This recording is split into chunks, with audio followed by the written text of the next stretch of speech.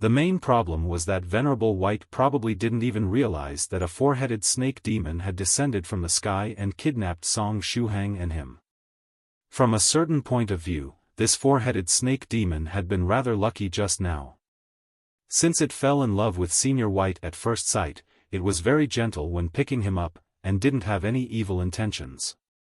Otherwise, Venerable White would have immediately come out of his meditative state and chopped the snake to pieces, turning it into fillets. But due to the four-headed snake demon getting lucky, Shuhang ended up being unlucky. At this time, he wanted to cry but had no tears.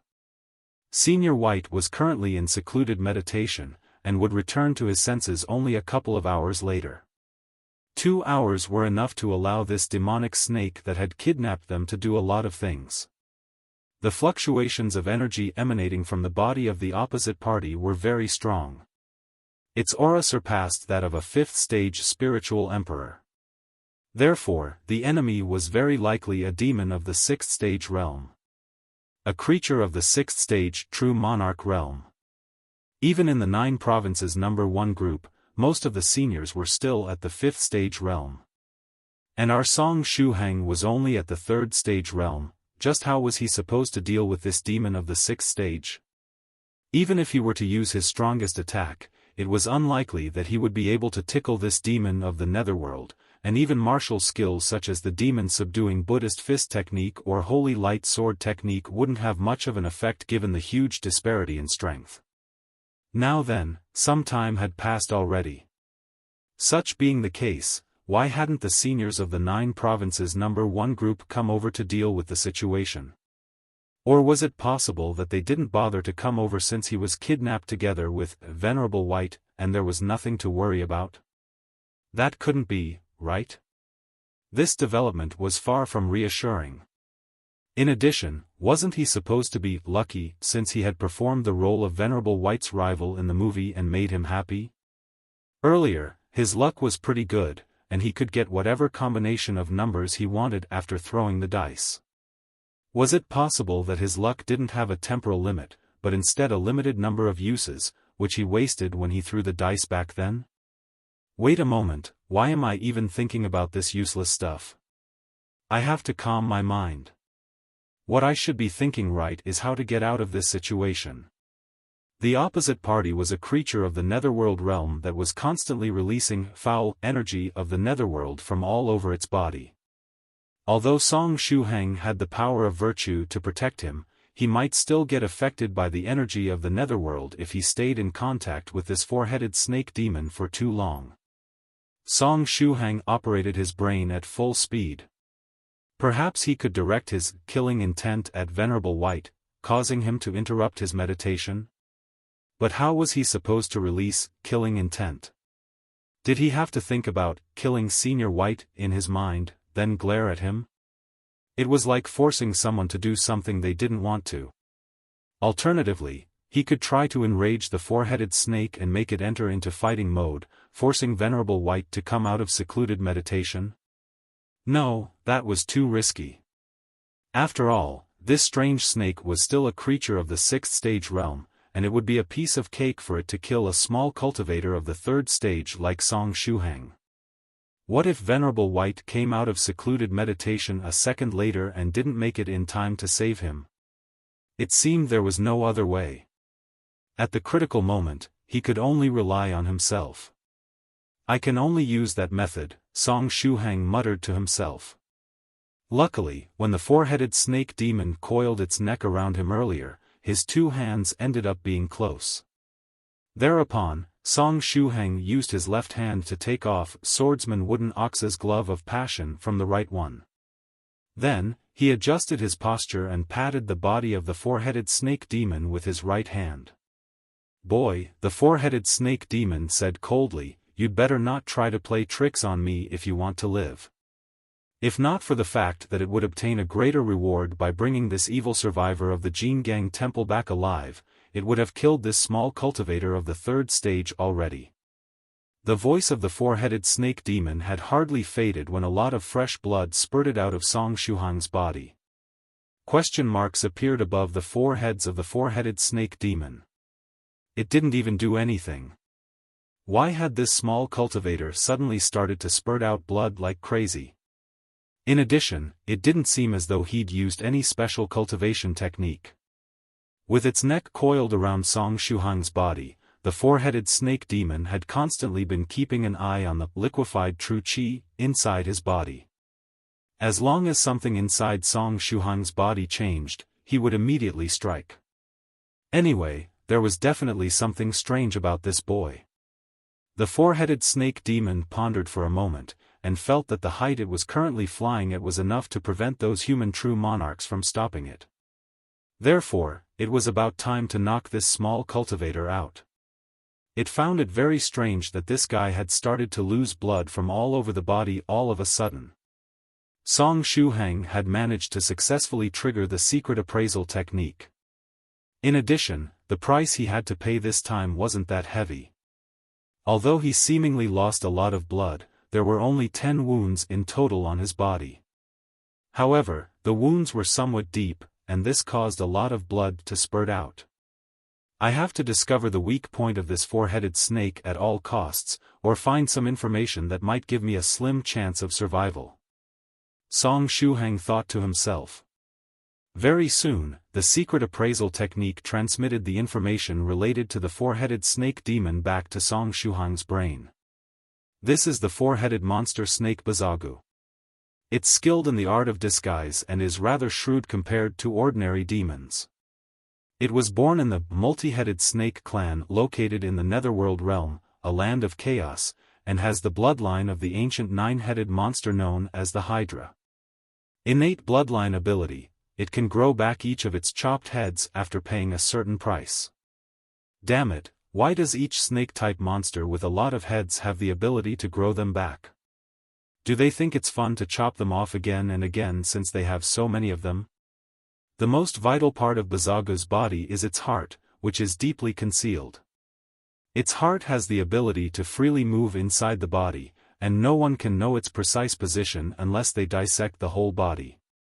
This was a valuable piece of information, too bad that it was of no use to Song Shuhang. Song Shuhang's strongest attack couldn't even leave a scratch on the body of the four-headed snake, let alone extract its heart and thoroughly kill it. Bazagu is a lecherous monster snake, and due to it receiving the influence of the foul energy of the Netherworld realm, its mind often sinks into a confusional state. Bazagu likes all pretty and delicate creatures regardless of their gender. In addition, Bazagu will carefully protect all the pretty and delicate creatures that enter its harem. It is very fond of its harem, and would allow no demon of the Netherworld to bring harm to it. The Mountain Lord of the Mountain of Next Life is no exception either. Is this that slim chance of survival I was looking for? Should I curry favor with this monster snake named Bazagu and become a member of its harem to live on? Live on your sister. Why can't I appraise something remotely useful in my current situation? However, one couldn't really blame the secret appraisal technique for the lack of useful information this time. After all, the four-headed snake was a rather simple creature to being with. No wonder the price Song Shuhang had paid to appraise this four-headed snake was so low. There wasn't much to appraise in the first place. It turned out that I was also unreliable at the critical moment. As expected, I'll still have to rely on Senior White in the end. Senior White, I've lost so much blood already, why haven't you woken up yet? But right at this time, the four-headed snake, who was planning to knock Song Shuhang out, suddenly stopped. Then, it laughed complacently, and said, "Kakik, there is unexpectedly a space passage that leads to the Netherworld realm right ahead." What a pleasant surprise! While flying in the sky, it discovered that there was a small space crack ahead that would lead them to the Netherworld realm. Although the passage wasn't too big, it was big enough for it to pass through it. This was simply a blessing. Now, it could immediately return to the Netherworld realm and bring the spoils of war, this pretty and delicate cultivator, as well as the evil survivor of the Jingang Temple, back to the Mountain of Next Life. As long as it had these spoils of war, this trip to China would have been fruitful for it. After laughing complacently, the four-headed snake demon barged into the space crack, bringing Shuhang and Venerable White with it. Shuhang had also sensed the presence of that crack, as well as the foul and degenerate aura emanating from it. What lay on the other side was the netherworld realm. Was this four-headed snake demon planning to bring both him and Senior White to the netherworld realm? That was bad. If he entered the netherworld realm, he would be instantly contaminated with the foul energy there. Senior White, quickly wake up. Shuhang called out anxiously. If Senior White still didn't wake up, it would be really over for him. As luck would have it, Venerable White didn't react again. This time around, he was in such an excellent state while meditating that he wasn't influenced at all by what was happening in the external world. So goddamn noisy. Now, be obedient and sleep for a while. The four-headed snake demon smiled strangely and put some strength in the neck coiling around Shuhang. Quickly wake up. Senior White. Shuhang shouted in pain. In the next moment, the world before his eyes turned black. He had lost consciousness. Senior White, Nyer White. White, his last words echoed in the sky. The four-headed snake demon smiled coldly, and firmly grabbed Shuhang and Venerable White, passing through the space crack and arriving in the netherworld realm. Ahaha, the place here is precisely my domain, the four-headed snake demon said complacently. Who called my name? But right at this time, a dignified voice exploded in the sky of the netherworld realm. The voice was like a raging thunder approaching from afar. When it heard this voice, the whole body of the four-headed snake demon started to tremble. In the sky, a jet-black figure quietly appeared in the space above the four-headed snake demon. The demonic snake borrowed the dim light of the netherworld realm to take a better look at the figure. This figure was incredibly good-looking, to the point that words alone weren't enough to describe it. Its jet-black hair was hanging behind its back, and its eyes were as bright as stars, incredibly attractive. The body of this figure possessed a magnetic charm, and no living creature could repress the urge to look at it or get deeply attracted by it. The figure wore black clothes. These black clothes were made from the pure energy of the netherworld, which had been condensed together. One could feel the purest evil, filth, and wickedness emanating from it. For some reason, the four-headed snake demon found this man standing in the sky somewhat familiar. Then, it lowered its head and looked at the pretty and delicate form it was grabbing with its tail. He looked like an immortal that had been banished to the world of mortals. The form it was grabbing was also incredibly handsome, had an incredible charm, as well as long black hair fluttering in the wind. But more importantly, their facial features were 80% similar. The only difference between them was that one had an aura of righteousness, and the other an aura of wickedness. The four-headed snake demon felt its tail becoming soft. Strange, I swear I heard someone calling my name just now. The figure in the sky yawned and then looked downward. In the next moment, its eyes met with those of the four-headed snake demon. Black, Venerable White stared at the four-headed snake demon. Then, he scratched his head and said, "That's very strange. I'm pretty sure someone called my name just now." Afterward, he glanced at Shuhang and Venerable White, who had the neck and tail of the demonic snake coiled around them. Shuhang was facing upward while Venerable White was facing downward, with his face not visible. One is just an ordinary human cultivator of the third stage, while the other is, A curious expression appeared on Black Venerable White's face. Unless his senses were betraying him, the other one seemed to be a human cultivator of the seventh stage Venerable realm. And yet, the strength of this demon was only at the sixth stage. A demon of the sixth stage had actually managed to capture a human cultivator of the seventh stage. It seemed this demon had some skills. After staring at that figure hovering in the sky for a while, let alone the tail, even the four heads of the demonic snake had become soft. If this situation continued, it would become soft to the point of turning into an earthworm, drilling underground with how scared it was.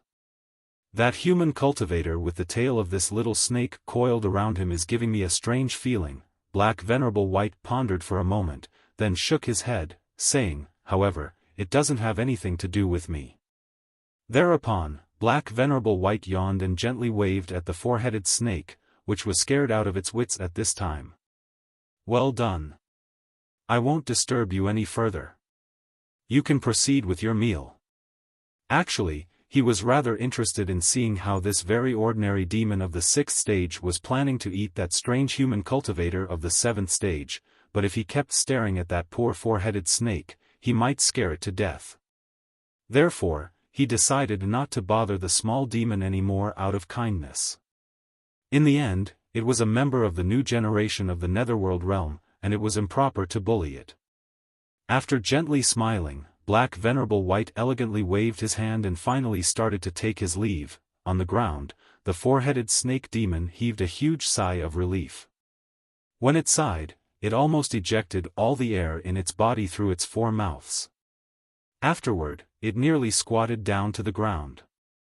Luckily, that fearsome existence in the sky didn't seem to have any evil intentions, and even encouraged it. The four-headed snake felt that it had barely escaped with its life this time. Anyway, which super expert of the Netherworld realm did it meet just now? The four-headed snake felt that not even the Mountain Lord of the Mountain of Next Life had such a terrifying presence. After thinking up to this point, the four-headed snake raised its head, and carefully looked at the back of that powerful expert in the sky. It wanted to see if that expert had already left or not. But it was right at that time that it saw a very scary scene. In the sky, after weaving his hand, Black Venerable White elegantly took his leave. He was stepping on the air as if he was stepping on flat ground, and left the place step after step. Since he wasn't in a hurry, he was yawning and walking at a moderate pace. But right at that time, Black Venerable White suddenly lost his footing. The strangest thing was that he was stepping on the air in the first place. Therefore, how did he exactly lose his footing? Anyway, regardless of how that happened, his other foot also got entangled with the one he misplaced just now. As a result, Black Venerable White stumbled in the air. Since he was in the air, he ended up falling to the ground like a meteorite after he stumbled. I lost my footing again? Black Venerable White muttered to himself. After saying this much, he yawned once more. It seemed he wasn't planning to adjust his posture and stand up. He just let himself crash to the ground. On the ground, the four-headed snake immediately tensed up. Its four heads started to make various calculations at very high speed.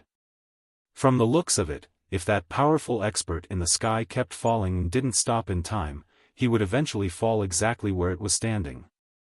If such a terrifying expert were to hit it directly, wouldn't it die? It was going to die for sure. Thereupon, the four-headed snake demon forcefully operated the energy inside it, and tried its best to run away with its soft body. Just as it was running for its life, 2 of its heads turned around to take a look at that expert falling from the sky. In the next moment, the demonic snake saw a bizarre scene. That powerful expert in the sky suddenly changed direction while falling. He continuously adjusted his angle until he started to head toward the snake. *CK, what's happening? Did that powerful expert suddenly stop finding me pleasing to the eye and decide to kill me? But it still didn't make any sense. Given the strength of that person, he just had to use a random magical technique to wipe the four-headed snake demon out of existence. There was no need for him to go through so much trouble just to deal with it. However, a thought suddenly flashed through the mind of the four-headed snake at this time. It almost seemed as though that mysterious expert falling from the sky was like a chunk of metal getting attracted by a magnet. After pondering about it for a while, if that powerful expert was really attracted over by something, the culprits could be only the 2 human cultivators it was carrying with it, right? Was it possible that these 2 human cultivators were the magnets? While it was running for its life, the four-headed snake demon clenched its teeth, and threw Shuhang aside. It actually preferred to keep that pretty and delicate cultivator instead of the evil survivor of the Jingang temple that would allow it to get a fat reward. Between love and wealth, the four-headed snake decided to choose love. After getting rid of Song Shuhang, the four-headed snake kept running for its life. In the meantime, two of its heads kept an eye on that mysterious expert falling from the sky. But just as before, that expert adjusted his direction while midair, and kept getting closer and closer to the position of the four-headed snake demon. "Damn it," the four-headed snake demon exclaimed, somewhat depressed. That evil survivor of the Jingang temple wasn't the magnet attracting the powerful expert. As expected, the one attracting over that mysterious person was that pretty and delicate human cultivator. Actually, it had thought of this possibility long ago. After all, the facial features of that powerful expert falling from the sky and the human cultivator it had kidnapped were almost identical. If that expert was attracted over by someone or something, it was almost certain that it was that pretty and delicate human cultivator. However, the four-headed snake demon was unwilling to resign itself to this fate. Therefore, although it clearly knew that the magnet was very likely that pretty and delicate cultivator it was carrying away with its tail, it still decided to throw away Song Shuhang first in an attempt to deceive oneself. It was somewhat similar to the crazy psychology of a gambler. However, there was nothing else it could do this time. The four-headed snake demon unwillingly loosened its tail and threw to one side Venerable White, who was still in secluded meditation. Love was precious, but life even more. Between love and life, it ultimately decided to choose life. As expected, as soon as it threw Venerable White to one side, that powerful expert falling from the sky followed suit and crashed in the same direction. The heart of the four-headed snake demon twitched in pain. That powerful expert in the sky was simply too terrifying. That pretty and delicate cultivator would have no chance of survival if they collided. What a disgrace. It feels as though the heavens are jealous of such beauty. Just as it was in deep thoughts. Boom! The sound of a huge explosion was transmitted beside its ear. Immediately after, the four-headed snake demon felt a powerful shock wave hit its back, sending it flying. As if that wasn't enough, a bottomless pit appeared beneath its body. Therefore, it fell inside the bottomless pit soon after it was sent flying. Terrifying, he created such destruction only by stumbling and falling? This thought flashed through the mind of the four-headed snake demon. In the next moment, everything before its 8 eyes turned black, it had lost consciousness. After a while, Black Venerable White rubbed his eyes and got up from the ground. So sleepy. What happened just now? Oh, it seems I lost my footing when I was walking earlier, which caused me to fall from the sky. It wasn't the first that something of the sort happened. It wasn't uncommon for him to get distracted while walking, falling from the sky as a consequence. However, he'd never paid too much attention to these occurrences. After all, it wasn't like he would die after falling down. If his posture after falling down was comfortable enough, he would seize the opportunity to take a nap in the hole he had created with the crash. If it was a short nap, it would last a few days. If it was a long one, it might last for several decades. It seems my posture after falling down today wasn't too good. I wasn't able to fall asleep. Black Venerable White drilled out of the hole and yawned. Then, he looked toward a nearby place. The body of the injured four-headed snake demon was lying there. It had been hit by the shock wave he generated after falling down. The four-headed snake demon had the capacity to regenerate its heads. However, its body had taken too much damage this time, and its heart had been crushed as well. There was no way for it to survive. Black Venerable White looked at it with a gaze full of pity and sighed with emotion. Life is so fragile. After a while, he turned his head around and looked in another direction. He felt as though there was something else next to him when he fell down. Very soon, Black Venerable White discovered a statue made of stone.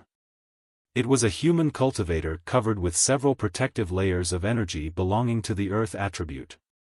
From the looks of it, it was the same cultivator of the 7th stage that the four-headed snake demon was carrying alongside it earlier. This guy has some skills. He managed to escape unscathed from the explosion just now. Black Venerable White faintly smiled and squatted beside the statue, turning it around. In the next moment, Black Venerable White was dumbfounded. The layer of stone perfectly wrapped up the cultivator inside, allowing the onlookers to clearly see the face of the person. For some reason, this statue seems rather familiar. Wait, isn't that my face? Black Venerable White said suddenly. The face of the statue was identical to his own. When he was in the sky earlier, he felt that this human cultivator was somewhat strange. Now that he was seeing him from close up, this feeling was getting stronger and stronger. It was a feeling he couldn't describe with words alone. Black Venerable White stretched out his hand and knocked on the statue. Knock, knock, there wasn't any reaction from the statue. However, Black Venerable White dashed backward, just as though he had received an electric shock. What was that feeling? I felt as though my whole person was going to get absorbed into that statue. This human cultivator gave him a feeling of extreme danger.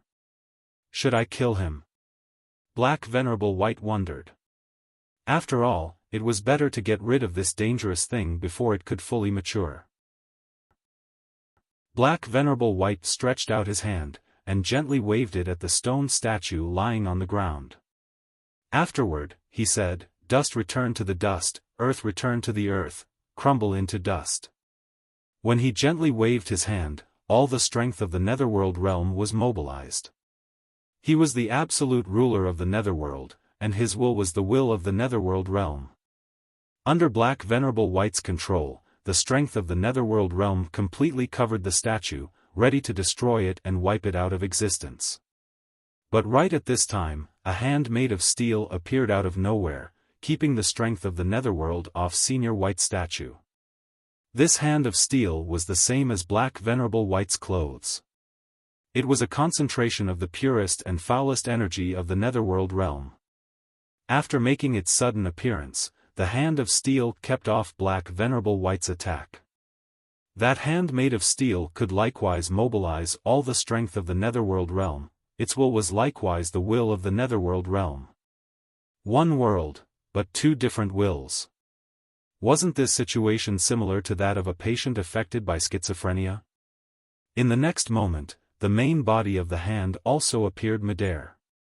It was an existence without a concrete shape or form. Its main body seemed to be formed by something akin to molten iron molded into the shape of a ball. As soon as the main body appeared, that hand made of steel retreated back inside the ball of liquid metal, changing into molten iron. From the looks of it, this ball of liquid metal had the ability to assume all kinds of shapes. Black Venerable White glanced at that ball of liquid metal and said indifferently, "It's you? Were you following me all along?" "Of course, it's me, strange_laughter, the ball of liquid metal replied. Its voice was like that of a robot and completely emotionless, and the words strange_laughter were something it added at the end of the sentence verbally. Its body didn't send out the sound of strange laughter. "For how long do you plan to keep following me? At this point, you should be clear that we can't deal with each other. Therefore, it's pointless for you to keep following me," Black Venerable White said helplessly. The ball of liquid metal replied, complacent_smile, "As long as I keep following you and ruin your plans, I'll find a way to get rid of you one day. One will is enough for the netherworld realm, you are unnecessary. The people you want to kill, I'll save, the things you want to build, I'll destroy." Black Venerable White shrugged his shoulders and said, "If there is someone unnecessary, that would be you. After all, I appeared in the netherworld realm way before you, angry_smile, nonsense. According to the rules of the netherworld realm, you should have disappeared from this place as soon as I appeared here, leaving the control of this world to me. In that case, why are you still here in the netherworld realm, shamelessly occupying the world that should rightfully belong to me? You goddamn unnecessary creature. After having spoken up to this point, the ball of liquid metal seemed very angry. Its body was jumping around on the ground, just like a rubber ball. Black Venerable White shrugged his shoulders, and said, "You can't really blame me. After all, I don't know how to leave the Netherworld realm either. If you have the skills, find a way to make me leave this place, and I'll gladly leave." Super_angry_smile. If I knew a way to leave the Netherworld realm, I would have left myself. Damn it, after getting reborn in the Netherworld realm, you can leave this place one time only, and then have to stay here forever. The ball of liquid metal was still angrily jumping around. See? Therefore, you can't blame me. Black Venerable White yawned. The ball of liquid metal was still very angry, continuously jumping around. But right at this moment, Black Venerable White suddenly stamped his foot on the ground, turning the soil of the Netherworld realm into a marsh that gobbled up Venerable White's statue. Black Venerable White faintly smiled, and said, "I win." The ball of liquid metal paused for a very short moment. Then, it complacently shouted, complacent_smile, "Idiot, idiot, idiot. The winner is me." Just as it was speaking, a sword made of metal drilled out from the depths of the ground and merged into the body of the ball of liquid metal. The statue you buried in the ground just now was a portion of my body. As for the real statue, that human cultivator, and that small four-headed snake, I secretly send them out of the Netherworld realm while you weren't paying attention. After saying this much, the ball of liquid metal started to transform, quickly assuming the shape of a humanoid creature made of metal. Afterward, this humanoid creature made of metal started to twist in front of Black Venerable White, dancing around with the intention of making him angry. The dance was very annoying, and made the onlookers feel like swatting this metallic creature to the ground. Complacent_smile, super_complacent_smile, ultra_complacent_smile. That humanoid creature made of metal cheerfully danced around. Black Venerable White was speechless. Come. You must be angry, right? You feel like swatting me to the ground, don't you? Come, let's fight, happy_smile, complacent_smile. The humanoid creature made of metal swayed from side to side while taunting Black Venerable White. Idiot, quickly learn how to smile. Black Venerable White stretched out his hand and gently stroked his long black hair, which fluttered in the wind and made him look extremely charming. Then, he also added, "In addition, I have to thank you for getting them out of this place." The body of that metallic humanoid creature swaying from to side suddenly stiffened. What do you mean by that, angry_smile, thanking me for getting them out of this place? Didn't you try to kill that cultivator inside the statue just now? The metallic humanoid creature assumed once more the shape of a ball of liquid metal, starting to jump around again. Indeed. At that moment, I felt that the cultivator inside the statue was a harmful existence. But when I made my move, I felt a heartwarming feeling coming from him. Who knows, perhaps he is a descendant of mine or some relative. Therefore, I had no intention of harming him. Black Venerable White smiled, and said, "Didn't you notice that the face of that cultivator inside the statue was very similar to mine, angry_smile, similar your sister? According to my calculations, your faces only had a similarity of 80%. They absolutely weren't the same," that ball of liquid metal said angrily. Black Venerable White yawned, and said, "When it comes to us, humans, an 80% similar face is almost identical." After hearing these words, the ball of liquid metal paused. After a short moment, it suddenly said, "Sneer, humph. Look at you, stubbornly refusing to admit that you **ked up and trying to ruin my plans. Even if you have that indifferent expression on your face right now, you must hate me to the bone deep inside your heart. And yet, here you are, acting all cool to make me angry." Black Venerable White rubbed his eyes, he had started to get sleepy. It's up to you how you interpret things. You can interpret them in a way that makes you happy if you wish. Anyway, it would be truly excellent if you could consider me dead from now on. I was planning to dig a hole and sleep for some time, at least 100 years. Therefore, I was hoping you wouldn't trouble me, and consider me dead for the time being. During these 100 years, you'll be the sole ruler of the Netherworld realm. Good luck, I have faith in you. The ball of liquid metal was speechless. Afterward, Black Venerable White waved his hand, and added, "Right, I'll teach you something before leaving, listen well. Sniff, sniff, sniff, this is the sound of laughter. Note it down and learn quickly how to reproduce it." After saying this much, Black Venerable White's figure disappeared without any trace. It was unknown in which part of the Netherworld realm he would dig that hole he wanted to rest in. The ball of liquid metal was left standing all alone in its original position. In the meantime, Song Shuhang finally returned to his senses. Ouch, ouch, ouch. He felt his whole body in pain at this time, just as if someone had broken all his bones. Therefore, he quickly activated the healing technique engraved on the ancient bronze ring and used it on himself 3 times in a row. Only then he recovered a little bit of his strength. Afterward, he discovered that he was currently lying on the layer of light generated from a flying sword. The flying sword in question was Venerable White's meteor sword. Meteor sword was unexpectedly floating in the air. Was it possible that Senior White had returned to his senses and killed that 4-headed snake demon? Senior White, did you manage to wake up in time and solve the problem? As expected, Senior White is truly reliable. Song Shuhang happily turned his head around, just to see a familiar statue. It was Venerable White's statue. It was currently lying flat on Meteor Sword's layer of light, completely still. From the looks of it, Senior White was still in secluded meditation.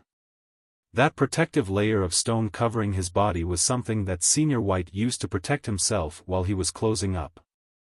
Venerable White was in the same state when Song Shuhang met him the first time.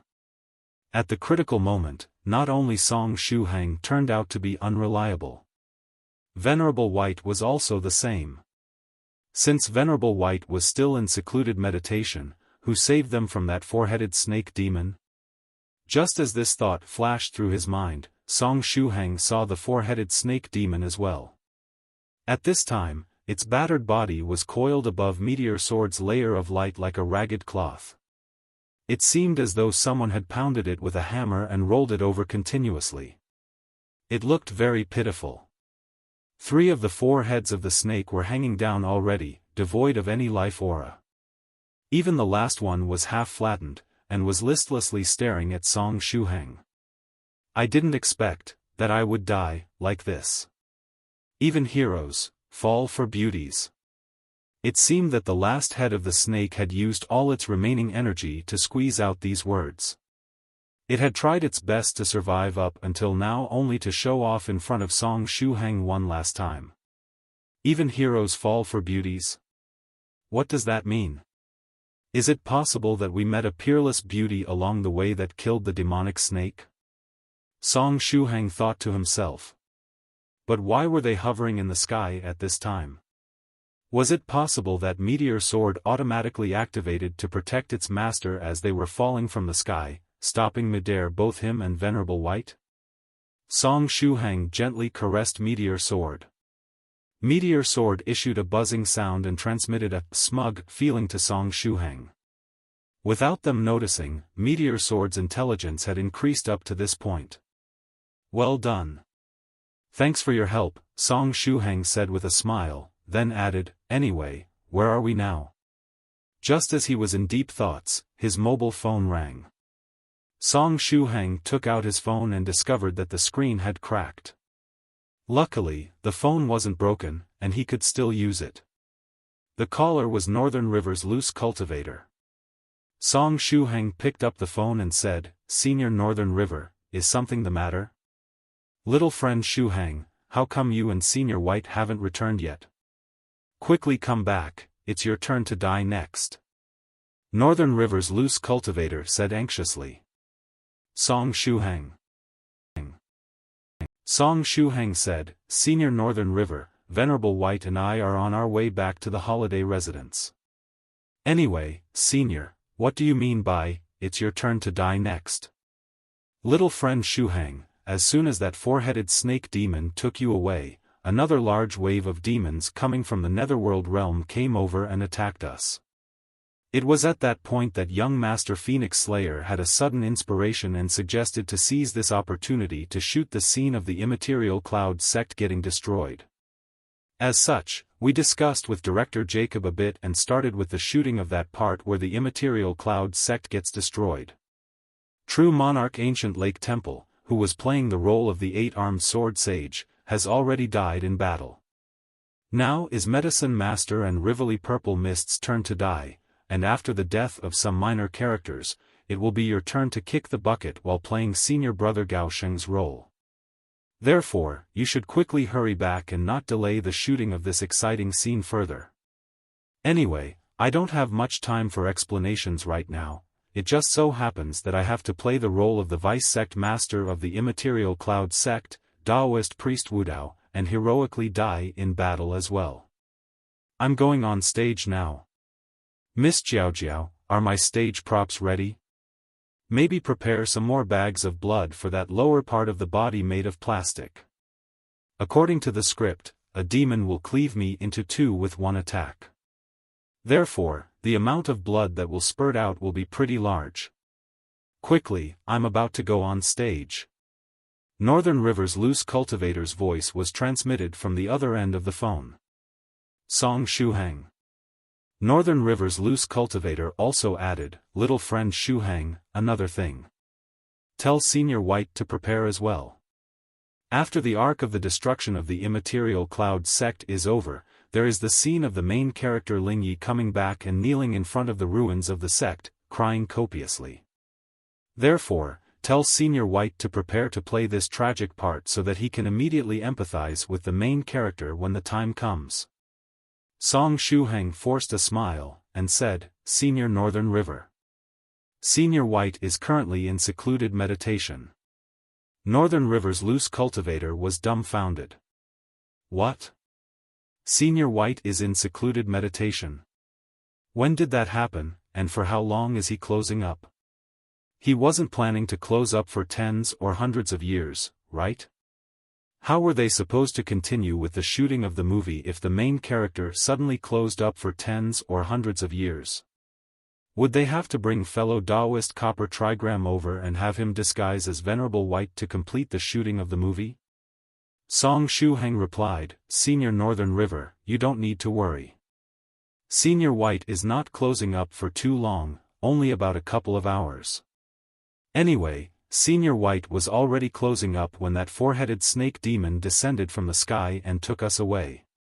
Therefore, it's likely he started as soon as he fell unconscious to the ground during the shooting of the movie. Northern River's loose cultivator was speechless. Shuhang, in that case, how did you manage to escape from that four-headed snake demon? Song Shuhang replied, I have no idea either. I only remember that the four-headed snake demon wanted to bring Senior White and me back to the netherworld realm.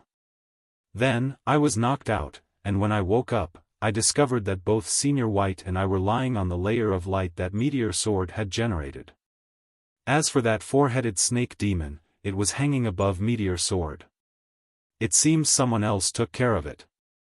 Northern River's loose cultivator pondered for a moment, then guessed, is it possible that a meteorite suddenly fell from the sky and killed that four-headed snake demon? Given Venerable White's luck, something of the sort happening wasn't that strange. Song Shuhang glanced at the almost flattened four-headed snake demon, and said, that's not out of the question. After all, it seems that something rolled over the body of this four-headed snake time and again. Northern River's loose cultivator said, all right. We don't have too much time. We'll talk about it once Venerable White and you return to the holiday residence. As for that scene where Venerable White has to play Ling Ye's role and kneel in front of the ruins of the sect and cry, we'll think of a solution. If we can't think of anything, we can just wait and shoot it as soon as Venerable White wakes up, adding this scene to the movie later. Anyway, you should try to return as quickly as possible. The scene of senior brother Gao Sheng heroically dying in battle is one of the most touching scenes of the story, we absolutely can't miss it. Song Shuhang replied, I know. I'll tell Meteor Sword to head back at the fastest speed. In that case, I'll hang up first. It's time for me to go on stage, see you in a while. I'm coming. No need to shout, Miss Jiao Jiao. I'm immediately heading over. Don't worry, I already put myself in the shoes of the character. I can assure you that it will be a beautiful and magnificent death. I won't mess up. Northern River's loose cultivator's voice was transmitted from the other end of the phone. Song Shuhang. It felt strange to see Senior Northern River seeking death on own initiative. After hanging up, Song Shuhang glanced at Venerable White statue and the corpse of the four-headed snake demon. Then, he sighed and patted Meteor Sword, saying, Meteor Sword, do you remember the coordinates of that Holiday Mountain residence? We have to head there as quickly as possible. As soon as he had finished saying these words, Song Shuhang had a bad feeling. Did he say something wrong just now? Buzz, buzz, buzz. Meteor Sword issued a buzzing sound, and seemed very happy. Very soon, Song Shuhang realized why he just had that bad feeling. Meteor Swords dashed forward at full speed, accelerating continuously. It was getting faster and faster, just as though there was no limit to the speed it could reach. After 3 breaths of time, Meteor Sword's speed had already surpassed that of a disposable flying sword by 50 times. Although it didn't have any of the special effects that the disposable Meteor Sword had, this simple and pure speed was still extremely scary. The scenery on both sides started to become unclear. As such, little friend Song Shuhang's acrophobia flared up again. Meteor Sword was simply too fast, and its speed far surpassed the maximum speed he could withstand. He cautiously grabbed the leg of Venerable White statue and closed his eyes in fear. This was going to be another piece of black history added to his life. Song Shuhang shouted, Meteor Sword, slow down a bit. However, Meteor Sword was like a wild horse at this time. It was unable to stop, and its speed kept increasing. Our little friend Song Shuhang was someone that had just advanced to the 3rd stage, and there was a long way for him to advance to the 4th stage, a whole great realm. At this time, he had made up his mind and was even more determined to put a guardrail around his flying sword or flying saber in the future. One had to put safety first. Long live safety. In the meantime, at the periphery of Venerable White's luxurious holiday residence, Scholar Gong operated the trapping formations at full strength, and surrounded the 5 demons of the 6th stage and the several other powerful demons of the 5th stage under their control. Then, he opened his mouth and shouted, beat them without mercy. Capture alive the demons of the 6th stage and those particularly powerful demons of the 5th stage, don't let them run. As for those ordinary demons of the 3rd and 4th stage, as well as those of the 5th stage that aren't too strong, let them pass through. The blue-haired scholar flying fish spun the knives in her hands. Her hawk-like eyes hidden beneath the bangs closely stared at the prey. Fellow Daoist Gong, those 3 demons of the 5th stage in the top right corner have some special ability. They have been calling for their companions all along. In that case, have them stay behind, let them continue with what they are doing. As for the demons of the 3rd and 4th stage, let them pass so that they can help the fellow Daoists inside shoot the movie, Scholar Gong said. At the same time, he started to search through the group of demons. Where was the Demodragon? Why wasn't that Demodragon amongst these several demons of the 6th stage that had rushed over from the netherworld? Where was it at this time? Was it possible that it had been clever enough to hide in the back lines? Damn it, I have no choice but to capture these several demons of the 6th stage alive and ask them where the Demodragon is. Scholar Gong thought to himself. As a consequence, all the demons at the peak of the 5th stage or stronger got blocked with the joint efforts of Scholar Gong, Scholar Flying Fish, Scholar Rice Cake, and the other helpers. As for the demons of the third and fourth stage, as well the ordinary ones of the fifth stage, they were allowed to pass through and break into the holiday residence. There, the various fellow Daoists of the 9 provinces number 1 group had already turned into superstars, ready to enjoy themselves. At this time, the demons of the netherworld that had managed to break into the holiday residence with much difficulty were all dumbfounded. As soon as they barged into the residence, a large crowd of powerful cultivators appeared in front of them. These cultivators were particularly sinister. They hid their auras and disguised themselves as weaklings, revealing their fangs only after the demons of the netherworld had come over. But since they were already there, they might as well fight it out. After all, whenever demons of the netherworld and human cultivators met, it was going to be a life-and-death battle. If cultivators won, they would use the demons to refine pills and manufacture magical treasures. If the demons won, they would capture the cultivators alive and bring them back to the netherworld as sex slaves. War was inevitable. But just as the demons of the netherworld were getting ready to face a bloody war, those powerful cultivators started to call out pitifully, dropping dead one after another during the battle. For example, there was this powerful cultivator of the 6th stage true monarch realm, whose strength was comparable to the 6 cave lords in charge of the attack this time. The fighting capacity of this true monarch was outstanding. He could grow 6 arms on his back and wield a sword with each arm. The way he entered the fray was also majestic. He pointed his sword at the demons of the netherworld, and shouted, "Evil creatures! The 8-armed sword sage of the immaterial cloud sect has arrived. If you want to bring destruction upon the immaterial cloud sect, you'll have to get past my corpse." Afterward, he charged into the group of demons. He was simply like a wolf charging into a flock of sheep. No, perhaps more like an ancient, colossal dragon charging into a flock of sheep. Amongst the demons of the 3rd and 4th stage, none could resist a single attack of his. Even amongst the ordinary demons of the 5th stage, very few could resist 5 attacks. The demons of the netherworld were beaten so badly that they were on the verge of tears.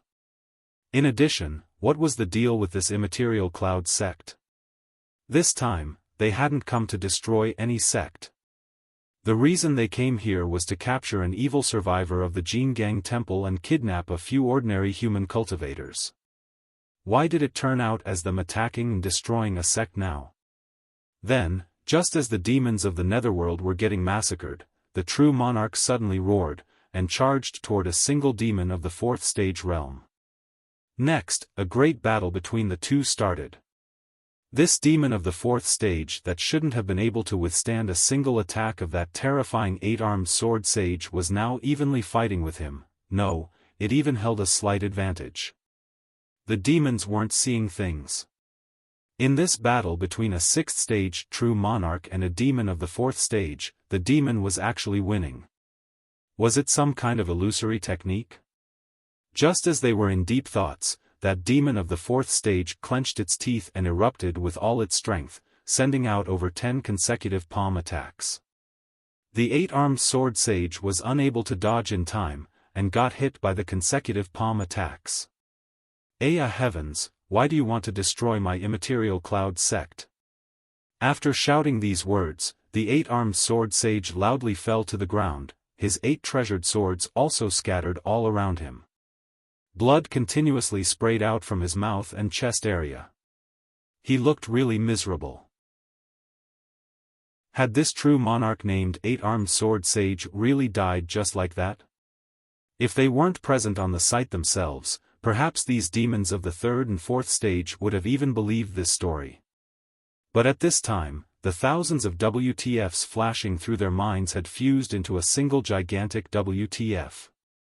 Just what the F***CK was going on. Even though that 8-armed sword sage dropped to the ground and died, his life aura was as strong as ever, and as dazzling as the rising sun. In addition, there was a transparent and very powerful defensive barrier covering his body. Even if all the demons of the netherworld on the scene were to join their forces and attack him, they wouldn't be able to harm this 8-armed sword sage at all. That demon of the 4th stage that killed him had no idea what was going on, and stood in its original place absent-mindedly. Was there something wrong with the brains of these human cultivators? Just what was happening? Before the demons could sort their thoughts out, a heroic and sad roar was transmitted from a not-too-distant place. 8-armed sword sage. You bastards actually dared to kill my junior brother. I'll kill every one of you, a man cried out with all his might while surrounded by 3 demons of the 4th stage. The glistening of tears appeared in the dragon-like eyes of the man, and his cry was able to bring tears to one's eyes. He was acting as if that 8-armed sword sage had died for real. After roaring, the man released all his spiritual energy, and the powerful aura of a flood dragon spread from his body. I'll kill every one of you. I, Dragon God Fist, vow not to rest until I've killed every single one of you. Today, I'll be buried together with my junior brother, that man with the flood dragon aura radiating from his body roared. Then, he jumped upward, and the projection of a huge flood dragon appeared behind his back. This was a flood dragon on the verge of completing its transformation. The murderous aura his body was emitting was shocking. This person was also a true monarch.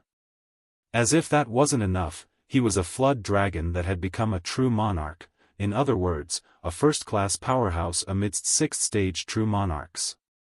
None of the 6 cave lords that had come over this time was going to be a match for this flood dragon of the true monarch rank. In the next moment, it felt as though this flood dragon of the 6th stage realm known as Dragon God Fist had activated some kind of God mode cheat.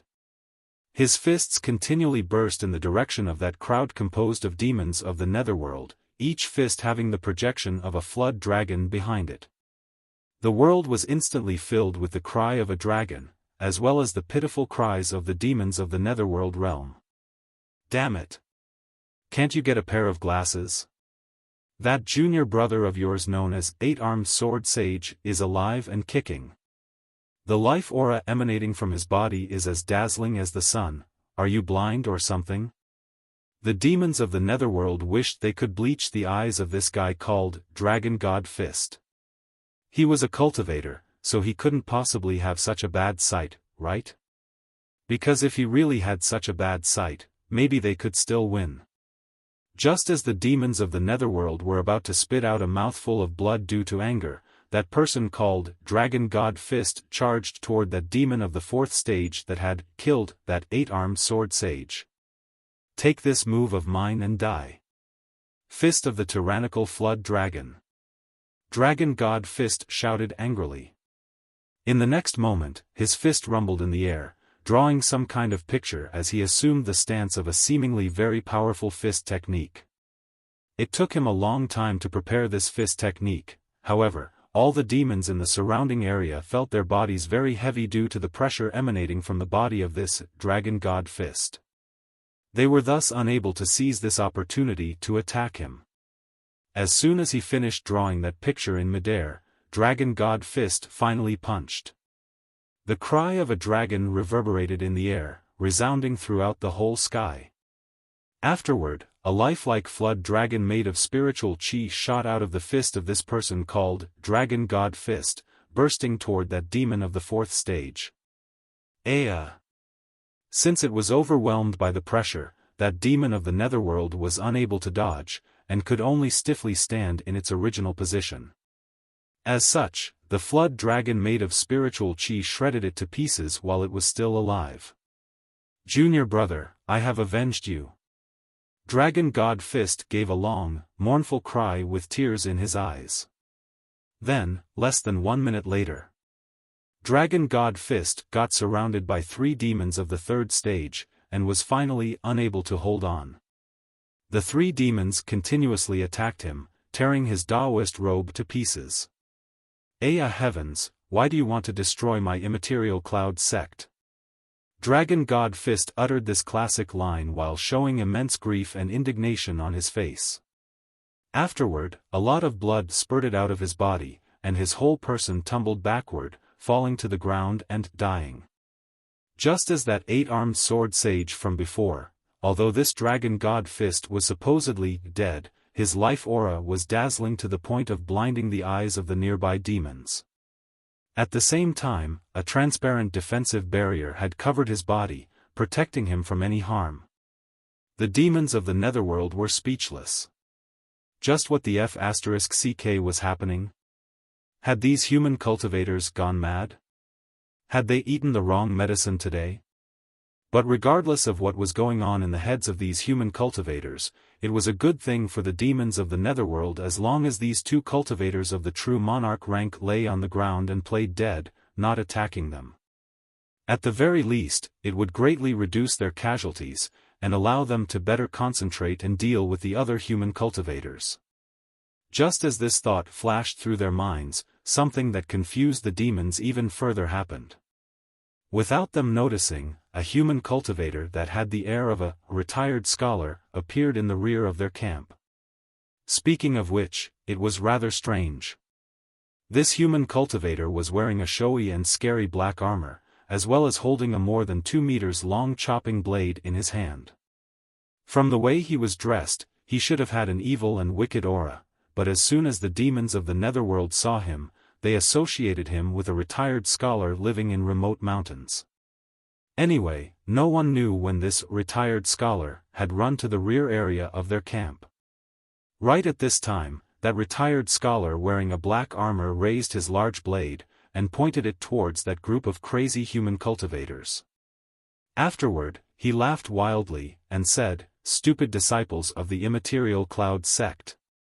You unexpectedly want to block the path of this warlord that goes by the name of Evil General Mingyue? Everything under the heavens belongs to our demonic realm. Eternal glory will await those that follow me, and death those that oppose me. My subordinates, kill them. Kill everyone and destroy the immaterial cloud sect." The demons of the netherworld were speechless. Who was this idiot?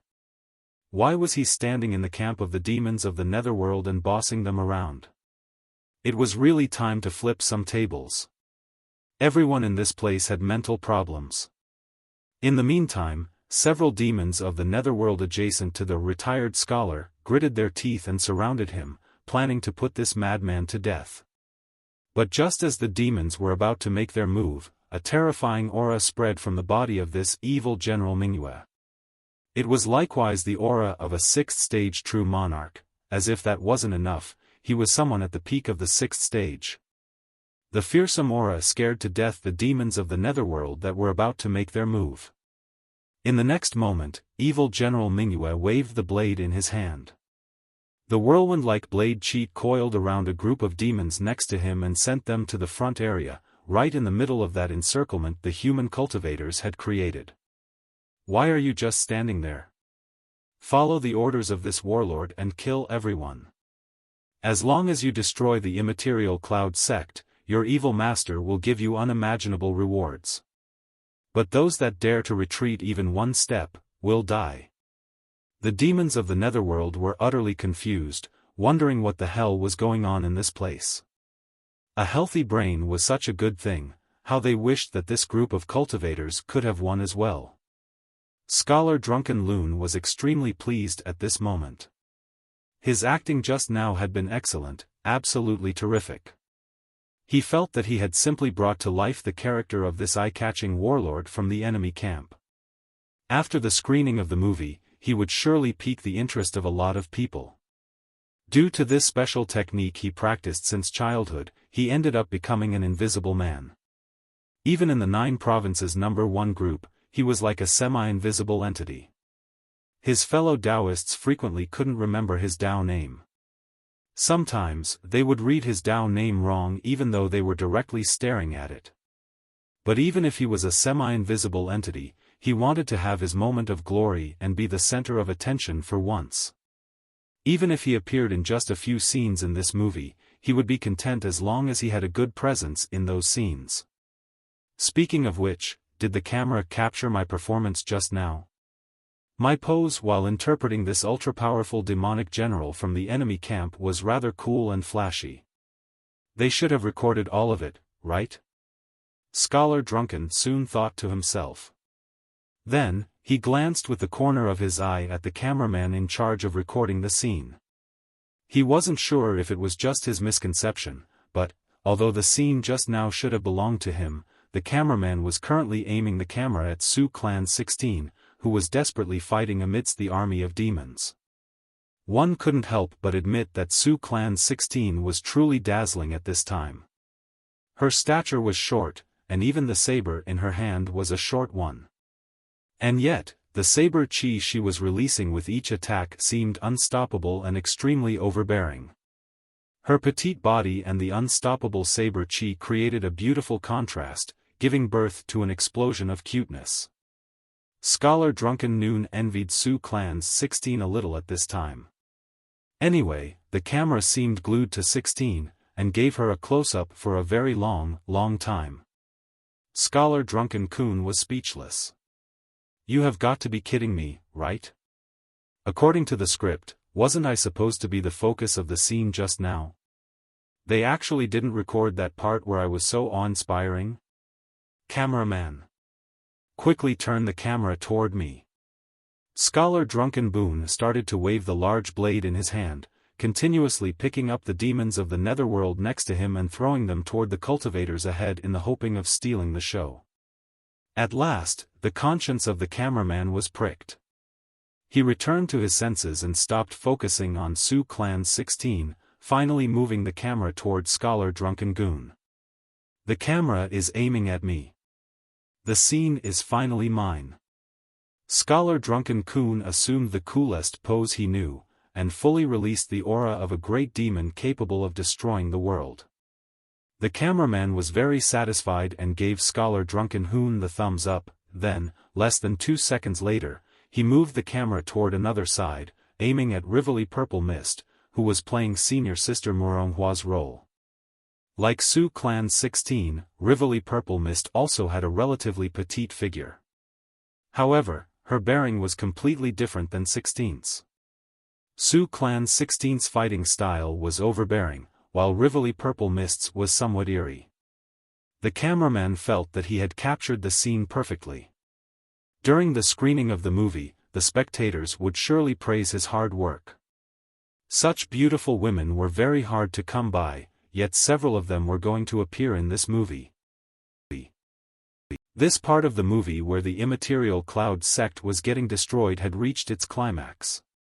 As the beautiful performance of the seniors of the 9 provinces number 1 group continued, the elders and disciples of the immaterial cloud sect died, one after another. The roles of the ordinary disciples of the sect were mostly played by Venerable Spirit Butterfly's subordinates, and their average strength was either of the 2nd or the 3rd stage. While facing the assault of the demons of the netherworld, they resisted a bit, then happily lay on the ground, playing dead. A transparent defensive barrier similar to the one covering True Monarch Ancient Lake Temple and True Monarch Tyrant Flood Dragon covered their bodies as well, protecting them from harm. The demons of the netherworld were about to have a mental breakdown. Just what was happening? Those powerful cultivators lying on the ground and playing dead were one thing, but now, even these ordinary cultivators of the 2nd and 3rd stage were doing the same?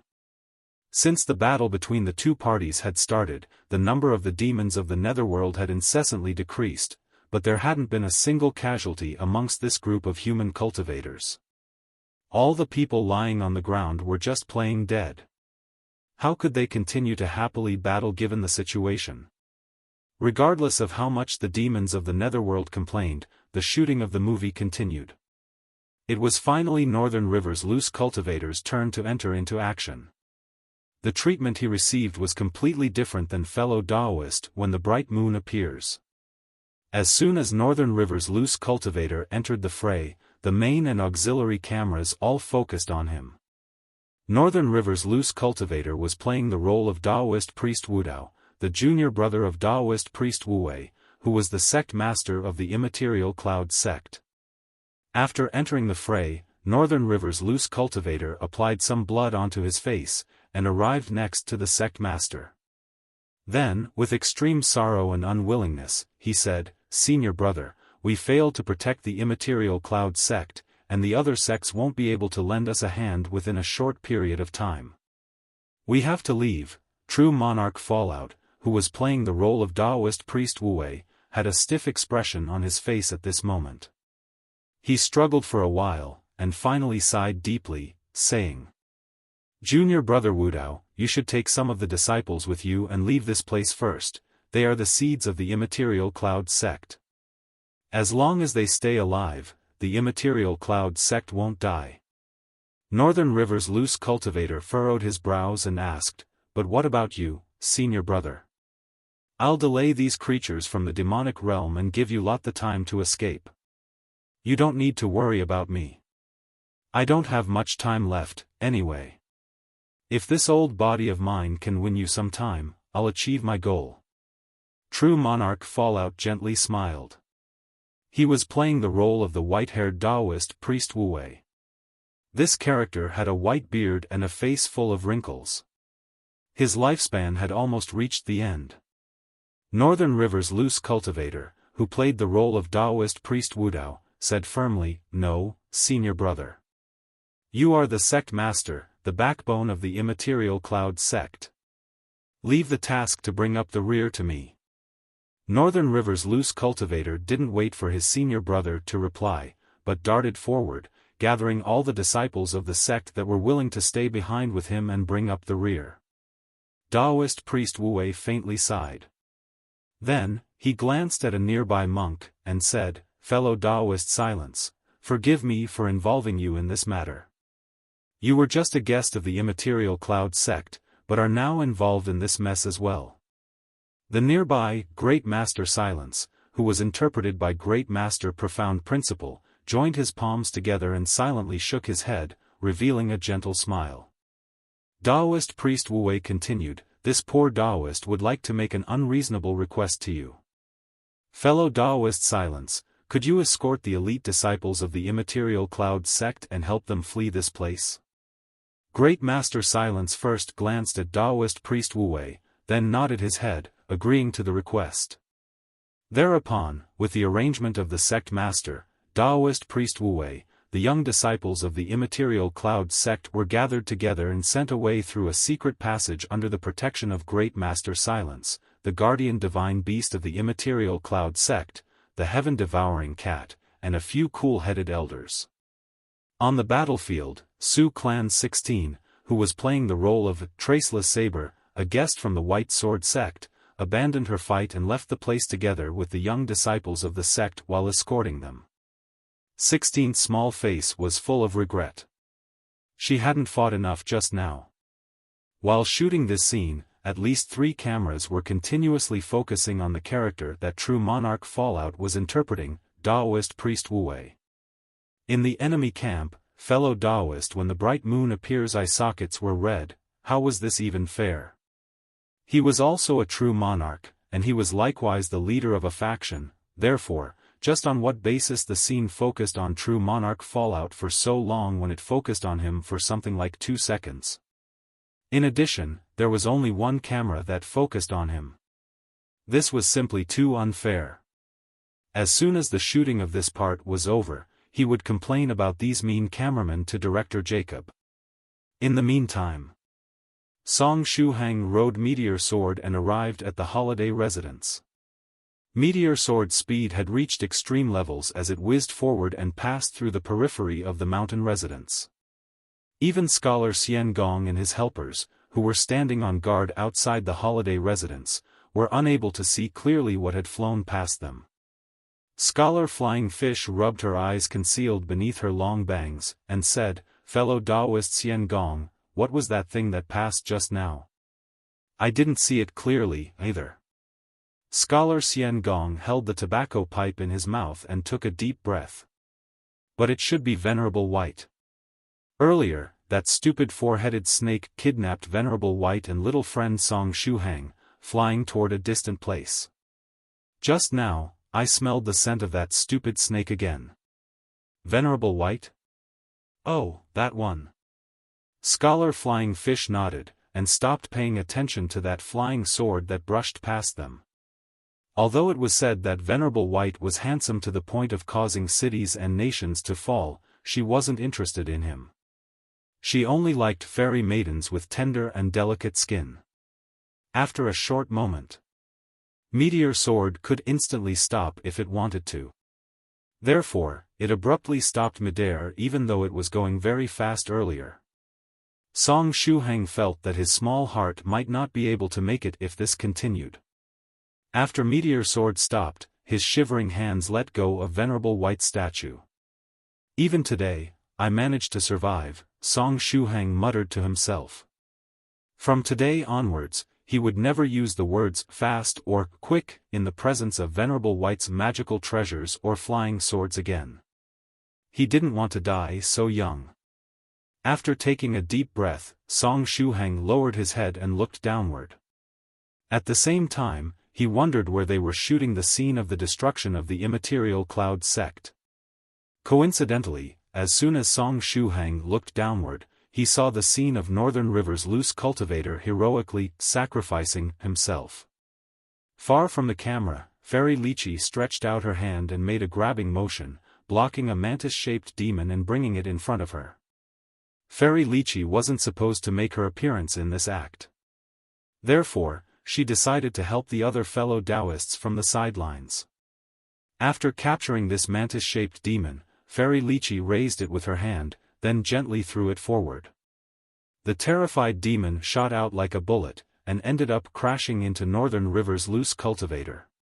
Northern River's loose cultivator, who was killing ordinary demons of the netherworld at that time, had already prepared himself. When the demonic mantis arrived in front of him, he adjusted his posture and welcomed it. Blade light flashed throughout the surrounding area, and the raptorial forelegs of the demonic mantis slashed Northern River's loose cultivator's waist. In the next moment, the fake lower half of the body that Northern River had prepared ahead of time was cut off. Blood spurted out from the blood bags hidden within, and sprayed the face of the demonic mantis. Northern River's loose cultivator played the role of Daoist priest Doudou, full of unwillingness. He roared, "Aya!" I was mortally wounded by this mean surprise attack. The demonic mantis rolled its large eyes over. Surprise attack your sister. It was your companion that threw me here, and you allowed yourself to be slashed by my two forelegs on purpose. I'm getting framed. Unfortunately, the demonic mantis didn't have the time to cry out against this injustice that the upper half of Daoist priest Doudou's body ruthlessly hit its head with a palm attack. A single palm was enough to crush the head of the demonic mantis. Afterward, the upper half of Northern River's loose cultivator's body revealed a smile, and said, "Senior brother, I did everything in my power." After saying these words, he loudly fell to the ground. Blood incessantly gushed out of the cut that separated his upper and lower half. Very lifelike intestines and such were visible as well. While lying on the ground and playing dead, Northern River's loose cultivator could feel all the cameras focusing on his corpse. He was extremely satisfied at this time. After all, he had put a lot of effort into preparing that fake lower half of the body. The blood and the dangling intestines felt almost real. It seemed that the effort he put into it wasn't wasted. With the addition of such lifelike stage props, he would become the focus of several scenes even after his death. Only those that are ready can seize opportunity at the right time. Northern River's loose cultivator firmly believed in this sentence. After a short moment, Northern River's loose cultivator heard with his powerful hearing the conversation of Jacob's production team. Isn't this scene a little too realistic? It feels somewhat gory. The scene just now seemed almost real. But this movie isn't R18, right? Isn't it too much if intestines and the likes are flowing out like that? Still, this scene was truly good. Should we pixelate it? No, leave it. We can make an uncut version of the movie with this scene and give it to Mr. Song and his friends.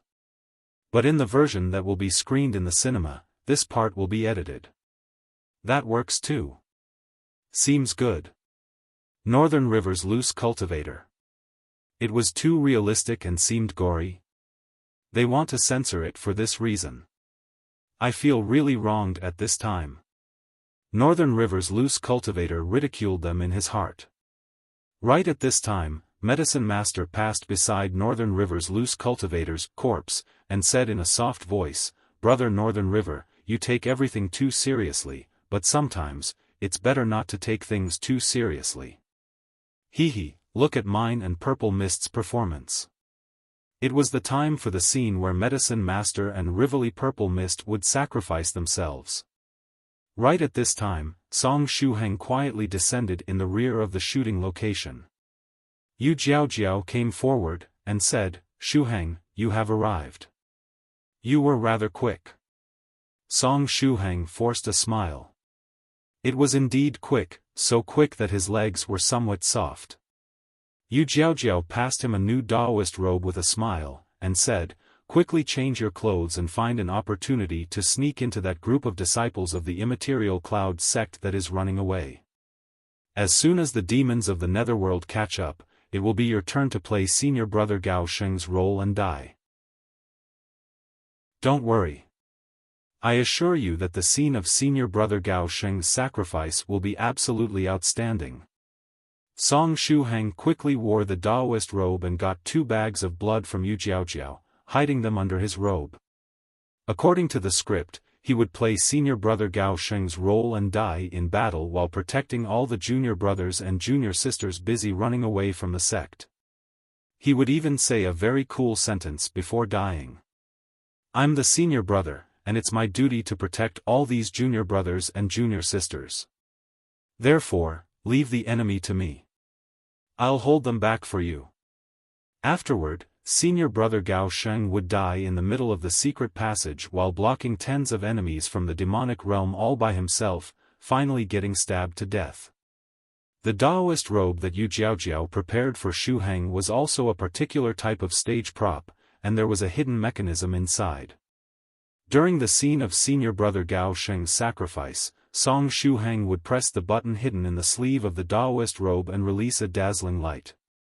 In the next moment, 13 sword hilts would pop out from the robe and stab Song Shuhang, making it seem as though several swords had pierced through his body. At that point, Song Shuhang would find a good posture and lay down, starting to play dead. Yu Jiaojiao clenched her claws, and said to Song Shuhang, "Shuhang, you must play this part well, and your performance can't be inferior to that of the seniors of the 9 provinces #1 group. After all, this movie is something that we created together with Gao Momo." Song Shuhang laughed. Then, he made Venerable White statue stand erect, putting it away in a good place. As for the corpse of the 4-headed snake demon, he placed it next to the statue. Meteor Sword latched onto Venerable White's waist on its own, protecting its master while the latter was in secluded meditation. "All right, I'm leaving." Song Shuhang waved his hand at Yu Jiaojiao, and ran toward the secret passage of the immaterial cloud sect. Yu Jiaojiao also waved at him, then turned around, getting busy with other matters. She had already finished playing her part. Therefore, she decided to help the seniors of the 9 provinces #1 group prepare the various stage props. However, what neither Yu Jiaojiao nor Song Shuhang noticed was that there was also a talisman in the cabinet where Senior Brother Gao Sheng's Daoist robe was placed. It was a talisman that could generate an invisible defensive barrier, protecting the actors that were feigning death from any harm the demons might cause them.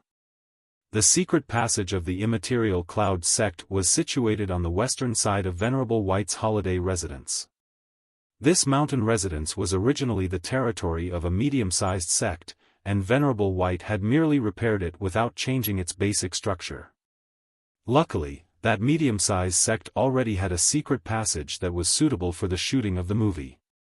Song Shuhang took advantage of the fact that the camera was focusing somewhere else to quickly run toward the secret passage, sneaking into that group of disciples fleeing from the immaterial cloud sect. Su Clan 16 waved at him, and said, "Shuhang, you are back." "Yes, I managed to return safely," Song Shuhang said with a smile, then asked, 16, "How did it feel to participate in the shooting of the movie?" "It felt pretty good." Su Clan 16 cleaned her short saber, then added, it's just that I hadn't enjoyed myself to my heart's content when Great Master Profound Principle and Senior Phoenix Slayer dragged me away. 16 hadn't had enough fun. Great Master Profound Principle joined his palms together and smiled faintly. Senior Phoenix Slayer forced a smile, and said, 16's personality is getting more and more similar to that of Fellow Daoist 7. 16, you are a girl. You absolutely can't become a battle maniac like 7 and start challenging sects and schools left and right. You don't have to worry, Senior Phoenix Slayer. I won't become like 7. After all, I don't think I can go around stirring up sects and schools alone. The corner of Su Clan 16's mouth rose as she said, it's just that I like fighting. Young Master Phoenix Slayer. After seeing Senior Phoenix Slayer, Song Shuhang thought of a matter, and said, Senior Phoenix Slayer, there was something I wanted to ask you. What did you want to ask? Young Master Phoenix Slayer asked. Senior, is your CPU available for rent? How much do you charge for a session? Song Shuhang asked expectantly. He had recently learned the third volume of the 33 Divine Beasts technique and the Demon Subduing Buddhist Fist technique, as well as the celestial sprint footwork that the lustrous scholar passed on to him. There were also the aura concealing and aura detecting methods that he learned from Su Clan 16. He had barely cultivated these skills to beginner level up until now, and he felt that there were many parts about these cultivation techniques and martial skills that he didn't understand. If he could borrow Senior Phoenix Slayer's CPU, he would be able to easily push all these cultivation techniques and martial skills to the master level without having to go through any hardships. Get the hell out of here! Young Master Phoenix Slayer bellowed. Did he take me for a human computer? He wants to borrow my CPU, and seemingly more than once. Ugh! Why am I calling it CPU? That Song Shuhang fellow is having a bad effect on me. Senior Phoenix Slayer, can't we negotiate a bit? Song Shuhang said, somewhat unwilling. Don't even think about it. Young Master Phoenix Slayer flatly refused. Well, that was truly regrettable. From the looks of it, he would have to ask in the 9 provinces number 1 group what young Master Phoenix Slayer's hobbies were. If he could cater to his tastes, he might be able to borrow his CPU. Song Shuhang wasn't planning to give up on the idea of borrowing Senior Phoenix Slayer's CPU that easily. The nearby Su Clan 16 asked in puzzlement, CPU? What CPU? Song Shuhang explained to 16 in a soft voice, CPU is just the name I gave it. When I speak of CPU, I refer to Senior Phoenix Slayers, humph. Young Master Phoenix Slayer stretched out his hand and covered Song Shuhang's mouth. Little friend Shuhang, stop advertising this matter everywhere. You are making me feel awkward.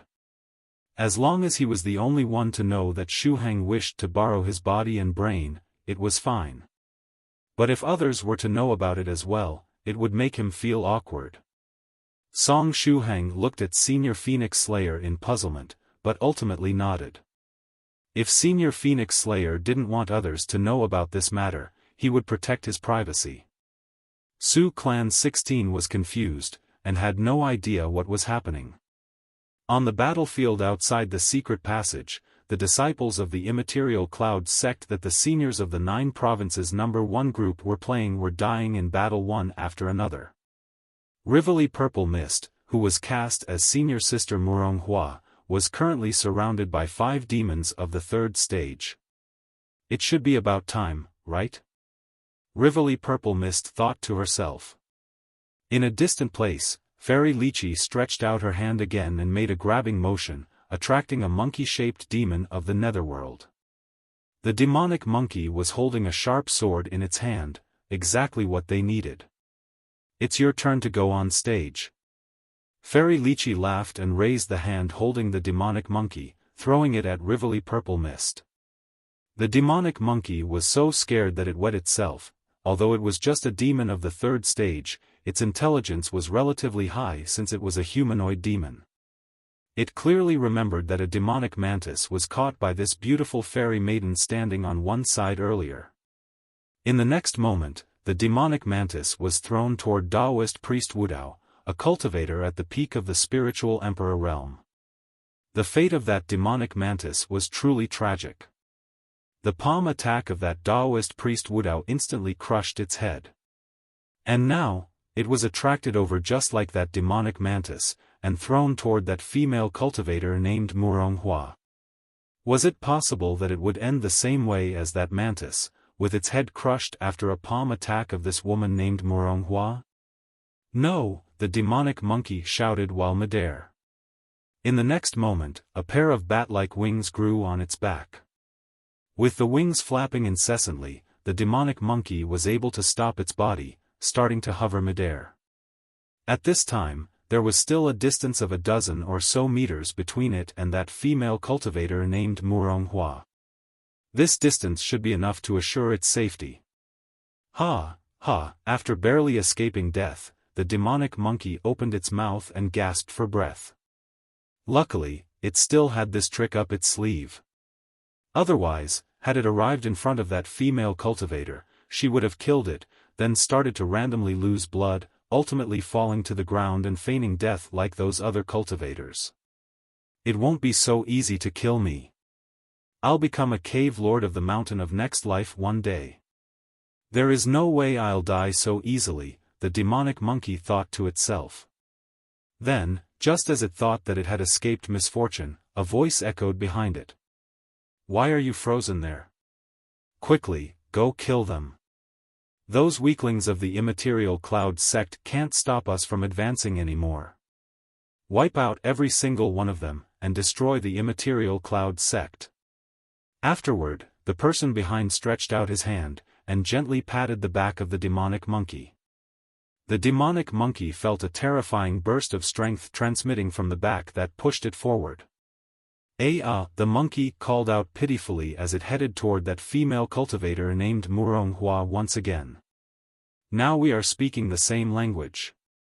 Go and kill them, massacre the disciples of the immaterial cloud sect. I'll personally tell the evil lord about your deeds. That overbearing and grave voice echoed once again. Evil lord, your sister. Who the hell is this evil lord anyway? King moron, didn't you see that I managed to stop myself with much difficulty, yet you unexpectedly pushed me into the abyss of death? From where did this dog-shit teammate even come from? The demonic monkey unwillingly turned its head around, and glanced behind it. In the next moment, it saw a figure wearing a scary black armor and holding a more than 2 meters long chopping blade in its hand. It was precisely that mentally retarded human cultivator known as Evil General Mingyue, that had proclaimed himself the warlord of the demons. I bang your mama. The demonic monkey used the dialect of its tribe to insult Evil General Mingyue. In the next moment, a wave of piercing pain was transmitted to its body. It had crashed into an invisible wall. The sword in its hand also bumped into the invisible wall and broke to pieces, only the hilt was left. Whoa! The expression of the demonic monkey twisted due to the pain. Once it faintly opened its eyes, it discovered that that female cultivator named Musclehang was giving it the back. Musclehang likewise let out a miserable shriek and slowly turned her head around. Her expression was one of shock, pain, and unwillingness. Then, red blood started to flow from the corner of her mouth. Her hand was tightly pressed against her chest area. Fresh blood had started to flow out from there as well, dyeing her Daoist robe red. However, what was even more unbelievable was that there was a shiny blade popping out from her chest area. The demonic monkey was speechless. Where had this blade that pierced through her body come from? My sword broke already, and only the hilt is left. Even if I wanted to stab her, I would have had no other choice but to use the naked hilt of the sword. How did I manage to pierce her heart with just the hilt? The demonic monkey had already guessed how things were going to end. A beat later, this beautiful female cultivator with a pained and sorrowful expression on her face would stretch out her delicate white hands and smash its head, splattering its monkey brain fluids everywhere. It was going to die for sure. But the actions of the fellow Daoists of the 9 provinces number 1 group weren't something that this monkey could predict. Rivoli Purple Mist didn't attack the demonic monkey. Instead, she revealed a pained smiling face, and looked toward a not too distant place. There, a sunshine boy-like cultivator had his sword raised, and was fighting bravely against the nearby demons. Soon after, Rivoli Purple Mist's body slowly fell to the ground. Afterward, she looked for a comfortable position and started to play dead.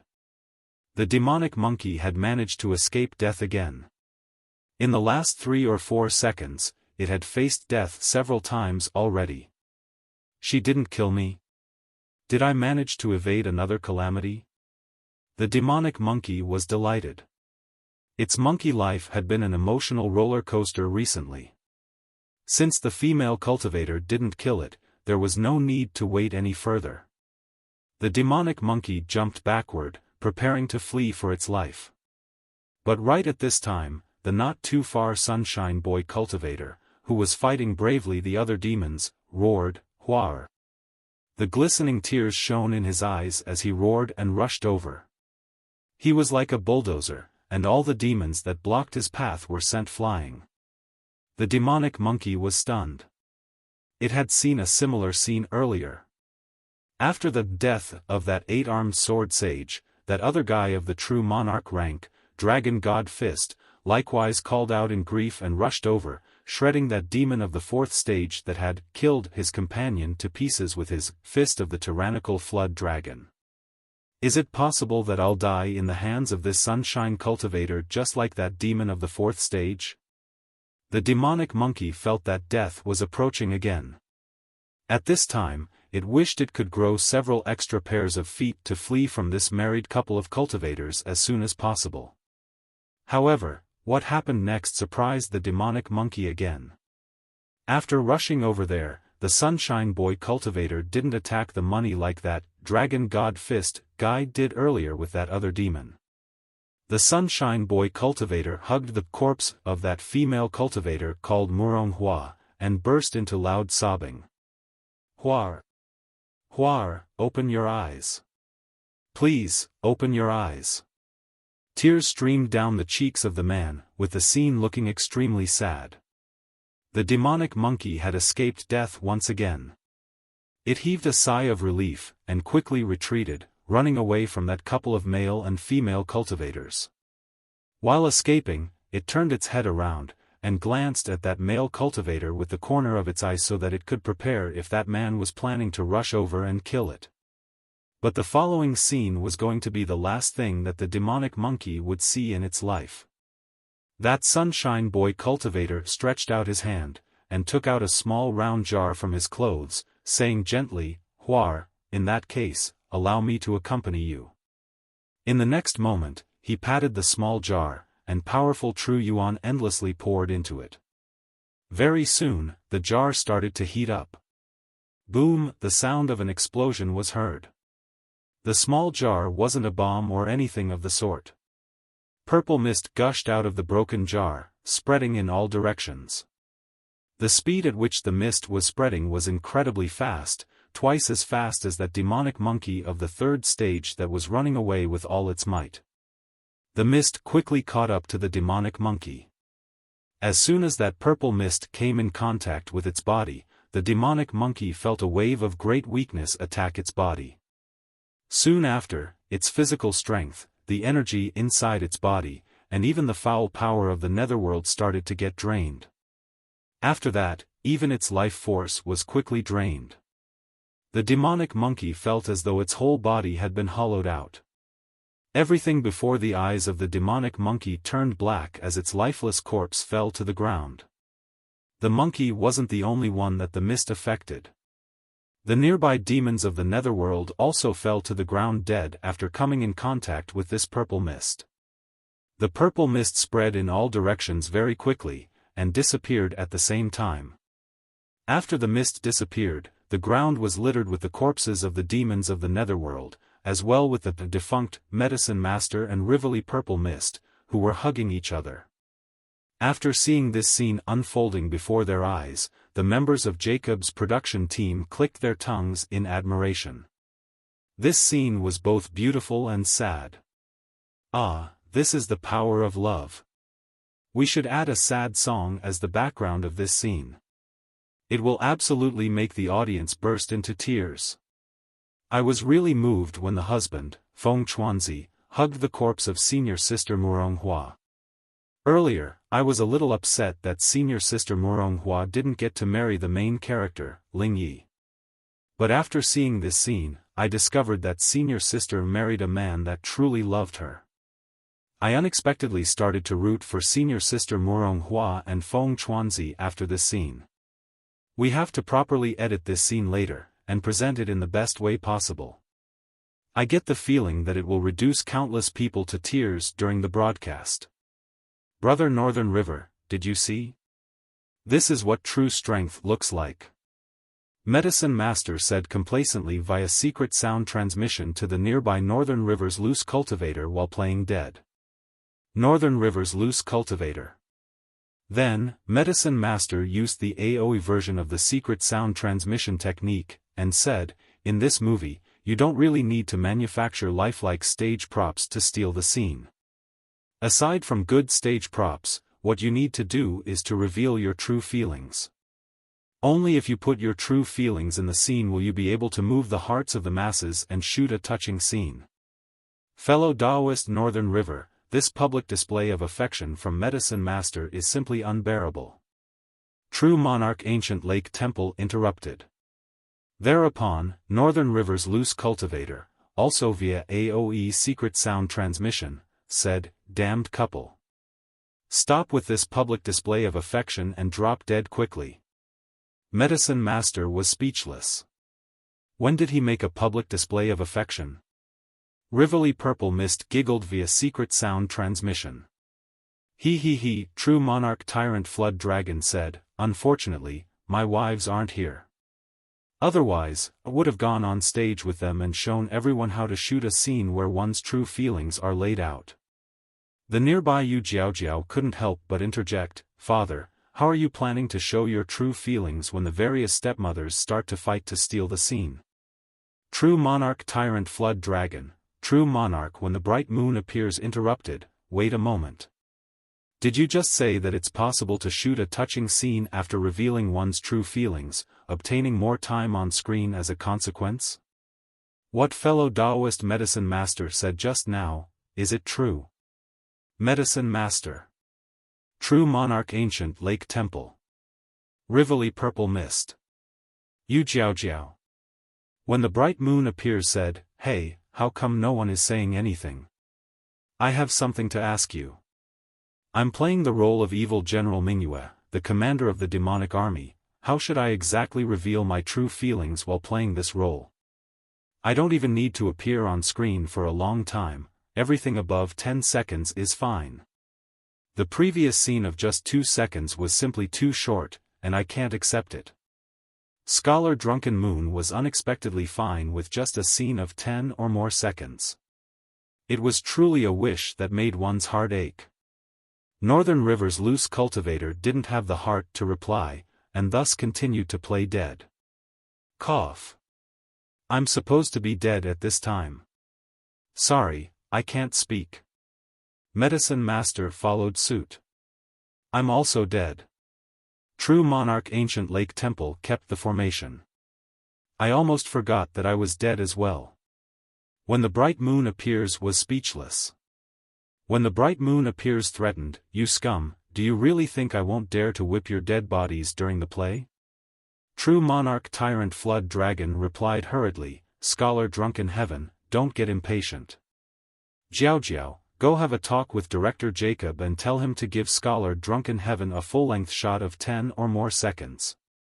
We must fulfill this wish of fellow Daoist Drunken Heaven. It was such a small wish, why not help him fulfill it? Yu Jiaojiao replied, sure, father. Leave this task to me. In the next moment, Yu Jiaojiao assumed her mother's appearance, and jogged toward Director Jacob. When the bright moon appears said excitedly, "Fellow Daoist Tyrant Flood Dragon, I thank you from the bottom of my heart." True Monarch Tyrant Flood Dragon replied, "Scholar Drunken Wine, there is no need to thank me. It was nothing." When the bright moon appears raised his head high and looked at the sky. Since True Monarch Tyrant Flood Dragon had told his daughter to help him get some more time on screen, he wouldn't argue about the fact that he had gotten his Dao name wrong twice in a row. How wonderful would it be if all the fellow Daoists in the group could remember his Dao name, just like Northern River's loose cultivator, whatever. He didn't have the time to think about this matter now. The most important thing to do right now was to reveal his true feelings in the upcoming scene of 10 seconds, showing his presence as much as possible. Very soon, the time for Fellow Daoist when the bright moon appears to reveal his true feelings came. Although the demons had suffered serious losses, their reinforcement seemed endless. The cultivators of the immaterial cloud sect in charge of bringing up the rear were almost all dead. The only one still standing was the sect master of the immaterial cloud sect, Daoist Priest Wu-wei, that True Monarch Fallout was playing. Daoist Priest Wu-wei 1, "This Dao name actually suits me a lot," True Monarch Fallout said in a soft voice. True Monarch Fallout had a pretty good relationship with Venerable 7th Cultivator of True Virtue. After all, he was the descendant of 5th Cultivator of True Virtue. 5th Cultivator of True Virtue had successfully transcended his heavenly tribulation, and passed the primordial treasure, 9 Virtues Phoenix Saber on to Miss 6th Cultivator of True Virtue. As for his current realm of cultivation, not even Venerable 7th Cultivator of True Virtue was able to guess it. Yet, the curtain will soon fall on the character of Daoist Priest Wu-wei, True Monarch Fallout continued in a soft voice. Next, he slowly extracted his sword, and blocked the path of the demons of the netherworld. "I won't allow you to easily get past this point," True Monarch Fallout said in a grave tone. The sound of his voice was low. However, it reverberated in the ears of the demons like a raging thunder. All the demons unconsciously retreated of one step. Now, it was the time for Fellow Daoist when the bright moon appears to enter the fray. The commander of the demons, Evil General Mingyue, took a step forward and said loudly, "No need to fear him. The lifespan of that old man has already reached the limit. He is like an arrow at the end of its flight." The demons of the netherworld were speechless. "Are you blind or something? With which eyes did you see that his lifespan has already reached the limit? That Daoist priest is clearly in the prime of his life. As long as no one kills him, he can easily live up to several thousand years. Is this what you mean by, his lifespan has already reached the limit? Are you using 1,000,000 years as a time unit when measuring lifespan?" Right at this time, the commander of the demons, Evil General Mingyue, waved his large blade, and said, "Subordinates, you don't need to worry, leave this old man to me. You get past him and chase after those fleeing disciples of the immaterial cloud sect." After this saying these words, Evil General Mingyue headed toward Daoist Priest Wu-wei with large strides. It was the prelude to the earth-shaking battle that was about to occur between the two bosses. 16 full seconds had passed since the moment Fellow Daoist when the bright moon appears made his appearance and headed with large strides toward True Monarch Fallout, who was standing on the opposite side. Fellow Daoist when the bright moon appears was very satisfied at this moment. A scene of full 16 seconds. This time, Fellow Daoist when the bright moon appears had really put his feelings into this role. "I bet everyone will pay attention to me during the screening of the movie. After all, I'm a warlord from the demonic realm, and the strongest amongst the villains making their appearance in the movie." The pressure emanating from Fellow Daoist when the bright moon appears body was getting stronger and stronger. "Fellow Daoist Fallout, come. Let's fight and record the best battle of the play." Fellow Daoist when the bright moon appears was someone outstanding amidst 6th stage true monarchs. He was one of the few fellow Daoists in the 9 provinces number 1 group that had a chance to advance to the 7th stage Venerable Realm within the next 100 years. True Monarch Fallout was likewise a 6th stage True Monarch Realm. Although there was a long way for him to reach the 7th stage Venerable Realm, his foundation was very solid and his fighting capacity exceptional. Even if it was just for show, the battle between these two true monarchs was going to be memorable.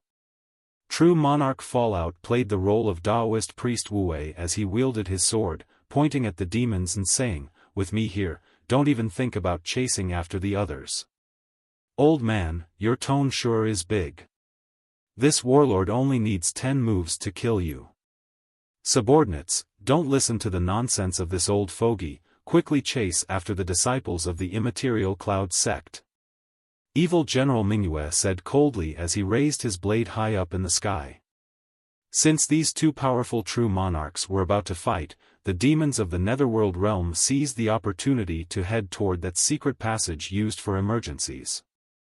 Actually, the demons didn't really want to head toward that secret passage. Although demons of the 3rd stage didn't have much intellect, those of the 4th stage were quite intelligent already, and knew that the secret passage wasn't a good place. In addition, rather than chasing after those cultivators in the secret passage, who could start feigning death at any time, it was better to attack the nearby weak cultivators that were currently spectating the scene. Unfortunately, the demons of the Netherworld weren't given the opportunity to choose. As soon as a demon thought of separating from others and attacking those weak cultivators standing on one side, that pretty female cultivator would make her move. She would stretch out her hand and make a grabbing motion, capturing the demon that had separated from the group and sending it back.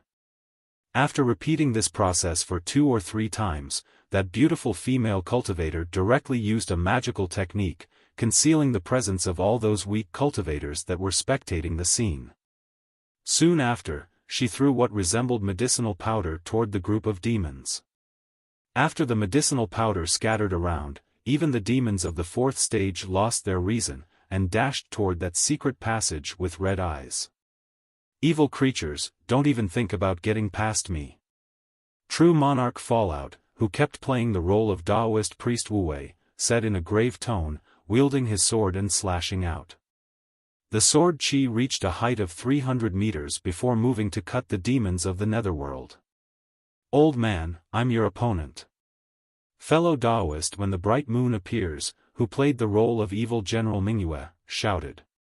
He likewise slashed out, and the sword chi reached a height of 300 meters before clashing against Daoist priest Wu Wei's sword attack.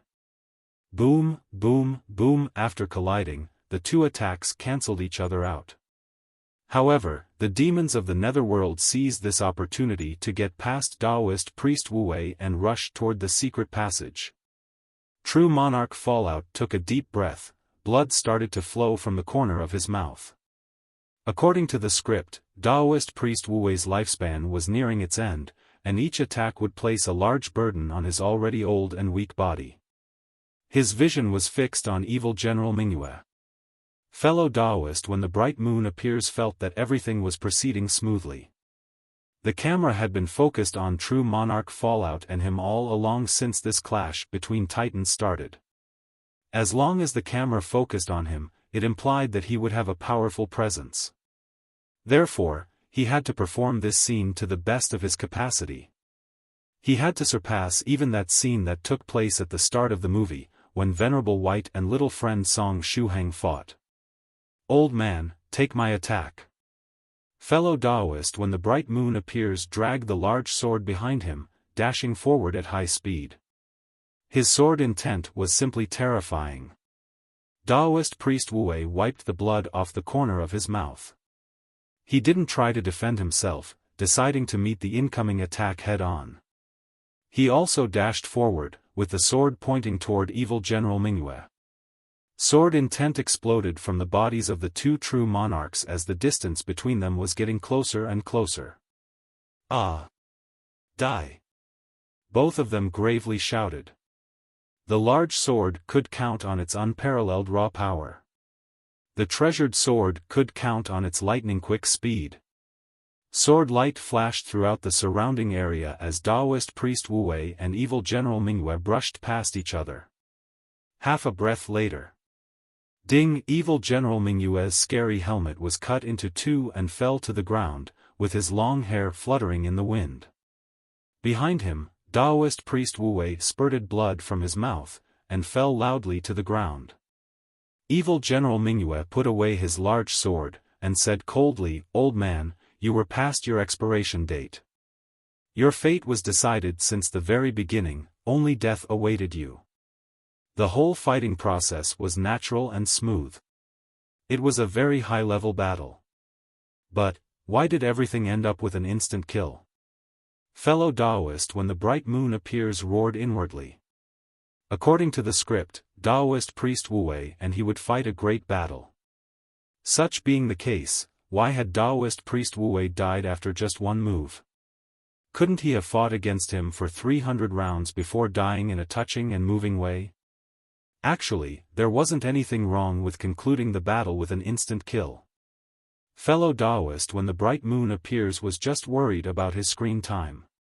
Although it was rather cool to conclude the battle with an instant kill, the scene would end up being just a dozen or so seconds long as a consequence. How would the audience remember him if that was the case? After the conclusion of the great battle, the camera was ready to shift to the next scene. The remaining moment was only enough to allow Fellow Daoist when the bright moon appears to display a cool pose. This whole battle between titans didn't last even a minute in total. Fellow Daoist when the bright moon appears was already looking for a bed where he could cry himself to sleep. The battle between Daoist priest Wu Wei and evil General Mingyue had come to an end. As such, all the seniors of the 9 provinces number 1 group that were lying on the ground and playing dead got up one after another. Northern River's loose cultivator helped Medicine Master take care of the corpses of the demons lying on the ground. Although the corpses were demons of the 3rd or 4th stage for the most part, the quantity was very high. If put together, they would amount to a considerable sum. After processing them a bit, Medicine Master could give some souvenirs to the fellow Daoists of the 9 provinces number 1 group and Venerable Spirit Butterfly's subordinates. The remaining seniors of the 9 provinces number 1 group protected Jacob's production team, and headed toward the secret passage to shoot the next scene. After getting up, True Monarch Fallout, True Monarch Ancient Lake Temple, and True Monarch Tyrant Flood Dragon headed outside the mountain residence to help Scholar Xian Gong deal with the remaining demons of the netherworld that were still alive. The scene of the destruction of the immaterial cloud sect was almost over. Therefore, there was no need to keep these villains alive any longer. Usually, one would take a break after shooting a scene, but the current situation was a bit special. The demons of the netherworld realm, who were playing the part of the villains, weren't planning to cooperate. Thereupon, with the help of the fellow Daoists of the 9 provinces number 1 group and the illusory butterflies, the members of Jacob's production team packed the equipment, stage props, cameras, and so on, and headed toward the secret passage of the immaterial cloud sect as quickly as possible. At the same time, Fairy Lychee guided the army of demons like a shepherd and brought them to the secret passage. Then, after waiting for the members of the movie crew to set up the cameras, lighting, etc., she would make them enter the secret passage and have them meet with Shuhang and the others. As soon as Director Jacob gave the signal, the shooting of the movie began. Damn it, the army of the demonic realm chased us up to this point. Su Clan 16, who was playing the role of Traceless Saber from the White Sword sect, shouted. Young Master Phoenix Slayer assumed his real form, playing the role of the guardian beast of the sect, the heaven-devouring cat, and said, "Great Master Silence, protect the disciples and keep running. I'll stay behind and bring up the rear." Great Master Profound Principle joined his palms together and silently nodded. The heaven-devouring cat turned around and pounced toward that group of demons of the netherworld, getting entangled in a catfight with them. Since the plot required it, the heaven-devouring cat was unable to block all the demons on its own. Some of the quicker demons instantly brushed past the heaven-devouring cat, and pounced toward the disciples of the immaterial cloud sect. The two no-name disciples of the immaterial cloud sect in the rear resolutely turned around, taking upon themselves the responsibility to protect the rear. However, they were simply too weak. Around 5 breaths later, the pitiful cries of the two disciples echoed. They were surrounded and attacked by several demons at once, falling dead to the ground. After they fell, a transparent barrier shrouded their bodies and protected them. The enraged demons of the netherworld crazily attacked the transparent defensive barrier, but it was all useless. Afterward, the ability of the barrier to conceal one's aura activated. Thereupon, the demons of the netherworld gave up on these two no-name disciples of the immaterial cloud sect, and continued to chase after the people in the front. "It's my turn to enter into action," Shuhang said. Then, he glanced at the transparent barrier covering the bodies of those no-name disciples. So that was how it was. That barrier would prevent the demons of the netherworld from causing harm to the actors that were playing dead and lying on the ground. But here came the problem: where was his barrier? Why didn't you Jiao give him this equipment? Was it possible that it was incorporated into the mechanism installed in his Daoist robe? Yeah, that should be it. The protective barrier was likely going to activate together with the mechanism hidden in his Daoist robe. After seeing that the demons of the netherworld behind them were getting closer and closer, Shuhang stopped in his tracks. "Senior Brother Guo? Why did you stop?" "Let's quickly run away," his two lackeys asked in puzzlement. Shuhang slowly unsheathed the treasured saber-broken tyrant, and said his cool line. "This time, someone has to stay behind and help Sir Heaven-devouring cat protect the rear. If the demons manage to catch up, the consequences would be unimaginable. I'm the senior brother, and it's my duty to protect all these junior brothers and junior sisters. Therefore, leave the enemy to me. I'll hold them back for you." After saying this sentence, Senior Brother Gao Sheng pursued justice without turning back, pouncing on the demons of the netherworld. The initially hated Senior Brother Gao Sheng would wash away his sins and come out clean after this scene. "Evil demons, eat my saber attack." Shuhang gave his all, and attacked the demons. This time, there was no need for him to hold back. After all, it was the last scene in which the demons of the netherworld would perform. Therefore, Shuhang went ahead and used his real strength. Actually, since he had just entered the third stage realm, he wasn't going to last long while fighting against tens of demons of the third and the fourth stage. "I'll fight for some time at full strength, then follow the script, allowing Senior Brother Gao Sheng's character to complete its sacrifice smoothly," Shuhang thought to himself. If an ordinary cultivator of the third stage fought against a crowd of demons of the third and fourth stage rank, they would get defeated immediately. Yet, Shuhang was confident that he would resist for a short time while fighting them, making Senior Brother Gao Sheng's death look a little cooler. Amidst the cultivation techniques and martial skills he practiced, there were several that were very effective against demons. In addition, he could also rely on the light of virtue covering his body. If he was careful enough, he might be able to kill 1 or 2 demons before dying. The steel hands technique had the capacity to strengthen his body and arms. The virtuous man's 10,000-mile walk and the celestial sprint footwork could help him dodge attacks and make sudden accelerations. The 33 divine beasts technique allowed him to condense a special type of liquid true qi, permitting his true qi to have some of the properties that the innate true qi of cultivators of the fourth stage had, even though he himself was still in the third stage realm. Needless to say, both the Holy Light Sword technique and the demon-subduing Buddhist fist technique were very powerful against demons. "Come," Shuhang said as he grasped his treasured saber tightly. The demons roared, and charged toward him. The one in the forefront position was a demon with the head of an ox, holding a huge axe. Just as it was about to arrive in front of Shuhang, the ox-headed demon moved his arm and flung its axe toward him. The secret passage was narrow and crowded, and it was impossible for the ox-headed demon to use its axe properly there. Therefore, it used it as a throwing weapon and got rid of it before the start of the battle. The surface of the huge axe was even bigger than Song Shuhang's body. He would surely turn into a pulp if he got hit. Inverted scale saber technique, dragon dance.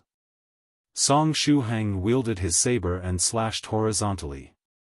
The saber danced like a dragon, and a dragon cry reverberated in the air. Song Shuhang had no intention of meeting that huge axe head-on. As such, he used the dragon dance style to hit the side of the axe before it could hit his body. The trajectory of the huge axe changed. It spun for a while, and finally cut into a stone wall behind Song Shuhang. Boom! The whole secret passage shook, and the axe got stuck into the wall. In the meantime, the ox-headed demon arrived in front of Song Shuhang, and punched toward his head with its fists, which were bigger than a pressure cooker each.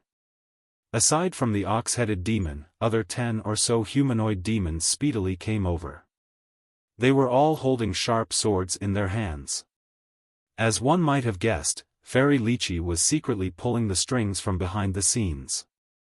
After all, Senior Brother Gao Sheng's body was supposed to be pierced by 13 swords during the scene of his heroic sacrifice, which would take place in a while.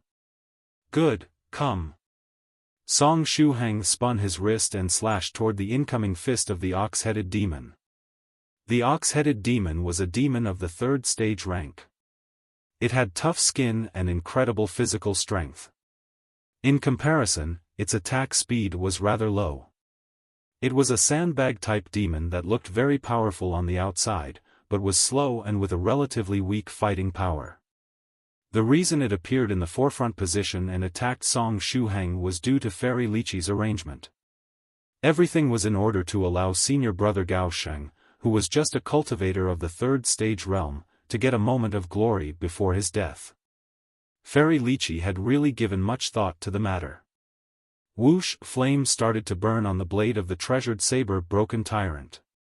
It was Song Shuhang's first time using the flaming saber technique that Daoist priest Scarlet Heaven had passed on to him after advancing to the 3rd stage realm. While displaying the technique today, Song Shuhang tried to copy once again the heaven-burning saber intent that Daoist priest Scarlet Heaven showed him in the dream back then. Strangely enough, the heaven-burning flames of the flaming saber technique were a little less overbearing but sharper this time around.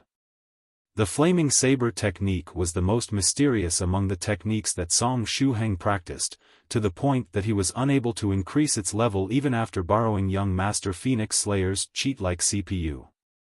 Thereupon, Song Shuhang would pay attention to this technique the most during his daily practice. Although the technique he displayed today was still a copy of Daoist priest Scarlet Heaven's saber intent, Song Shuhang had mixed in some ideas of his own. Boy, die. The ox-headed demon was really confident in the strength of its fists. Therefore, it completely ignored the sharpness of the blade and the flames burning on it, using its fist to meet the treasured saber directly. Boom! Broken Tyrant and the fist of the X-headed demon collided. Song Shuhang felt his arm turning slightly numb. The sheer amount of power that was transmitted from the fist of the ox-headed demon made him retreat half a step. However, the ox-headed demon was in a far worse situation. After all, Song Shuhang's treasured saber Broken Tyrant could cut even the body of a cultivator of the 4th stage. After meeting head-on Song Shuhang's slash, the hand of the ox-headed demon got smashed as a result. As if that wasn't enough, the flames burning on the blade of the treasured saber exploded with all their might as Song Shuhang's slash connected. The flames swallowed the fist of the ox-headed demon, and instantly spread onto the rest of its body. These flames made of saber chi were very different from ordinary flames. After sticking to the body of the ox-headed demon, they burned like crazy. The ox-headed demon called out pitifully, and fell to the ground. It continuously rolled on the ground, and the evil chi of the netherworld realm also continually gushed out of its body in the attempt to suppress and extinguish the flames. But right at this time, the flaming saber chi apparently reacted to the evil chi of the netherworld realm, suddenly rising up. A tremendous and awe-inspiring strength appeared within the flames. Thanks to this newly added power, the ox-headed demon was immediately reduced to ashes. The 10 or so humanoid demons in the rear that were rushing over were dumbfounded as well. An instant kill. The flaming saber technique of that human cultivator of the 3rd stage instantly killed the ox-headed demon. Although it was a bit stupid, the ox-headed demon possessed a strong body and tough skin. Its defense was quite good amidst demons of the 3rd stage. Even a cultivator of the 4th stage would find it hard to instantly kill it with a slash. Was it possible that this human cultivator of the 3rd stage was a 5th stage spiritual emperor in disguise? Let alone the demons, even Shuhang himself was dumbfounded, and couldn't recover for a while. F***ck, since when has my flaming saber technique become so powerful? Even if his understanding of the heaven-burning flaming saber technique had gotten better, which allowed him to put his own will into the saber intent, there was no way its power would have increased that much. Shuhang recalled the flames that reduced the ox-headed demon to ashes. He felt a very familiar aura coming from those flames. It was the aura of the heavenly tribulation. Since he had just transcended the tribulation, Shuhang was really sensitive to the aura of the heavenly tribulation. Shuhang couldn't help but glance at the treasured saber-broken tyrant he was holding in his hand. Was it possible that the cause of everything was his treasured saber-broken tyrant? Shuhang still remembered that broken tyrant had quietly absorbed a little bit of lightning of tribulation while he was transcending the tribulation. The lightning of tribulation that the heavenly tribulation generated was the greatest enemy of the demons of the netherworld. Such being the case, there was a chance that the slash of the flaming saber technique he'd used just now contained some of the energy of the lightning of tribulation that the treasured saber-broken tyrant had stored within its blade, causing that ox-headed demon of the 3rd stage to be instantly killed. After the temporary shock, those 10 or so humanoid demons returned to their senses, their eyes turning red once again. One of the humanoid demons clenched its teeth, and said, "This human cultivator is only at the 3rd stage realm, but pay special attention to the blade in his hands. There is something wrong with that saber. Anyway, we don't need to fear this human as long as we keep dodging his saber. Increase the frequency of the attacks and prevent him from activating those flames again." After saying these words, those 10 or so demons of the netherworld resumed their march toward Shuhang. When they were at a distance of 8 meters from him, the demons made their move. Some of them threw out their hidden weapons, others shot out their needle-like hair, and others again sprayed venom out of their mouths, launching their various attacks toward Shuhang. They decided to use this method to prevent Shuhang from activating those flames. Inverted scale saber technique, dragon dance style. Shuhang calmly waved his treasured saber and slashed out. The slash was like a huge dancing dragon, and one could faintly hear the cry of a dragon emitted by the blade. All the attacks that the demons of the netherworld launched against Shuhang were swept away. Those 10 or so demons of the netherworld took advantage of this wave of long-range attacks to pull the distance between Shuhang and them closer. "Now is the time," the demons of the netherworld roared, the long swords in their hands thrusting toward Shuhang from all directions. "It's almost time." Shuhang thought to himself. It was time for senior brother Gao Sheng to complete his mission and die after getting pierced by 13 swords.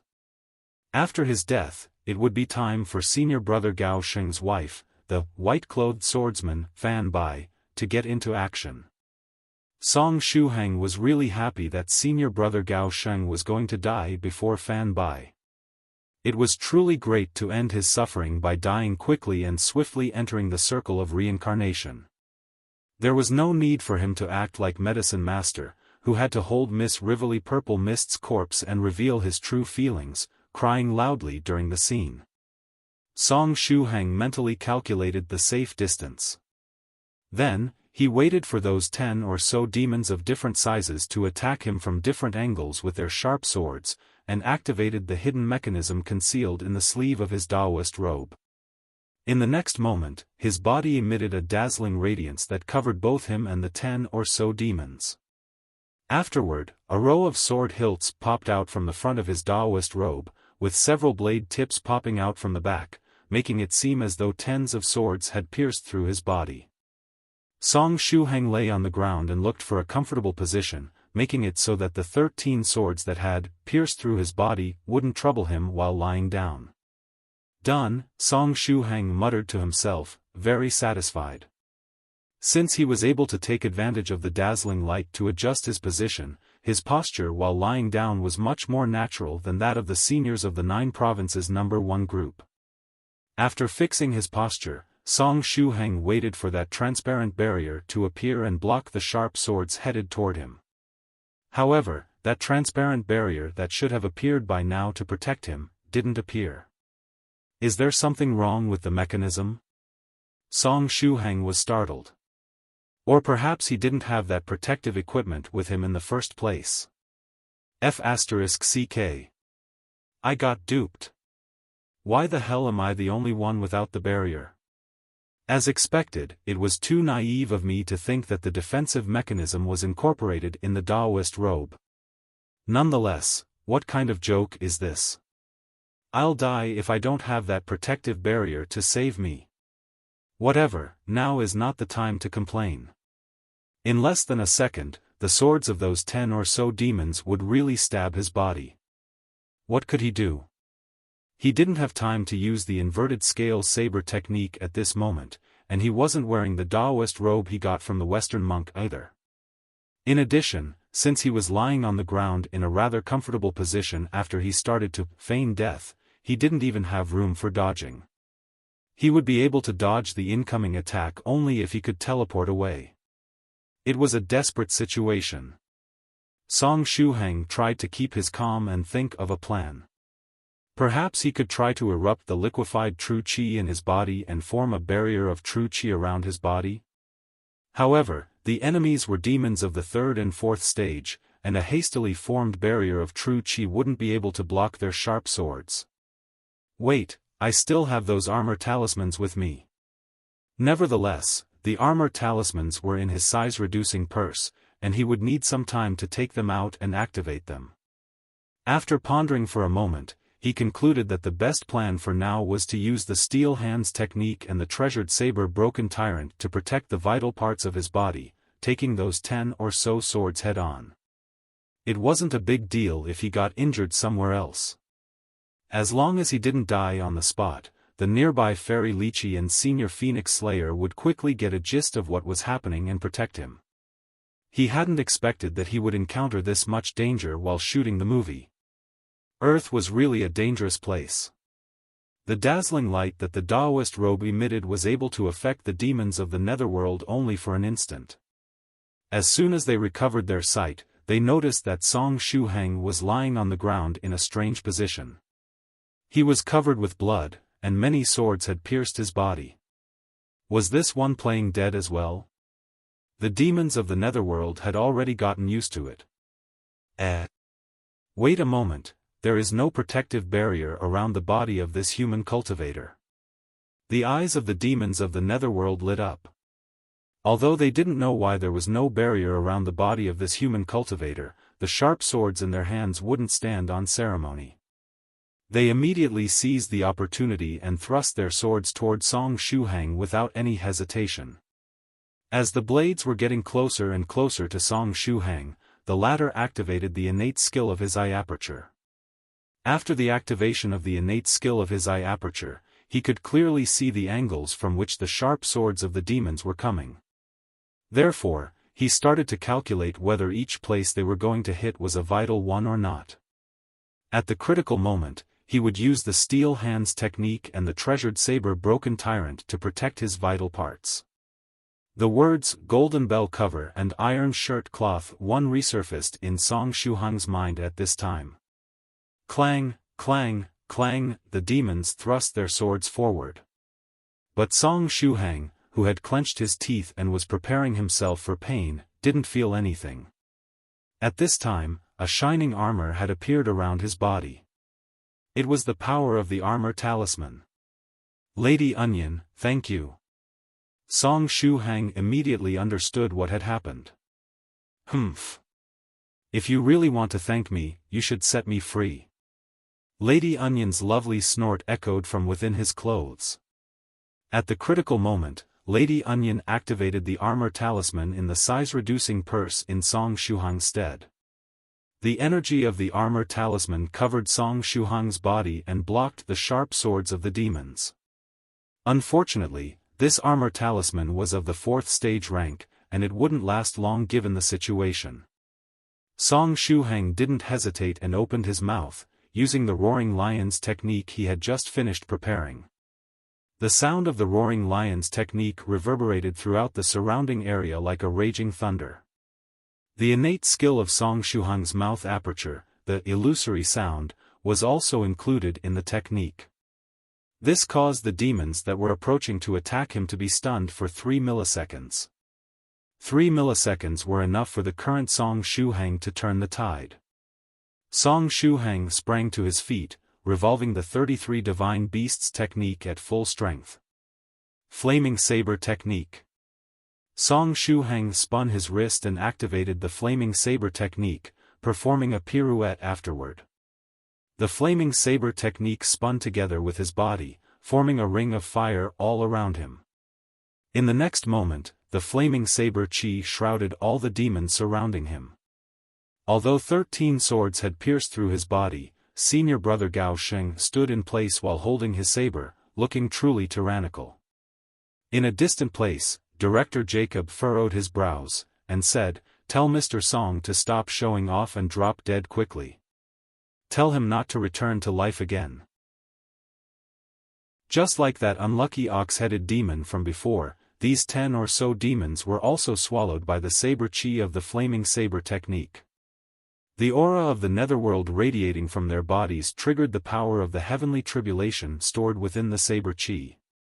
Under the strengthening effect of the heavenly tribulation, the Flaming Saber chi instantly reduced these humanoid demons to ashes. Song Shuhang's crisis had been temporarily resolved. At this time, he was standing in place with a saber in hand and 13 swords piercing through his body.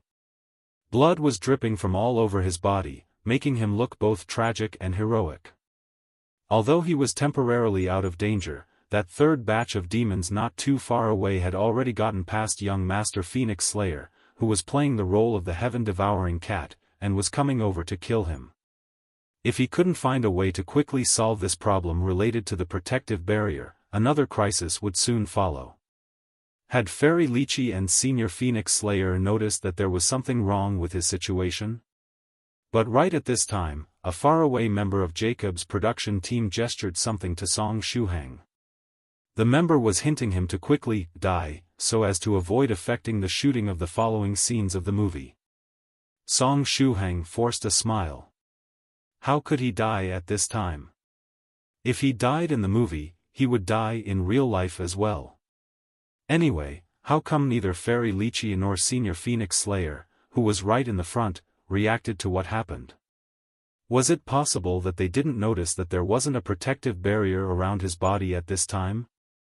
If that was the case, he was a goner. But right at this time, Lady Onion's voice was transmitted from his clothes. "Shuhang, do I have to activate another armor talisman for you? These armor talismans can only provide a defense of the 4th stage rank. They can stop the attacks of demons of the 3rd stage without problems, but the next wave is mostly composed of demons of the 4th stage realm. It would take them just a move to break through the defense of my armor talismans." Song Shuhang took a deep breath, and continued, "Anyway, I'll remember your kindness, Lady Onion. As soon as we are done with the shooting of the movie and Venerable White comes out of secluded meditation, I'll ask him to find a way to separate you from the Enlightenment Stone so that I can set you free." Lady Onion said, "Is it absolutely necessary to separate me from the Enlightenment Stone? Can't you be magnanimous and directly gift me the stone?" Now that she had taken root on the Enlightenment Stone, Lady Onion felt as though her mental horizon had expanded by several times. Inspirations would continuously pop out in her head while she was practicing. Therefore, she was somewhat unwilling to get separated from the Enlightenment Stone. In your dreams, Song Shuhang replied. He had already lost a cheat-like entity like his ghost spirit. If he were to lose the Enlightenment Stone as well, his journey on the road of cultivation would become twice as hard. After seeing that the third wave of demons was getting closer and closer, Song Shuhang secretly heaved a sigh. He had to ask Fairy Lychee and Senior Phoenix Slayer for help, but if he were to open his mouth and shout, the whole scene would be ruined. Whatever, if the scene was going to be ruined, so be it. In the worst case, they could shoot it again. The most important thing was to protect his life. But just as he was preparing to interrupt the shooting of the scene and ask for help, a clear and melodious voice echoed from behind. Husband, the voice was sharp and pleasing to the ear, just like the sweet notes of a peepa lute. When this person shouted the word husband, it made all those that heard it feel as though they were going to melt. On the contrary, when Song Shuhang heard this person shout the word husband, he got goosebumps all over the body. This sharp and melodious voice belonged to true Monarch White Crane's neutral form with feminine tendencies.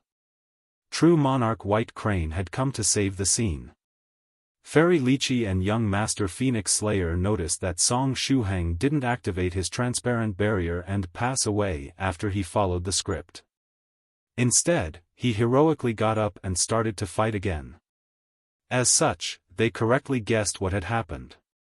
Fairy Lychee made some quick preparations. According to the original plan, true Monarch White Crane was going to play the role of the white-clothed swordsman Fan Bai, a friend and drinking companion of the main character, Lychee. This female character had a petite build and delicate features, and would be disguised as a man at the beginning of the movie. In the end, she would marry senior brother Gao Sheng, and would quickly hurry over to assist him during the scene of his death in the secret passage. Then, she would take upon herself the duty to continue the task of her deceased husband Gao Sheng, and continue to protect the rear for the fleeing disciples of the immaterial Cloud sect. At last, she would also die in the hands of the demons just like senior brother Gao Sheng. But to save Song Shuhang, who was playing senior brother Gao Sheng's role, true Monarch White Crane had to play the role of the white-clothed swordsman Fan Bai and enter the fray ahead of time. When the shooting of this scene started, Song Shuhang was rather happy. Senior brother Gao Sheng's character would die before Fan Bai's arrival. Therefore, there was no need for him to play with true Monarch White Crane in this tragic scene where death would part a husband and a wife. But little did he expect that true Monarch White Crane would enter the fray ahead of time.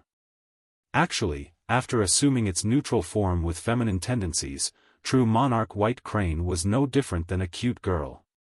However, people would usually get affected by their first impression of someone, and Song Shuhang could only associate true Monarch White Crane with its neutral form with masculine tendencies. To explain things with an example, Song Shuhang felt as though true Monarch White Crane was an uncle that had undergone plastic surgery and turned into a cute girl. No matter how tender and delicate true Monarch White Crane's voice was, Song Shuhang was unable to find it cute. Therefore, Song Shuhang felt that he would be really unable to play a scene where lovers were getting separated together with true Monarch White Crane. Just as Song Shuhang was in deep thoughts, true Monarch White Crane's petite figure quickly arrived beside him, gently supporting his body. Husband! Husband! True Monarch White Crane's feminine version wept copiously. That charming and delicate appearance made the onlookers feel like rushing over and gently comforting her.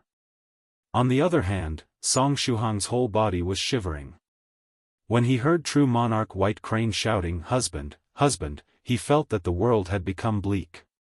Little friend Song, don't open your eyes again. Quickly close your eyes and pass away. The voice of the feminine version of true Monarch White Crane was transmitted to Song Shuhang's mind through the secret sound transmission technique. Senior White Crane, I don't have that protective barrier with me, Song Shuhang replied. That's why I came here to save the scene. Anyway, you don't have to do anything, just close your eyes and drop dead. I'll be the one in charge of your safety, True Monarch White Crane said. In that case, I'll entrust my safety to you, Senior. Make sure to protect me properly, Song Shuhang said anxiously. He felt that True Monarch White Crane was somewhat unreliable. True Monarch White Crane. If you have to die, die quickly. Enough with this useless talk. It appeared that assuming this feminine form had affected True Monarch White Crane's disposition as well. From the looks of it, White Crane's feminine version didn't have much patience. Once it had chatted with him a bit, it found Song Shuhang extremely annoying. Since you don't want to die on your own, let this wife give you a helping hand. As such, True Monarch White Crane gently patted Song Shuhang, making some spiritual energy enter his body. In the next moment, Song Shuhang's whole body fiercely shook. Afterward, everything before his eyes went black and he lost consciousness. True Monarch White Crane burst out in tears once again and shook Song Shuhang's head. Husband, wake up. Quickly wake up. It used so much strength while shaking his head that even Song Shuhang's brain fluids were about to come out. Luckily, Song Shuhang had already fainted, and was no different than a dead person at this time. No matter how much he was shaken, he didn't wake up. In the meantime, that large group of demons also came over. True Monarch White Crane regretfully placed Song Shuhang's head down and turned toward that group of demons. Soon after, it put itself in the shoes of its character. True Monarch White Crane looked upward and, with its long hair fluttering in the air, shouted, "Aya!" Since they were just trying to save the scene, there weren't any lines available for this part. The only thing they could do was to rely on True Monarch White Crane's improvisation. But True Monarch White Crane was too lazy to put extra effort into performing this scene. After all, it didn't have much interest in the scenes where Venerable White wasn't present. Thereupon, it started fighting and killed 30 or so demons before revealing a fatal weakness and getting pierced through by the spear of a demon. Afterward, True Monarch White Crane lay next to Senior Brother Gao Sheng's corpse and activated its transparent barrier. The barrier covered both True Monarch White Crane and Song Shuhang's bodies. The scene where both Senior Brother Gao Sheng and his wife died in the hands of the demons was shot without a hitch. What a brilliant save! In a distant place, director Jacob slightly furrowed his brows. This scene was completely different from the script. But right at this time, one of Venerable Spirit Butterfly's subordinates came over, and explained to him what was going on. In short, complications arose with Mr. Song's equipment while he was playing Senior Brother Gao Sheng's role. As such, Miss Bai He-Wan had to make her appearance ahead of time and save the scene. This subordinate of Venerable Spirit Butterfly was very good with words, and needed just a few sentences to make director Jacob calm down. Of course, the illusory butterflies and the large amount of money at stake also played a significant role. Since even this version of Senior Brother Gao Sheng's death was rather good, director Jacob didn't inquire any further. The shooting of the movie continued. After these stage props known as Demons of the Netherworld were completely taken care of, the shooting of the act of the destruction of the immaterial cloud sect also came to an end. Aside from the scenes where Daoist priest Wu Wei and Senior Brother Gao Sheng and his wife died being somewhat different from the original script, everything else proceeded smoothly and was shot without problems. According to the original script, the sect master, Daoist priest Wu Wei, was supposed to die with thousands of arrows piercing through his body. But in the end, he was instantly killed by evil General Mingyue during that hot-blooded showdown between him and Fellow Daoist when the bright moon appears. Anyway, this act had also come to an end. At this time, the pitiful Senior Brother Gao Sheng was still unconscious. That gentle pat from True Monarch White Crane's feminine version was enough to put Song Shuhang to sleep for more than 1 hour. Thereupon, Yu Jiaojiao came over and brought Song Shuhang to the lobby, placing him next to Venerable White statue. The fast-asleep little friend Song Shuhang was currently having a nightmare, and more than one at that. In the dream, he was getting married.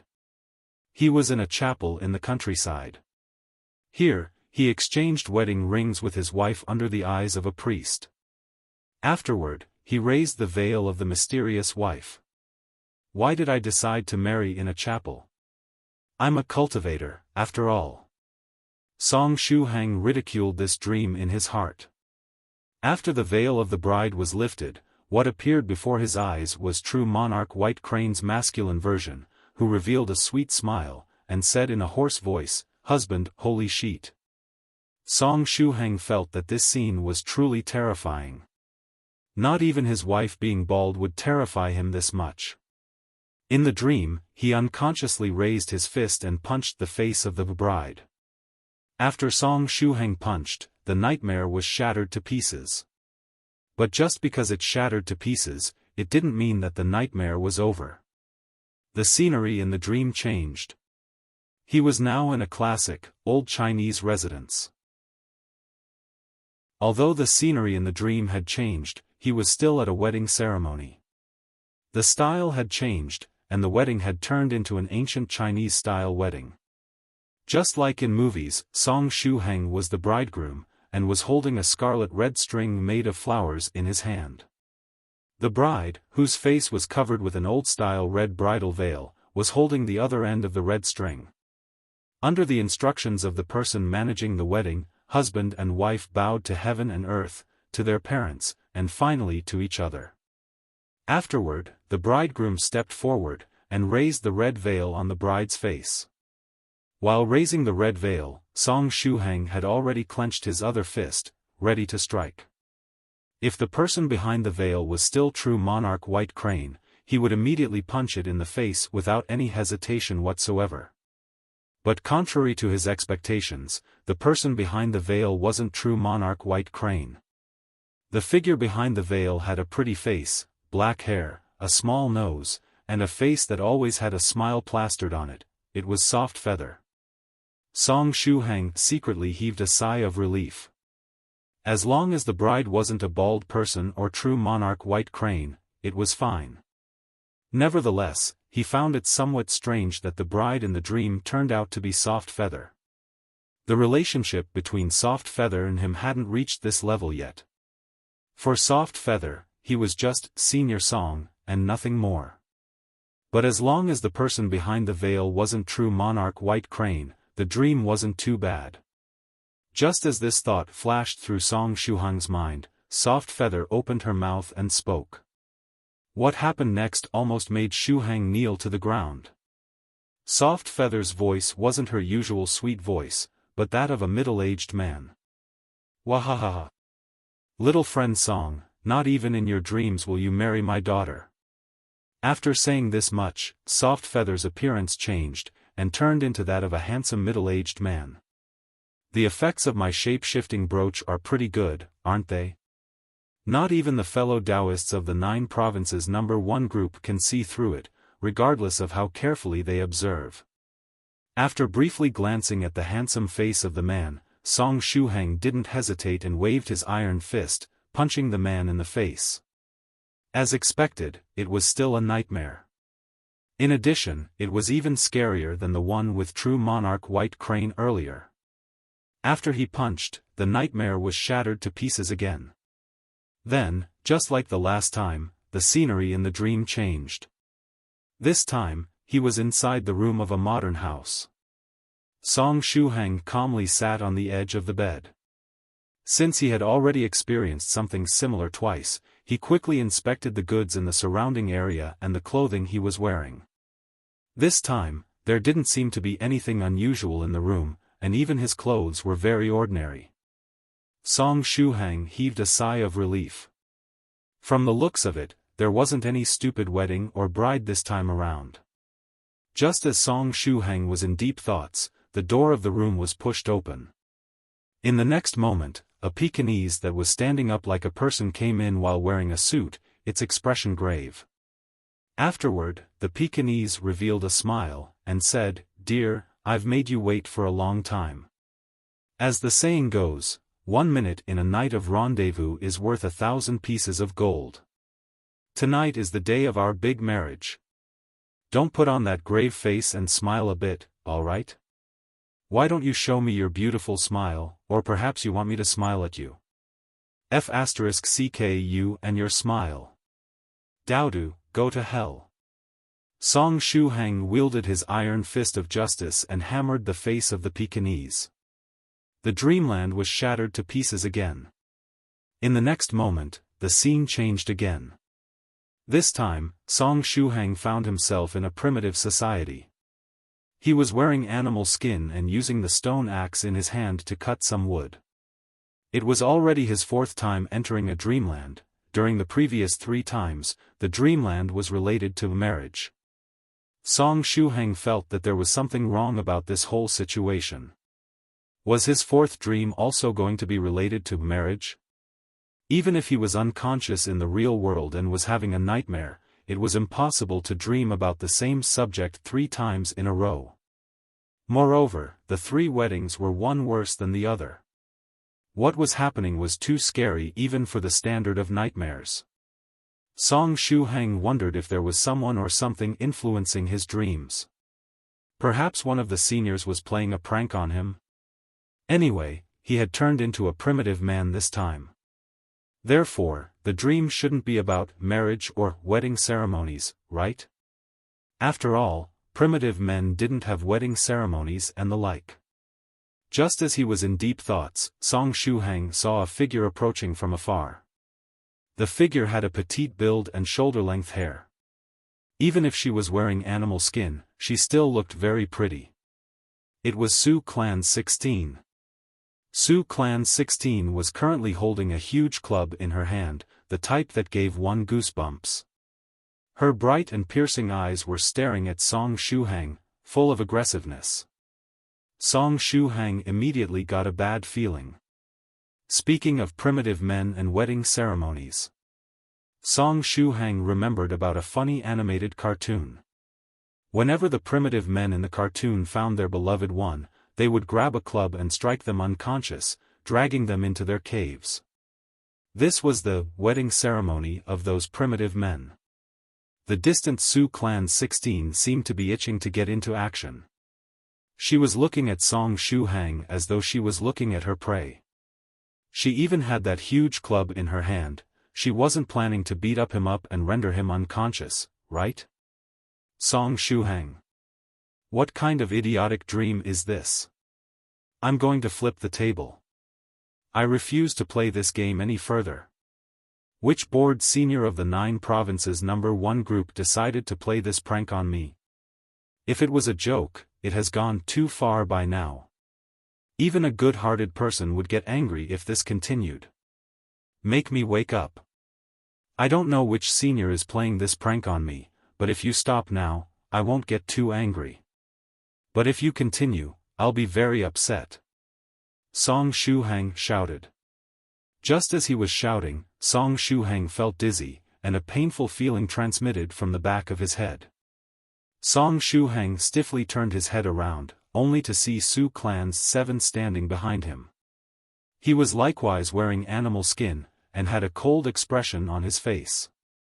At this time, he was holding a wooden club covered with blood in his hand. The blood on it surely belonged to Song Shuhang. Afterward, 7 happily waved at the far-off 16. Song Shuhang. Damn it, it was really a primitive-type wedding ceremony in the end. Anyway, I refuse to go along with this any further.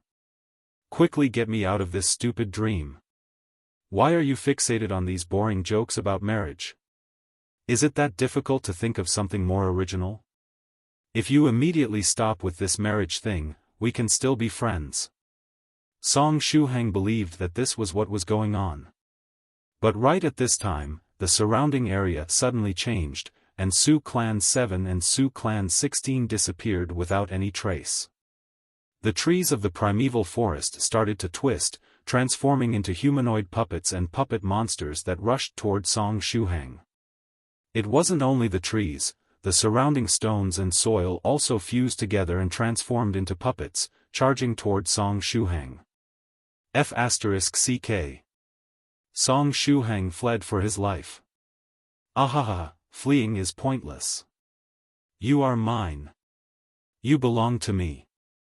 A strange voice echoed at this time. It felt as though countless voices belonging to men, women, children, and older people had fused together. Your blood, your flesh, your bones, your hair, everything you have, is mine. What the hell is happening? Shuhang furrowed his brows as he kept running at full speed. He felt that something very bad would happen if those monstrous puppets caught him. In the next moment, the entire world started to surge. Everything was now made of puppets. Air, rocks, wood, soil, fire, lightning, and water all transformed into puppets. An endless quantity of puppets surrounded Shuhang, stretching out their hands and greedily pouncing toward him. Shuhang said angrily, "What's the deal with this damn dream? How could he even play along if the whole world was under the control of the other party?" He had nowhere to hide at this moment. Shuhang was getting restless. What would happen if the puppets caught him? Just as the innumerable puppets were about to grab Shuhang, a jet-black flying sword shattered space itself and pierced the ground in front of Shuhang. In the next moment, endless darkness was released from the jet-black flying sword. The pure darkness devoured everything. In the blink of an eye, all the puppets in the dreamland were swallowed by the darkness the flying sword released. The entire dreamland had turned into pure, black space, with only Shuhang floating in there. What was happening at this time? Shuhang stretched out his hand and tried to touch the jet-black sword. However, the sword easily dodged his hand, just as though it had intelligence. Soon after, the jet-black sword started to fluctuate. 2 breaths later, a delicate and pretty figure appeared in front of Shuhang. The jet-black hair of the figure fluttered in the air, its eyes as bright as the silver moon. A charm that words alone couldn't describe was exuded from its body. Even this world full of darkness was unable to overshadow its charm. "Senior White!" Shuhang called out happily. The figure before his eyes was none other than Venerable White. "Ha!" Venerable White faintly smiled at Shuhang. The gentle smile immediately reassured Shuhang. "Senior White, did you finally come out of secluded meditation?" Shuhang asked. "Yes." Venerable White smiled and nodded. "Senior White, what's the deal with these interlinked nightmares I had just now?" Shuhang asked again. However, he was still vigilant deep inside his heart. After all, he was still inside the dreamland. Although the Venerable White before his eyes seemed to have come here to save him and get him out of here, he wasn't completely sure whether he was the real Venerable White or just another creation of the nightmare. Shuhang wasn't guarding against Venerable White, but the person that had trapped him inside this nightmare. "This nightmare of yours is a magical technique related to the puppets of the ancient jet-black sect. It's something similar to a curse, and is very difficult to deal with. When did you get affected by this magical technique?" Venerable White explained. Shuhang furrowed his brows. When was he affected by this magical technique? A magical technique related to the puppets of the ancient jet-black sect. Wait a moment, is it possible that Senior Xian Gong arranged a series of traps outside Yu Jiaojiao's villa some time ago so that he could attract the demons of the netherworld and capture the Demodragon? The Demodragon didn't appear back then, and what they captured was a group of sea urchin warriors. But a puppet was hiding amidst the group of sea urchin warriors. Before its death, the puppet suddenly pointed its finger at the far-off Shuhang. Nevertheless, they didn't sense any fluctuation of energy that implied the usage of a magical technique. Is it possible that the puppet secretly used some technique back then? But what is the goal of the opposite party? Shuhang was thinking of chatting with Senior White some more when the latter suddenly said, "Good, that should be enough. It's now time for you to wake up." Shuhang was confused. Then, he saw the smiling Venerable White stretch out his finger and point at him. The world of darkness started to collapse immediately after. In the next moment, Shuhang was finally able to escape that world of interlinked nightmares. Are you talking about this, however? Shuhang's expression stiffened in the next moment. The nearby Venerable White was still in a petrified state, and had yet to come out of secluded meditation.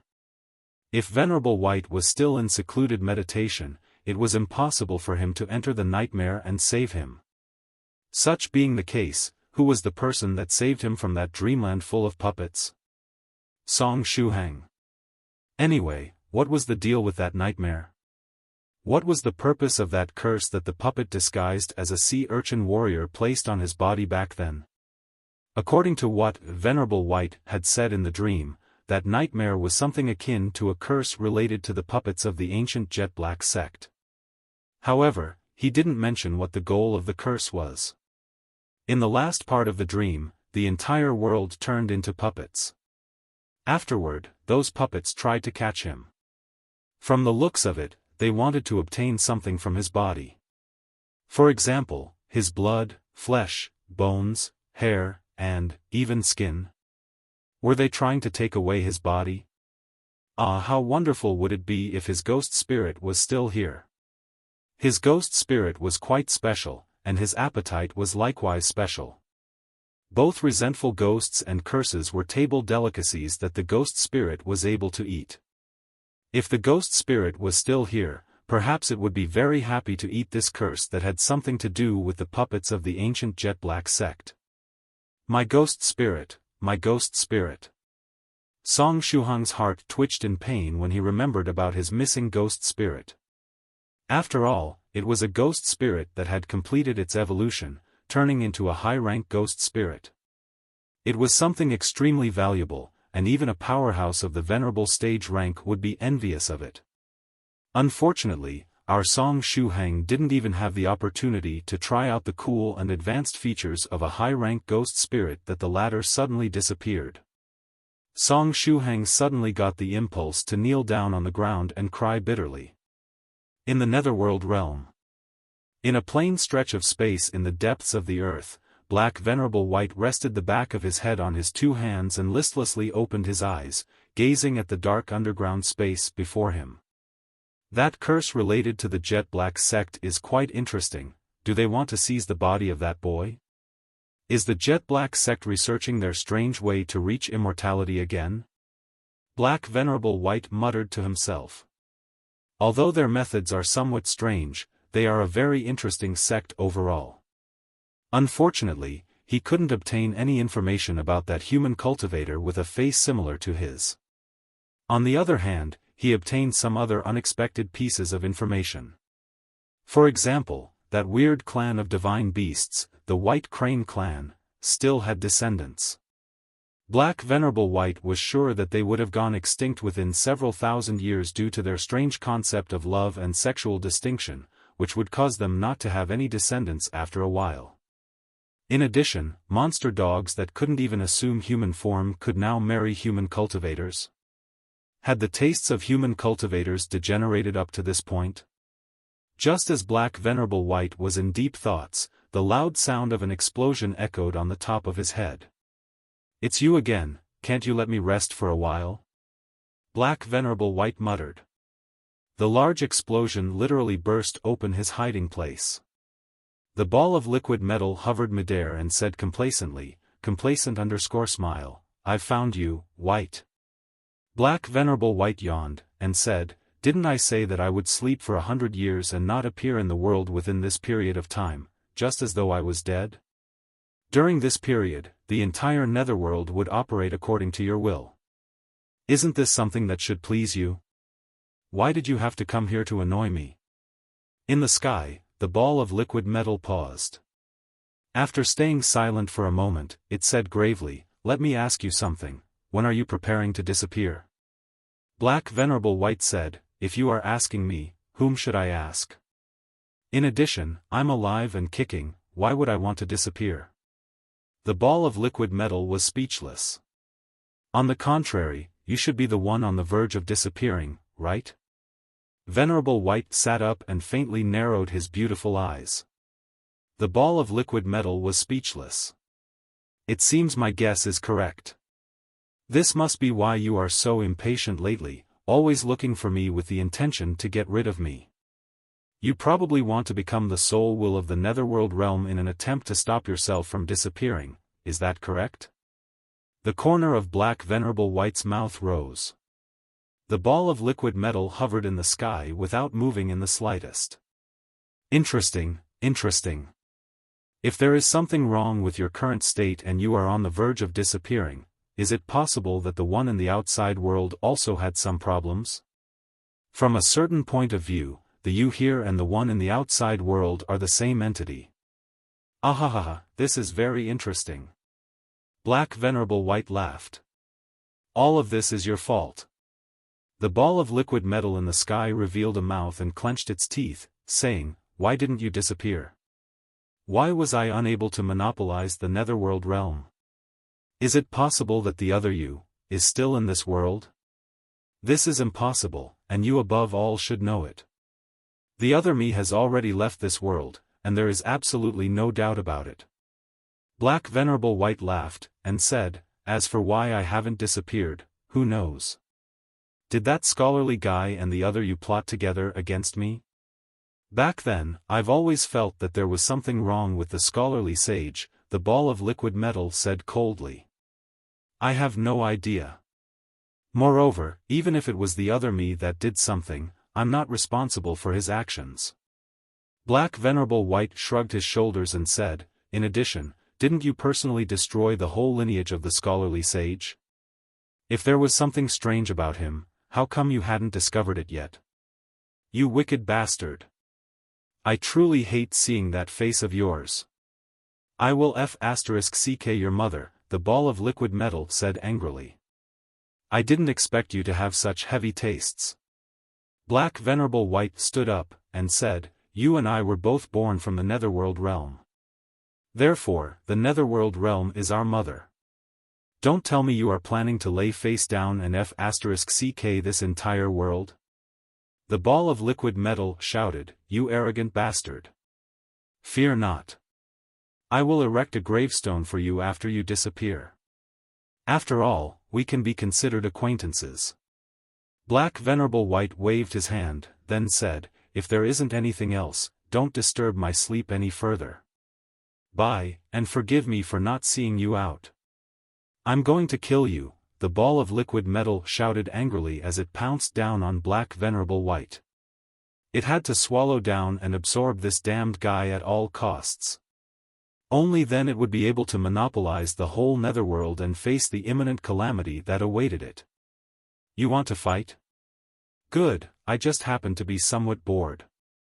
I will play with you a bit, then." Black Venerable White stretched out his hand and made a grabbing motion. Soon after, a jet-black flying sword appeared next to him and slashed toward the ball of liquid metal. The sword chi exploded, and the energy of the netherworld continuously surged. All in the demons in a radius of 5,000 kilometers started to flee for their life so as to avoid getting involved in the battle. In the meantime, in Venerable White's holiday residence, Yu Jiaojiao pushed the door of the room open and entered the room where Song Shuhang was resting. After seeing that he was awake, she said, "Shuhang, you finally woke up." "Yes, I just woke up." "For how long have I been asleep?" Song Shuhang asked. "Almost 1.5 hours. True monarch White Crane used too much strength while taking action," Yu Jiaojiao said with a smile. But when everyone saw the recorded scene, they all agreed that true monarch White Crane's performance was very good. The scene where she and senior brother Gao Sheng hug each other and die in particular was very touching.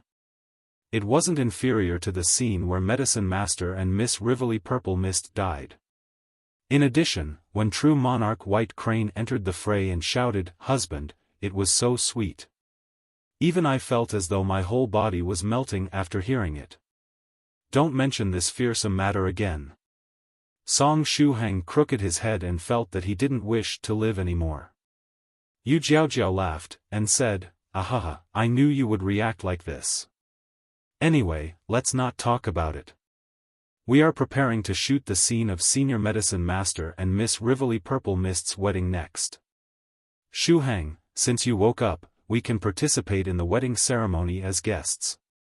Song Shuhang nodded his head, and said, we'll get ready and head over immediately. After getting out of bed, he thought of an important matter, and asked, right. Jiao, what about Senior Xian Gong? A large number of demons attacked them. Such being the case, had that Demodragon come as well? Did Senior Xian Gong manage to catch it? This matter was even more important than the shooting of the movie. It was something that would determine whether or not Senior Xian Gong and he would resolve this problem related to their constitution. Senior Xian Gong? He's squatting down outside the building and smoking.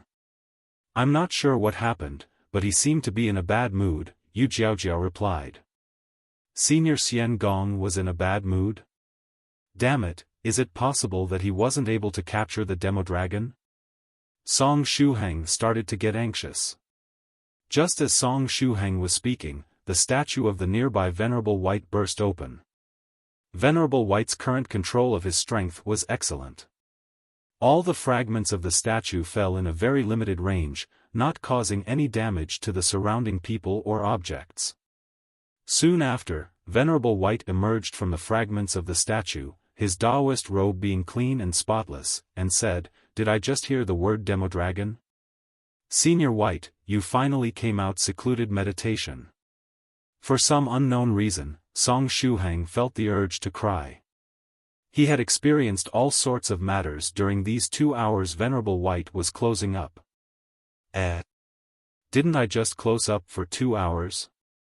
Or was I careless and ended up closing up for several years? Venerable White asked after seeing the agitated Song Shuhang. No. Senior White, you came out secluded meditation exactly after 2 hours. However, let's not talk about this. Let's go to see Senior Xian Gong first, Song Shuhang said anxiously. Hopefully, nothing bad happened during the hunt of the Demodragon. Scholar Xian Gong was squatting outside the building Song Shuhang was resting in. He had a tobacco pipe in his mouth and was taking deep breaths, exhaling white smoke from his mouth and nostrils. His whole body was shrouded in smoke. His head was hardly discernible, and only the fire of the tobacco pipe was visible at this time. Song Shuhang. After seeing Scholar Xian Gong's appearance, he had a bad feeling. Senior Xian Gong, Song Shuhang said. Scholar Xian Gong raised his head and glanced at Song Shuhang. Oh. Little friend Shuhang, you woke up. Senior, did you manage to capture the Demodragon? Song Shuhang asked in a soft voice. Senior Xian Gong had arranged so many traps, had that Demodragon managed to escape regardless? Scholar Xian Gong forced a smile, and said, the Demodragon didn't appear at all, how is that possible? Song Shuhang opened his eyes wide. Those several demons of the 6th stage I captured alive told me that it was indeed the Demodragon that made the 6 cave lords gather together and convinced them to raid China. But as they got into action, the Demodragon didn't appear. It's very likely that the sly Demodragon sent the 6 cave lords here as the vanguard to test the waters while it was hiding in the rear. Now that it discovered that it was a trap, it must have escaped. Damn it! Scholar Xian Gong said. Song Shuhang's body stiffened. Without the Demodragon, they couldn't refine the Demodragon medicine, and without the Demodragon medicine, both Senior Xian Gong and he would be unable to solve this problem about their mental energy being too strong. Does this mean that it was a failure? Song Shuhang asked. Yes, it was ultimately a failure, Scholar Xian Gong replied. The two of them looked at each other and smiled bitterly. If there is really no other way, we can perhaps ask Fellow Daoist 7th Cultivator of True Virtue for help, Scholar Xian Gong said. Song Shuhang faintly sighed. From the looks of it, he would need to prepare more spirit stones in order to buy the blood of Demodragon from the Almighty Merchant. Perhaps the Demodragon hasn't given up yet? Maybe it's hiding somewhere, ready to strike as soon as the opportunity arises, the nearby Yu Jiaojiao said. I thought of this possibility as well, but catching it next time is going to be very difficult. Scholar Xian Gong heaved a sigh. But we can't give so easily, isn't that right, Senior? Song Shuhang said firmly. Well said. Little friend Song Shuhang, a bright future will await us. You also said well, Senior Xian Gong. We won't give up so easily on this matter. Song Shuhang and Scholar Xian Gong encouraged each other. Yu Jiaojiao blinked her eyes. She found this scene where Song Shuhang and Senior Xian Gong were encouraging each other pretty funny. This Demodragon you are talking about is a Demodragon hailing from the Netherworld realm, right? Venerable White's voice echoed at this time. Yes, Senior White. Song Shuhang nodded, and said, at first, we were thinking of catching that Demodragon and gifting Venerable White a special treasure manufactured from its body. But we didn't expect that the Demodragon wouldn't appear at all. Scholar Xian Gong sighed, and said, the god of creation really likes to make fools of people. Dharma King Creation's voice suddenly echoed, Senior Xian Gong, when did I make a fool of you? Fellow Daoist Creation, you actually came. Scholar Xian Gong raised his head and glanced at Dharma King Creation, saying, now then, that voice message you sent in the 9 provinces #1 group earlier caused several fellow Daoists to get mental pollution. You dared to come here even though they are looking for you? Don't worry, a wise man is always prepared. Dharma King Creation laughed. The nearby Venerable White held his chin and glanced at Song Shuhang and Scholar Xian Gong, who were squatting in one corner. Alright, it was better not to tease them further. Fellow Daoist Xian Gong, little friend Shuhang, I think that this Demodragon won't be looking for you anymore, Venerable White said. Song Shuhang was confused. Scholar Xian Gong said, why? Senior White, is it possible that you obtained some news? Venerable White nodded his head, and said, yes. Song Shuhang asked, if the Demodragon won't be looking for me anymore, does it mean that Senior Xian Gong and I won't have the opportunity to catch it in the future? Scholar Xian Gong said, sigh, is my luck really that bad? Am I already the #1 trash luck god, in the 9 provinces #1 group? Scholar Xian Gong and Song Shuhang got depressed again. But right at this time, Venerable White took something out of his spatial equipment. Soon after, the huge amber statue of a strange and muscular dragon was thrown to the ground with a thud. If that's the Demodragon you were looking for, it died already, Venerable White said indifferently. Song Shuhang and Scholar Xian Gong gazed at the Demodragon. Mom, I feel that my knees have become weak and I'm about to kneel on the ground, what to do? It was really a Demodragon. Although it was now petrified and its appearance had changed quite a bit, with its whole body getting polluted with filthy energy of the Netherworld realm, it was without a doubt a Demodragon. Scholar Xian Gong stared at it without blinking. Senior White, why do you have the corpse of this muscular Demodragon? Song Shuhang really felt like falling to his knees at this time. This was the same muscular Demodragon that arrogantly threatened him back then and said that it would come to China from the Netherworld to put him to death. However, why had it turned into an amber statue? Why was it with Venerable White? Yu Jiaojiao and Dharma King Creation also curiously looked at Venerable White. Venerable White slowly explained, this is what happened. When I came out of the ancient ruins, I found myself without a flying sword since I had lent my meteor sword to little friend Shuhang. Song Shuhang nodded his head. However, what was the relationship between Venerable White not having a flying sword and this muscular Demodragon? Then, just as I thought of looking for a fresh tree branch to manufacture a disposable flying sword, a monster willow hailing from the Netherworld suddenly appeared in front of me, Venerable White said with a smile. Is it the same monster willow Senior White was planting back then? Song Shuhang asked. Under the effects of Senior White's scary luck, a monster willow hailing from the Netherworld was directly delivered to his doorstep? Yes, it's precisely that monster willow. Afterward, True Monarch White Crane and I carelessly entered the Netherworld realm due to this monster willow, and ended up meeting that Demodragon. Back then, when I barged into the Netherworld realm, the speed of my flying sword was too fast. I was unable to break in time, which caused me to stab to death that Demodragon, Venerable White said indifferently. He was unable to break in time and ended up stabbing the Demodragon to death. Stabbing to death, really? It was like carelessly trampling to death an insect while taking a walk. Song Shuhang and Scholar Xian Gong looked at each other again. Their eyes had started to tear up. This time, they really wanted to cry. The two of them had been trying to think of every means possible to capture this Demodragon of the 6th stage True Monarch rank. They had prepared traps, baits, and even invited a lot of powerful experts for assistance. But little did they know that the pitiful Demodragon got stabbed to death by Venerable White just as they were racking their brains to catch it. Scholar Xian Gong forced a smile, and said, "What was the point of all the hardships we went through up until now?" Song Shuhang also forced a smile. The nearby Yu Jiaojiao comforted, Senior Xian Gong's effort wasn't all for naught. All the demons of the netherworld that Song Shuhang's aura attracted here helped us shooting the scene of the destruction of the immaterial cloud sect. After hearing these words, Senior Xian Gong was even more depressed. He ended up owing a lot of favors after he asked those fellow Daoists to come over to help him kill the Demodragon, and he definitely didn't do it for shooting the movie.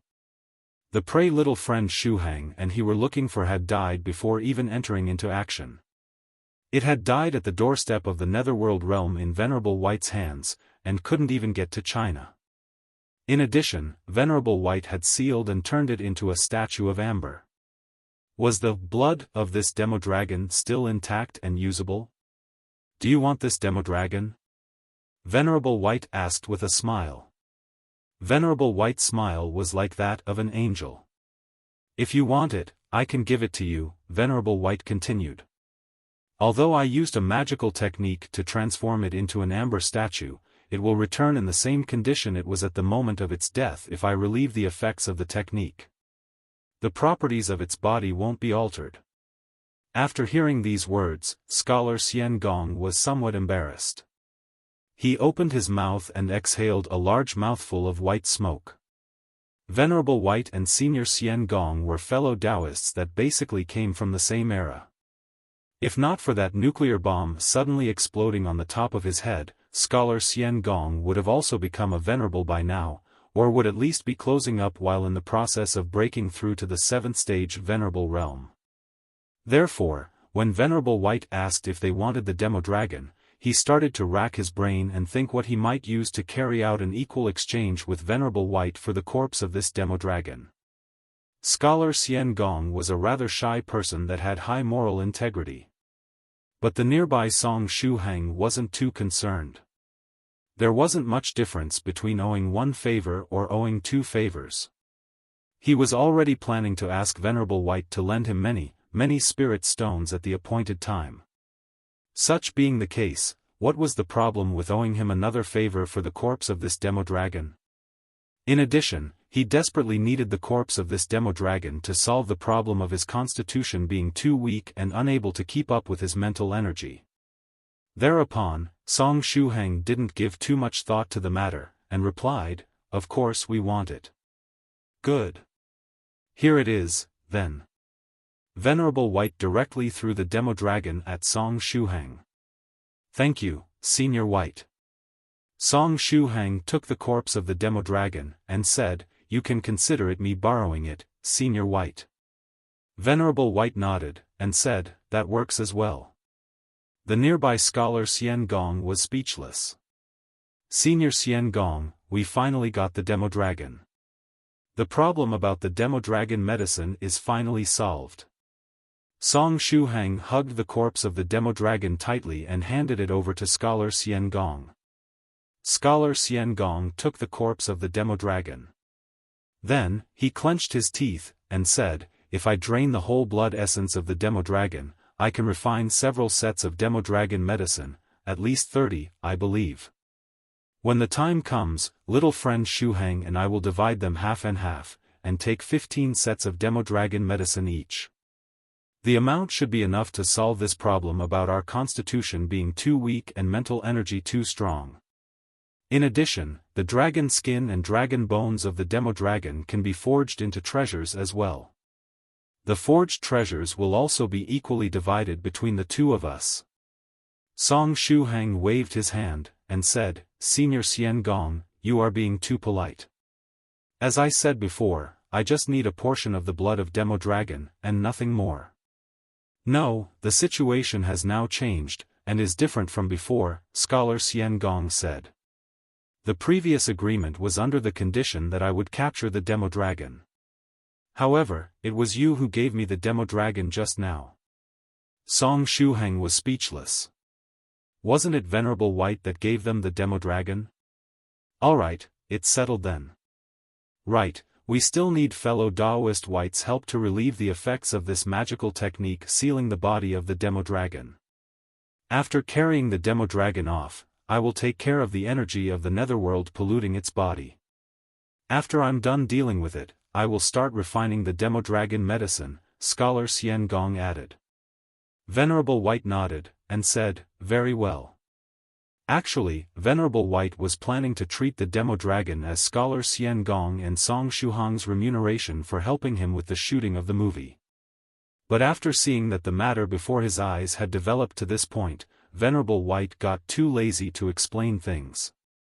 After all, little friend Song Shuhang and Scholar Xian Gong had finally obtained the blood of Demodragon they were looking for. Therefore, it was up to them how to process the corpse of this Demodragon now.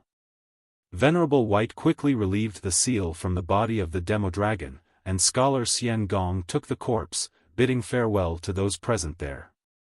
He still had to meet the helpers he'd invited and distribute between them the corpses of the demons he'd caught with the traps and their help. There were the corpses of a few demons of the 6th stage and several of demons of the 4th and 5th stage. The corpses of the demons were the spoils of war of Scholar Xian Gong and the helpers he had invited. Scholar Xian Gong could use part of these spoils of war to repay the favor that these helpers did him by coming over to give him a hand. After all, the corpses of demons of the 5th and 6th stage were very valuable. After the joyful Scholar Xian Gong left, Song Shuhang thought of another matter, and took Lady Onion and the Enlightenment Stone out of his size-reducing purse. Senior White, do you have the means to separate this monster onion from the Enlightenment Stone? Song Shuhang asked. Lady Onion did him a big favor this time. Therefore, Song Shuhang remembered that she wanted him to set her free. Venerable White said, did you try to forcefully separate them? But won't this injure the root of the monster onion? Song Shuhang asked. Venerable White replied, do you want to separate this monster onion from the Enlightenment Stone without injuring its root? Song Shuhang nodded his head, and said, yes. Venerable White said, I see.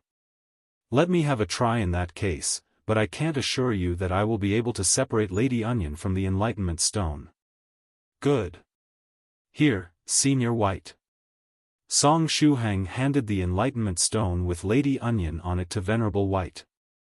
Venerable White held the Enlightenment Stone in his hand and examined it a bit. I will pour some spiritual energy into the root of the monster onion and strengthen it. Afterward, I will try to see if I can pull her out of the Enlightenment Stone without injuring her, Venerable White said. In the next moment, Senior White poured his spiritual energy into Lady Onion's root and formed a protective layer of spiritual energy around it. Afterward, he gently stretched out his hand and grabbed her body, trying to pull her out. As soon as Venerable White gently pulled her, Lady Onion called out in pain, it won't work. No, stop. Song Shuhang tried to comfort her. Are you feeling pain? In that case, try to endure it. As long as you get separated from the Enlightenment Stone, just as he was halfway through his sentence, he noticed that several green onion sprouts had appeared in Venerable White's hand. Did her green onion sprout break? The nearby Yu Jiaojiao asked. Dharma King Creation curiously stretched his neck over to take a look. No, the green onion sprout didn't break. Shuhang realized that although Venerable White was holding several green onion sprouts in his hand, Lady Onion Sprout was still there. The only difference was that its color had changed into bright green. It felt as though the green onion sprouts Venerable White was holding in his hand were Lady Onion's shed skin, just like that of a snake. Shuhang glanced at the green onion sprouts in Venerable White's hand for a while, and sniffed them. There was no doubt about it. That was indeed Lady Onion's several hundred years old green onion sprout. What had exactly happened to Lady Onion? Venerable White asked, "Should I try again?" Shuhang replied, "All right." Yu Jiaojiao said, "I will prepare a healing technique just in case." Lady Onion shouted, "No, no. It's going to be very painful. Please, don't try again. Let me grow on the Enlightenment Stone.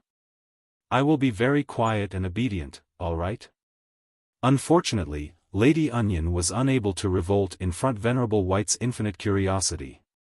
Venerable White poured his spiritual energy into Lady Onion's body once more, forming a protective layer around her green onion root. Then, he stretched out his hand again and grabbed Lady Onion, gently pulling.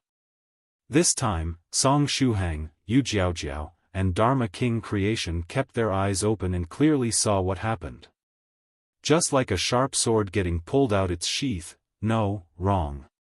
It should be more appropriate to say, just like a sharp green onion getting pulled out of its sheath, a new green onion sprout emerged from the sprout that Venerable White was just holding in his hand.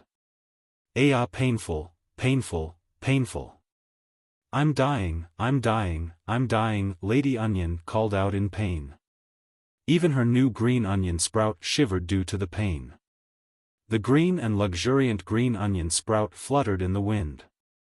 Aside from the color of her new green onion sprout becoming somewhat brighter again, there was no other change. I see.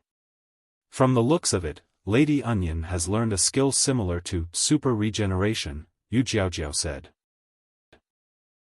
Thrice reckless Mad Saber, these husband and wife are birds of a feather. What nonsense is this? When have you ever seen a monster onion learn something akin to super regeneration? Only lizard or earthworm-type monsters can perhaps learn such a skill. Lady Onion really wished to spurt her green onion juices on Yu Jiaojiao's face at this time. It wasn't a super regeneration ability, it was more like peeling her skin off. They had directly peeled the green onion sprouts off her body. The pain she felt caused her green onion juices to flow out. Nevertheless, although she'd felt a lot of pain earlier, she felt rather good now. When her newly born green onion sprout danced in the wind, Lady Onion could feel a cool and refreshing feeling getting transmitted to the rest of her body. To make an example, it was like having a decayed tooth that was rotten to the root extracted. During the extraction process, one would feel great pain, but they would immediately feel better after the dentist was done taking the tooth out. It's not super regeneration. It's just a layer of green onion sprouts getting peeled off her body. Still, these green onion sprouts I peeled off her body are rather strange. There is just a small cavity in the center, and that's it. It's no different than breaking off a real green onion sprout, Venerable White said, and then added, anyway, I can't think of any method to separate Lady Onion from the Enlightenment Stone without hurting her. I'll discuss this matter with the other fellow Daoists of the 9 provinces number 1 group in a while and see if they have a better solution to separate this monster onion from the Enlightenment Stone. After saying this much, Venerable White returned one set of green onion sprouts, the Enlightenment Stone, and Lady Onion to Shuhang. As for the other set green onion sprouts he'd peeled off her body, or green onion sheath, if we want to call it like that, Venerable White stored it away after examining it for a short moment. Senior White did his best. Shuhang grabbed Lady Onion and the green onion sprouts, saying, Lady Onion, it seems you will have to stay on the Enlightenment Stone for some more. Lady Onion faintly sighed, and said, it seems there is no other way. Actually, she was somewhat unwilling to leave the Enlightenment Stone. After all, she had greatly benefited by taking root on the Enlightenment Stone. However, she really wanted to regain her freedom as well. As the saying went, you can't have your cake and eat it, too. Whoever made these idioms was very wise.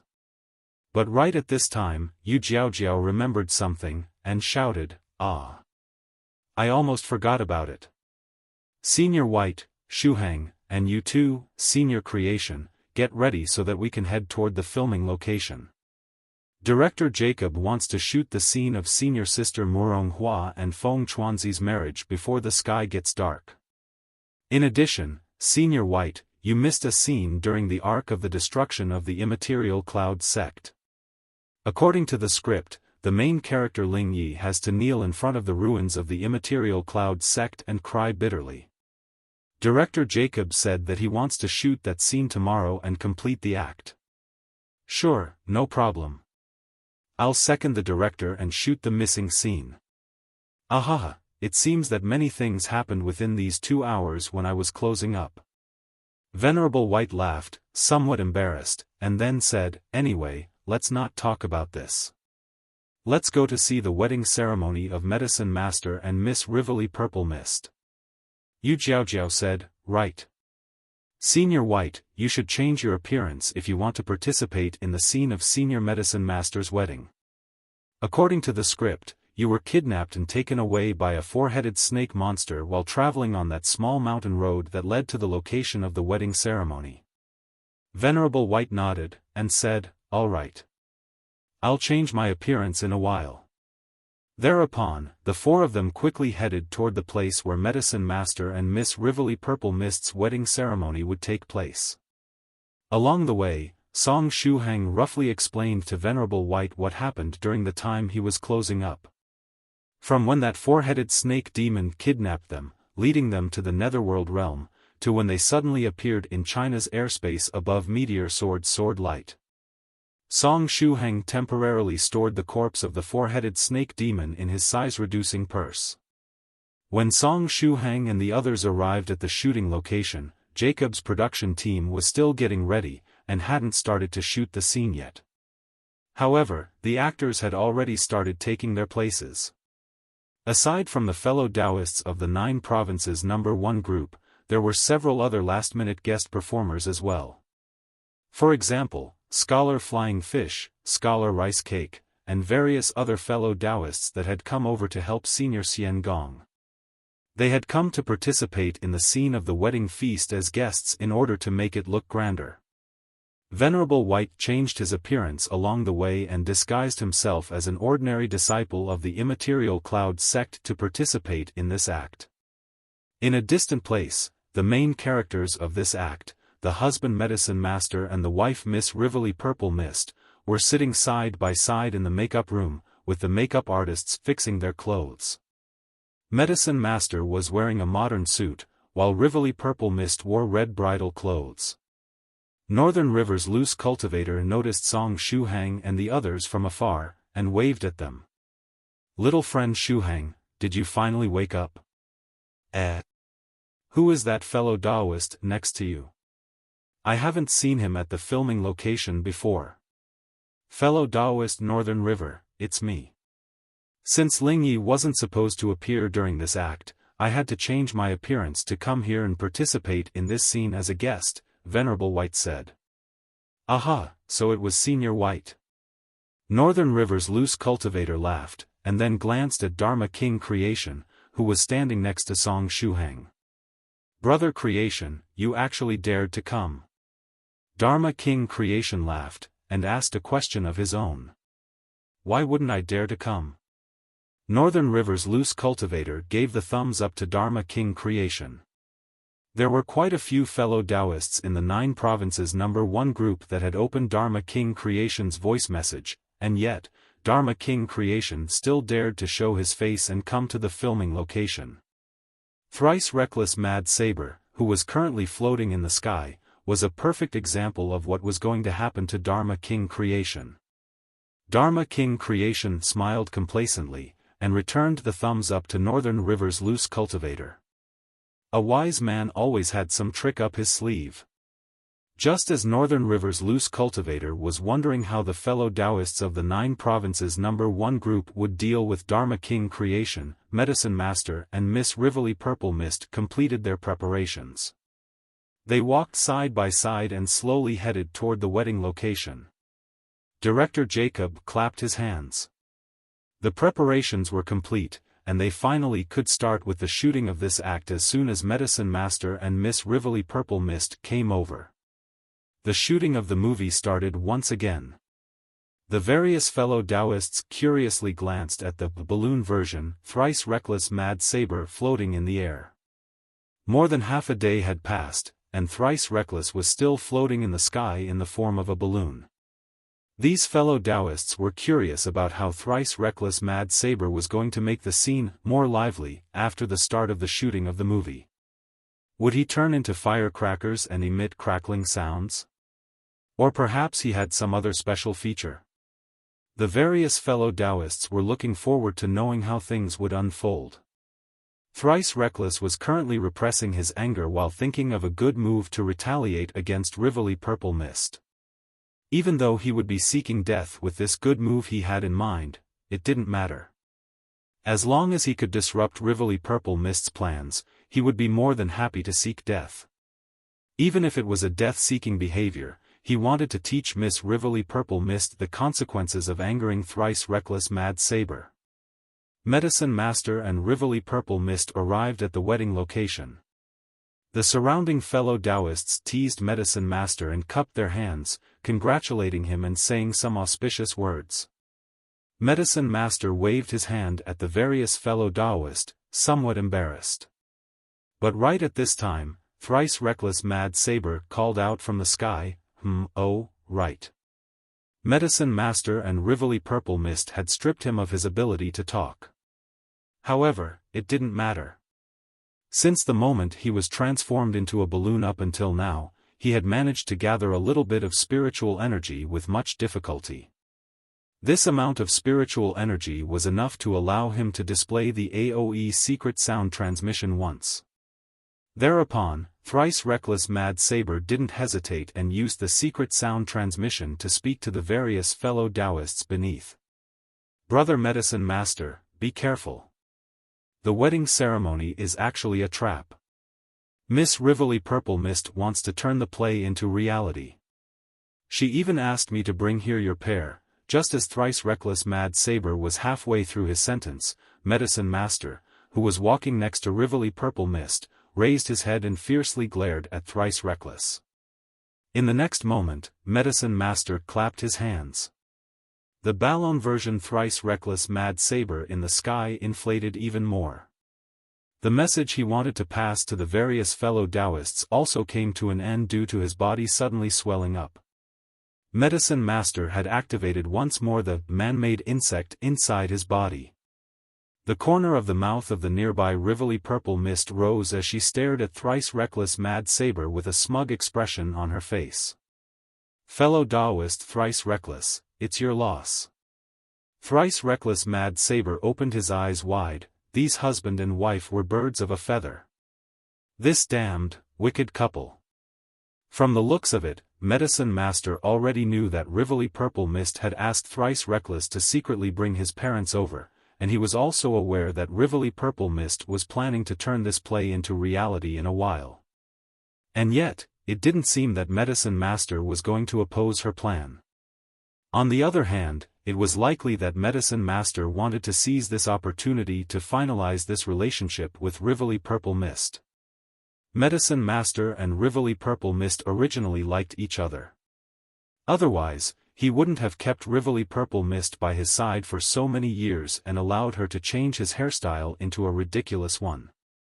But due to that awkward teacher and student relationship between them, Medicine Master was unable to find a good opportunity to change their status from teacher and student to husband and wife even though he liked Rivoli Purple Mist.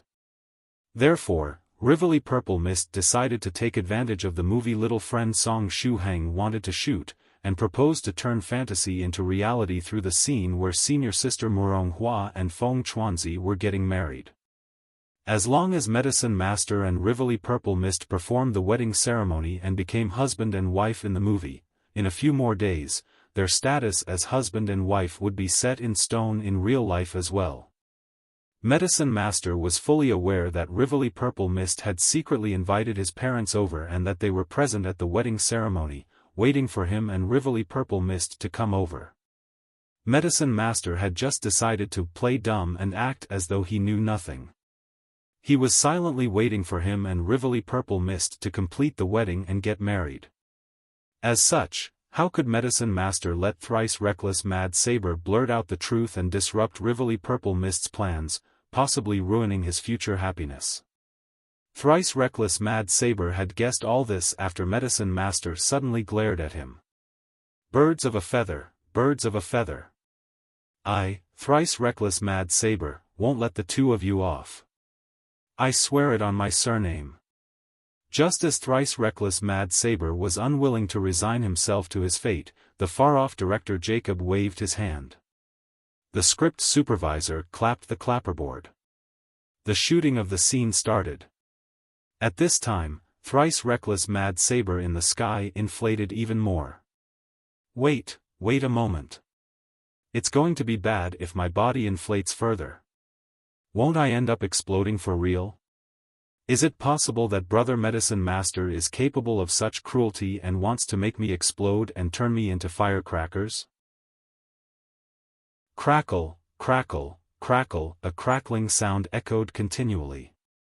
Tears were streaming down Thrice Reckless Mad Saber's face. These tears weren't of regret or grief.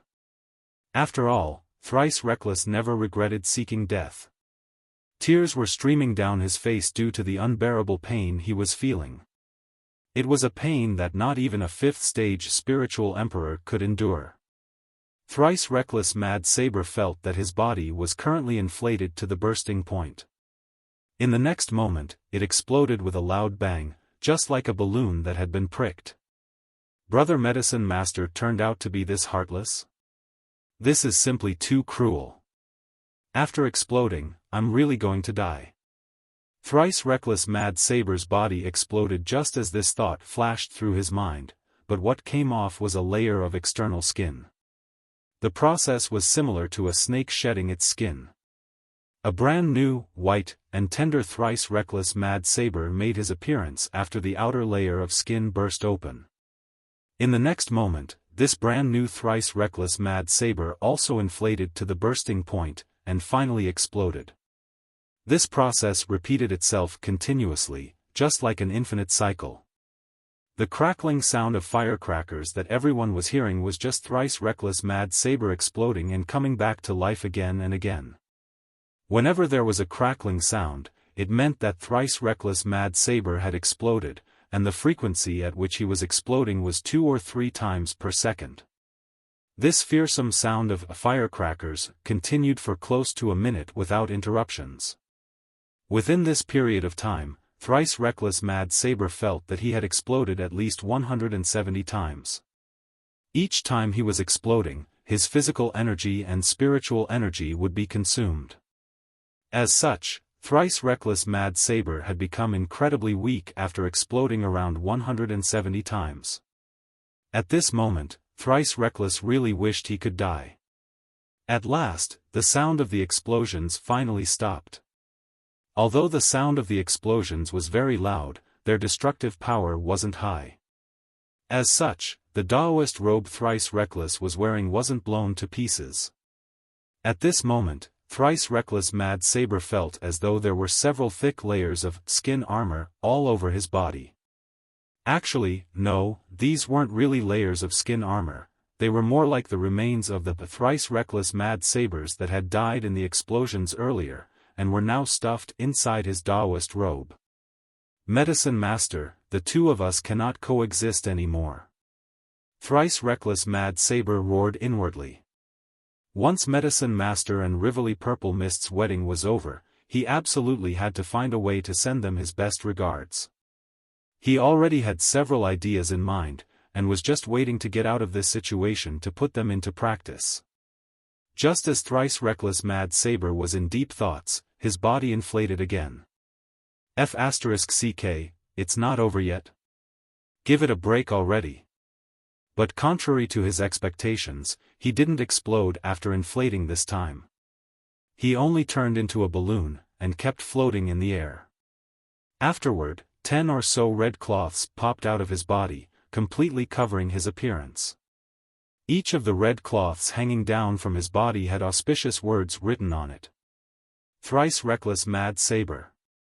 Below, Medicine Master played the role of Feng Chuanzi and led Rivoli Purple Mist, who was cast as Senior Sister Murong Hua, and slowly headed toward the wedding location. In the meantime, Director Jacob specially reserved a close-up for Thrice Reckless Mad Saber. Although the wedding ceremony was somewhat bizarre, what he was going to shoot in the end wasn't an ancient-style wedding. After all, the movie was set in a parallel, futuristic world. As such, there wasn't any problem with the wedding ceremony being modern in style. Anyway, the main characters of the wedding ceremony scene finally entered the fray. Medicine Master's parents were already seated in there, beaming with joy. They had been waiting there for their son Medicine Master to come for a long time. Medicine Master's parents had white hair, but their outward appearance looked very young. Their strength wasn't high, and they were only cultivators of the third stage realm. Actually, had they been ordinary cultivators of the third stage, their lifespan would be over already given their age. However, Medicine Master had used special medicinal pills that could prolong one's life to greatly increase the lifespan of his parents. But precisely for this reason, Medicine Master's parents impatiently wished to see their son getting married and have children before their death. Without Thrice Reckless Mad Saber's interference, the shooting of the scene proceeded smoothly. Feng Chuanzi and Murong Hua completed their marriage. At the same time, Medicine Master and Rivoli Purple Mist seized the opportunity to finalize their relationship. During the shooting of the scene of the wedding ceremony, Rivoli Purple Mist didn't forget about the cameras and the script of the movie. As such, she tried her best to play the role of Murong Hua. At first, she had an expectant look in her eyes and was waiting for the main character, Lychee, to arrive at the wedding in time. Later, a rather worried expression appeared on her face. Finally, she lost hope, and completed the marriage with Feng Chuanzi. Since her current mood was very good, Rivoli Purple Mist's performance was also outstanding. The whole shooting process was very smooth, and was completed without problems. Director Jacob was very satisfied with this result. Today's shooting session had temporarily come to an end. Even if the shooting of the movie had temporarily come to an end, the Feast of the Nine Provinces #1 group wouldn't come to an end so easily. After all, today was the day of Medicine Master and Rivoli Purple Mist's wedding. Rivoli Purple Mist had arranged a big feast in secret. Although ordinary immortal chefs prepared the dishes, the alcohol was very good. After all, Rivoli Purple Mist had been preparing for this day for years. Tonight, the fellow Daoists of the Nine Provinces #1 group, Shuhang and his friends, and even the members of the movie crew would all drink to their heart's content. Gao Mumu and company, as well as the ordinary members of the movie crew, got drunk rather quickly, and were delivered to their rooms by Venerable Spirit Butterfly's subordinates. After drinking to his heart's content, Shuhang swaggered outside and went to look for Senior Medicine Master. He was looking for Medicine Master to give him a congratulatory gift for his marriage. He thought about which gift he could give him, and remembered that Senior Medicine Master once had asked him if he had a several hundred-years-old green onion sprout. At this time, Shuhang just happened to have a fresh green onion sprout with him. However, even after looking a while, the half-drunk and half-awake Shuhang was unable to find Senior Medicine Master. Well, it was kind of expected. Medicine Master had just married Rivoli Purple Mist, and it was likely that the duo was in the middle of some action. Thereupon, Shuhang decided to swagger back to his room. At this time, outside the main entrance, Northern River's loose Cultivator and True Monarch Fallout were pulling Senior Thrice Reckless Mad Saber down from the sky. Northern River's loose Cultivator laughed, and said, "Thrice Reckless, are you still alive?" During his presence in the 9 provinces #1 group, Shuhang noticed that the relationship between Northern River's loose cultivator and thrice reckless Mad Saber was pretty good. He remembered that Northern River's loose cultivator would remind Senior Thrice Reckless Mad Saber not to seek death each time the latter was acting recklessly. The round and pale-looking Thrice Reckless Mad Saber weakly smiled. "It seems he's still living," True Monarch Fallout said with a smile. After saying this much, he took a medicinal pill out of his clothes, and fed it to Thrice Reckless. "Swallow it down. This is the pill that Medicine Master prepared to relieve the effects of that man-made insect. It can allow you to recover some of your strength as well." After he swallowed the medicinal pill, Thrice Reckless Mad Saber's round body quickly returned to normal. At this time, Thrice Reckless Mad Saber's skin was fair and tender, just like that of a newborn baby. Such a tender and delicate skin was enough to make female cultivators feel envy. "I didn't expect that Medicine Master's man-made insect could also rejuvenate one's skin." Northern River's loose cultivator teased him. "I feel as if I am about to die," Thrice Reckless Mad Saber said in a hoarse voice. Shuhang was passing by, and just happened to hear Senior Thrice Reckless words. Perhaps because he was somewhat drunk, he swaggered toward them and squatted next to Thrice Reckless Mad Saber. Then, with a serious expression on his face, he said, "Senior Thrice Reckless, do you have any last words in that case?" Northern River's loose cultivator. True Monarch Fallout. Thrice Reckless Mad Saber's eyes lit up. He needed but a glance to determine that little friend Shuhang was currently drunk. Therefore, he decided to tease him a bit to see what would happen. It was going to be rather amusing, right? Thereupon, Thrice Reckless Mad Saber stretched out his shivering arm, and grabbed Shuhang's hand. "Last words."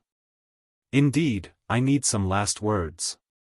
Northern River's loose cultivator was at a loss of words. He felt that Thrice Reckless had started to seek death again. The drunk Shuhang tightly grabbed Senior Thrice Reckless Mad Saber's hand, and said, "Senior Thrice Reckless, what are your last words? I'll write them down for you. After my death, bury me between Medicine Master and Rivoli Purple Mist. I couldn't break them up while alive, so I should act like the third wheel after death and squeeze myself between them." Thrice Reckless Mad Saber was getting more vigorous as he was speaking. Shuhang nodded his head and took out a small notebook, noting Thrice Reckless Mad Saber's last words on it. "No, wait a moment." Thrice Reckless Mad Saber suddenly sighed, and said, "Even if I were to die at this time, it's unknown when Medicine Master or Rivoli Purple Mist will die. Therefore, how can I even squeeze between them?" These last words were somewhat inappropriate.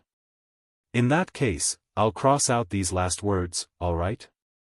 Shuhang hiccuped due to the alcohol, and crossed out Senior Thrice Reckless last words. "Such being the case, change it to, after my death, I want to be cremated," Thrice Reckless Mad Saber said with an aggrieved expression on his face. The sound of his voice was getting weaker and weaker as he was speaking. "There is no need to prepare a grave or erect a gravestone for me, just sprinkle my ashes in the ocean. Having my ashes disperse amidst the surging oceanic waves is my greatest wish." "No problem, Senior Thrice Reckless," Shuhang said earnestly. Shuhang wrote down Senior Thrice Reckless last words one more time. Then, he suddenly bent his waist and picked up Thrice Reckless, carrying him away on his shoulders. The current Thrice Reckless Mad Saber was incredibly weak, and didn't have the strength to revolt. "Little friend Shuhang, what are you doing? Quickly put me down. Senior Thrice Reckless, don't speak anymore. It'll just consume your remaining energy," Shuhang said with a serious expression on his face. "I'll carry you to the crematorium and have you cremated. Afterward, I'll take your ashes and ask Senior White to deliver me to the seashore. At that point, I'll sprinkle your ashes in the ocean, and look at them disappear amidst the waves." The half-drunk and half-awake Shuhang had lost his ability to think. Not even he himself knew what he was doing. At this time, he had only one thought in mind: he wanted to bring the dying Senior Thrice Reckless Mad Saber to the crematorium and have him cremated. Afterward, he would fulfill his dying wish and sprinkle his ashes in the ocean, and look at them as they disappeared amidst the churning oceanic waves. Thrice Reckless Mad Saber was speechless. F***ck, is little friend Song Shuhang serious? No. Little friend Song Shuhang, I was just joking. Northern River, quickly, save me. Thrice Reckless Mad Saber called out. Northern River's loose cultivator was at a loss of words, but for some reason, he was really looking forward to seeing the scene of Song Shuhang cremating Thrice Reckless Mad Saber. It was going to be rather amusing, right? Thereupon, he stood in place and watched as Song Shuhang brought Thrice Reckless toward a distant place. Unfortunately, Song Shuhang didn't manage to cremate Thrice Reckless Mad Saber in the end. After carrying Senior Thrice Reckless on his shoulder and walking for around 200 meters, Song Shuhang fell to the ground. He fell to the ground in the middle of the road. Even Thrice Reckless Mad Saber, who was on his shoulder, was thrown far away. Thrice Reckless Mad Saber's heart was still fluttering with fear as he watched little friend Song Shuhang falling asleep on the ground. Little friend Song Shuhang is really impervious to reason while drunk. Thrice Reckless Mad Saber secretly wiped the sweat off his forehead. It was a stroke of luck that little friend Song Shuhang fell to the ground after getting drunk. Otherwise, he would have likely looked for a bonfire to cremate him. He just wanted to tease little friend Song a little, but got almost cremated in the process. Just as Thrice Reckless Mad Saber was in deep thoughts, True Monarch Fallout arrived next to him and squatted down, propping him up. Fellow Daoist Thrice Reckless, how are you? Thrice Reckless Mad Saber sighed with emotion and said, I almost died.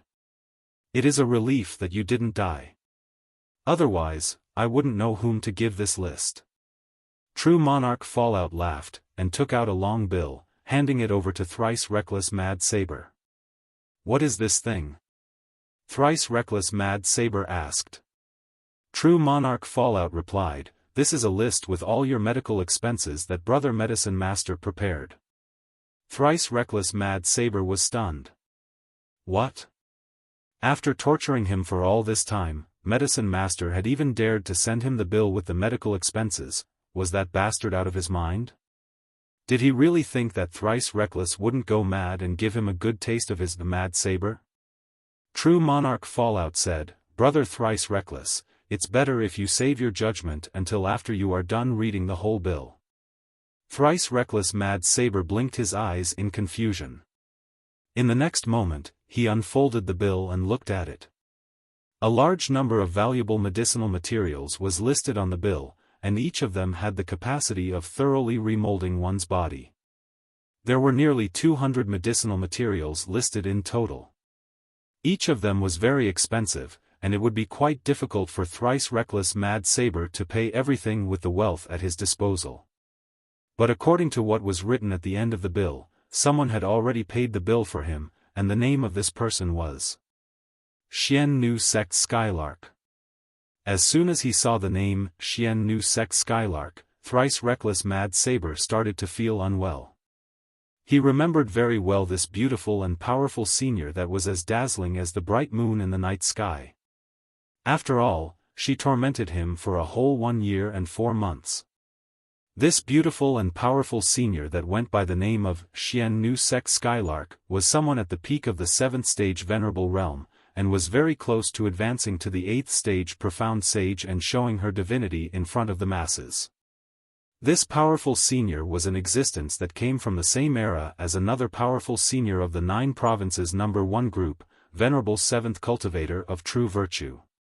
During the hand-guided tractor competition, Dharma King Creation told Thrice Reckless Mad Saber that Xian Nu Sect Skylark was looking for him, and would come to his place as a guest.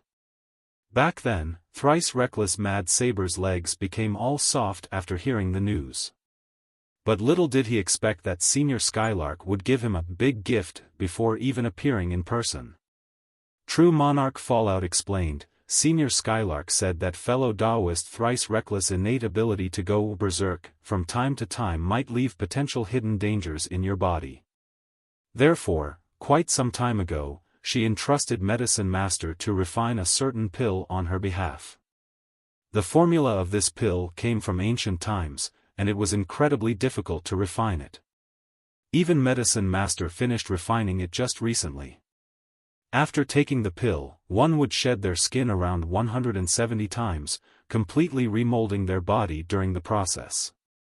She said that this pill should be enough to thoroughly remove that potential hidden danger that might stay behind in your body otherwise, and allow you to smoothly advance to the 6th stage True Monarch realm. After finishing the explanation, True Monarch Fallout sighed with emotion, and added, Fellow Daoist Thrice Reckless, I really envy you.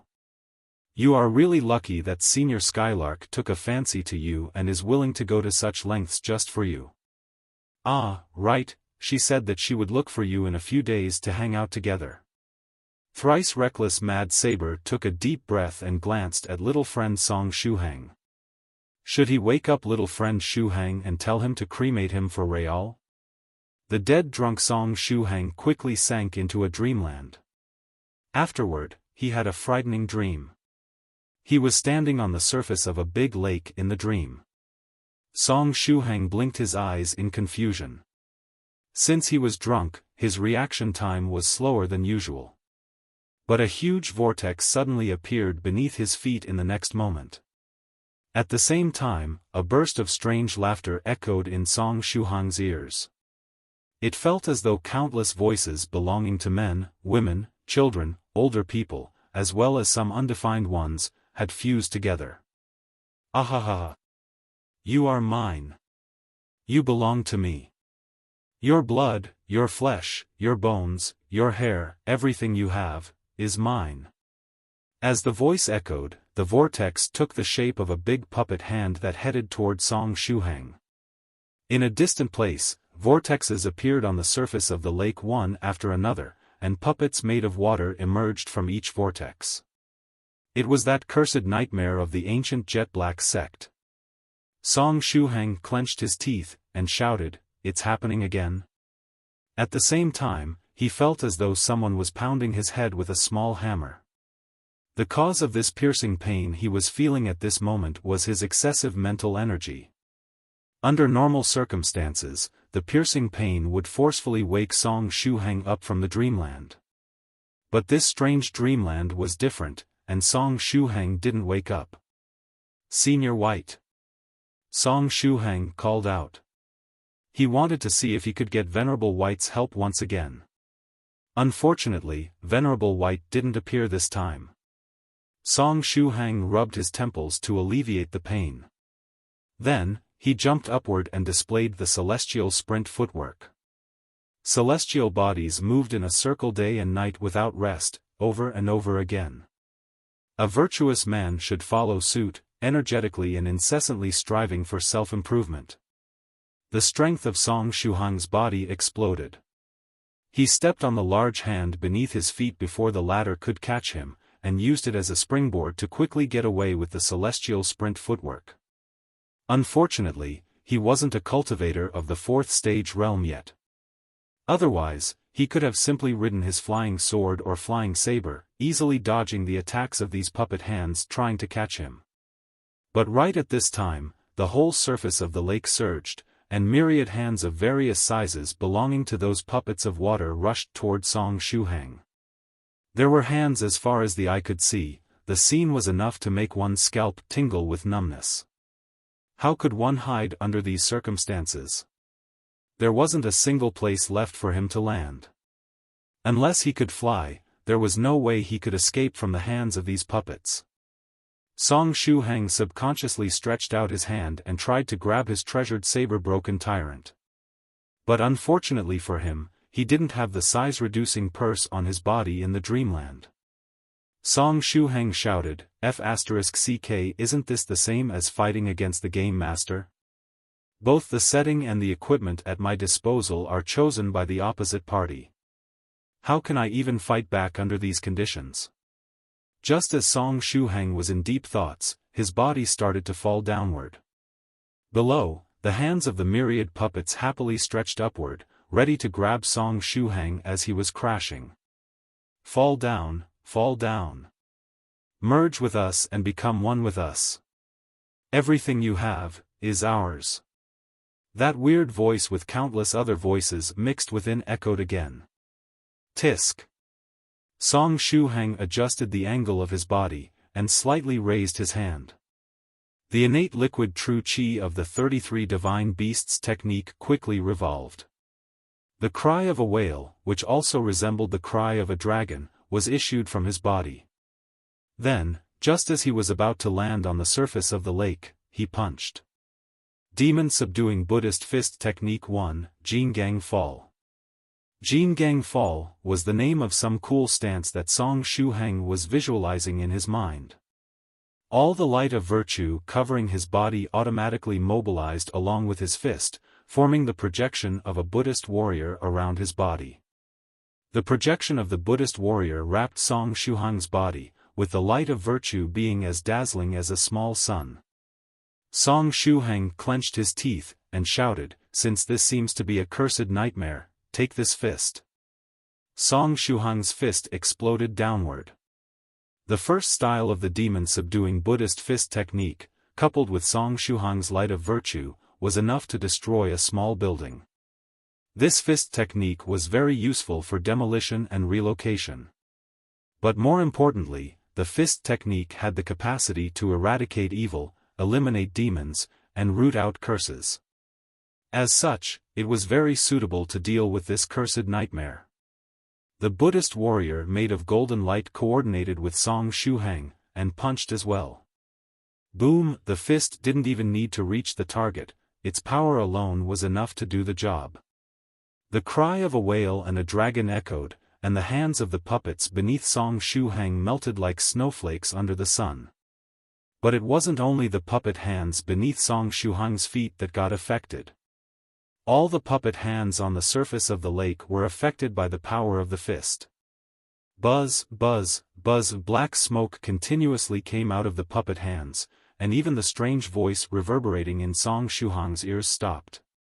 2 breaths later, the surface of the lake returned normal. Song Shuhang fell on the surface of the lake, and felt as though he had landed on flat land. He calmly stood in place. Is it over? Song Shuhang muttered to himself.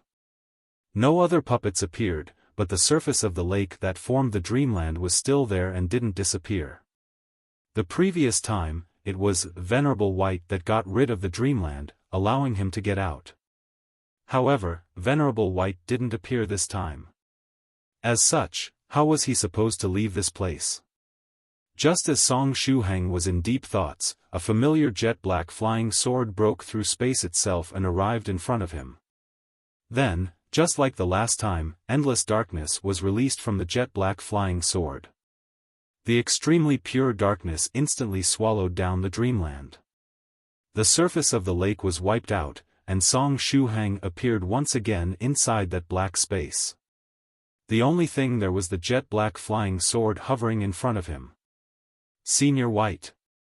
Song Shuhang called out. Along with his call, the jet-black flying sword changed its appearance, and turned into Venerable White. Song Shuhang wasn't sure if this Venerable White was the real one or just an imposter. But for the time being, he decided to treat him as if he was the real Venerable White. How come you are here again? How much time has passed since the last time?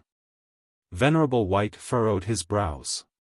After all, this little friend Song was still a cultivator of the 3rd stage, and it was quite normal to sleep only once in 2 or 3 days for a cultivator of the 3rd stage.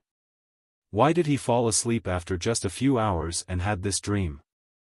Was it possible that he was the type that would take several naps in a day? Ahaha, Song Shuhang made a hollow laugh, and said, I drank too much alcohol earlier and got drunk.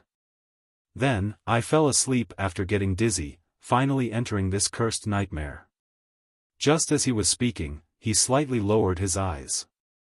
This Venerable White didn't know that he got drunk earlier? In other words, this Venerable White was very likely an impostor. Should he try to confirm it and see whether or not the person before him was the real Senior White? Thereupon, Shuhang sat straight, and said with a serious expression on his face, "Senior White. What's the matter?" Venerable White asked in puzzlement.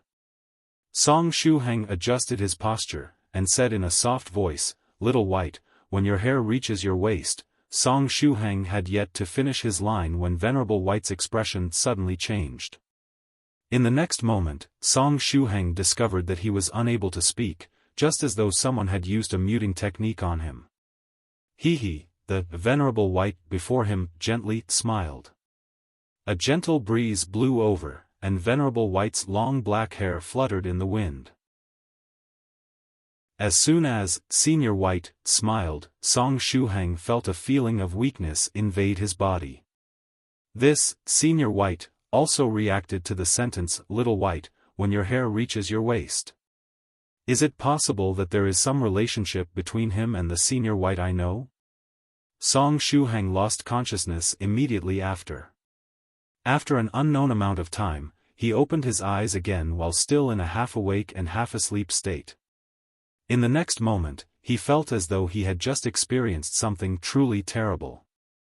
Yet, he was unable to remember what he had just experienced no matter how hard he tried to recall.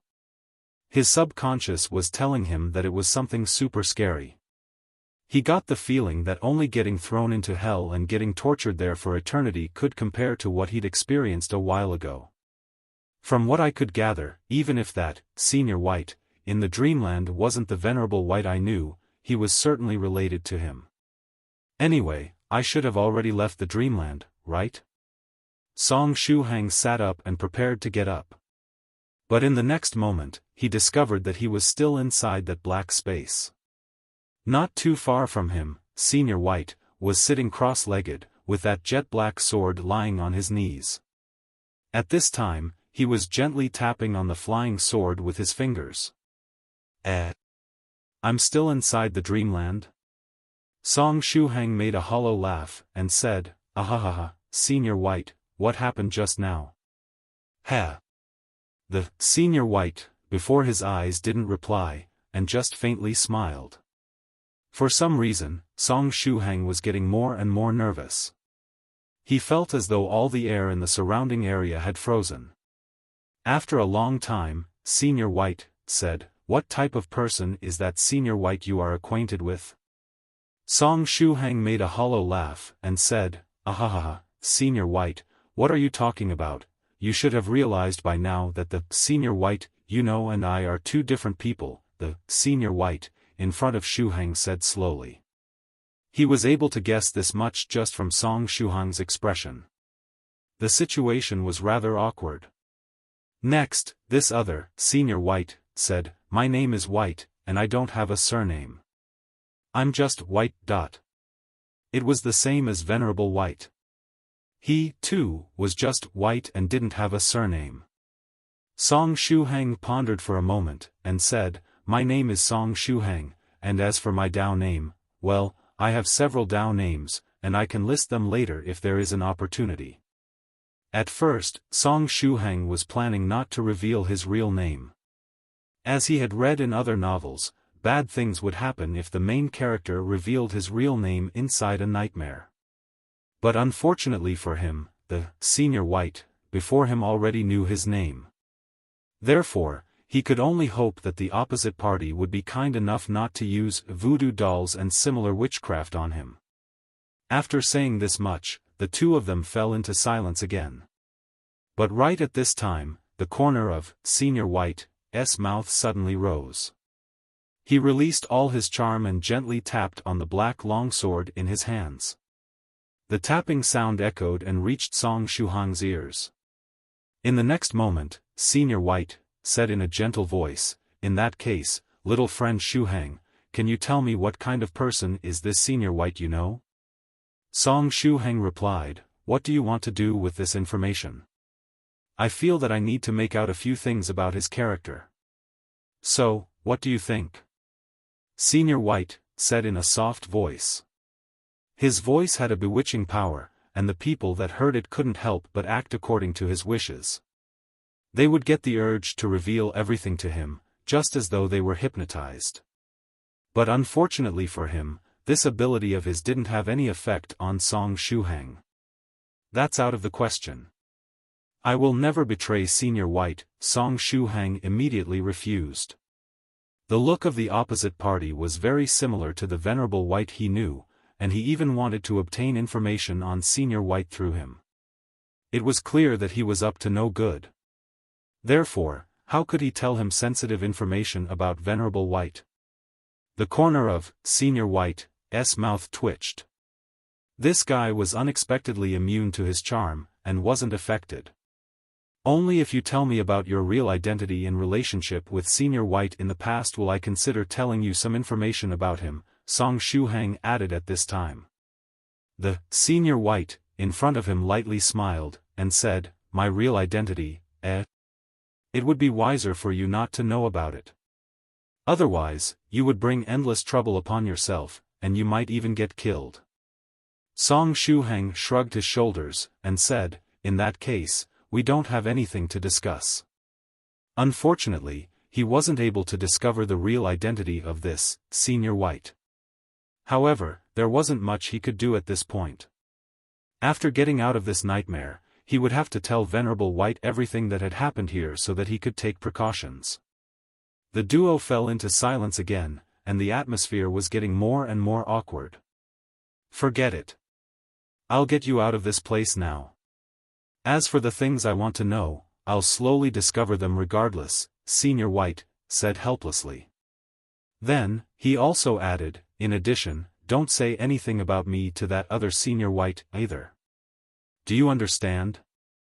The corner of Shuhang's mouth rose. He. TSK, this guy, disappear from my sight. Senior White stretched out his hand and waved it. In the next moment, Shuhang was thrown out of the dreamland. Senior White, likewise left the place. In the netherworld realm, Black Venerable White was in deep thoughts. Due to the limitations applied to his body, he was unable to leave the netherworld realm. However, he could still secretly dispatch some demons to China and have them gather information about that human cultivator that looked like him. He even knows about my black history, Black Venerable White said in a soft voice. Is it possible that he's really my descendant? Or perhaps he is the replacement that the other me left behind? Black Venerable White got the feeling that cultivators or other similar existences wouldn't find what they were looking for after reaching the 9th stage realm and defeating everyone blocking their path, ultimately taking control of the will of the heavens and attaining eternity, becoming the new wielder of the will. After coming out of the dreamland, Shuhang didn't immediately wake up, but kept sleeping, just as he was doing before. What followed afterward was a night without dreams, and Shuhang slept until daybreak. Not even that small hammer pounding on his head due to the excessive level of his mental energy was able to wake him up this time. Shuhang slept soundly, and he was brimming with energy after waking up. After opening his eyes, Shuhang gazed at the ceiling. From the looks of it, someone delivered him to this room after he got drunk. Afterward, he wondered what had happened to Senior Thrice Reckless Mad Saber. Shuhang faintly remembered that he picked up Senior Thrice Reckless yesterday while he was dead drunk, seemingly with the intention to cremate him. As for what happened afterward, he didn't remember. Was Senior Thrice Reckless still safe and sound? Just as he was in deep thoughts, Shuhang discovered that his leg was somewhat numb. He sat up and noticed that there was someone sitting on the bedside. Both the arms of this person were pressed against Shuhang's leg. The girl wore a light purple skirt, and her long brown hair was carefully braided into pigtails. At this time, she was silently weeping, with tears welling up like a fountain. She looked extremely aggrieved. The bed sheet that covered Shuhang's body had been soaked with her tears already, to the point that the tears seeped through the bed sheet and wet his leg too. After discovering that Shuhang had woken up, she raised her head and exposed her red eyes. She was hyacinth-like, delicate, and attracting young lass. "Say, senior sister ye see?" Song Shuhang said, somewhat surprised. The girl before his eyes was precisely the sobbing beauty of the crystal-clear water pavilion, ye see.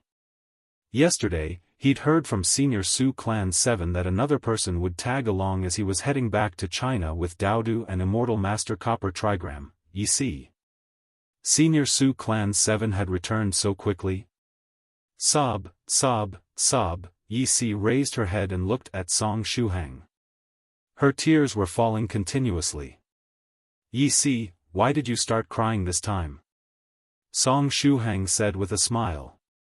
"Is it because of me? I'm all right. I just drank a bit too much yesterday and ended up fainting." "Sob, sob, sob, that's not the problem." Ye see wiped her tears, and then said, "Shuhang, sob, sob, sob, it's bad. Sob, sob, sob, I discovered that I'm already dead." Song Shuhang was dumbfounded. Pavilion Master Chu should have concealed from her the fact that she died and was later revived through a ghost spirit. Such being the case, how did she discover about this matter? "Did Pavilion Master Chu tell you?" Song Shuhang asked in a gentle voice. "No," Yi Si shook her head, and explained while sobbing, "As soon as I reached this crystal-clear water pavilion on the surface of the earth, I recovered many of my memories. Amidst these memories, there was one where I was getting killed. Crystal-clear water pavilion on the surface of the earth." Song Shuhang lowered his head and looked toward the ground. Was it possible that Venerable White's holiday residence was the old crystal-clear water pavilion? Could there really be such a coincidence in the world? Song Shuhang had already visited the crystal-clear water pavilion in space, but he was simply unable to link Venerable White's holiday residence to the crystal-clear water pavilion he saw in space. But after thinking about it, it was pretty normal. When Venerable White found this holiday residence, it was nothing but a stretch of ruins. Everything he saw here had undergone Venerable White's remodeling. Although the general structure of the holiday residence was the same as the crystal-clear water pavilion, the style of the buildings, vegetation, rivers, and formations greatly differed from those of the original crystal-clear water pavilion. It was the same as tearing down an old building and reconstructing it. Although it would be built in the same place, the new building would be completely different than the previous one. Therefore, it was pretty normal that Song Shuhang didn't immediately recognize this place as the old crystal-clear water pavilion. Yes. This place where we are right now is the old crystal-clear water pavilion. Although its appearance has changed quite a bit, this is without a doubt the old crystal-clear water pavilion.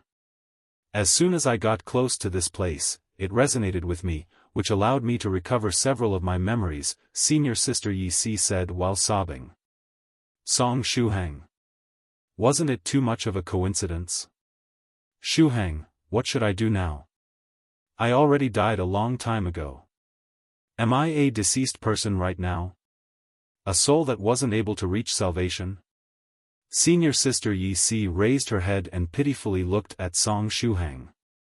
Yi Si, were your memories restored only to the point of your death? Song Shuhang asked gently. Yi Si nodded, and said, yes.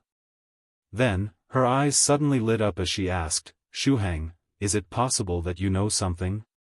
Yi Si, you aren't a soul, Song Shuhang reassured her. Senior Sister Yi Si said, in that case, what am I? Song Shuhang wore a smile on his face, and operated his brain at full speed.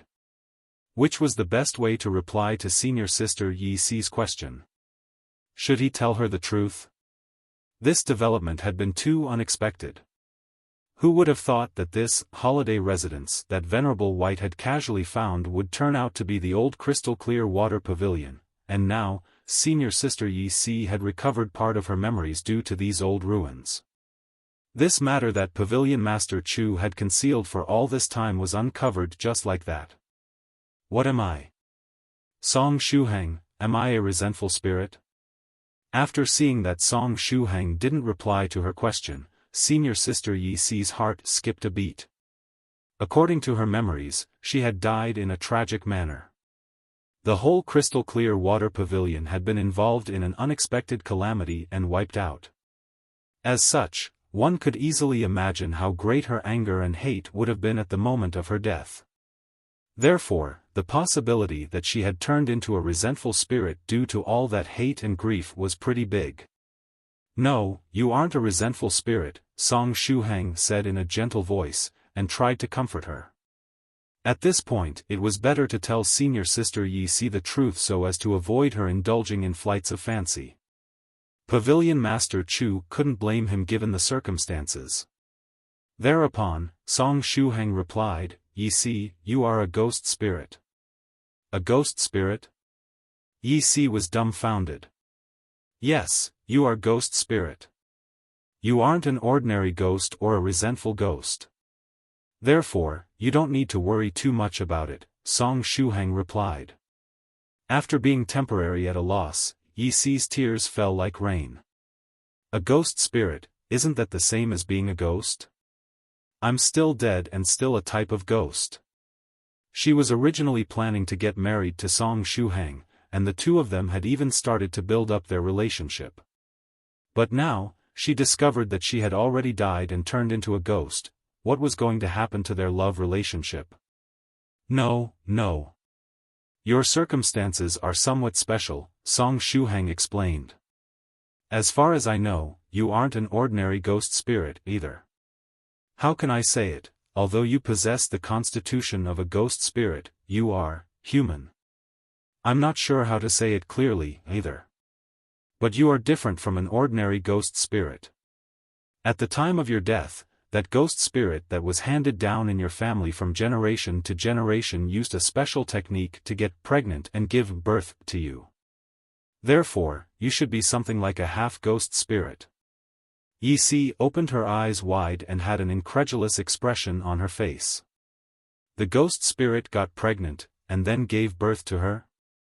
Song Shuhang continued, "Such being the case, the current you shouldn't really be a ghost spirit, but a person that was brought back to life through a ghost spirit with some special means." Yixi stretched out her hand and gently wiped her tears away. Afterward, she absent-mindedly stood in place, and tried to make sense of the things Song Shuhang told her.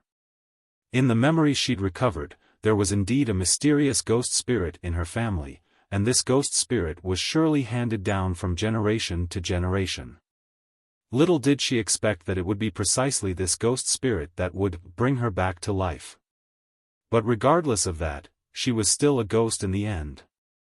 After pondering for a short amount of time, Yixi raised her head and expectantly looked at Song Shuhang. "Shuhang, do you think I can give birth to a child in my current state?" Song Shuhang. Without waiting for Song Shuhang to reply, senior sister Yixi faintly sighed, and said, "I get the feeling that it won't work. It should be impossible to procreate between different species, right?"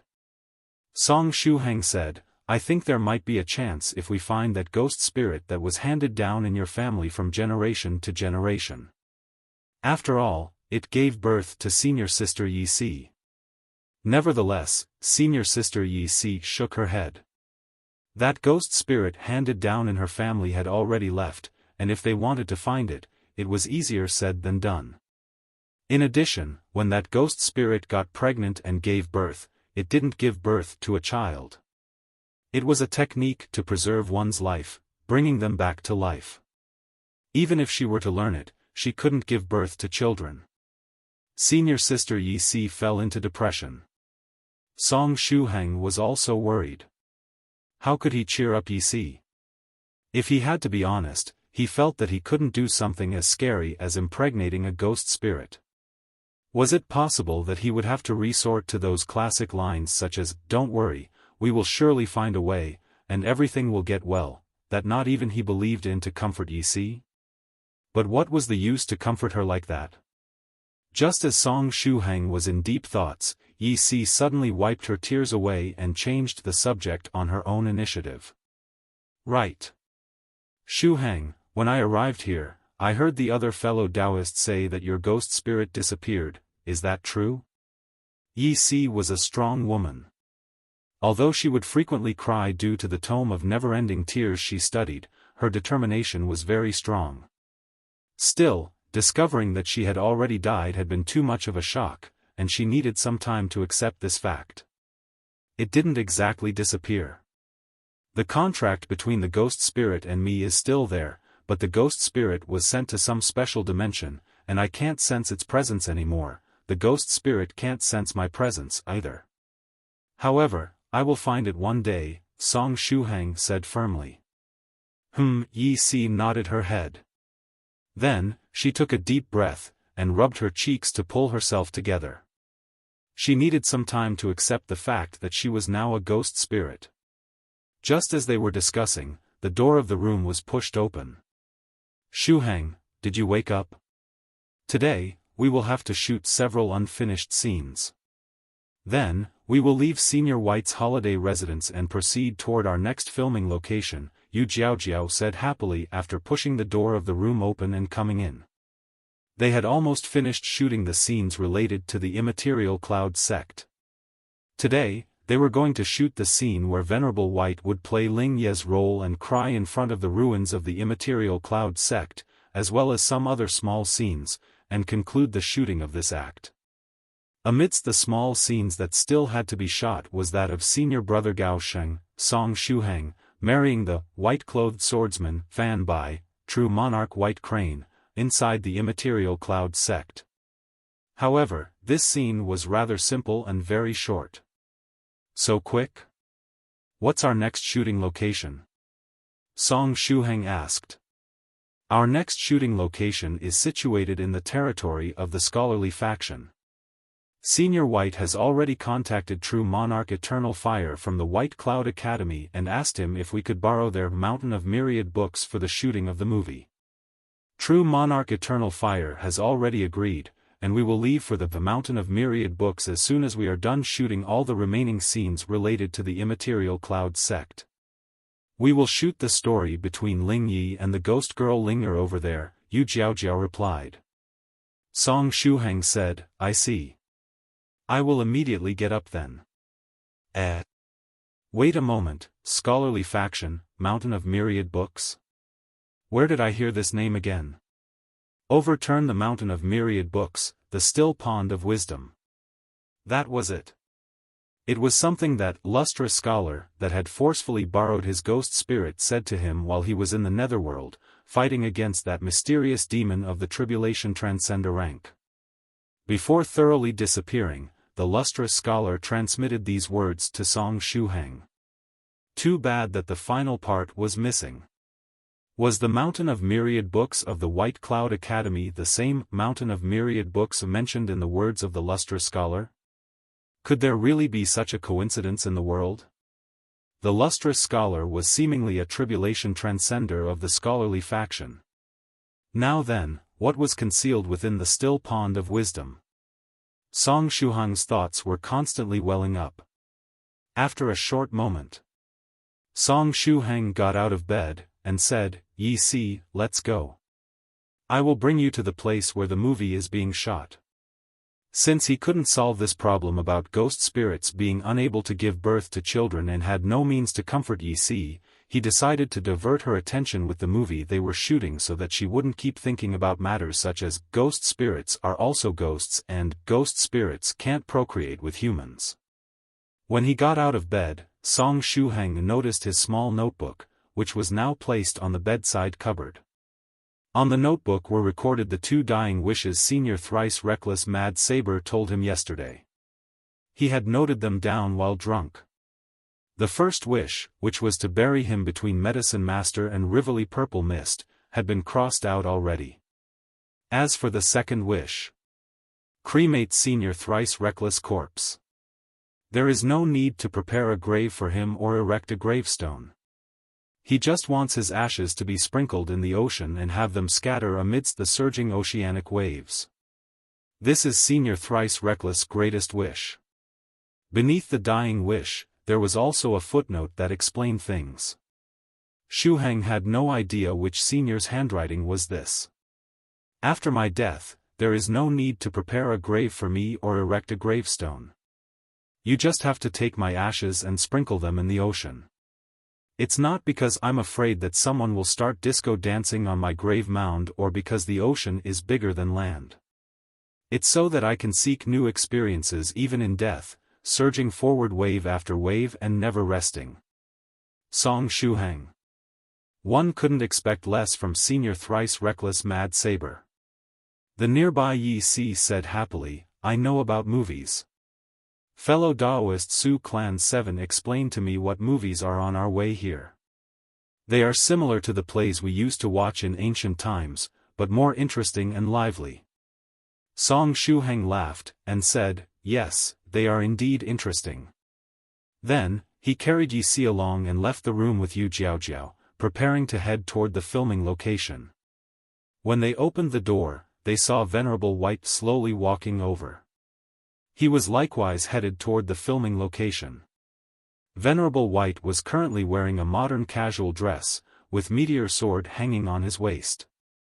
According to the script, the main character Ling Yi would leave the immaterial Cloud sect after the marriage between senior sister Murong Hua and Feng Chuanzi, heading toward the front line of the battle between cultivators and the creatures of the demonic realm.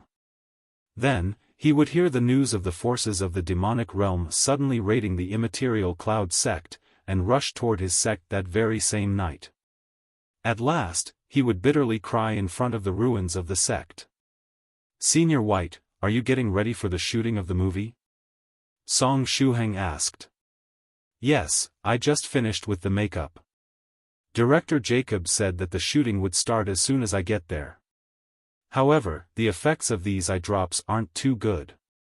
I put them in my eyes a while ago, but tears have yet to come out. At this point, it's better if I stimulate my spiritual energy and shed tears that way. It's surely going to be quicker, Venerable White said while holding the stage prop that was supposed to make him cry. Ahaha. Song Shuhang laughed. Then, he remembered about that matter related to the other Senior White he met in the nightmare yesterday. He felt that he had to tell this matter to Venerable White as soon as possible. Therefore, he said, right. Senior White, there is something I need to tell you.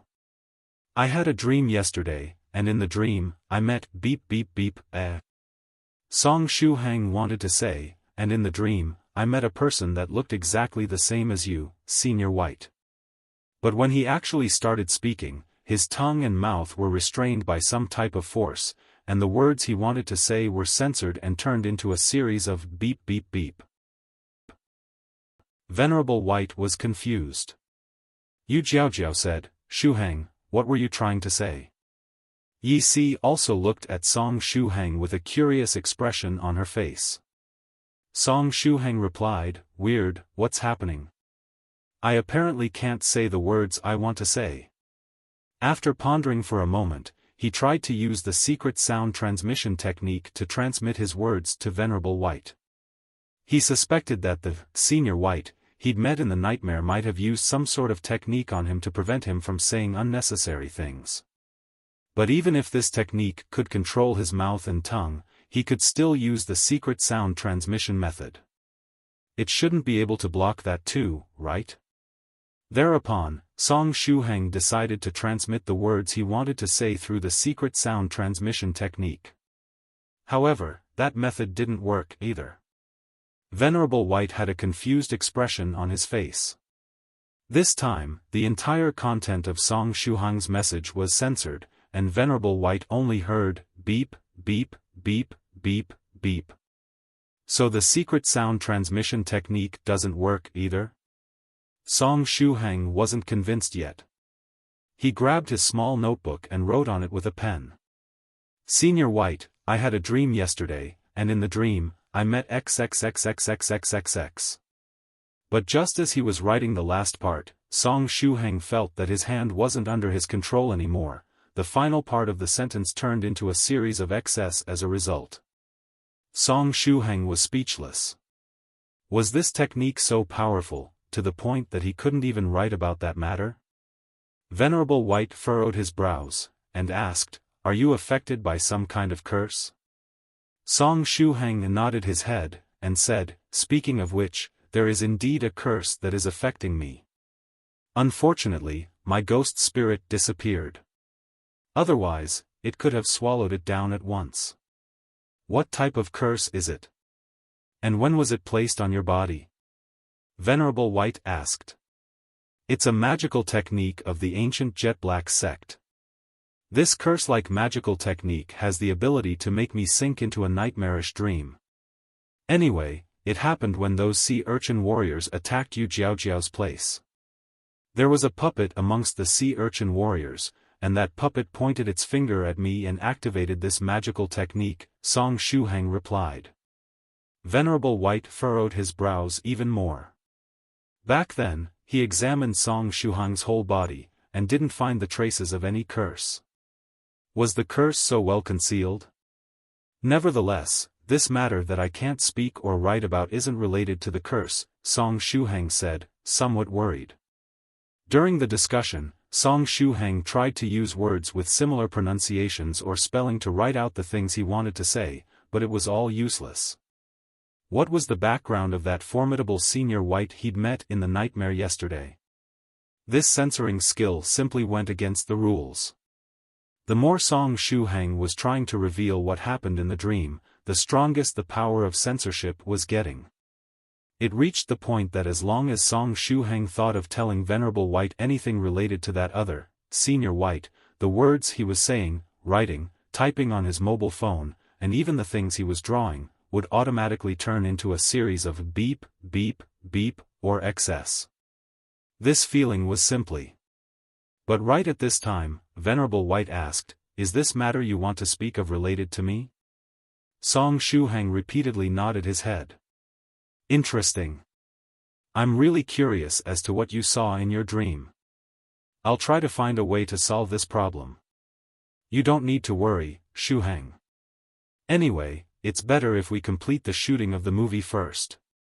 Venerable White looked at the time, and then said, "Director Jacob will get angry if we are late." Song Shuhang forced a smile, and said, "It seems there is no other way."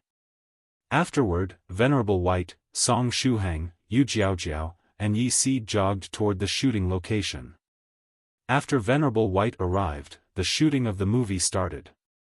The fellow Daoists of the 9 provinces number 1 group and Venerable Spirit Butterfly's subordinates were already lying on the ground and playing the parts of their dead characters. Next to their corpses was a large stretch of ruins littered with flames. They had accomplished all of this overnight through the usage of magical techniques. Director Jacob was somewhat surprised. Scenes such as this usually required computer-generated imagery to be completed, but this group of rich people had recreated this scene in real life in 1:1 scale just to shoot this part. What was burning weren't the ruins of the sect, but money. Director Jacob felt that this movie was going to be the easiest movie of his life. The investors were immediately satisfying all the conditions about the locations he was putting forward. The actors were incredibly good-looking, and their acting skills were excellent. Furthermore, all the scenes of the movie that were shot were as beautiful as pieces of art.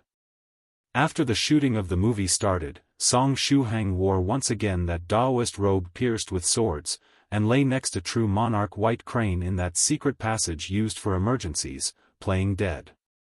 In this arc where the main character Ling Yi was rushing toward the ruins of his sect, senior brother Gao Sheng would make one last appearance.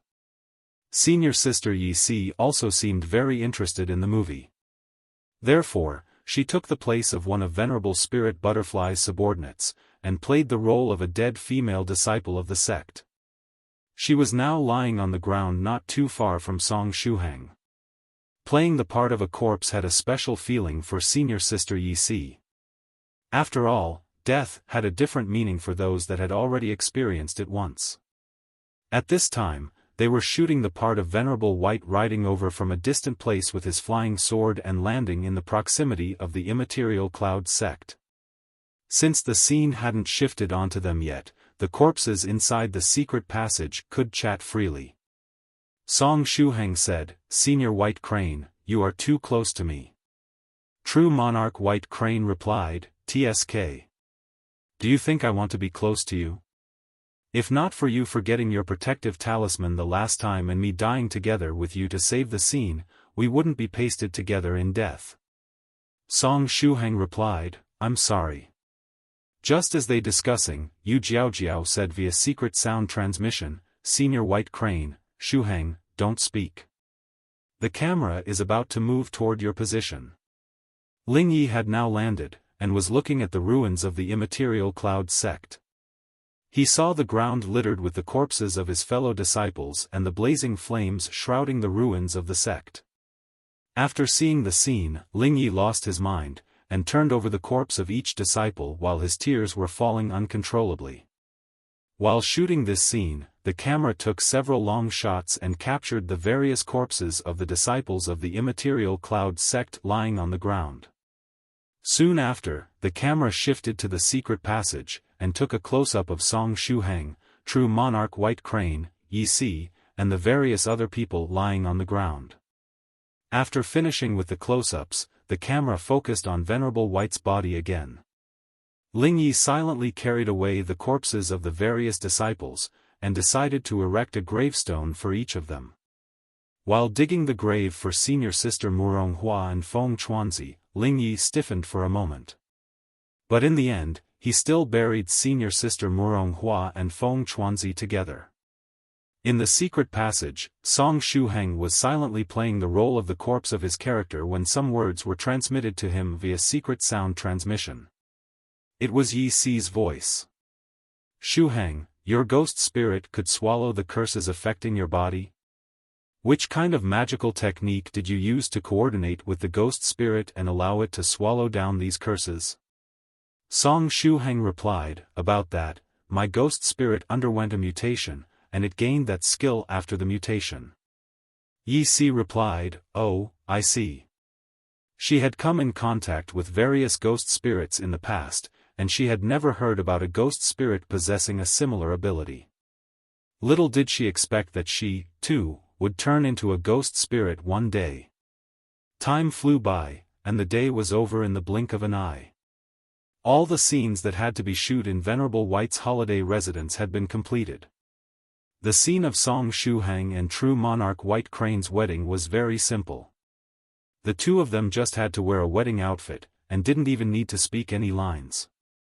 The scene was very short, after all, the two of them weren't the main characters. Then, there was the scene of Lychee waking up and discovering that Senior Sister Muronghua had already gotten married, which caused him to go berserk and leave the immaterial cloud sect. The various supplementary scenes were shot entirely.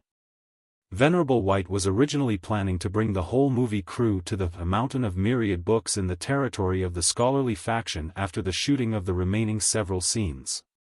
Yet, he didn't expect that completing the shooting of the remaining scenes related to the immaterial cloud sect would take the whole day. Thereupon, the members of Jacob's production team went to rest, and they would set out for the Mountain of Myriad Books of the White Cloud Academy the following day to shoot the next act. Night was falling. The members of Jacob's production team were tired after a day of intense work, and were already sleeping. However, the fellow Daoists of the 9 provinces number 1 group weren't planning to sleep just yet. They were all powerful seniors that didn't need to sleep every day. Even if they were really tired, they could just sit in meditation for a while and recover their strength. Thereupon, the seniors of the 9 provinces number 1 group formed several groups, and were either discussing profound principles, drinking tea and chatting, refining pills with their furnaces, or competing in martial arts. After returning from space, Su Clan 7 had brought Immortal Master Copper Trigram together with him. As such, the great battle between Fairy Lychee and Immortal Master Copper Trigram was currently going on the martial arts stage in Venerable White's holiday residence. Song Shuhang, Senior Sister Lychee, and Yu Jiaojiao had come over to see Fairy Lychee. In addition, Su Clan 16 didn't appear for the whole day. She was seized the previous night by Su Clan 7, who was preparing the treasures necessary to help her transcend the tribulation. Thereupon, she had to study the new formations to transcend the tribulation. After the shooting of the movie, Su Clan 7 would carry her off so that she could arrange the formations for the tribulation and challenge the heavenly tribulation of the 4th stage realm one more time. Is Fairy Lychee there? Yi Si asked curiously. She was very curious about this, Fairy Lychee. Earlier, when Immortal Master Copper Trigram had disguised himself as Fairy Lychee and was merely imitating her aura, it gave Yi Si a very familiar and gentle feeling.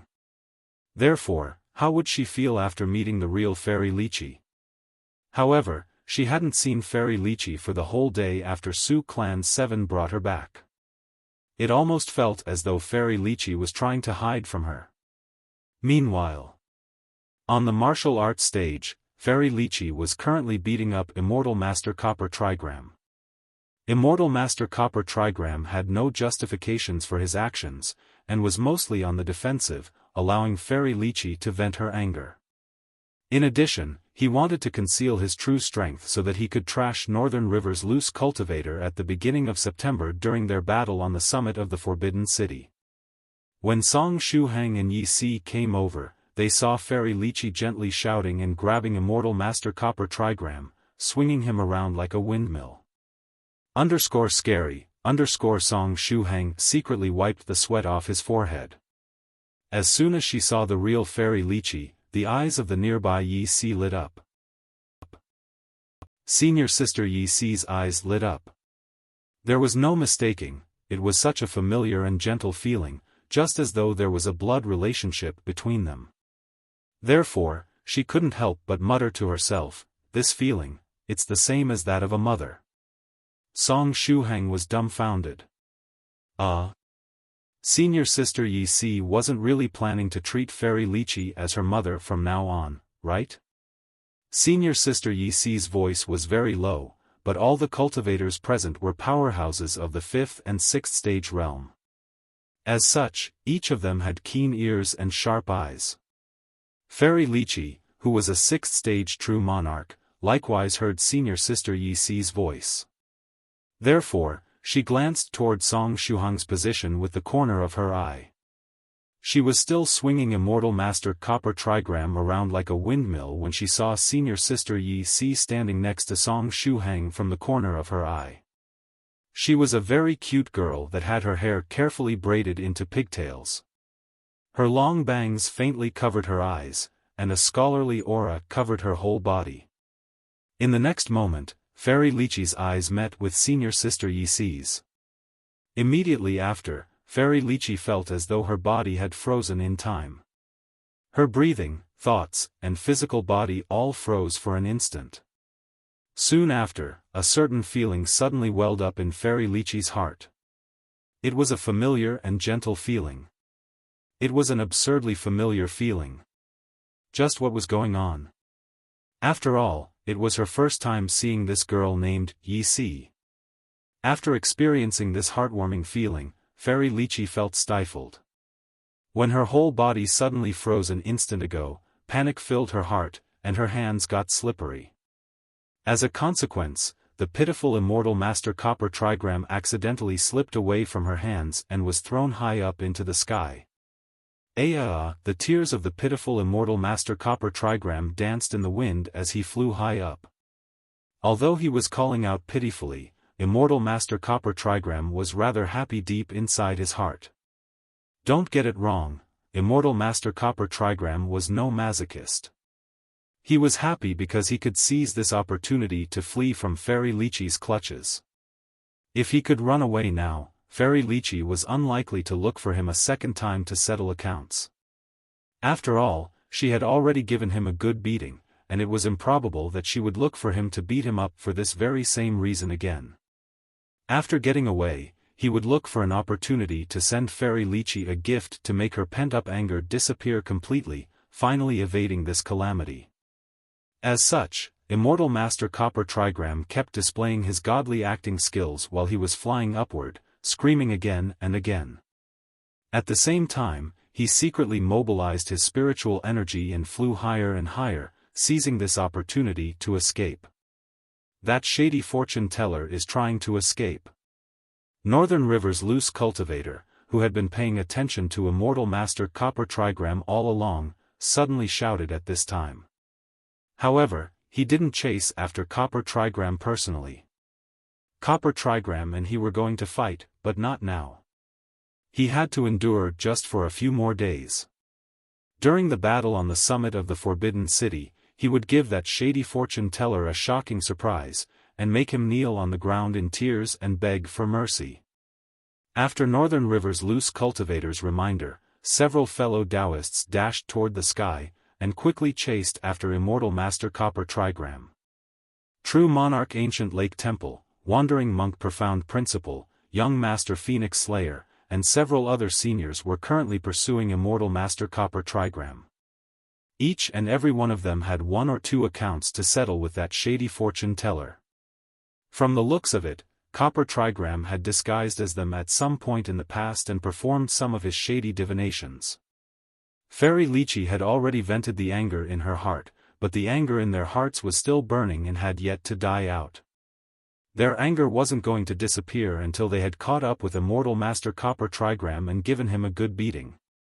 Speaking of which, whose appearance had that Copper Trigram fellow assumed at this time? They found his appearance somewhat familiar, but they couldn't remember who he was disguised as at the moment.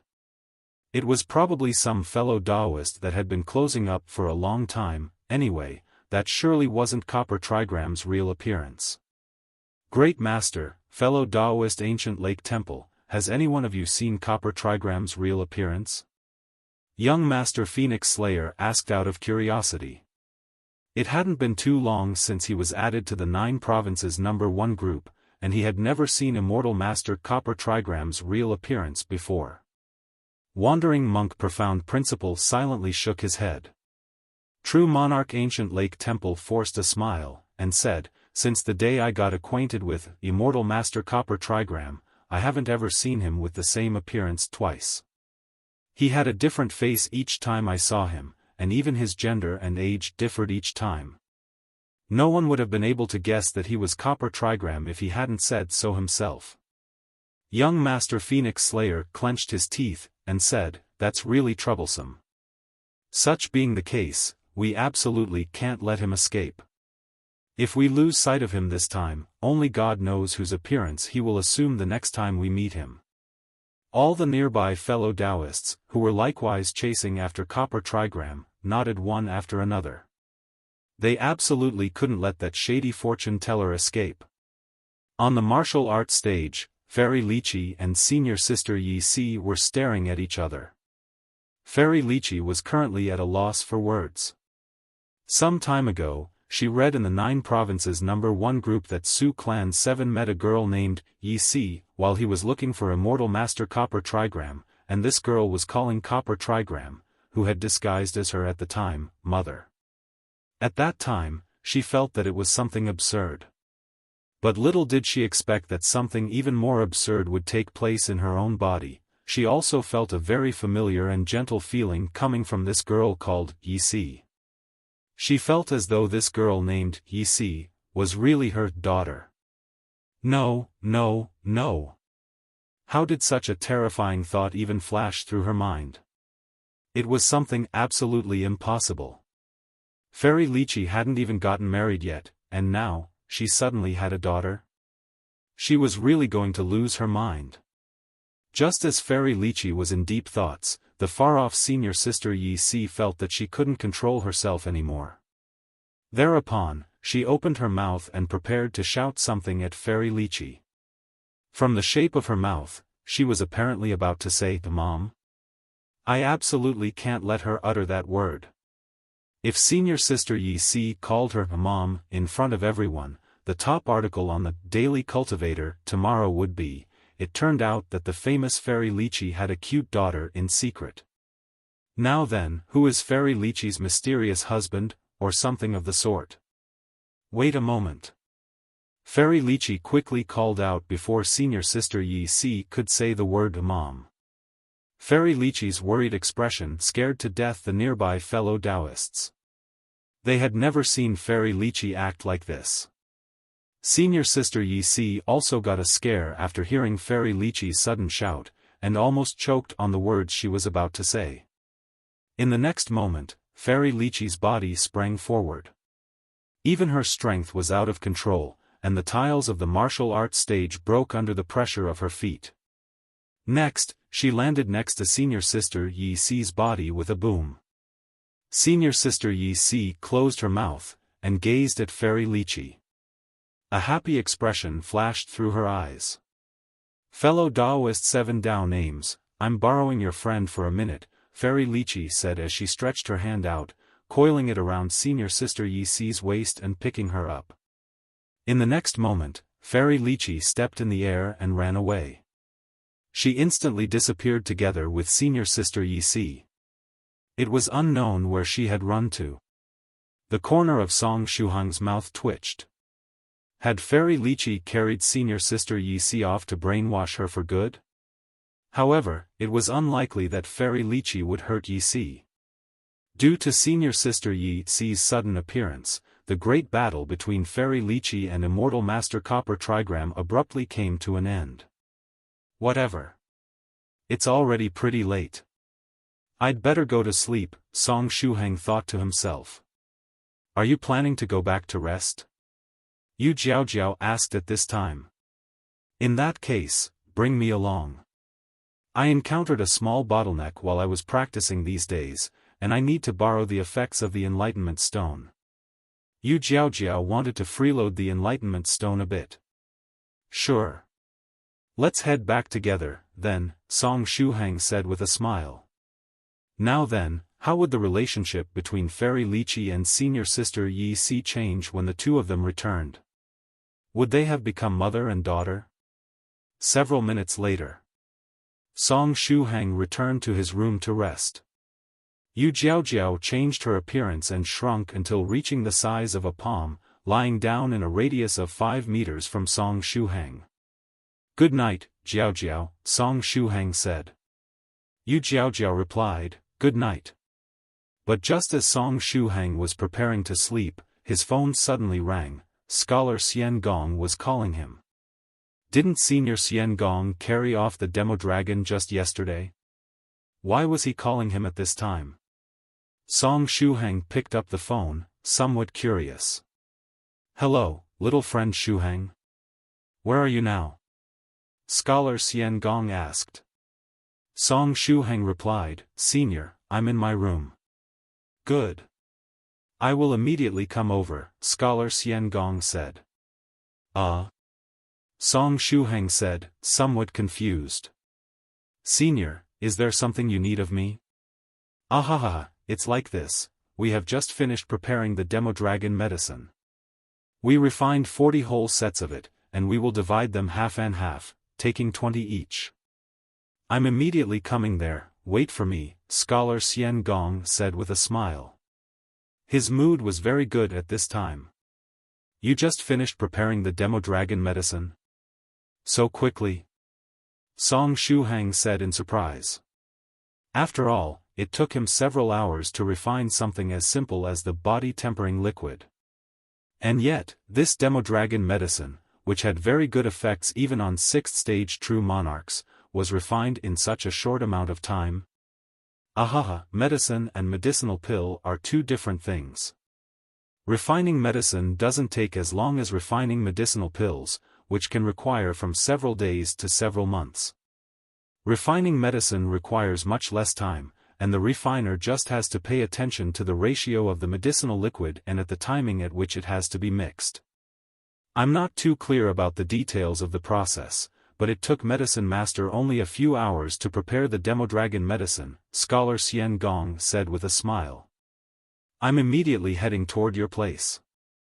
With the Demodragon medicine in hand, there won't be any need to worry about our constitution. Song Shuhang followed suit and said, we won't have to worry ever again about the problem of our mental energy being too strong. Demodragon medicine, the medicine you deserve. The strength of Song Shuhang's current mental energy was already approaching the 4th stage rank, and was on the verge of becoming silver in color.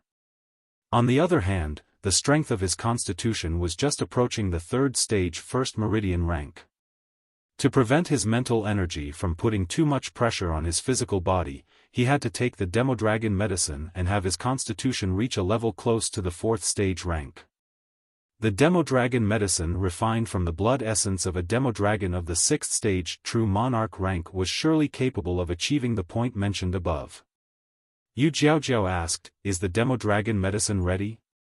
Song Shuhang nodded his head, and said, "Yes. Senior Xiangong is coming over to give it to me." Knock, knock, knock. Right at this time, someone knocked on the door. "Speak of the devil and he shall appear."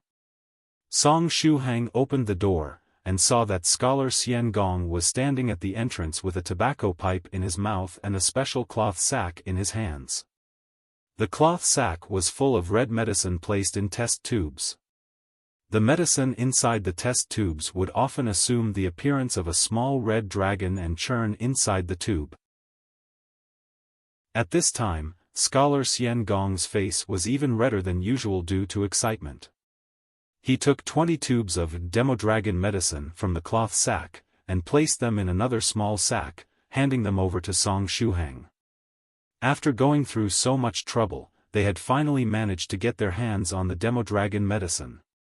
Song Shuhang took the small cloth sack, and said, "Senior Xiangong, can I drink this Demodragon medicine directly?" "Yes, you can drink it directly. However, I advise you to practice a body-tempering cultivation technique right before drinking the medicine so as to allow the qi and blood in your body to warm up and spread all over.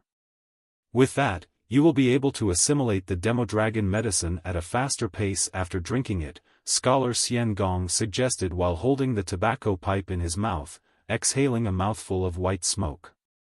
"Should I dilute the medicine a bit before drinking it?" Song Shuhang asked another question.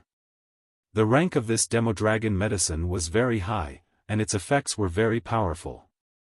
Thereupon, Song Shuhang was afraid that his body might end up exploding if he were to drink the medicine without properly preparing in advance. With a smile, Scholar Xiangong said, "You don't need to worry. The Demodragon medicine is different from other medicine. This medicine doesn't have a domineering nature, and you don't really need to dilute it while drinking it. You can just decrease the amount, and that's it. In my case, I can drink 3 tubes of Demodragon medicine at once, and keep drinking more as soon as I am finished absorbing the strength of the medicine. But in your case, it's better if you divide 1 tube of Demodragon medicine into 10 parts before you drink it." "I understand. Thank you, Senior." Song Shuhang nodded his head, and took 1 tube of Demodragon medicine.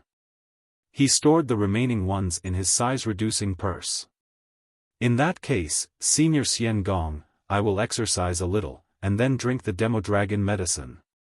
Song Shuhang was unable to hold back. As long as he could increase the strength of his constitution, he wouldn't have to worry about his mental energy being too strong anymore. No longer would he have to bear the pain of that small hammer pounding his head. Thereupon, he wanted to drink this Demodragon medicine and strengthen his body as soon as possible. Scholar Xiangong nodded, and said, "In that case, I will act as your protector." This Demodragon medicine had been refined from the blood essence of a mutated Demodragon. Although Medicine Master assured him that there wasn't any problem with the refined Demodragon medicine, Scholar Xiangong felt that it was safer to have someone act as a protector while one was taking the Demodragon medicine so as to be prepared for all eventualities. Song Shuhang said, "Sure. Thank you, Senior." After a short moment, Song Shuhang, Yu Jiaojiao, and Scholar Xiangong moved to the empty ground behind Shuhang's room. This stretch of empty ground was very big, more than enough for Song Shuhang to warm up his body. Song Shuhang took a deep breath, and first used the basic Buddhist fist technique. This was the fist technique that allowed him to step on the road of cultivation, and he had already reached the master level of proficiency in this particular technique. With the current level of Song Shuhang's skills, he didn't feel the tiniest bit of heaviness while displaying this basic fist technique. He displayed each move and style smoothly and without mistakes. After the basic Buddhist fist technique, he displayed the demon-subduing Buddhist fist technique over and over again. After he concluded this session of training, all the qi and blood in his body had warmed up, and he was in an optimal condition. That should be enough, Shuhang thought to himself. At the same time, Scholar Gong said, "Little friend Shuhang, that should suffice." Shuhang stopped practicing the fist technique, and exhaled a mouthful of bad air. Then, he took a tube of Demodragon medicine out of his clothes. The nearby Yu Jiaojiao handed him a small cup, and said, "Remember, you can drink only 1/10 of it, no more." "Thanks." Shuhang laughed, and took the small cup, pouring 1/10 of the tube of Demodragon medicine into the small cup. After storing the remaining Demodragon medicine away, Shuhang raised the small cup and drank the medicinal liquid inside. It was sweet, and had a little bit of apple flavor. It felt the same as drinking fruit juice. Afterward, Shuhang closed his eyes, and operated the true self-meditation scripture. Cultivators could absorb the power of medicine more efficiently while meditating.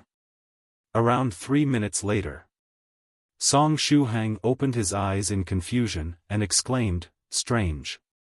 It had been a while since he had drunk the Demodragon medicine, yet there was no reaction whatsoever from his body. He didn't feel the burning hot feeling originating from the power of the medicine, nor did he feel the refreshing feeling of qi spreading all over his body. Was it possible that he drank too little of it? The nearby scholar Gong, who had been paying attention to him, said in puzzlement, "Little friend Shuhang, is it possible that you drank too little Demodragon medicine? Such being the case, should I try to drink some more?" Shuhang asked. Next, he prepared to stand up and put his hand in his clothes to grab some more Demodragon medicine and drink it. But just as he stood up, he felt a bitter taste spread in his mouth.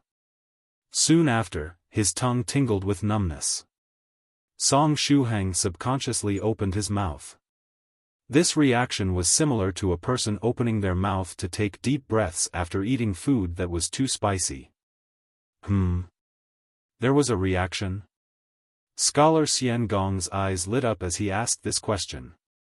Shuhang thought of replying, but as soon as he opened his mouth and tried to speak, something shot out of his mouth. It was silk.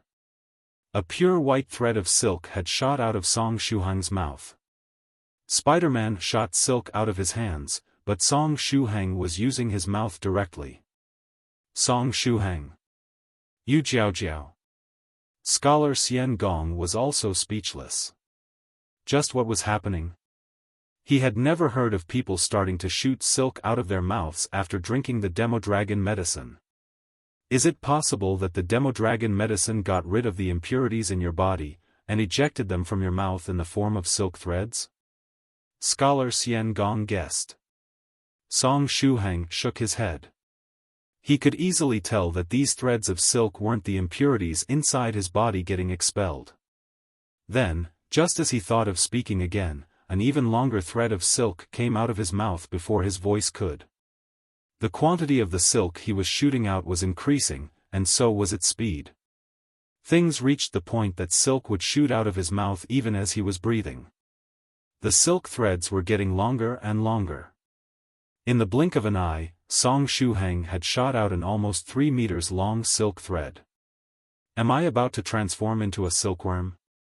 Shuhang forced a smile. Yu Jiaojiao blinked her eyes, and asked, "Shuhang, how do you feel? Perhaps you can try to communicate through the secret sound transmission technique." Shuhang nodded his head, and used the AOE secret sound transmission.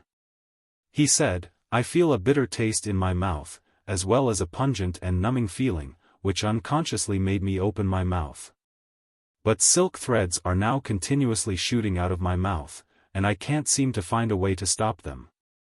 Scholar Gong furrowed his brows, and said, "Is that so? Don't you feel anything else?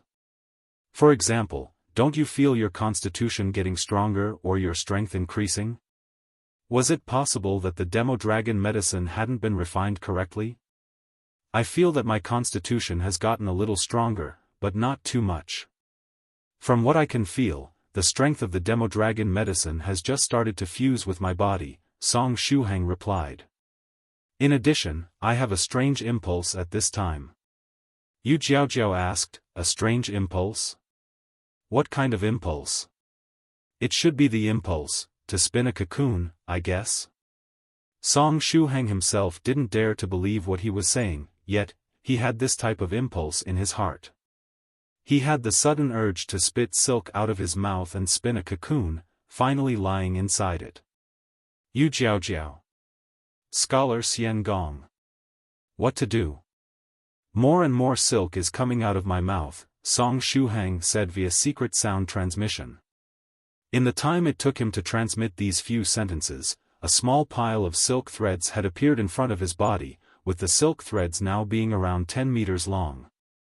Yu Jiaojiao said, in that case, why don't you try to spin the cocoon?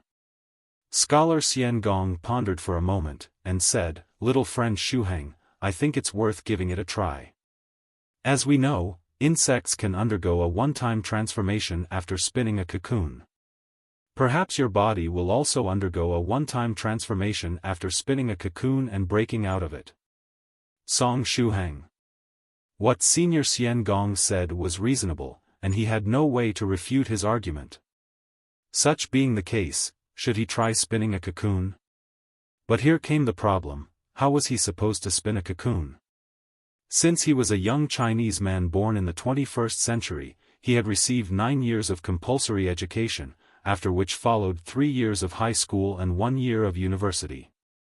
He had studied astronomy, geography, mathematics, biology, physics, language and literature, foreign languages, history, chemistry, music, mechanics, fine arts, physical education, civics, and so on. He had gathered a great deal of knowledge, and it was unlikely that he would be able to make use of all this knowledge during his life. This vast and precious knowledge had been inherited from the forefathers of humanity. And yet, it turned out to be completely useless at this time. There wasn't a single branch of science that could tell him how humans could spin cocoons as insects did. The silk threads kept shooting out Song Shuhang's mouth as he stood in place, dumbfounded. Yu Jiaojiao urged him, Shuhang, don't stare blankly. Try to spin a cocoon. Scholar Xian Gong added at this time, little friend Shuhang, you can spin your cocoon without worries. With me here as your protector, there won't be any problem. If there is any sudden crisis, I can immediately stop you. Song Shuhang shook his head, and said via secret sound transmission, Jiaojiao, Senior Xian Gong, can any one of you tell me how humans can spin a cocoon? Yu Jiaojiao and Scholar Xian Gong were both speechless. Yu Jiaojiao replied, although I'm a flood dragon and monster fish hybrid, I don't know how to spin a cocoon. Scholar Xian Gong exhaled a mouthful of white smoke, and said, I'm a pure human cultivator, and I have no idea how to spin a cocoon either. At the critical moment, both Yu Jiaojiao and Scholar Xian Gong were unable to provide help. Song Shuhang could only sigh and take out his mobile phone. With silk thread still coming out of his mouth, Song Shuhang opened the 9 provinces number 1 group and started typing on the keyboard. In the 9 provinces number 1 group. Virtuous Buddhist Sabersman, is there any senior online? I wanted to ask, does any one of you know how humans can spin a cocoon? I'm currently shooting silk out of my mouth and anxiously waiting for a reply. The first one to reply was obviously Northern River's Loose Cultivator. Northern River's Loose Cultivator, little friend Shuhang, I'm sorry, but I can't help you with this one. I'm a pure human cultivator, and I don't know how we can spin a cocoon. P.S. I think that pure human cultivators are unable to produce silk in the first place. P.S. 2. As for your question on how to spin a cocoon, you can ask the monster cultivators in the group. Young Master Phoenix Slayer, Fellow Daoist Northern River, your statement is incorrect. I'm a pure monster cultivator, and I still have no idea how humans can spin a cocoon. I think that little friend Shuhang should ask an insect-type cultivator. Cave Lord Snow Wolf, I agree with young Master Phoenix Slayer. True Monarch Tyrant Flood Dragon, I agree with young Master Phoenix Slayer +1. Palace Master 7 Lives Talisman, is there any senior in our group that is an insect-type monster cultivator? Thrice Reckless Mad Saber, if we are talking about insect-type cultivators, we should tag at Spirit Butterfly Island's Soft Feather. I'm pretty sure that Venerable Spirit Butterfly started practicing when he was a small caterpillar, and finally turned into a Spirit Butterfly with the passage of time. That's most likely how it went. Northern River's Loose Cultivator, Stupid Thrice Reckless, Venerable Spirit Butterfly is a pure human cultivator. Quickly recall your message. System notification, Thrice Reckless Mad Saber has recalled a message. Thrice Reckless Mad Saber, luckily, I recalled the message in time. But right at this time, Spirit Butterfly Island's Soft Feather appeared, and wrote, "I'm sorry to disappoint you, but I'm a pure human cultivator. Spirit Butterfly is just a Dao name, and nothing more. Is Fellow Daoist Thrice Reckless disappointed that I'm not a small caterpillar?" From the writing style, it seemed that Soft Feather's father was using her account again. Soft Feather was currently busy preparing the formations for the tribulation, and she had next to no time to get online and chat. Therefore, it was Venerable Spirit Butterfly that was managing her account during this period. As such, Venerable Spirit Butterfly immediately got online when Thrice Reckless Mad Saber tagged the account Spirit Butterfly Island Soft Feather. Thrice Reckless Mad Saber immediately wrote, "No, no, no. How can that be? I'm not disappointed in the least. On the contrary, I'm very happy that Senior Spirit Butterfly is a pure human cultivator. Senior, someone who does not know cannot be considered guilty. You won't investigate this matter any further, right? Spirit Butterfly Island's Soft Feather, hee. He was Venerable Spirit Butterfly, the man liked to fuss over every single detail. He had just put Thrice Reckless Mad Saber on his blacklist again. Venerable Spirit Butterfly had already decided how he was going to deal with Thrice Reckless Mad Saber in the future. After the shooting of the movie of the 9 Provinces #1 group was over, he would request director Jacob to shoot another movie for him. The name of this movie was going to be My Reckless and Unrestrained Life, and the main character was obviously going to be Thrice Reckless Mad Saber. The story of the movie would consist in throwing fellow Daoist Thrice Reckless into the wavy sea, creating all sorts of huge waves.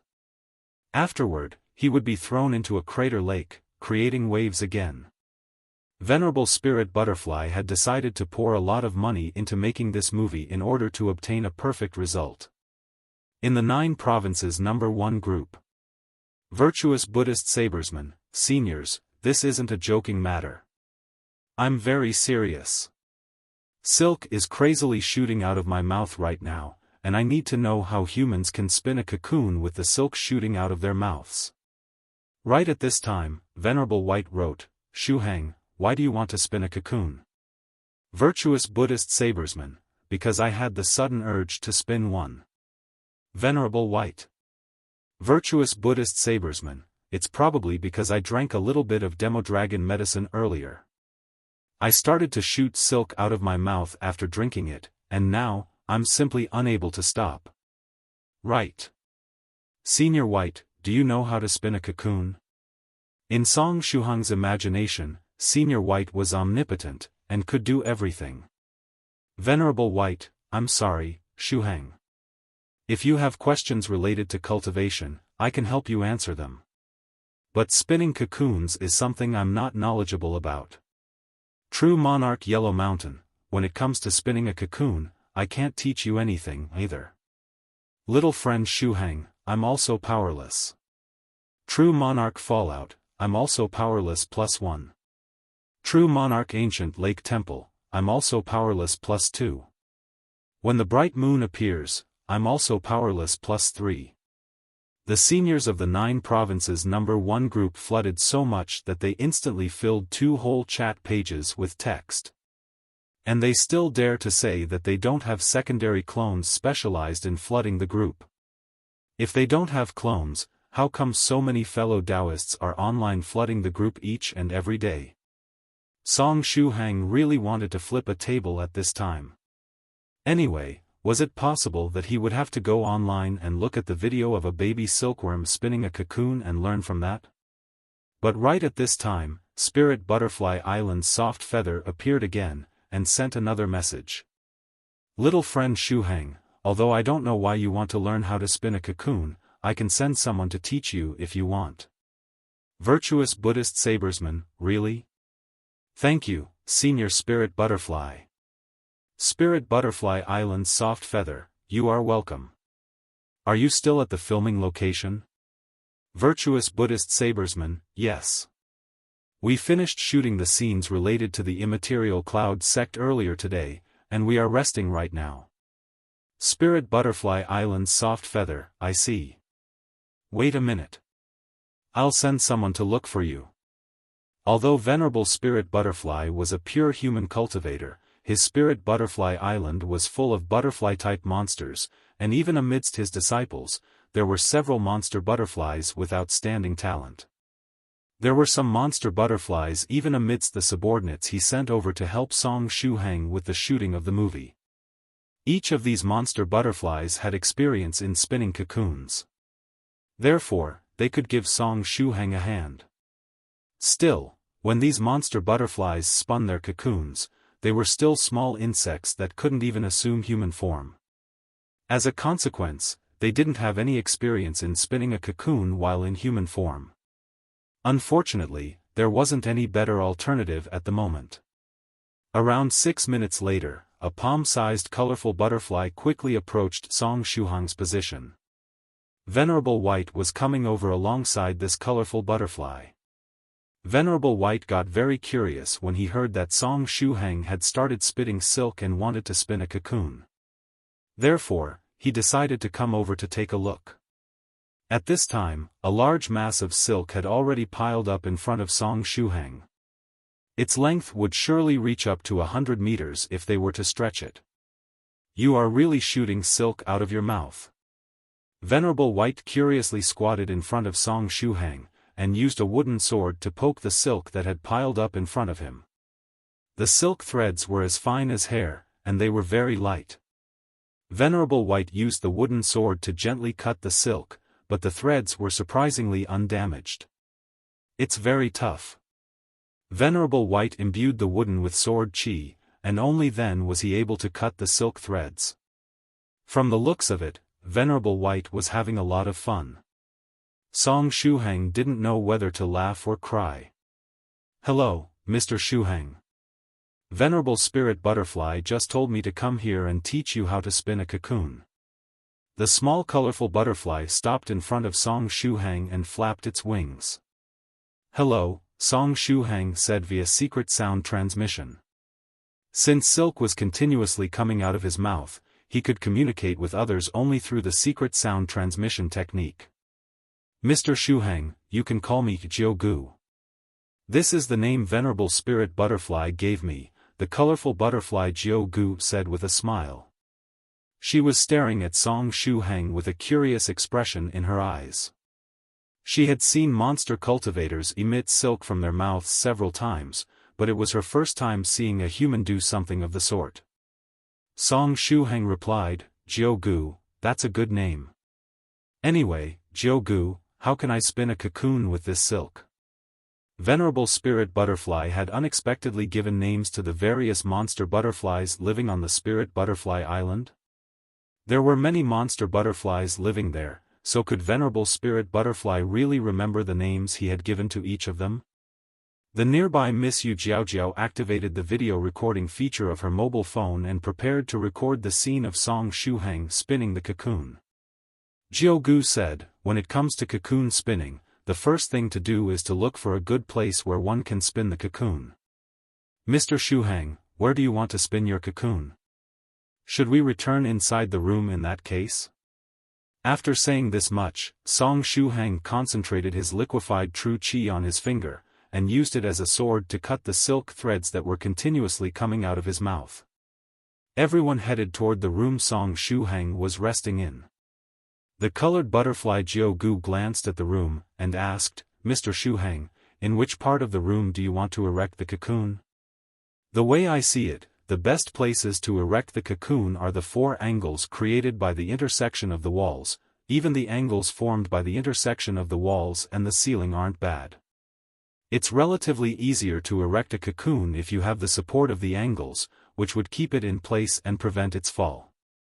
Via secret sound transmission, Song Shuhang said, "Can I spin the cocoon while lying in bed?" He felt that it was relatively unsafe to erect a cocoon between the intersection of the walls midair. What would he do if he were to fall? After all, he wasn't a small insect.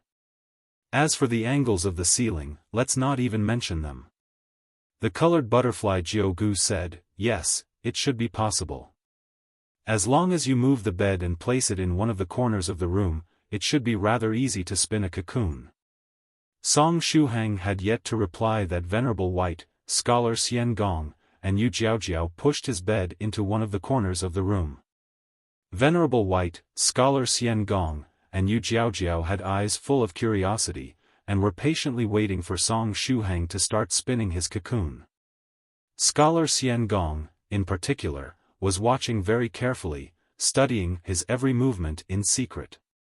He, too, was going to drink the Demodragon medicine in a while. At that time, he might have to spin a cocoon as Song Shuhang was doing right now. Therefore, it was better to prepare for all eventualities, and learn how to spin a cocoon. After all, this additional piece of knowledge wasn't going to bring him any harm. Song Shuhang.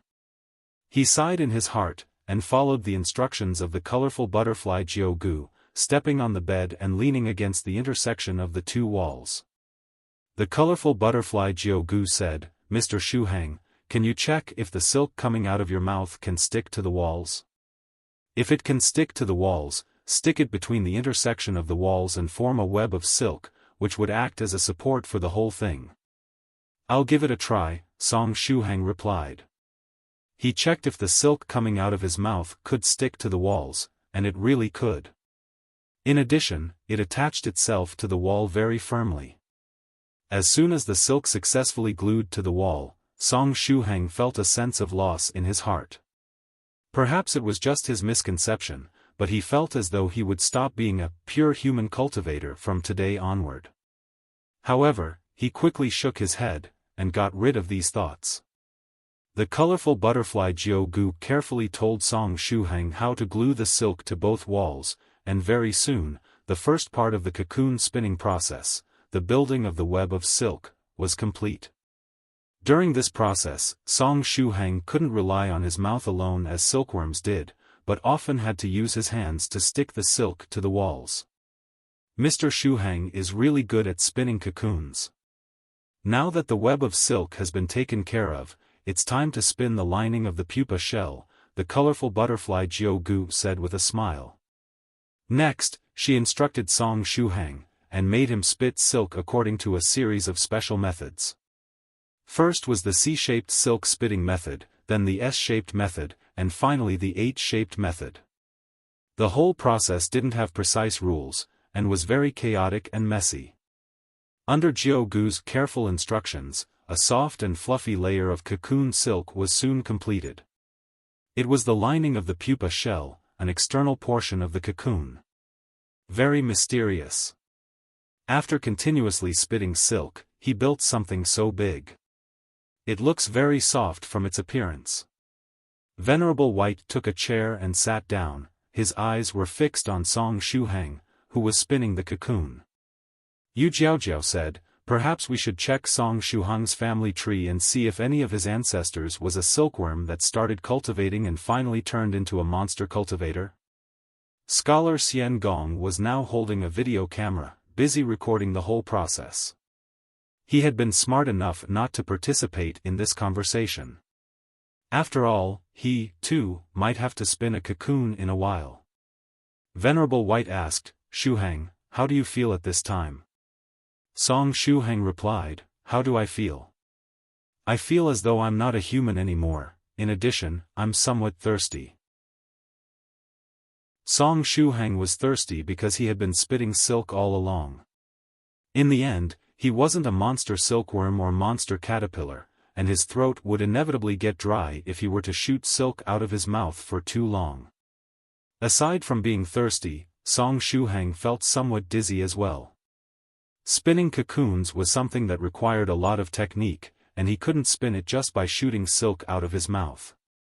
While spinning the lining of the pupa shell earlier, he first had to spit silk according to a C-shaped pattern, then an S-shaped pattern, and finally an H-shaped pattern. As if that wasn't enough, he even had to stretch out his hands to fix the position of the silk threads. As a consequence, even his head had started spinning at this time. Now then, why am I going through all this trouble in the first place? Oh, right, it's because I drank the Demodragon medicine earlier to strengthen my constitution. Damn it, if not for the fact that I have to strengthen my constitution, would have flipped the cocoon and the bed without a second thought. Can humans even spin something such as a cocoon? It simply goes against our nature. Song Shuhang felt that he had been spinning around for too long, and even the speed of his thoughts was half a beat slower. Yu Jiaojiao laughed, and said, "Do you want some water? But, can you even drink water in your current condition? Let's talk about it when you finish spinning the cocoon." Hee, Song Shuhang rolled his eyes. "Mr. Shuhang, try to hold on for a little longer. We are about to enter the final stage now, the actual spinning of the cocoon. To be honest, I'm also very curious to see how the cocoon that Mr. Shuhang is spinning would turn out," the colorful butterfly Jiao Gu said with a smile. After saying this much, she taught Song Shuhang about the final part of this process, the actual spinning of the cocoon. Usually, a silkworm would need 2 days and 2 nights to spin a cocoon, but Song Shuhang wasn't a silkworm. He was a cultivator of the 3rd stage realm, and the speed at which he was spinning the cocoon was getting faster and faster as he was learning the cocoon spinning technique from the colorful butterfly Jiao Gu. With the help of his hands and the silk that was quickly shot out of his mouth, Song Shuhang had managed to complete the outline of a huge, 2 meters high, cocoon after around half an hour. The next step was to increase the thickness of the cocoon, and keep doing so until the silk stopped coming out of his mouth. At that point, the spinning of the cocoon would be considered complete. Those present could see what was happening inside the cocoon through the thin external layer. At this moment, Song Shuhang was quickly spinning within the cocoon. From the looks of it, spinning a cocoon was no easy matter, and required a lot of work. Incredible! Venerable White's eyes lit up. Then, he stretched out his hand, and tried to poke the big cocoon. However, the nearby colorful butterfly Jiao Gu quickly stopped Venerable White and said, "Senior White, please don't poke the cocoon at this time. The cocoon is currently very frail, and it would surely cave in if you were to poke at it. This would cause the final version of the cocoon to have some tiny flaws." Senior White made a hollow laugh, and took his hand back.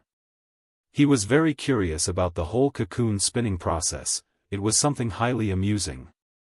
Right at this time, Yu Jiaojiao smiled, and stopped recording the scene with her mobile phone. From the moment Song Shuhang started spinning the cocoon up until now, she had recorded 5 small videos altogether. In the first video, Song Shuhang was gluing the silk to the intersection of the walls and preparing the web of silk that would act as a support. In the second video, Song Shuhang completed the web of silk, and started spinning the lining of the pupa shell. In the third video, he completed the lining of the pupa shell, and started to spin the actual cocoon. Finally, in the fourth and fifth video was captured part of the cocoon spinning process. When the recording of the fifth video finished, Song Shuhang had just finished spinning the outline of the large cocoon, and a 2 meters high cocoon could be seen in the video. In the next moment, Jiaojiao uploaded the 5 small videos to the group. Yu Jiaojiao had also joined the 9 Provinces #1 group recently. Celestial Fish Envoy, the video of fellow Daoist Shuhang spinning his cocoon has just been released. Sometime later, I will put these several videos into a package, and upload them to the shared group space. Celestial Fish Envoy was Yu Jiaojiao's nickname in the group. Northern River's loose cultivator, Miss Yu Jiaojiao, you did an awesome job. Palace Master 7 Lives Talisman, that's simply an eye-opener. Now, we know that humans can also spin a cocoon. The next time someone asks me how a pure human cultivator can spin a cocoon, I will send them these videos. Sun-splitting halberd Guo, picture of a cute puppy. Young Master Phoenix Slayer, what, he is spitting silk for real. I laughed so hard just now that I almost choked. Little friend Shuhang is just too funny when he is spitting silk threads out of his mouth. I'm really looking forward to seeing how he will look once he breaks out of that cocoon. Sun-splitting halberd Guo, picture of the head of a dog being furiously rubbed. Young Master Phoenix Slayer, sun-splitting halberd Guo, Phoenix Slayer, why the hell did you interrupt my combo? You just ruined my self-deprecating humor. Young Master Phoenix Slayer, do you think I am bored to the point of breaking your dog head rubbing combo on purpose? Idiot. Sun-splitting halberd Guo, let's try again. Picture of a cute puppy. Island Master Tian Kong, heh. I especially waited for that idiot Guo to be done with his self-deprecating humor before sending the message. At Celestial Fish Envoy, Miss Yu Jiao, you should have shot a video of the full process of little friend Shuhang spinning the cocoon. A lot of details about the cocoon spinning process was lost in these 5 videos. An incomplete course of study won't do the job. Sun-splitting halberd Guo, picture of the head of a dog being furiously rubbed. Island Master Tian Kong, Vice Island Master Tian Wei, my stupid elder brother, you still ended up breaking the combo, and Guo furiously rubbed your head. Sun-splitting halberd Guo, grr. Tian Kong, you also interrupted my combo. Don't you ruin my self-deprecating humor again, or I will turn hostile. Island Master Tian Kong, stupid Guo, do you think I wanted to ruin your self-deprecating humor? You even rubbed my dog head. Island Master Tian Kong, ugh, I don't have a dog head, what am I even saying? Celestial Fish Envoy, it would take several hours to shoot the video of the complete process, and it's not convenient to do so with a mobile phone. However, Senior Xian Gong is currently recording the whole process, and he will have the complete version at his disposal in a while. We can have him upload it to the group when the time comes. Northern River's Loose Cultivator, Senior Xian Gong, good job. Sun-splitting halberd Guo, you guys better not interrupt the combo this time. For the final time. Picture of a cute puppy. I'm Mr. Yellow Mountain's loyal dog, combo breaker. I'm the super cute Doudou, and if I say so myself, it must be true. Woof, woof. Sun-splitting halberd Guo, picture of the head of a dog being furiously rubbed. I'm Mr. Yellow Mountain's loyal dog, thanks for the rubbing, my dog head feels really good at this moment. Woof, woof. Sun-splitting halberd Guo, Northern River's Loose Cultivator, Young Master Phoenix Slayer, Island Master Tian Kong, if a dog had no shame, it would be unparalleled under the heavens. At this time, all of them imagined the scene of a Pekingese quickly typing on the keyboard with a smug expression on its face. Sun-splitting halberd Guo, Doudou, you stupid dog, you did it on purpose. I'm Mr. Yellow Mountain's loyal dog, it seems you noticed, eh? Yes, it was indeed on purpose. Come, rub me. I can let you rub my dog head if you wish, but if you don't want like it, you can come here and bite me. Ha! Sun-splitting halberd Guo, Doudou, you'd better get off your high horse. As soon as true monarch Yellow Mountain is done catching fairy Dongfang snow and comes over, he will marry you off to a man.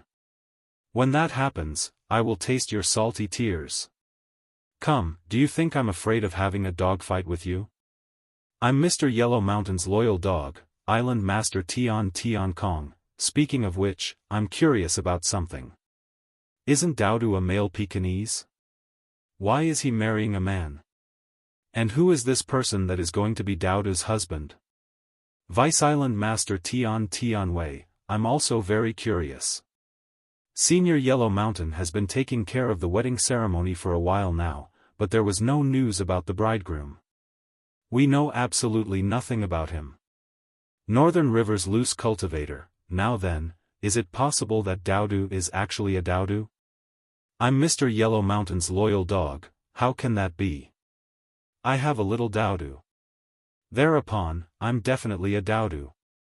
Thrice reckless mad saber, is it possible that true monarch Yellow Mountain wants to use some forbidden technique to transform Doudou from Doudou to Doudou?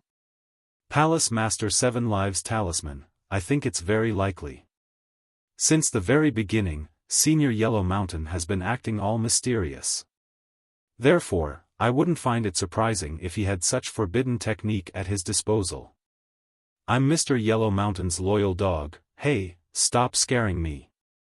Cave Lord Snow Wolf, Doudou, restrain your grief. Thrice reckless mad saber, actually, if Senior Yellow Mountain really has similar a forbidden technique at his disposal, I would immediately use it on a certain senior in the group. Northern River's loose cultivator was dumbfounded at first. Then, he quickly started typing on the keyboard.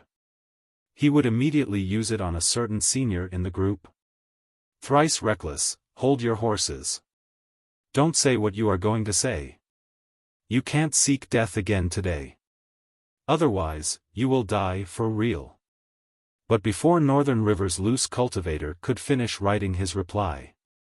In the 9 provinces number 1 group. Copper, fortune will follow after one survives a disaster, trigram, brother thrice reckless, which senior are you talking about? Thrice reckless mad saber, is there a need to ask? I'm talking about Venerable White. Northern River's loose cultivator, in the next moment, Northern River's loose cultivator silently deleted the message he was about to send in the group. My dear thrice reckless, even I can't save you this time. Now then, weren't Phoenix Slayer, True Monarch Ancient Lake Temple, Wandering Monk Profound Principle, and several other fellow Daoists chasing this immortal master Copper Trigram fellow? How come he still had the time to get online and write nonsense in the group? Just as Northern River's loose cultivator was in deep thoughts, young Master Phoenix Slayer quickly wrote in the 9 provinces number 1 group, what's happening? We just tied up immortal Master Copper Trigram, and we are currently giving him a good beating. How was he able to get online and send messages to the group? Wandering Monk Profound Principle, True Monarch Ancient Lake Temple, sheet, he slipped away, and we fell into his trap. The one we are beating up is probably some type of clone that immortal Master Copper Trigram had left behind. F***CK, it's unexpectedly a puppet. We have been fooled.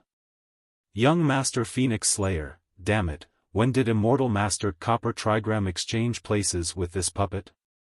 But right at this time, Northern River's loose cultivator furrowed his brows, and started to think.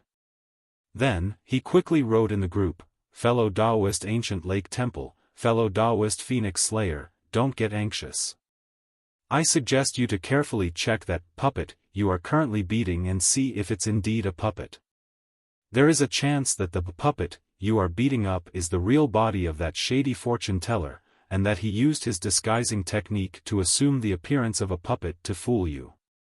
As for the one typing in the group, it's possibly a clone or puppet that immortal Master Copper Trigram left behind, and it might be writing here to make you think that he secretly got away. Northern River's loose cultivator wasn't considered immortal Master Copper Trigram's greatest enemy for nothing. As the saying went, the person that understood one the most wasn't their best friend, but their enemy. As such, immortal Master Copper Trigram and Northern River's loose cultivator knew each other very well.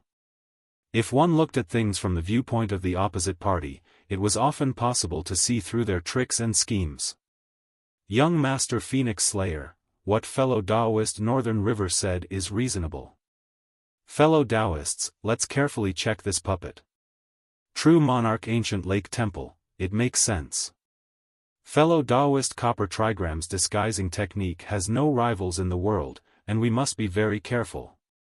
Thereupon, the various fellow Daoists that were beating up immortal Master Copper Trigram used the methods at their disposal to check whether or not the puppet they were beating up was the real Copper Trigram. After a short moment, in the 9 provinces number 1 group. Copper fortune will follow after one survives a disaster. Trigram, Northern River, you just reminded me of something. On the summit of the Forbidden City at the beginning of September, I will beat you up until making you kneel down on the ground and beg for mercy. I will make you beg me to let you off. As expected, that puppet they were beating up turned out to be the real body of immortal Master Copper Trigram in the end, and the one writing in the group was either a clone or a puppet. Northern River's loose cultivator had seen through Copper Trigram's scheme and ruined it. Northern River's loose cultivator laughed, and replied to Copper Trigram, I'll return this very same sentence, without any change, back to you.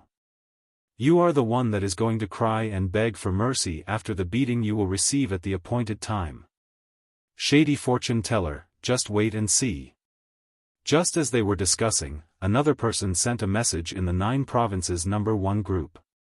Thrice reckless Mad Saber, Senior White, I've made a mistake. Forgive me, forgive me, forgive me. Afterward, a pitifully yell echoed in the skies of the holiday residence. Thrice reckless Mad Saber had transformed into a luminous star that was now streaking across the sky. He would drift like a car, spin like a storm of blades, dance in the wind at high speed, suddenly change direction, and so on. He was using various types of fancy styles while flying. In the end, Thrice reckless Mad Saber disappeared from the sight of the various fellow Daoists along with his screams. This flying style obviously originated from Venerable White's disposable meteor sword. Did Thrice Reckless ascend to heaven? Cave Lord Snow Wolf asked. True Monarch Tyrant Flood Dragon, from the looks of it, Fellow Daoist White made him ascend to heaven. Anyway, Thrice Reckless was now seeking death too blatantly, and even I found it hard to bear. Fellow Daoist White, I advise you to send Thrice Reckless into the sun directly. Although True Monarch Tyrant Flood Dragon was seemingly playing the role of the villain at this time, he was actually begging for mercy on behalf of Thrice Reckless Mad Saber. Since he had said these words, Venerable White was unlikely to pull a long face and send Thrice Reckless Mad Saber into the sun regardless. Venerable White replied, Don't worry. I wasn't planning to send fellow Daoist Thrice Reckless into the sun. Not only that, I wasn't planning to deliver him into space in the first place. Given the type of person he is, he would have a lot of fun in space. The various fellow Daoists read the message, and thought of Thrice Reckless Mad Saber's personality. This statement was pretty accurate. Thrice Reckless Mad Saber was the type of person that would try to act recklessly regardless of the environment he was placed in. Even in space, he would find a way to seek death.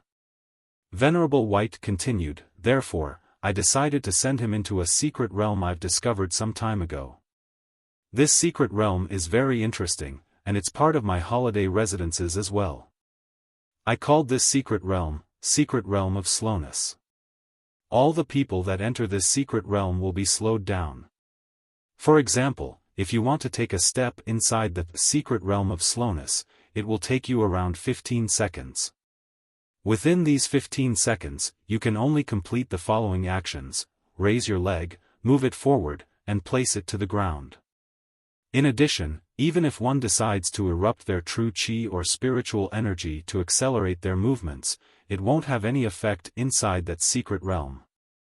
Regardless of who the person in question is, it will take them 15 seconds to take a step. Senior White, just how many holiday residences do you have in the end? After reading the message, Northern River's loose cultivator asked out of curiosity, Senior White, is this a secret realm where time is slowed down? No, it's not a secret realm related to time. It just has a slowing effect. The flow of time for the people that enter the secret realm will remain the same, and so will the speed of their thoughts, Venerable White explained. Northern River's loose cultivator, in other words, although the speed of Brother Thrice Reckless thoughts won't be affected after entering this secret realm of slowness, his every other movement will be slowed down to the minimum. It will take him 15 seconds to take a step, 10 or so seconds to lift his arm, and so on, correct? Venerable White, yes, it's exactly how you described it. After reading this much, young Master Phoenix Slayer said happily, "Ahaha, for thrice reckless, this is the cruelest punishment possible." All the people that liked to seek death were very active. It was precisely because they were too active that they managed to discover the death-seeking critical juncture that ordinary people were unable to find. This was what allowed them to seek death in ways that normal people couldn't even imagine. If he got delivered into the secret realm of slowness, Thrice Reckless would get bored to the point of going crazy in just half a day. Wandering Monk Profound Principle, Fairy Dongfang 6, Nightmare of the Streets, Senior White, well done. Actually, you should have thrown Thrice Reckless into that secret realm of slowness long ago to fix his head. His death-seeking disease has worsened a lot recently. It has to be treated as soon as possible. Northern River's Loose Cultivator, Fellow Daoist Dongfang 6, your nickname changed again. Fairy Dongfang 6, Nightmare of the Streets, after a short moment. Fairy Dongfang 6, if you change my nickname again, I'll lose my temper. In the end, who is this person that keeps changing nickname again and again? These jokes about kamikaze drivers aren't funny anymore. In addition, I've been training my driving skills hard, and I don't easily crash into others now.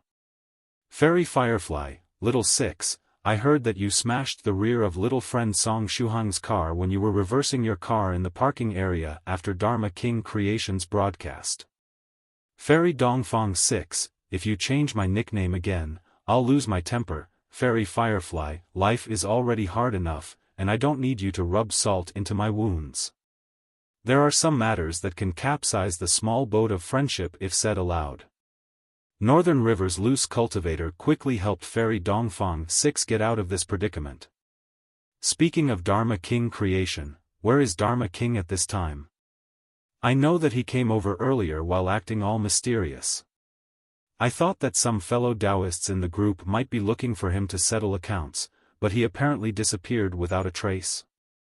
Palace Master 7 Lives Talisman, Fellow Daoist Creation isn't thinking of starting a live broadcast while everyone else is busy participating in the shooting of the movie to coordinate with the background music or something similar, right? Young Master Phoenix Slayer, please, stop writing such scary stuff. At Dharma King Creation, Fellow Daoist Creation, what are you doing at this time? You aren't really planning to start singing, right? Dharma King Creation quickly appeared. Hee, it's a secret F***ck, Fellow Daoist Creation, you aren't thinking to sing for real, correct? If you want to sing, say it now. I'll immediately block my sense of hearing, Northern River's Loose Cultivator said, somewhat worried. Dharma King Creation, don't worry. I'm different from Thrice Reckless and Copper Trigram. Although I like singing, I don't like seeking death. But even if Dharma King Creation had guaranteed that he wouldn't sing, the members of the 9 Provinces #1 group were still restless. Some of the fellow Daoists had already started to prepare tools to block their ears, and others were thinking of sealing their hearing during the shooting of the movie tomorrow. After Dharma King Creation's message, the 9 Provinces #1 group slowly quieted down due to the lack of a new topic of conversation. 5 minutes later, the group had turned very quiet, just as though everyone had gone to sleep. But right at this time, Sun-Splitting Halberd Guo seized the opportunity and appeared. Ahaha, it seems that no one is going to disturb me at this time. Take a look at my picture of a cute puppy. Northern River's Loose Cultivator, How come everyone suddenly became silent? Is it possible that everyone has gone to see little friend Song Shuhang spinning the cocoon? Sun-Splitting Halberd Guo, picture of the head of a dog being furiously rubbed. Northern River's Loose Cultivator, Sun-Splitting Halberd Guo, Fellow Daoist Northern River, F***ck off. Northern River's Loose Cultivator didn't know whether to laugh or cry. He had been unjustly accused right now. He saw that the group was so quiet, and found it somewhat strange. Therefore, he decided to send a message, but little did he expect that he would ruin someone else's plans. By the way, Fellow Daoist Guo, I have hardly any interest in breaking your dog head rubbing combo. What is even more unfair is that you rubbed my dog head, my head, and even insulted me. That truly wounded my heart. Sun-splitting halberd Guo, I'm tired of this, and I'm going to sleep. Good night, fellow Daoist Northern River. Today was such a bad day, and I'm in a bad mood now. Northern River's loose cultivator, fellow Daoist Guo, good night. Just like this, the 9 provinces number 1 group quieted down once more. Around 5 minutes later, Sun-splitting halberd Guo appeared once more. Surprise attack. Look at my picture of a cute puppy. I'm Mr. Yellow Mountain's loyal dog. I was waiting for you. Combo breaker, picture of the head of a dog being furiously rubbed. I'm Mr. Yellow Mountain's loyal dog sent 2 consecutive messages. Stupid mortal. I, Doudou, already knew that you would make a surprise attack. Therefore, I've been patiently waiting for you, lying in ambush here. Just look at the shocking speed my paws can type at. I've instantly broken your dog head rubbing combo. No need to thank me, by the way. Anyway, I had prepared this message a long time ago, and I'm just copy-pasting now. After a while, Sun-splitting halberd Guo, picture of the head of a dog being furiously rubbed. Sun-splitting halberd Guo, F***ck, the internet connection lagged. Sun-splitting halberd Guo, Doudou, you just reminded me that it's the second time that you are breaking my combo today. The next time we meet, I won't forgive you. I'm Mr. Yellow Mountain's loyal dog. As I said before, if you don't like it, come over to rub my head or bite me. Ahaha. Doudou, F***cku. I'm really angry now, and I'm going to sleep heartbroken. Sun-splitting halberd Guo said. I'm Mr. Yellow Mountain's loyal dog. Good night, fellow Daoist Guo. In addition, I should remind you of something. I don't have anything to do this evening. Therefore, I can stay in front of the computer all night. Since you said the sentence, Doudou, F***cku, just now, I'll break your combo as soon as I'm given the opportunity. Sun-splitting halberd Guo clenched his teeth, and said, damn it. Doudou, go get married to a man already.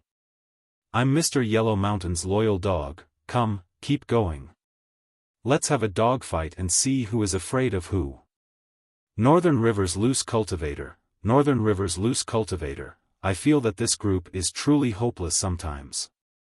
Northern River's loose cultivator's message had just been sent that true monarch Yellow Mountain suddenly appeared.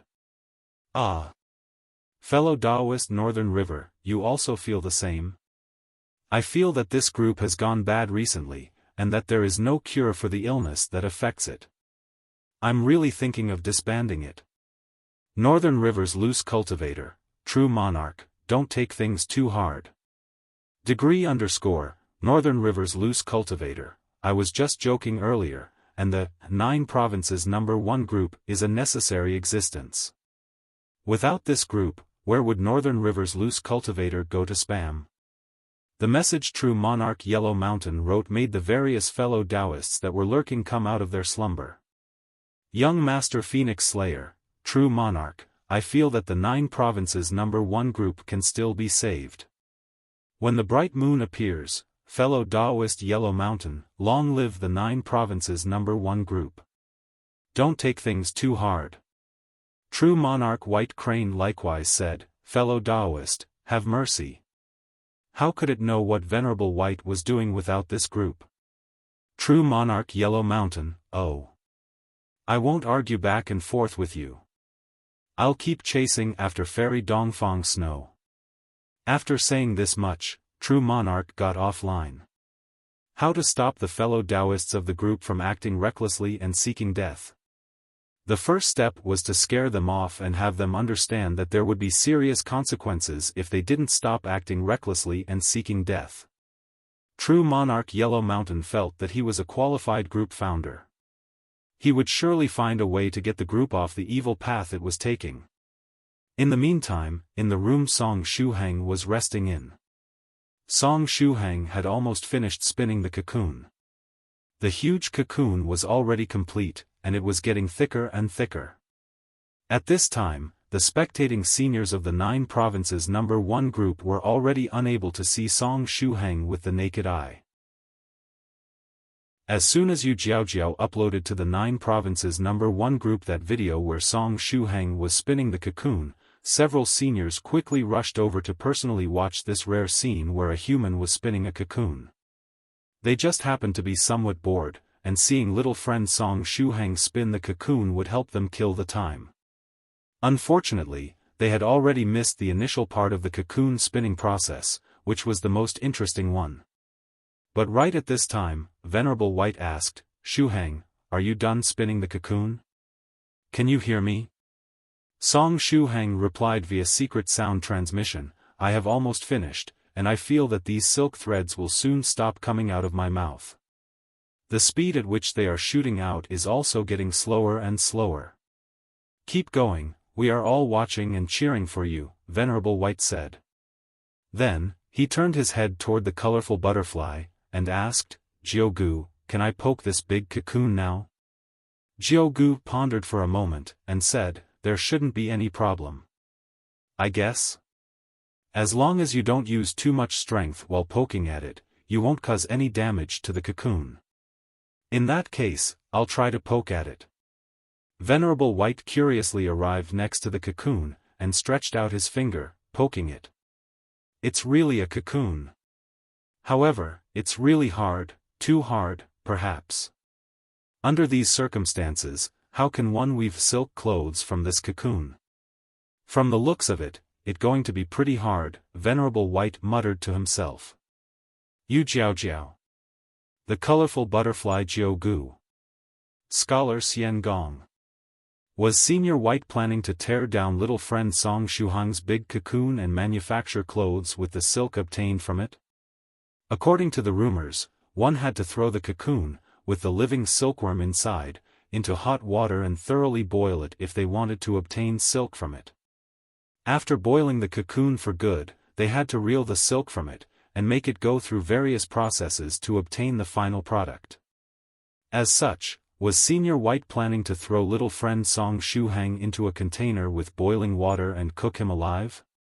The various fellow Daoists imagined the scene of little friend Song Shuhang getting thrown alongside his cocoon into a large cauldron full of boiling water, with little friend Song Shuhang continuously screaming due to pain. This scene wasn't really a beautiful sight to behold. Around 5 minutes later, Venerable White asked again, "Shuhang, are you still spitting silk?" "I'm finally done, and I can't feel my mouth anymore. I'm very thirsty at this time, with my mouth tingling with numbness. It's a pretty bad feeling." Song Shuhang's voice echoed after a while. The only difference was that it was rather hoarse at this moment. Senior White asked out of curiosity, "Do you feel anything strange happening in your body? Has it started to evolve already?" Song Shuhang carefully examined his body, and shook his head, saying, "No, there wasn't any change in my body, and my constitution hasn't gotten stronger either. Perhaps I need some more time." "I see. In that case, how are things inside the cocoon?" Venerable White asked another question. "Senior White, are you trying to become a living encyclopedia by asking all these questions? Inside the cocoon, huh? It's a little hot and very stuffy. It's not very well ventilated, and it's dark. It's somewhat similar to a small black room. Strange, I feel that the level of oxygen inside is getting lower and lower, and it's becoming difficult to breathe. Why is the oxygen getting consumed so quickly?" Song Shuhang asked in puzzlement. When the nearby scholar Xian Gong heard these words, his eyelids continuously twitched. There was definitely something wrong with this batch of Demodragon medicine. Venerable White said, "How about using the turtle breathing technique?" Song Shuhang replied, "I already used it, and it feels much better now. Luckily, Senior White taught me the turtle breathing technique back then. Otherwise, I might have died of asphyxiation." Around 5 minutes later, Venerable White felt somewhat bored, and thus asked another question, "Shuhang, do you feel anything changing inside there? Gulp. There was indeed a change. There is more and more liquid forming inside the cocoon, and it's on the verge of submerging me, Song Shuhang replied. With a strange expression on her face, Yu Jiaojiao asked, there is liquid inside the cocoon? But we cannot make out any change from the outside. Do you want me to break the cocoon? Venerable White said. No, there is no need to. There was a change in my body, my constitution is quickly strengthening. My whole body is becoming stronger, Song Shuhang's cheerful voice echoed from within the cocoon. From the looks of it, the liquid inside the cocoon was the main component of the Demodragon medicine. The medicine had finally started to take effect. After hearing these words, Scholar Xian Gong heaved a sigh of relief. Although this Demodragon medicine had undergone a mutation, its effects were still there. As long as it was still effective, everything was fine. After all he had to do was to spit some silk and spin a cocoon. It wasn't such a big deal, and if spitting silk and spinning a cocoon could allow him to strengthen his constitution and offset his mental energy, it was completely worth it. Then, just like this, another 10 minutes passed. Venerable White rested his chin in one hand, and used the other one to tap on Meteor Sword, asking, Shuhang, when are you coming out of that cocoon? Gulp. I don't know, either. However, the quantity of liquid inside the cocoon is quickly decreasing, and the speed at which my constitution is strengthening is also reducing. I should be able to come out once my constitution stops getting stronger. Yeah, that should be it, Song Shuhang replied. Then, another 10 minutes passed. Venerable White had changed his posture, and was now resting his chin in the other hand and playing chess with Yu Jiaojiao. The nearby seniors of the 9 provinces number 1 group were likewise bored, and were looking at the chess match. Only Scholar Xian Gong was standing in place and not moving in the slightest while focusing his video camera on the huge cocoon that Song Shuhang had spun, afraid to miss any detail. But right at this time, Song Shuhang's voice was transmitted from the cocoon. Senior White, Jiaojiao, Senior Xian Gong, and the other seniors present, please make way. I'm about to come out. Are you finally coming out? Venerable White's eyes immediately lit up as he moved back alongside the others. In the next moment, cracking noises were transmitted from the 2 meters tall cocoon. The cocoon that Song Shuhang had spun was very hard, just like ceramic. Thereupon, he had to punch it several times and create a hole in it. Immediately after, Song Shuhang came out of the cocoon while wearing the golden bell cover Daoist robe. It was the Daoist robe he had gotten from the Western monk. Song Shuhang had yet to change its name. Next, he stretched out his arms while wearing the Daoist robe, and took a deep breath with a satisfied expression on his face, saying, "Ah! I can finally breathe fresh air. What a wonderful feeling." Venerable White, Yu Jiaojiao, Scholar Xian Gong, and the several other seniors of the 9 provinces number 1 group that had rushed over to watch the fun looked at Song Shuhang with rapt attention. PFFF, Fairy Dongfang 6 couldn't hold herself back anymore, and laughed. At this time, the muscular mass of Song Shuhang's body had expanded by 5 times, and it felt as though his swelling muscles were on the verge of exploding. Due to his muscular mass reaching such a ridiculous level, the originally 182 centimeters tall Song Shuhang looked almost a dwarf. However, more importantly, Song Shuhang's head didn't undergo any change, and he still had that youthful face with fine and delicate features, which was now resting on a tremendously muscular body. Yu Jiaojiao looked at Song Shuhang, and gave the thumbs up, saying, "Musclehang. Your muscles are truly impressive." "What the hell is Musclehang?" Song Shuhang lowered his head and glanced at his now terrifying body. He slightly waved his hand and felt a light breeze spread out. Blue veins were bulging on each of the muscles on his arm, looking super scary. Why did I become like this? Song Shuhang didn't know whether to laugh or cry. The effects of the Demodragon medicine were truly wonderful. After drinking only 1/10 of the vial of Demodragon medicine, the strength of his body had increased by more than 3 times. According to his estimations, the strength of his current body should have already reached the 3rd stage 2nd meridian overcast moon meridian rank, and it should be nearing the 3rd meridian blazing sun meridian rank. But what was the deal with this ridiculous muscular mass? How could he go outside and face people in this state? But right at this time, Venerable White took a step forward and stretched out his hand, placing it on Song Shuhang's body. "Don't move, I'll check up your body." Song Shuhang quickly calmed down, and allowed Venerable White to check his physical condition. After a short moment, Venerable White gently smiled, and said, "There isn't anything wrong with your body. It's like this, your body absorbed a large amount of medicinal power all at once.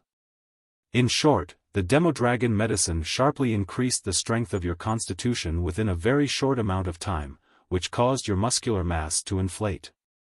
It's the same principle that causes people to become fat if they eat too much. If you wholeheartedly practice body-tempering cultivation techniques, you should return to your previous self in 2 or 3 days. Aside from that, your body doesn't have any other problem. Your condition is pretty good." After hearing Senior White's words, Song Shuhang heaved a sigh of relief. Had the change to his muscular mass been permanent, he would have had no idea how to explain things to his parents after returning home. Would he have to tell them that he had joined some scary bodybuilding club, and that he turned into his current appearance after training there for a bit? Mama Song and Papa Song would surely go crazy. The nearby scholar Xian Gong also heaved a sigh of relief. Immediately thereafter, Senior Xian Gong cupped his hands and bade farewell to the various fellow Daoists. "Little friend Shuhang, Fellow Daoist White, and you guys too, I'll take my leave now and go to drink the Demodragon medicine." All those present knew that Scholar Xian Gong had been waiting for this day for a long, long time. Therefore, they said goodbye to him one after another, and wished him good luck, wishing him to successfully spin a cocoon, and a beautiful one at that. All the sincere well-wishes caused Scholar Xian Gong's face to become red. Luckily, his face was already red, and no one noticed the change. Song Shuhang jumped down from his bed, and glanced at the big cocoon. How was he supposed to deal with this thing? Just as he was in deep thoughts, the nearby Venerable White pulled his Daoist robe. Song Shuhang turned his head around and glanced at Venerable White in puzzlement. "Shuhang, you have a lot of Demodragon medicine, right?" Venerable White asked. Scholar Xian Gong and Song Shuhang had divided the Demodragon medicine half and half. Thereupon, Song Shuhang had with him 20 vials of Demodragon medicine. "Senior White, do you want some?" Song Shuhang asked in return. After saying this much, he took a new vial of Demodragon medicine out of his pocket, and handed it over to Venerable White. In the end, it was Venerable White that had killed the Demodragon and given it to him. Such being the case, how could Song Shuhang refuse if Senior White wanted some Demodragon medicine? "Is 1 vial enough?" Song Shuhang asked. "Yes, it's enough." Venerable White nodded his head, and said, "I want to know how it feels to spin a cocoon. It looked very amusing earlier." He really wanted to know how one felt while spinning a cocoon. In addition, he found it very amusing that one's muscular mass would greatly enlarge after taking the medicine. After taking the vial of Demodragon medicine in his hands, Venerable White raised his head and drank the whole content, not leaving a single drop behind. After a short while, Venerable White lightly opened his mouth, and a long, sparkling thread of silk shot out. "It's coming out," Venerable White said, excited. He stepped in the air and headed toward one of the angles formed by the intersection of the walls and the ceiling of Song Shuhang's room, starting to spin his cocoon there. When Song Shuhang was spinning the cocoon, his movements were clumsy and funny. But when Senior White spun the cocoon, he had a cool posture, and his movements were flawless.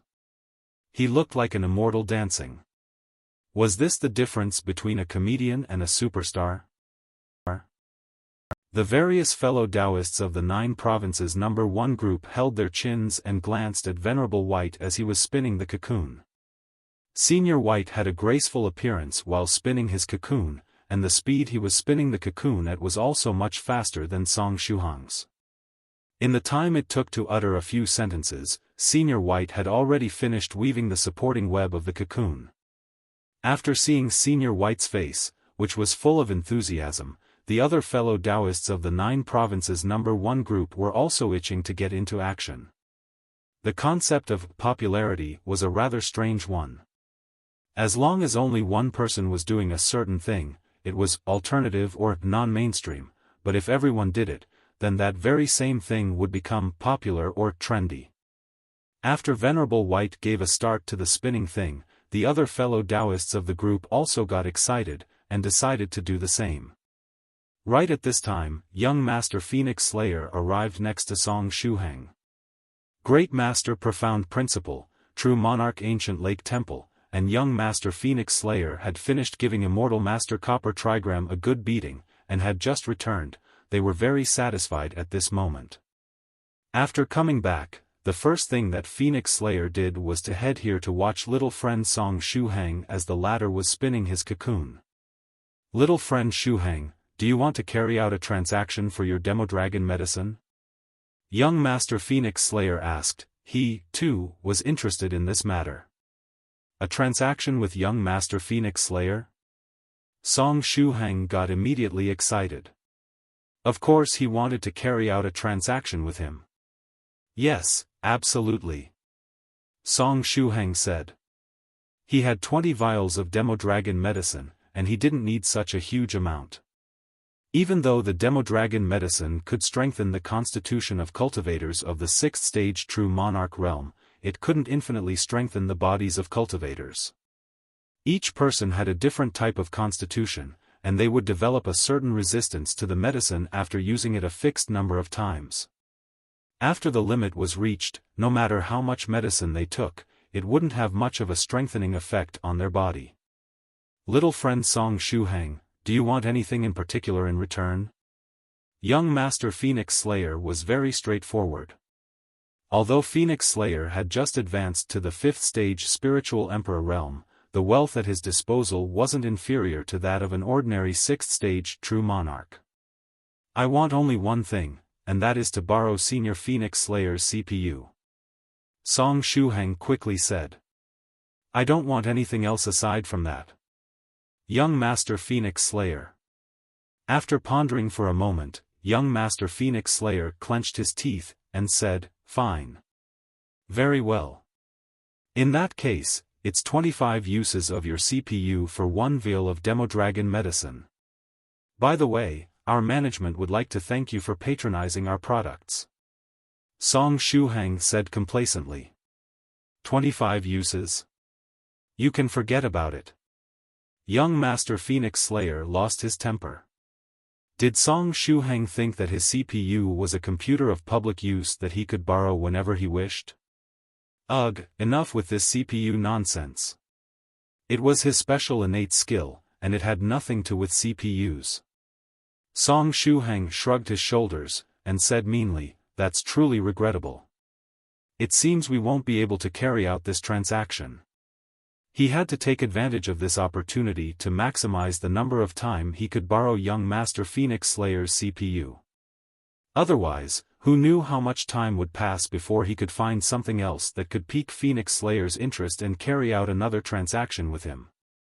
At this time, there were only 2 people that had this mutated version of the Demodragon medicine, Senior Xian Gong and Shuhang, and the possibility of obtaining some Demodragon medicine from Senior Xian Gong was rather low.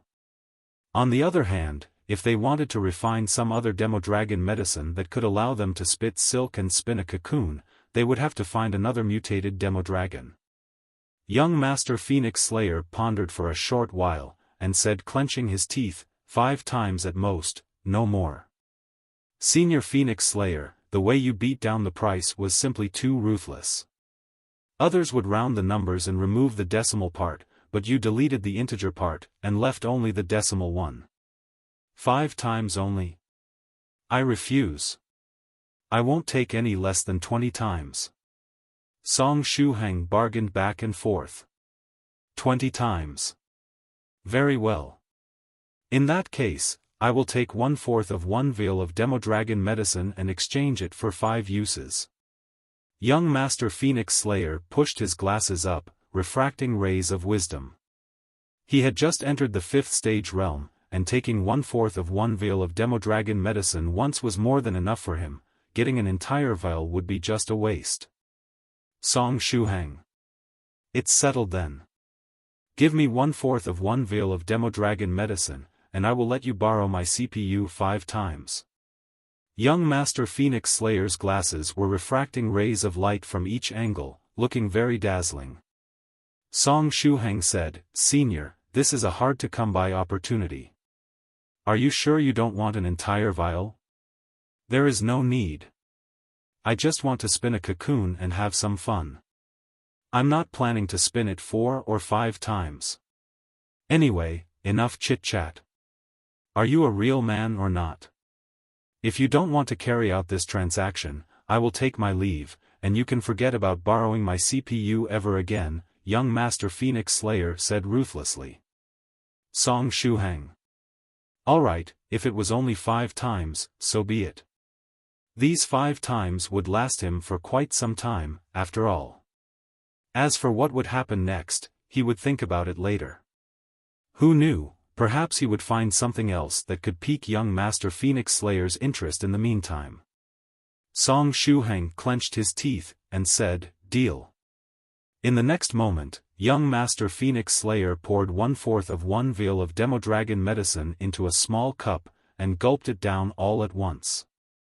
Afterward, he also stepped in the air, and headed toward the angle on the ceiling opposite to Venerable White's, where he started to spin his cocoon. Interesting. So that's how it was, not bad, not bad. Young Master Phoenix Slayer was spitting silk and spinning his cocoon, all of this while still pushing his glasses upward. From the looks of it, he was studying the principle behind the cocoon spinning process. From young Master Phoenix Slayer to young Master Super Brainiac? As soon as young Master Phoenix Slayer and Song Shuhang completed their transaction, another figure quickly arrived in front of Shuhang. It was the neuter but feminine-looking version of true monarch White Crane. In this state, she had a petite build and looked lovely and cute.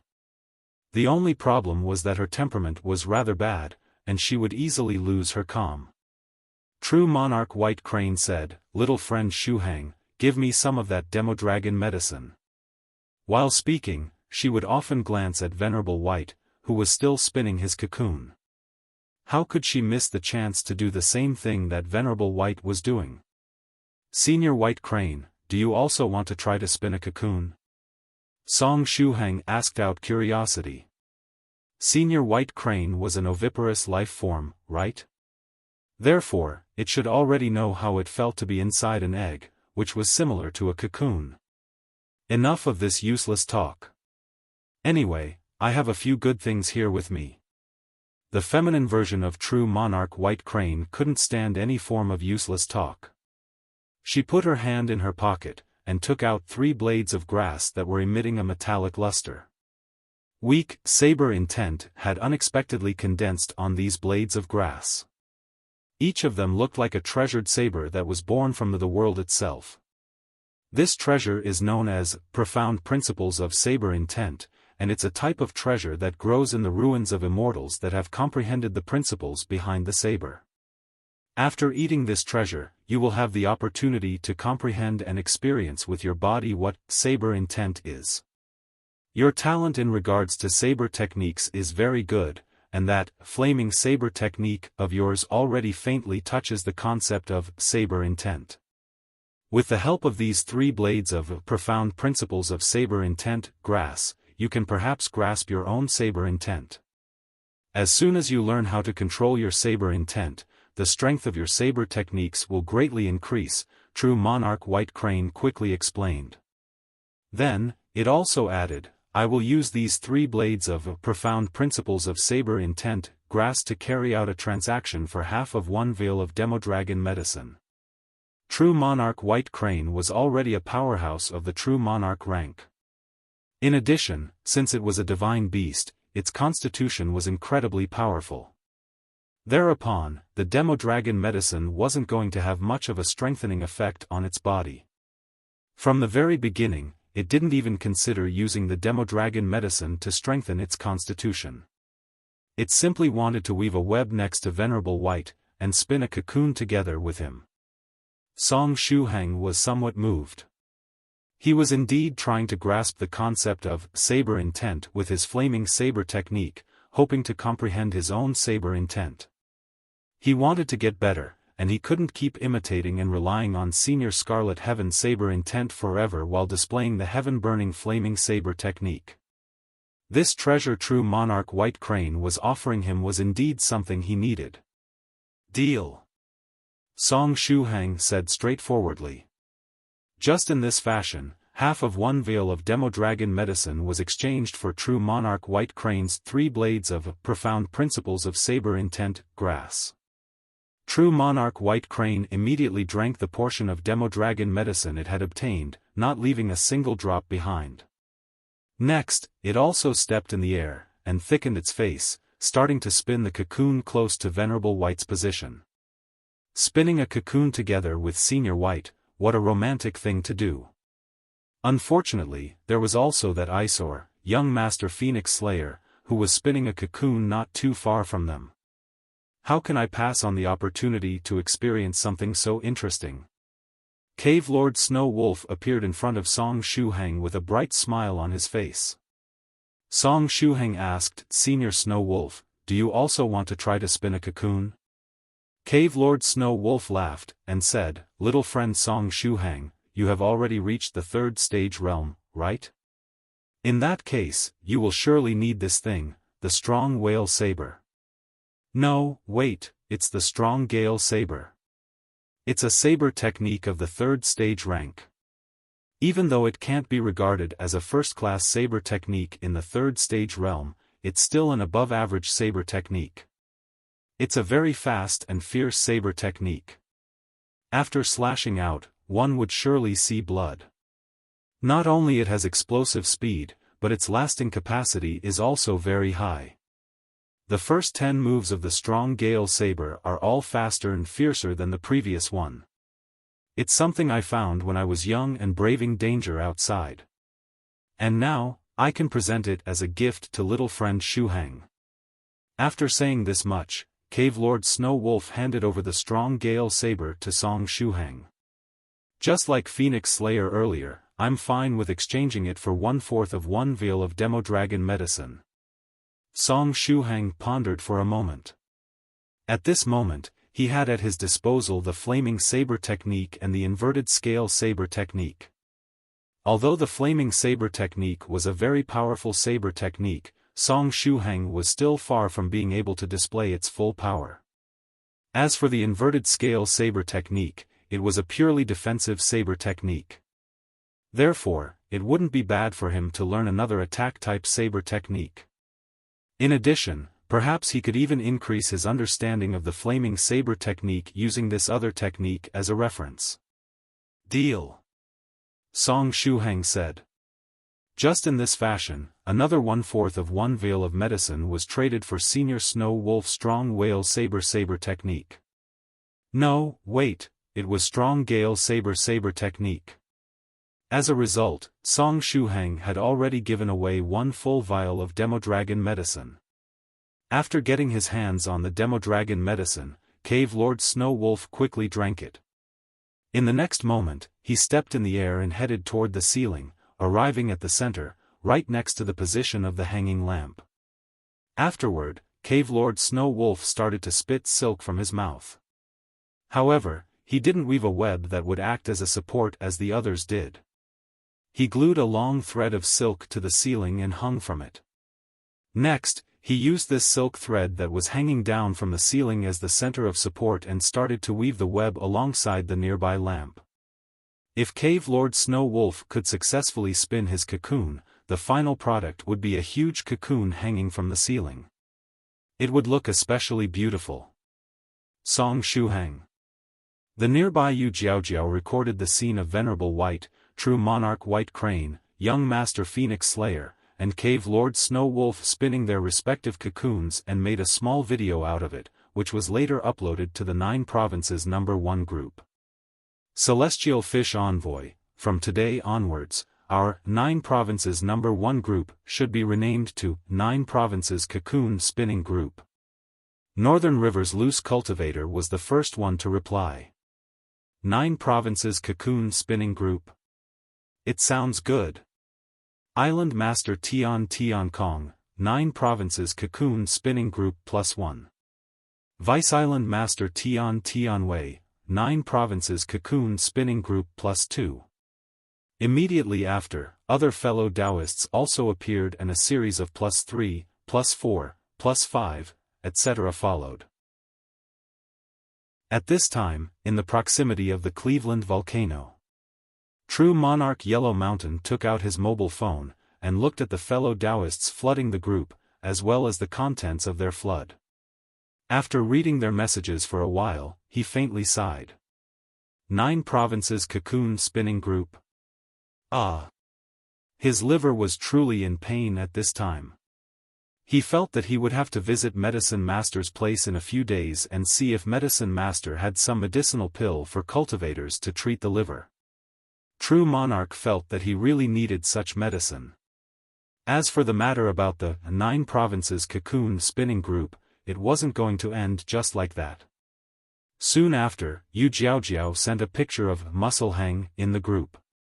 This is Shuhang after coming out of the cocoon.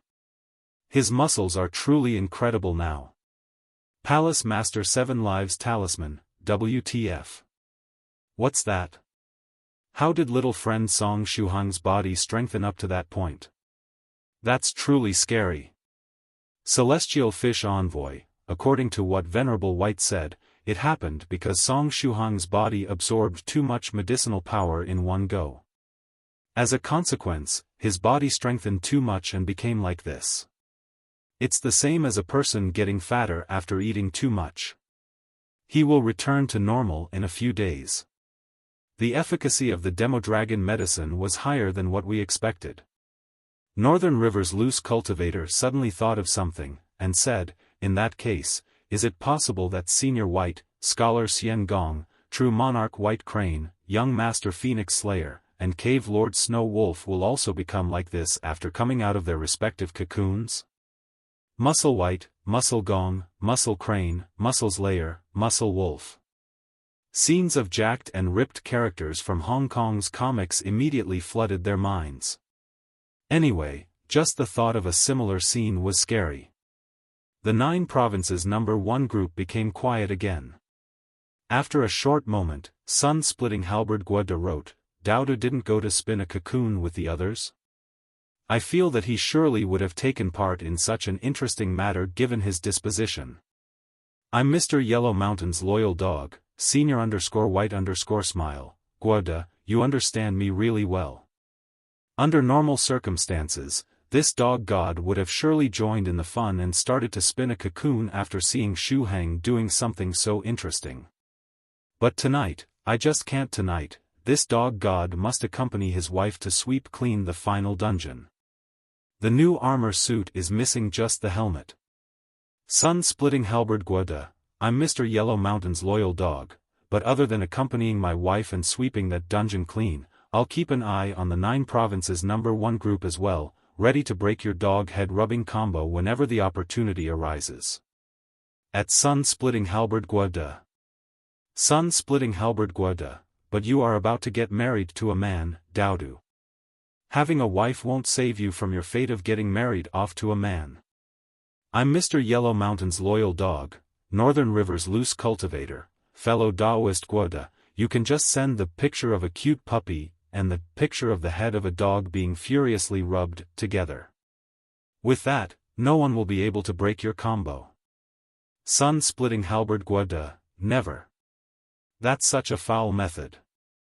The essence of self-deprecating humor is to send the first picture first, and then send the second one, completing the circle. If you send both messages at the same time, what's even the meaning? Northern River's Loose Cultivator, Fellow Daoist Guo. What you said makes sense. To be honest, I'm totally unable to comprehend your way of self-deprecating humor. Celestial Fish Envoy, I'm curious about something. Will Venerable White also get all muscular after coming out of the cocoon? Or will he assume an even more interesting appearance? In the room Shuhang was resting in. After sending the message, Yu Jiaojiao cracked a joke. It will be rather funny if Senior White also becomes like you after coming out of the cocoon. If that happens, we should take pictures of Senior White and update Senior White's expression package. Shuhang replied, Jiaojiao, don't seek death. Yu Jiaojiao blinked her eyes, and said, don't worry, it was just a random thought. Just as they were talking, Shuhang's mobile phone rang. Who is calling me so late at night? Shuhang took out his mobile, and glanced at it. An unfamiliar number was displayed on the cracked display of the phone. Due to the muscular mass of his body suddenly increasing by several times, Shuhang was now forced to hold his phone between his index finger and thumb just like a small toy block. After swiping on the screen of the phone, Shuhang answered the call. Hello, the voice of a man with a local accent was transmitted from the phone. Hello, who might you be? Shuhang asked thoughtlessly. Mister, it's like this, we are a company that sells healthcare products. Recently, our company got its hands on a very good product. This product can help you develop well-defined muscles in just a month. It's completely safe to use and doesn't contain hormones. Are you interested in our product? The man on the other end said quickly. It was actually a salesman. They were still up at this time, it seemed they were putting quite a bit of effort in promoting their sales. But why the hell was this shady company selling muscle-developing, healthcare products contacting him? Were they selling food with creatine that bodybuilders used to eat? If that was the case, shouldn't they have contacted bodybuilders and recommended the product to them? At the same time, Shuhang silently lowered his head and looked at the bulging muscles of his body. Was this salesman actually making fun of him? Shuhang clenched his teeth, and said, I'm sorry, but I don't need healthcare products, bye-bye. In addition, please don't call me again. Hello, wait a moment, mister. Don't be so impatient to hang up. The effects of our medicine are really good. Even if you have a pot belly, you can develop muscles if you take this medicine for 1 month. If you are not satisfied with the results, you can always return the product, the salesman said hurriedly. Shuhang clenched his teeth, and mercilessly hung up. At the same time, he put the number in the blacklist. Unfortunately, it wasn't a video call. Otherwise, he would have seized the opportunity to show off his body and give the opposite party a scare. The best muscle-developing medicine in the world was in his hands. After spitting some silk and spinning a cocoon, one's muscles would strengthen to the point that not even the person in question would dare to believe what they were seeing. Scary, wasn't it? Was it a salesman? What were they selling? The nearby Yu Jiaojiao asked with a smile. Shuhang replied, the salesman was selling a miraculous medicine to develop muscles, but didn't you hear? Given Yu Jiaojiao's hearing, she should have been able to hear the voice of the salesman very clearly while standing next to him. Yu Jiaojiao said, I just wanted to confirm it with you. He. Shuhang. But right at this time, Fairy Dongfang 6 said, it seems that Senior White has finished spinning his cocoon. Shuhang and Yu Jiaojiao raised their heads and looked upward. Venerable White was very quick. At this time, the huge cocoon had been completely spun, and it was getting thicker and thicker as time passed by. The onlookers were already unable to see Senior White inside. Shuhang shouted, Senior White, is the spinning of the cocoon proceeding smoothly? Venerable White replied, yes, it is. As expected, I'm also getting thirsty. But you don't need to worry, I have some good tea here with me. Afterward, they heard what seemed the sound of Venerable White enjoying his tea. Shuhang asked, Senior White, how did it feel to spin a cocoon? It was very amusing, even more amusing than what I had thought. I had a lot of fun. Never before I had considered having fun in such a way, Venerable White said with a smile. After saying this much, Venerable White suddenly exclaimed, So quickly? We'll chat later, the body-strengthening liquid just appeared. We will talk after coming out of the cocoon. I'm going to study this body-strengthening liquid now. After he had said this much, Venerable White didn't speak again. After Venerable White, the other 3 fellow Daoists also entered the final stage of the cocoon spinning process. Yu Jiaojiao said, Senior White spun the cocoon way faster than Shuhang, and even the changes inside are happening at a much faster pace. Song Shuhang replied, It's because I didn't have any experience, and was thus slower. No. After you finished spitting silk, you stayed inside the cocoon for more than 5 minutes before the strengthening liquid appeared. However, Senior White had just finished spinning his cocoon and said only 2 sentences before the liquid appeared, Yu Jiaojiao said. Song Shuhang pondered for a moment, and said, Is it possible that the constitution strengthening process also becomes faster along with the cocoon getting spun faster? It's very likely. Now, let's wait for Senior Phoenix Slayer and the others to finish and count the time it takes them to make the liquid appear. We can be sure at that point, Yu Jiaojiao said. Fairy Dongfang 6 said, I'll help you count the time. Song Shuhang glanced at Fairy Dongfang 6, and asked thoughtlessly, Fairy Dongfang 6, don't you want to try spinning the cocoon?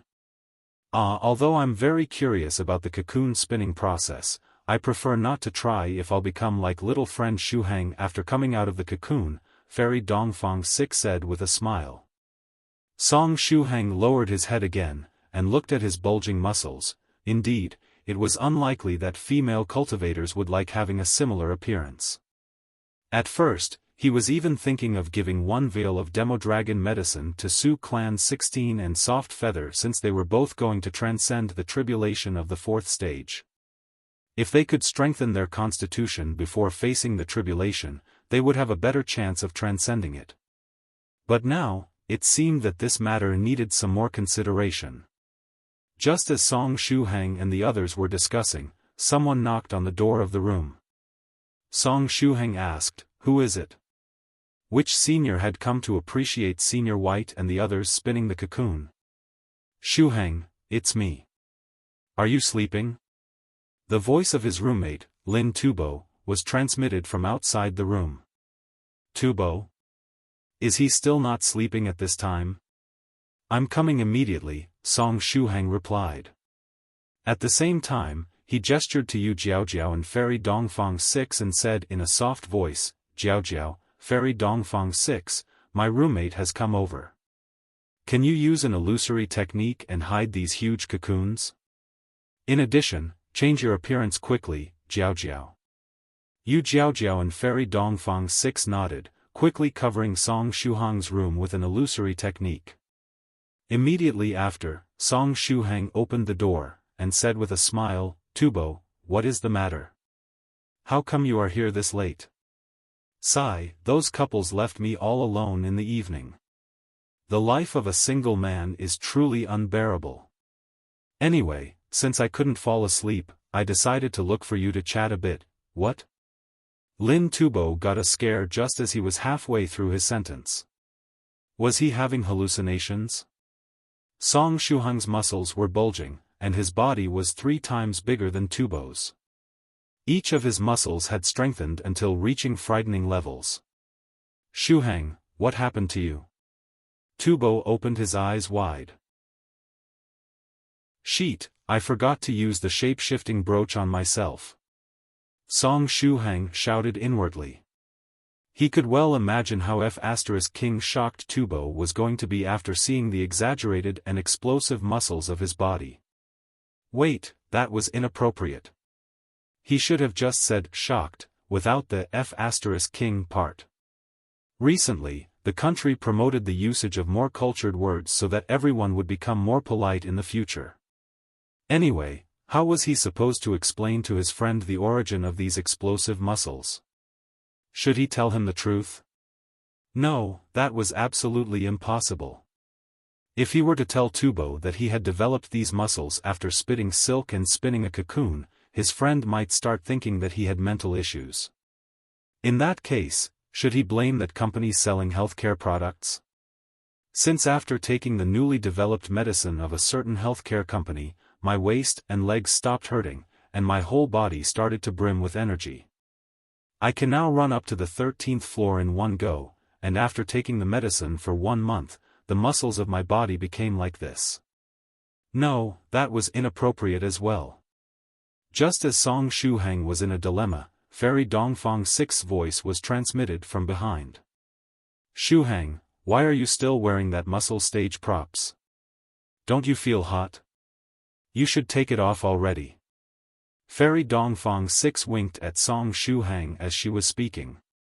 Ahaha, since Tubo suddenly knocked on the door, I ran over to open the door and forgot to take the stage props off my body, Song Shuhang said with a smile. Fairy Dongfang 6, well done. So it was some stage props from the movie. No wonder it looked so strange. Lin Tubo secretly nodded his head. But in the next moment, he felt that there was something wrong with this situation. He carefully watched Fairy Dongfang 6, who was standing behind Song Shuhang. Fairy Dongfang 6 had a tall and slender build. Additionally, she practiced the 9 bewitching dance steps cultivation technique, and was very good at dancing. As such, her body shape could be regarded as perfect. However, even more importantly, what was this beautiful woman doing in Song Shuhang's room so late at night? Was it possible that the story was moving toward the lone dog plot again? The poor lone dog was also a dog, one had to show him some love. Lin Tubo hadn't finished sighing with emotion that another girl came out of Song Shuhang's room. This time, it was a beautiful mature woman. It was Yu Jiaojiao, who had assumed her mother's appearance. Shuhang, come over. I will help you take off the muscle stage props. Alright, thanks. Song Shuhang quickly ran toward Yu Jiaojiao. Tubo, wait a moment. I will take off this thing first. Sure. Lin Tubo nodded his head. 2 girls. Was Shuhang trying to doubly oppress the poor lone dog? After a short time, Song Shuhang magically changed his appearance, and headed out together with Lin Tubo, strolling on the roads of the holiday residence. On the way, Lin Tubo couldn't resist anymore, and asked, Shuhang, what's your relationship with Miss Yu Jiaojiao, as well as that other girl, Miss Dongfang? We are just friends, and our relationship isn't as complicated as you might think. The reason they came over this evening was to try out the stage props, Song Shuhang said with a smile. Right, you said that you got left alone tonight? What was that about? What happened? About that, oh, the life of a single man is truly unbearable. Lin Tubo sighed with emotion, and said, do you remember that I was helping my younger cousin with his 2nd grade summer assignments a few days ago? Yes, I remember. Song Shuhang nodded his head. The title of the school assignments Tubo was finishing back then, Winter and Summer School Assignments, Elementary School 2nd Year, Language and Literature, left a deep impression on his mind. Lin Tubo sighed with emotion, and continued, today, that brat asked me to help him again with some school assignments. As such, I asked him, didn't I help you finish your summer school assignments already? Do you know what his reply was? He said, this time, I need your help to finish my girlfriend's summer school assignments. She is in the 4th grade, and I don't know how to help her with her assignments. Therefore, I can only ask for your help. At that time, I was so angry that I felt like hurling the phone away. That brat struck down Lin Tubo, this lone dog, in an especially innovative and refreshing way. Afterward, I couldn't get sleep anymore. As such, I decided to look for you guys to chat a bit in order to mend my wounded heart. At first, I thought of looking for Yangda, but that guy is too much of a heavy sleeper, and didn't wake up. As for Gao Momu, that winner in life, I didn't consider him in the first place. Therefore, I could look only for you, Shuhang, Tubo said. Song Shuhang made a hollow laugh. Ahaha. Shuhang was now clear as to what was going on. This lone dog thing was just an excuse. The truth was that Lin Tubo couldn't fall asleep, and just wanted someone to accompany him for a stroll. Right. Shuhang, you have been acting all mysterious lately. Have you secretly gotten yourself a girlfriend or something? Tubo asked. From what he remembered, Song Shuhang had started to act strangely since the time the last semester was about to end. He would often mysteriously disappear at night, and he wouldn't appear at lunch hour either. In addition, the number of Shuhang's eccentric friends was also increasing steadily. For example, that rich master of the island, they met on that island abroad, or when they shot the movie this time, a large number of handsome men and beautiful women that were his friends came over from God knew where. Therefore, he felt that Song Shuhang had gotten somewhat mysterious lately. Ahaha. Song Shuhang laughed, and said, girlfriend, eh? How should I explain it? Our relationship hasn't been finalized yet. As expected, you are about to leave the lone dog team? Things haven't advanced to that point yet. We are still experimenting, and we can't be considered as lovers either, Song Shuhang replied. Unrequited love? Tubo patted his chest, and said, if you want, you can talk about the situation of the opposite party to me. I can give you a few suggestions and make this beautiful woman fall into your arms. Although I'm still a lone dog, I've managed to put several pairs of lovers together. There is no rush.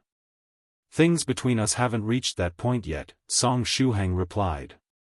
As coincidence would have it, a figure sitting in a daze on top of a roof happened to hear the conversation between Song Shuhang and Lin Tubo. The eyes of the figure turned around, and the corner of their mouth rose. Soon after, the figure took out a cosmetic case and applied some makeup before jumping down from the roof. Song Shuhang accompanied Lin Tubo, and they strolled all around the holiday residence as they discussed a vast range of topics. But right at this time, a slender figure slowly approached them from the front. The figure had yet to get close to them that a sweet aroma arrived first. Song Shuhang and Lin Tubo couldn't help but raise their heads and glance in the direction of the figure. Thanks to the moonlight, they saw that a pretty woman wearing a white skirt was standing in front of them. She was wearing a small circular hat, and her long blue hair reached up to her calves. Her hair was very long and dense, and looked very soft. It felt as though a cloak was draped over her shoulders. Her skin was as white as snow, and she looked like a person of both Chinese and Caucasian origin. Her exquisite facial features resembled that of an Oriental person, but her build resembled that of a Westerner. Her eyelashes were also blue and very long, quite eye-catching. Additionally, she was wearing 2 white-colored super high heels, which made her look even taller and more slender. Is that cosplay? Lin Tubo asked out of curiosity. The opposite party had blue hair and blue eyelashes, and looked the same as a pretty doll. There was no way a normal person could have blue-colored hair naturally.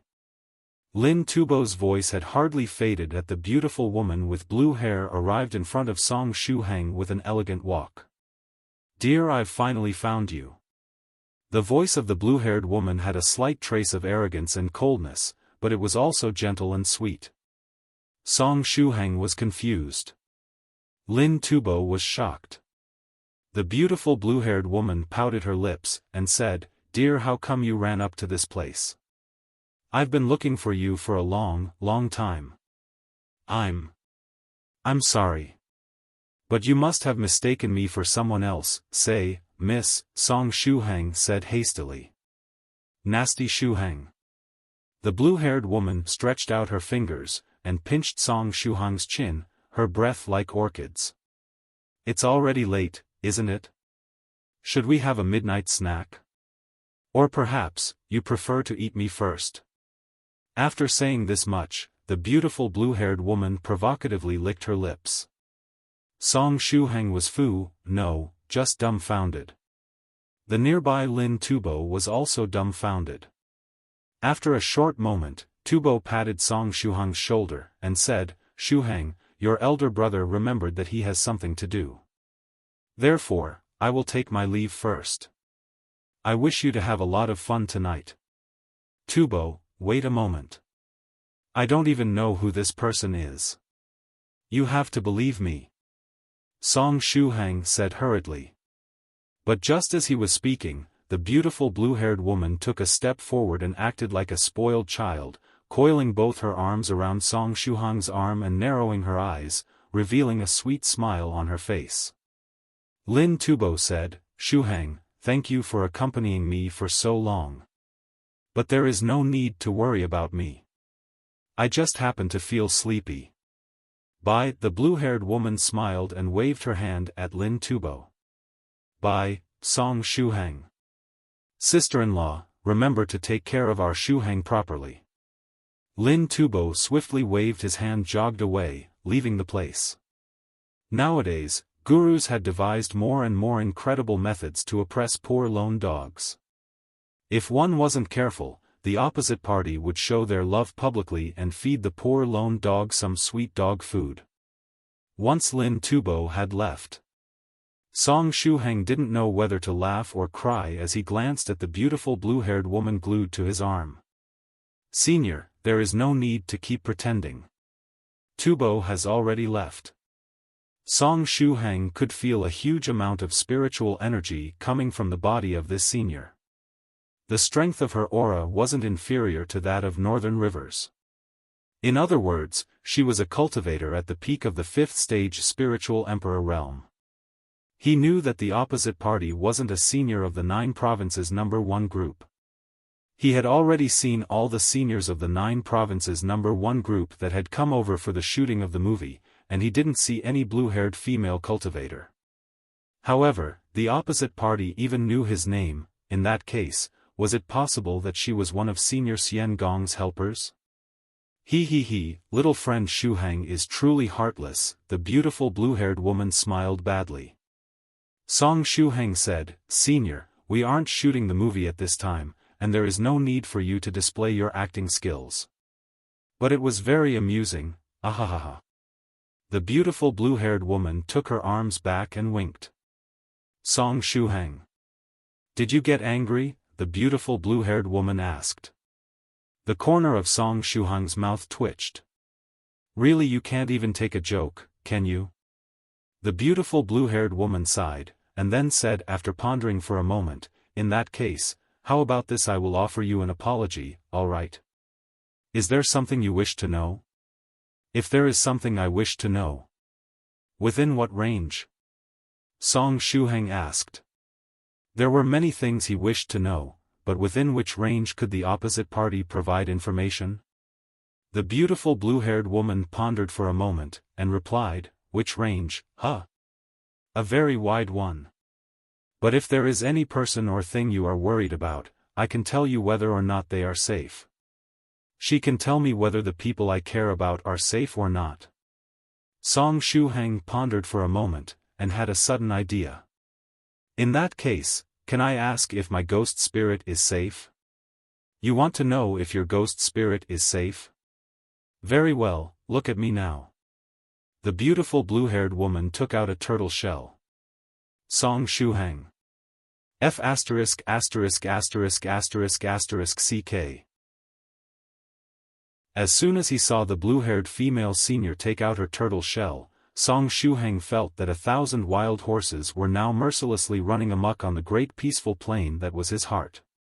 It seemed a fortune-teller. He had never seen this person before, but this person unexpectedly knew him. If he had to guess a name, the first one that came to his mind was Immortal Master Copper Trigram. But didn't young Master Phoenix Slayer, Great Master Profound Principle, True Monarch Ancient Lake Temple, and a few other seniors capture Immortal Master Copper Trigram earlier, giving him a good beating? Was it possible that young Master Phoenix Slayer and the other seniors had set him free already? Or perhaps Senior Northern River's guess was wrong, and the person that young Master Phoenix Slayer, Great Master Profound Principle, and the other seniors captured was really Immortal Master Copper Trigram's puppet, with Copper Trigram's main body hiding in the holiday residence and observing how things were going to develop? Just as Song Shuhang was in deep thoughts, the beautiful blue-haired senior started shaking the turtle shell with one hand while counting on her fingers with the other. After shaking the turtle shell 5 times, the beautiful senior turned the shell over and made 3 copper coins fall to the ground. The copper coins arranged themselves in a disorderly manner. Song Shuhang hadn't studied divination. Therefore, he didn't know if the result of the divination was bad or good. As such, he could only stare at the face of the blue-haired female senior, trying to deduce from her expression the result of the divination. The blue-haired female senior stared at the result of the divination for some time, furrowing her brows, and falling into deep thought. She didn't immediately tell if the divination was propitious or not, but asked, "Little friend Shuhang, when did your ghost spirit have an accident?" August 9th. It happened between midnight and the early hours of the next day, Song Shuhang replied. The blue-haired female senior nodded, and kept counting on her fingers. The more calculations she was making, the more she was furrowing her brows. Then, she asked again, "Did you ghost spirit receive a severe injury?" "A severe injury?" Song Shuhang recalled that scene where the lustrous scholar controlled his ghost spirit and fought against that demon of the tribulation transcender rank in the netherworld realm. When that demon of the netherworld realm released all its power, the ghost spirit indeed received some injuries. Thereupon, Song Shuhang nodded his head. The blue-haired female senior also nodded, and continued to count on her fingers. "Senior, what's the final result?" Song Shuhang had started to get anxious. If this blue-haired female senior was really Immortal Master Copper Trigram, he would have to hope to obtain a very bad result. From a certain point of view, Immortal Master Copper Trigram's divinations were very accurate. One just had to take for good the opposite of the result of his divination. Of course, it wasn't possible to infer the opposite of each divination. For example, it was difficult to infer the opposite meaning of divinations such as luck amidst a calamity or calamity amidst luck, or those that were vague or somewhat special to begin with. Somewhat disgruntled, the blue-haired female senior said, "I got a bad deal this time. This divination seemed rather simple at first, but the more I'm analyzing, the more it seems involved with karma. It's getting more and more difficult to calculate the result." Ahaha. Song Shuhang laughed embarrassedly. The blue-haired female senior asked one more time, "Last question, did your ghost spirit undergo a mutation?" Song Shuhang nodded, and said, "Yes." The fortune-telling skills of this blue-haired female senior seemed rather good. Was she really Immortal Master Copper Trigram? "I'm almost there." The tightly furrowed brows of the blue-haired female senior finally started to relax. "Senior, what's the result?" Song Shuhang asked anxiously. "At first glance, it seems pretty bad," the blue-haired female senior explained. "After analyzing the result with my unique fortune-telling technique, I concluded that your ghost spirit is in extreme danger, and will face countless hardships. One wrong step would result in its death. In short, your ghost spirit is in a pretty bad situation." After hearing these words, Song Shuhang's heart twitched. "All right. Now that I've performed this divination for you, the account between the two of us is settled. Good night, little friend Song Shuhang." The blue-haired female senior picked up the copper coins on the ground, and put them away alongside the turtle shell. Afterward, she stretched out her hand and threw her long hair behind her back while waving at Song Shuhang's with the other. However, Song Shuhang said hurriedly, "Senior, wait a moment. Can you perform other 2 divinations for me?" "Of course I can, but the next 2 divinations won't be free of charge. I want some compensation for the job." The blue-haired female senior beamed with joy after hearing that Song Shuhang wanted her to perform other 2 divinations. It was like a shop owner that hadn't had a client in a long time suddenly chancing upon a rich customer. Song Shuhang asked, "Senior, what do you exactly want as compensation?"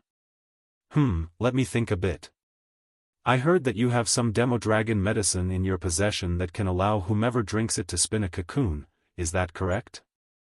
In that case, I'll perform 2 divinations for half of 1 vial of Demodragon medicine, the blue-haired female senior said with a smile. That's too expensive. Shuhang said without hesitation.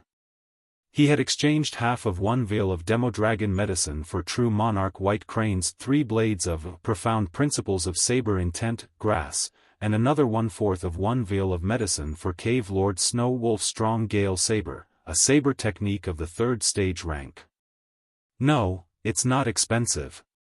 You have to know that a cultivator of the 4th stage has to exchange their whole wealth for 1 single divination of mine. Therefore, you are making a big profit by getting me to perform 2 divinations for half of 1 vial of Demodragon medicine, the blue-haired female senior said proudly. If you want to make this deal, fine. If you don't, I'll take my leave. I wanted the Demodragon medicine just to have some fun. It's not something I need at all costs. After pondering for a short while, Shuhang said, 1/4 of 1 vial of Demodragon medicine for 2 divinations.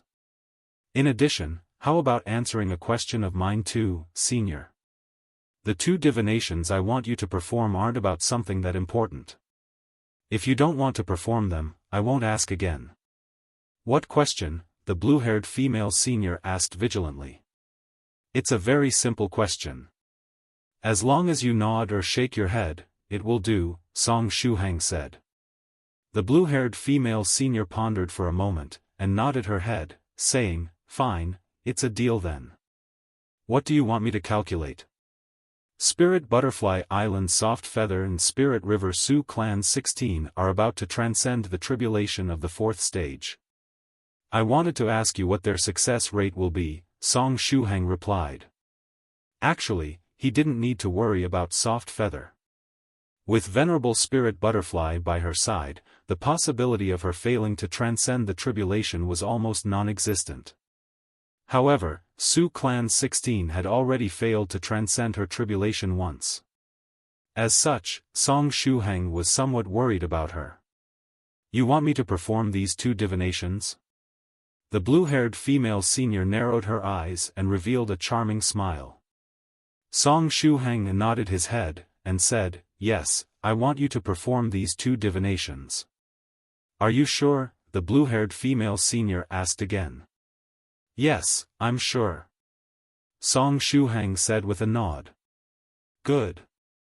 In that case, I'll immediately tell you the result of the 2 divinations. It seems that both the divinations related to Spirit Butterfly Island Soft Feather and Sioux Clan 16 are ultra-ominous, the blue-haired female senior said complacently. Very well, I told you the result of the 2 divinations. Senior, but you didn't even perform the divination. Wait a moment. Is it possible that? Shuhang had a sudden realization. Was it possible that someone else had already asked this blue-haired female senior to calculate the result of these 2 divinations? Or perhaps this blue-haired female senior had performed some divination about Sioux Clan 16 and Soft Feather while she was bored and had nothing to do? Ahaha, it seems you realized, the blue-haired female senior said with a smile. Shuhang forced a smile, and nodded his head. At the same time, he had now confirmed the identity of this blue-haired female senior. It was without a doubt Immortal Master Copper Trigram. Now, it's your turn to ask that question. What do you want to ask? The blue-haired female senior said complacently. Shuhang was originally planning to ask this question, you are Senior Copper Trigram, right? But now, there was no need to ask this question. Thereupon, he thought of a new question. Senior Copper Trigram, whose appearance did you assume this time? Is it a senior of the 9 provinces number 1 group? Shuhang asked. The blue-haired female senior laughed, and nodded her head complacently. Good. A deal is a deal. Now, I'll kindly accept that 1/4 of 1 vial of Demodragon medicine, the blue-haired female senior said as she stretched out her hand. Shuhang forced a smile, and took the Demodragon medicine out of his size-reducing purse, giving 1/4 of 1 vial of medicine to Immortal Master Copper Trigram. The blue-haired female senior accepted the Demodragon medicine, and then glanced at Song Shuhang's forced smile. She laughed, and said, "Forget it. I won't take advantage of you this time. I'll perform another divination for you, free of charge." "Senior, are you for real?" Song Shuhang said with a smile.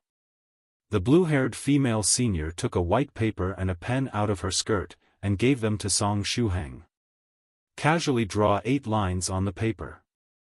They can be horizontal, vertical, or even intersect each other. It's completely up to you.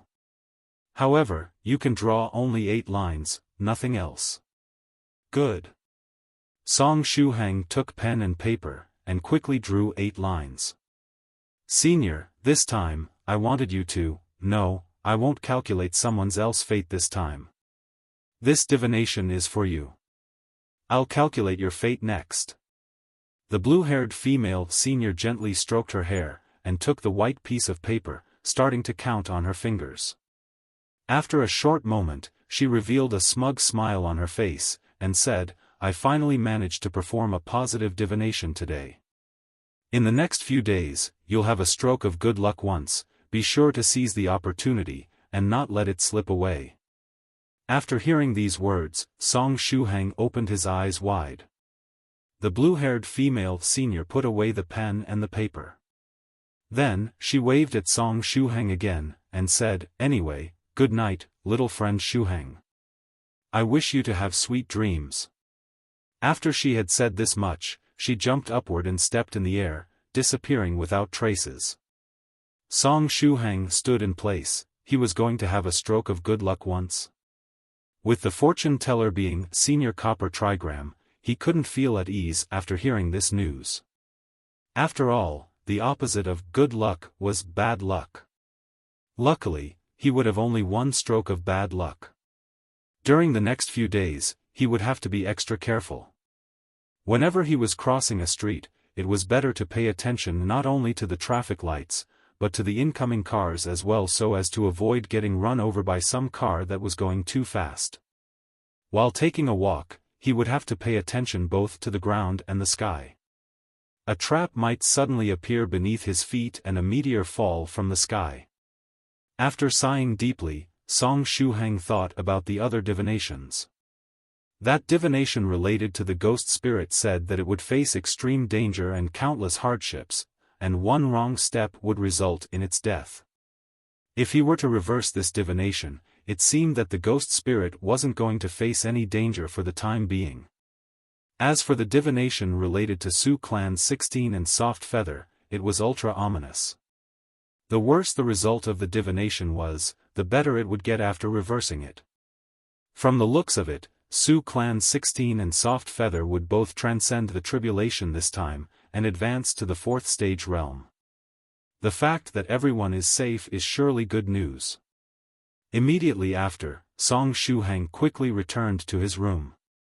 Given the time, Venerable White, Senior Phoenix Slayer, True Monarch White Crane, and Cave Lord Snow Wolf were about to come out of their cocoons.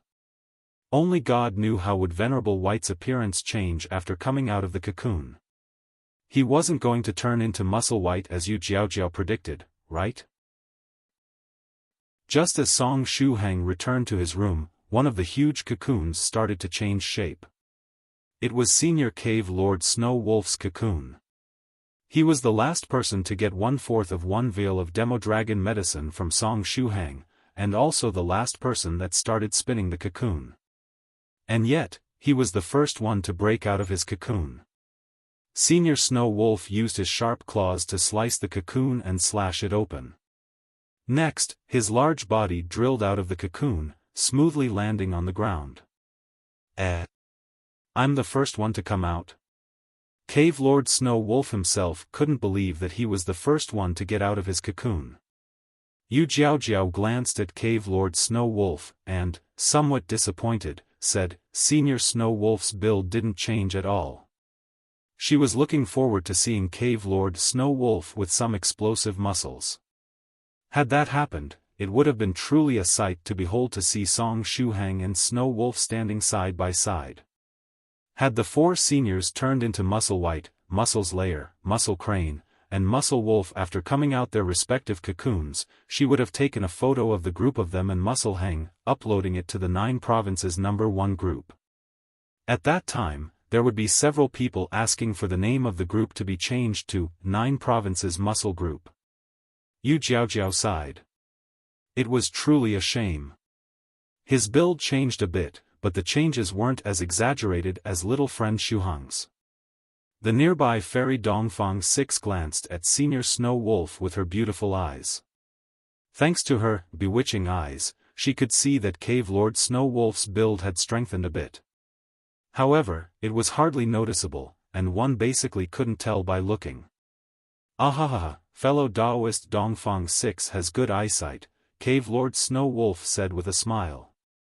Fairy Dongfang 6 asked, how was it? Was it fun to spin a cocoon? It was fun.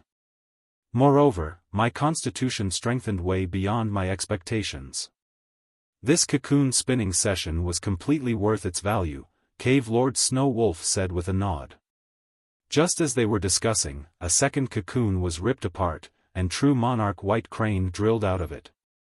True Monarch White Crane's build didn't change much either. It still had that petite build belonging to its feminine form. After breaking out of the cocoon, it immediately shifted its head and glanced at Venerable White's cocoon. Senior White hasn't come out of his cocoon yet. True Monarch White Crane said regretfully.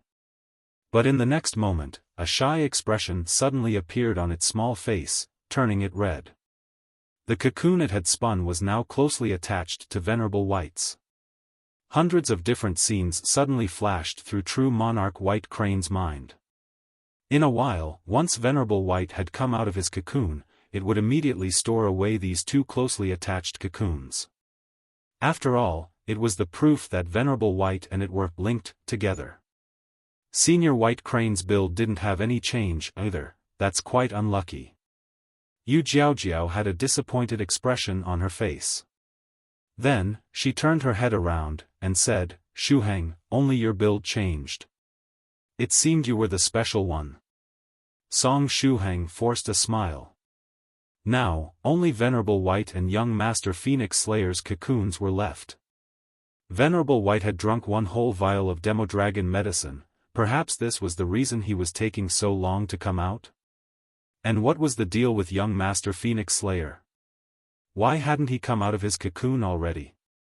Just as Song Shuhang and the others were bored, waiting for Venerable White and young Master Phoenix Slayer to come out of their cocoons, Song Shuhang's phone rang again. He took out his mobile phone, and looked at the number of the caller. Yu Jiaojiao asked, is it that salesman again? No idea, but it's again an unfamiliar number. Song Shuhang picked up the phone. He had nothing to do at this time. Even if it was a salesman, he would accompany him for a chat since it would cost him nothing. If the salesman was a girl, he wouldn't mind chatting all night. Woof, woof Shuhang, Shuhang, woof, are you still in your room? Woof, woof, Doudou's familiar voice was transmitted from the other end. It was the Pekingese Doudou. Yes. Doudou, are you done sweeping that dungeon clean with your wife? Song Shuhang felt somewhat guilty when this topic was brought up. Due to that deal between him and Doudou, he was once cast as Doudou, and participated in a video call with his in-game wife. Now then, was that poor girl still thinking that he was Doudou? Reminiscing about this matter made him feel somewhat guilty. Woof, woof, I finished cleaning that dungeon with my main wife long ago. Now, I'm helping my second wife in a guild war. Woof, so fun. The power level of these trashes probably doesn't go past 5. None of them is a match for this dog god. Doudou said complacently. Song Shuhang suddenly had the urge to hang up the call. Right. Shuhang, is Phoenix Slayer still in your room, spinning that cocoon? Doudou asked. Song Shuhang glanced toward young Master Phoenix Slayer, who had yet to come out of the cocoon, and said with a nod, it's been a while since Senior Phoenix Slayer finished spinning his cocoon, but he has yet to come out. Ahaha, perfect. Wait a minute, I will head over there, Doudou said happily.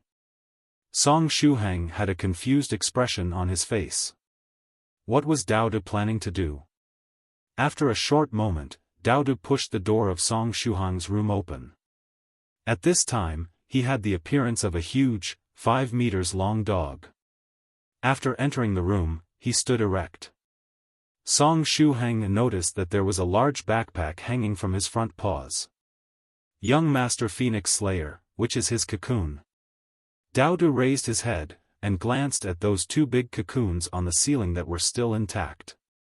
Yu Jiaojiao pointed at young Master Phoenix Slayer's cocoon, and said, "That's Senior Phoenix Slayer's cocoon."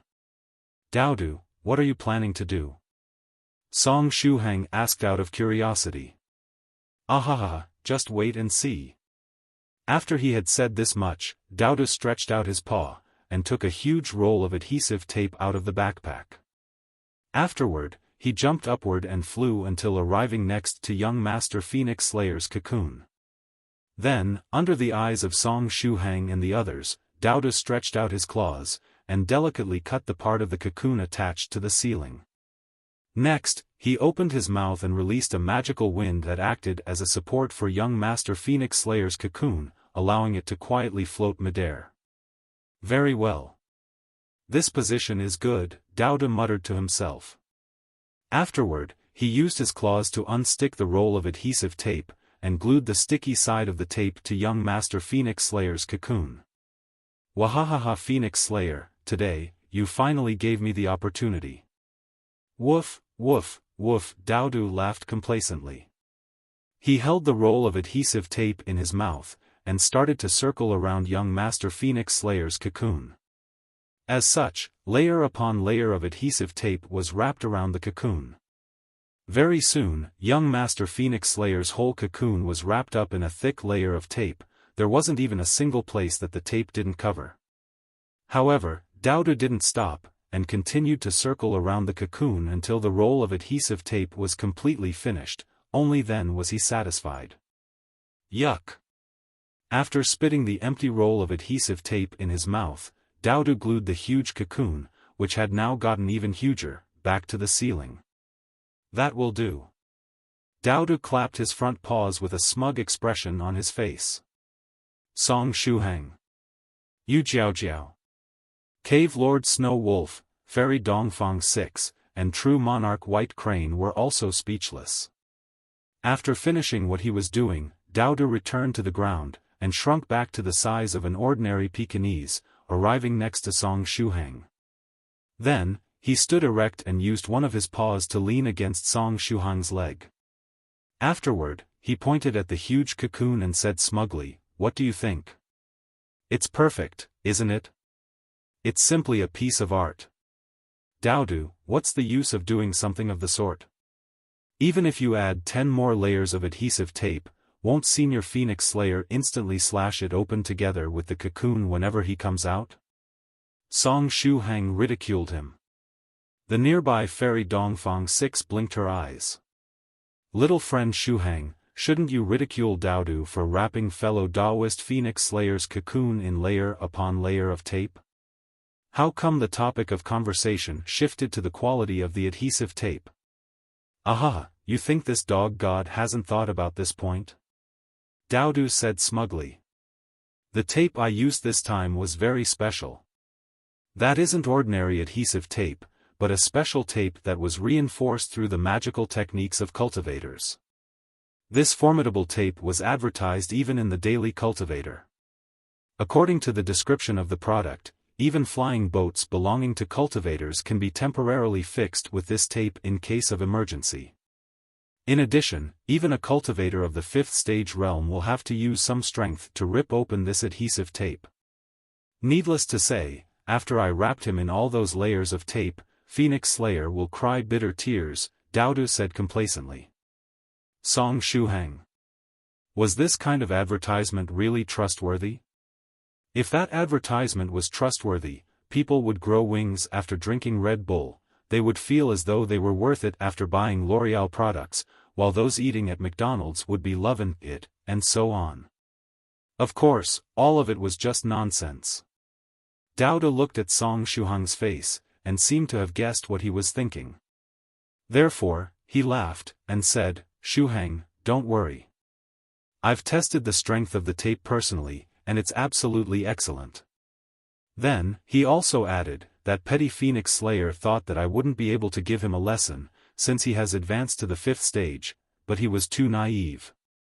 One day, I'll make him remember the terror of lying on the ground with me above him." Song Shuhang. By the time you advance to the 5th stage realm, young Master Phoenix Slayer will have gotten even stronger, and you still won't be able to beat him. In addition, the tape that Doudou had used required cultivators of the 5th stage realm to use some strength to rip it open. It was by no means indestructible. If young Master Phoenix Slayer managed to get rid of that layer of adhesive tape while coming out of the cocoon, it would be time for Doudou to die. Would young Master Phoenix Slayer like some dog meat hot pot? Song Shuhang glanced at Doudou. Should he point this out and have Doudou escape as soon as possible? Just as Song Shuhang was in deep thoughts, his mobile phone rang again. He was receiving a lot of calls tonight. Song Shuhang took out his phone and unlocked it. Then, he discovered that the caller was a certain Senior White. Song Shuhang raised his head, and glanced at Senior White's big cocoon. However, he still picked up the phone. "Hello, Shuhang." Senior White's voice seemed rather feeble. "Senior White? How are you? Did something happen? Are you about to come out of the cocoon?" Song Shuhang quickly asked. No. Nothing happened," Venerable White said. "I just feel that the interior of this cocoon is rather good and soft. Then, without me noticing, I started to get sleepy, therefore, I'll sleep inside the cocoon now. Remember to wake me up tomorrow morning." Venerable White continued in a feeble voice, "That's all I wanted to say. Good night." After saying this much, Venerable White yawned, and hung up the call. Song Shuhang.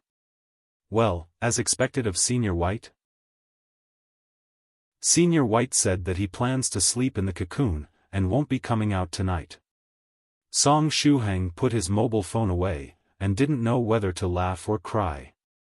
Fairy Dongfang 6, True Monarch White Crane, Yu Jiaojiao, and Cave Lord Snow Wolf were all speechless. In other words, we won't be seeing Senior White come out of the cocoon tonight, right? That's really a shame. I was truly looking forward to seeing how Senior White would look after coming out of the cocoon. Yu Jiaojiao said with deep regret. True Monarch White Crane exclaimed, "How is this possible?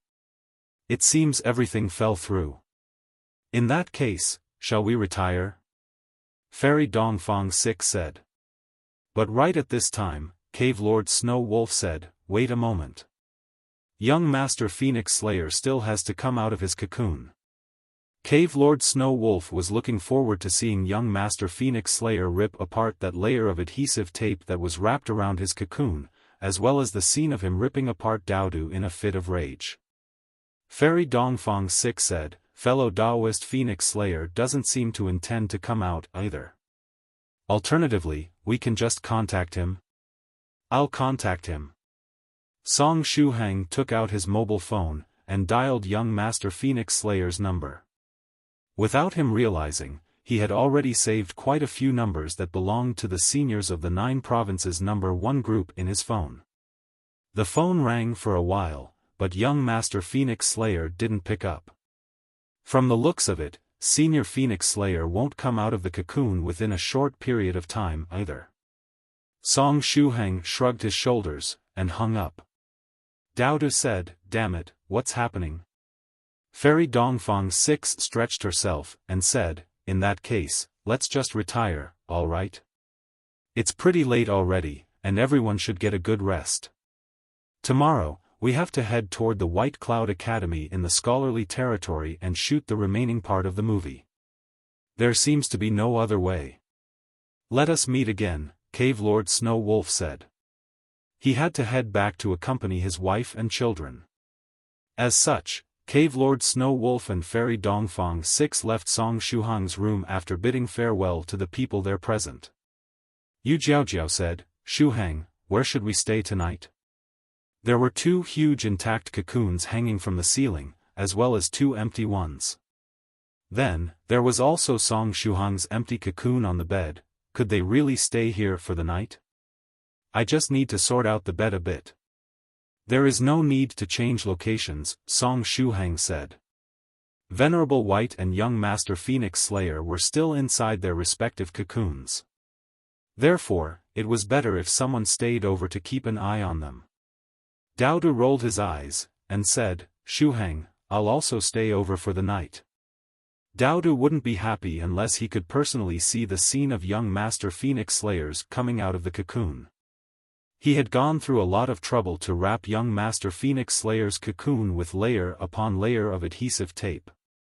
Therefore, he absolutely wanted to see young Master Phoenix Slayer struggling to get out of the cocoon and getting angry as the tape hindered him.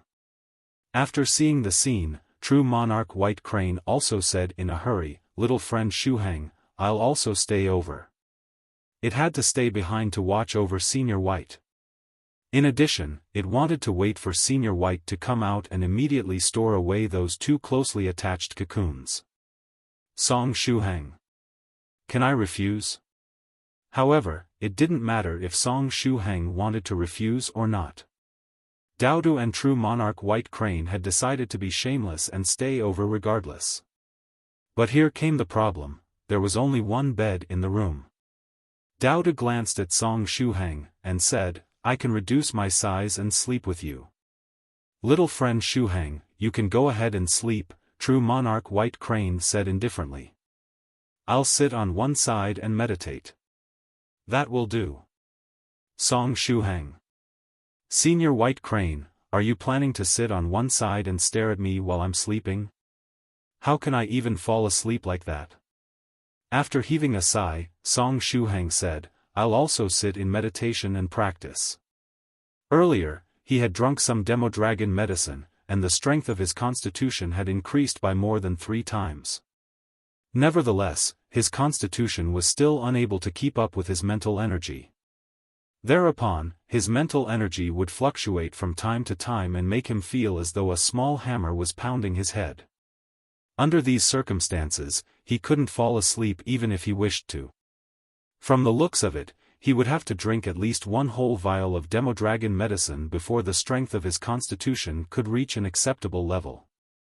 Unfortunately, his body had yet to completely absorb the medicinal power of the Demodragon medicine.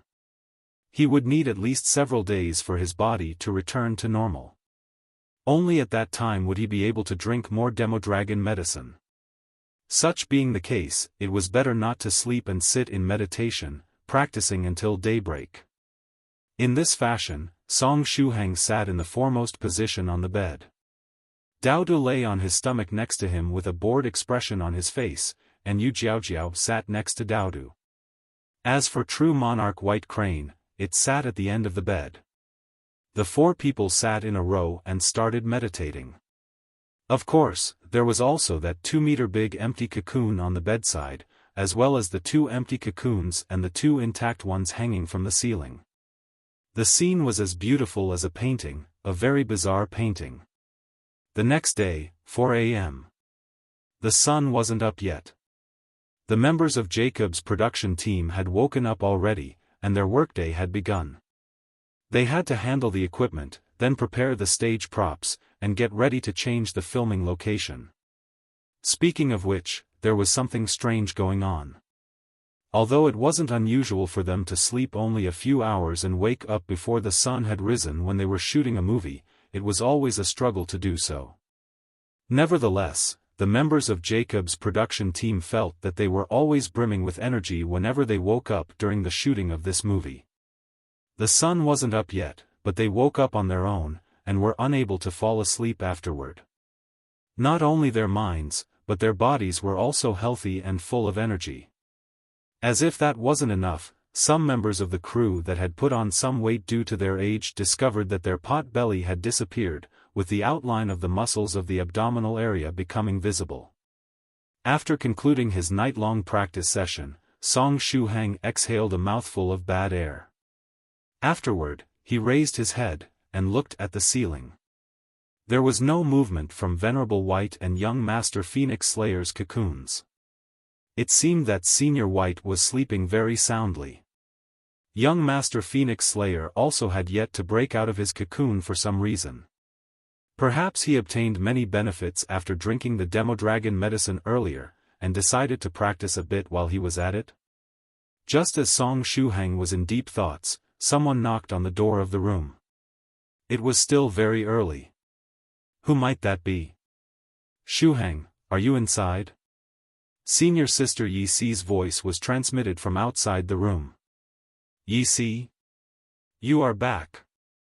Wait a moment, I'll open the door for you. Shuhang smiled, and jumped down from the bed to open the door for her.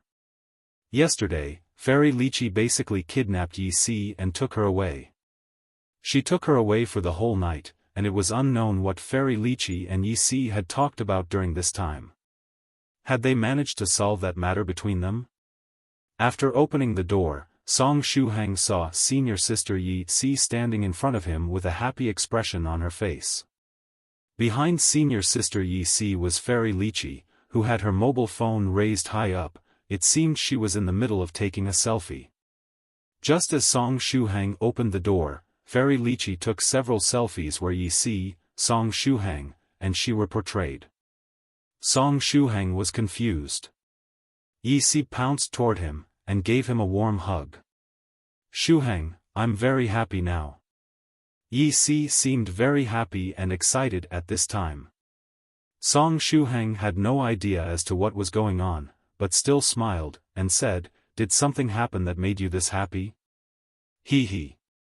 Yixi pulled Shuhang's hand, and turned her body around, facing Fairy Lychee. Fairy Lychee lightly coughed, and wore a serious expression on her small face. Shuhang, from today onwards, Fairy Lychee will be our adoptive mother.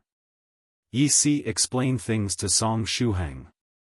The words, adoptive and mother, continuously reverberated in Shuhang's mind. Shuhang opened his eyes wide. Fairy Lychee? Adoptive mother?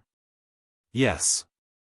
After discussing for one whole night, Fairy Lychee received me as her adoptive daughter, Yixi said with a nod.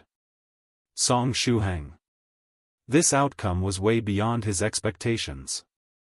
Right at this time, Fairy Lychee stretched out her hand, and gently patted Shuhang's shoulder while maintaining a solemn expression on her face. Afterward, she took out a gift from her clothes. The gift consisted in 2 of those talisman treasures that were used during the shooting of the scene where the immaterial cloud sect got destroyed. The talismans could create that transparent barrier that all the people that were playing dead back then had used.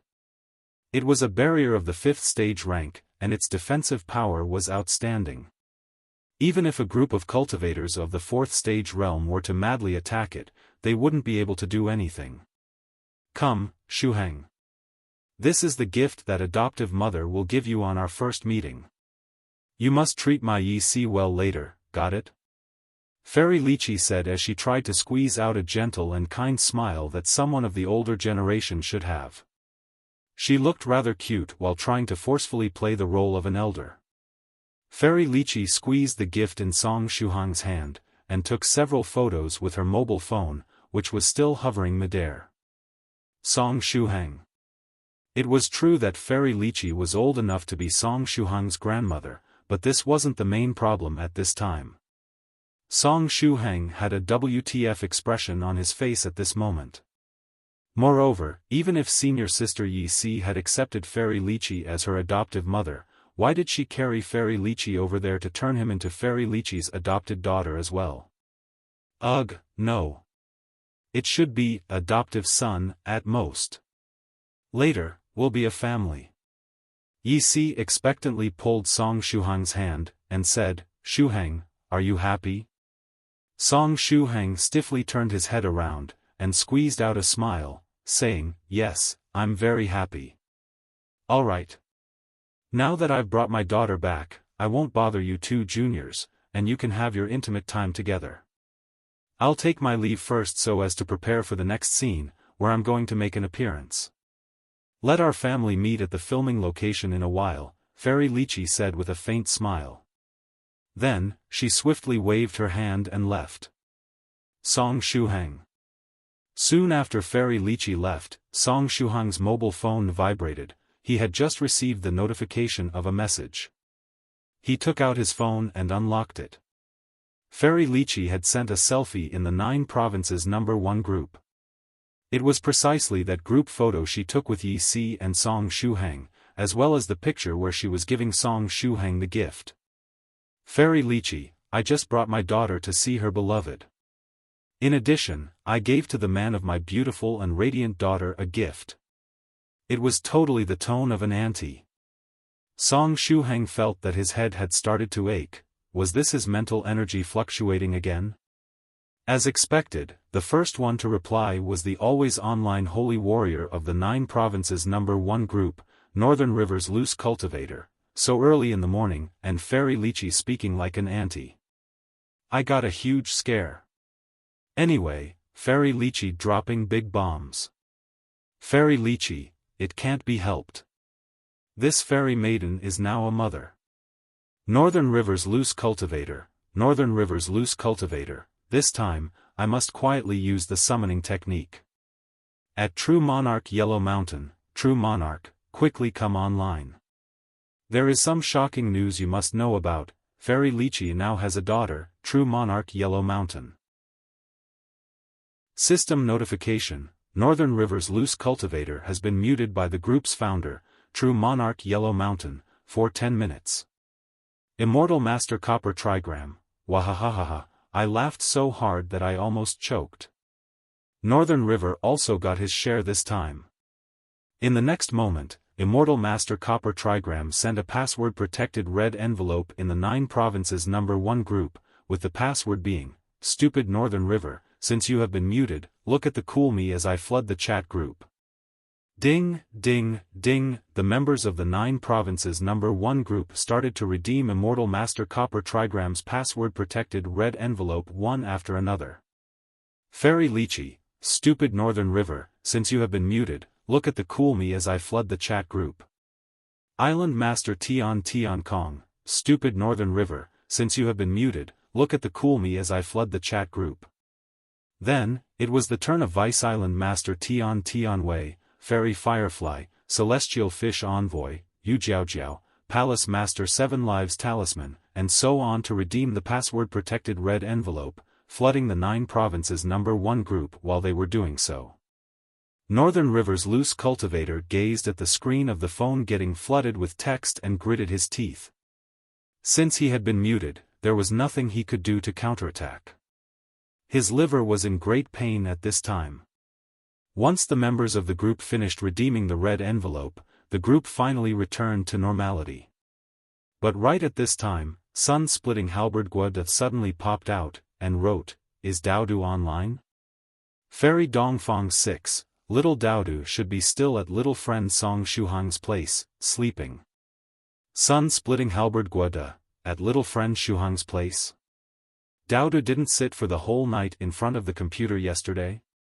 Fairy Dongfang 6, no. According to what he said, he helped his second wife with a guild war, and then ran to little friend Song Shuhang's place. Sun-Splitting Halberd Guo since Doudou wasn't online, what was he waiting for? Sun-Splitting Halberd Guo this is a good opportunity. Look at my picture of a cute puppy. But right at this time, Heaven-Shrouding Hook Zhou suddenly appeared, and wrote, I was just waiting for you, combo breaker, picture of the head of a dog being furiously rubbed. Your dog head rubbing combo was broken. Sun-Splitting Halberd Guo picture of the head of a dog being furiously rubbed. Sun-Splitting Halberd Guo Zhou, you bastard. You are unexpectedly helping that evildoer? Heaven-Shrouding Hook Zhou, ahaha, Senior Guo I'm very sorry. Doudou said that he wouldn't bother me for 1 whole month if I break your dog head rubbing combo. Therefore, I ask Senior Guo to forgive me. His lifelong happiness with Fairy Ouyang Yuan from the White Cloud Academy was at stake here. As such, Zhou Li was going to stop this dog-head-rubbing combo at all costs. True monarch Yellow Mountain, his liver sure was in pain. As expected, it was better to go to Medicine Master's place as soon as possible and get some medicinal pill for cultivators to treat the liver. Sun-splitting halberd Guo de, true monarch Yellow Mountain, can't you marry off Doudou already? Quickly marry him off so that his husband can educate him for good. True monarch Yellow Mountain faintly sighed, and switched his phone off, out of sight, out of mind. At this time, true monarch Yellow Mountain held by the waist a graceful fairy maiden. It was Fairy Dongfang Snow, that fairy maiden that sought death continuously and wanted to upload Doudou's Song of the Stupid Yellow Mountain to the 9 Provinces #1 group. Although Fairy Dongfang Snow kept running for whole 2 days, true monarch Yellow Mountain still managed to catch her in the end. True monarch Yellow Mountain lowered his head, and glanced at Fairy Dongfang Snow, saying, "Have you straightened out your thinking?" Fairy Dongfang Snow stretched out her hand and stroked the hair behind her ear. Even if Yellow Mountain was grabbing her by the waist at this time, she still maintained the graceful and refined manner of a young lady. "Yes, I have." "In that case, delete all the copies of that song in your possession.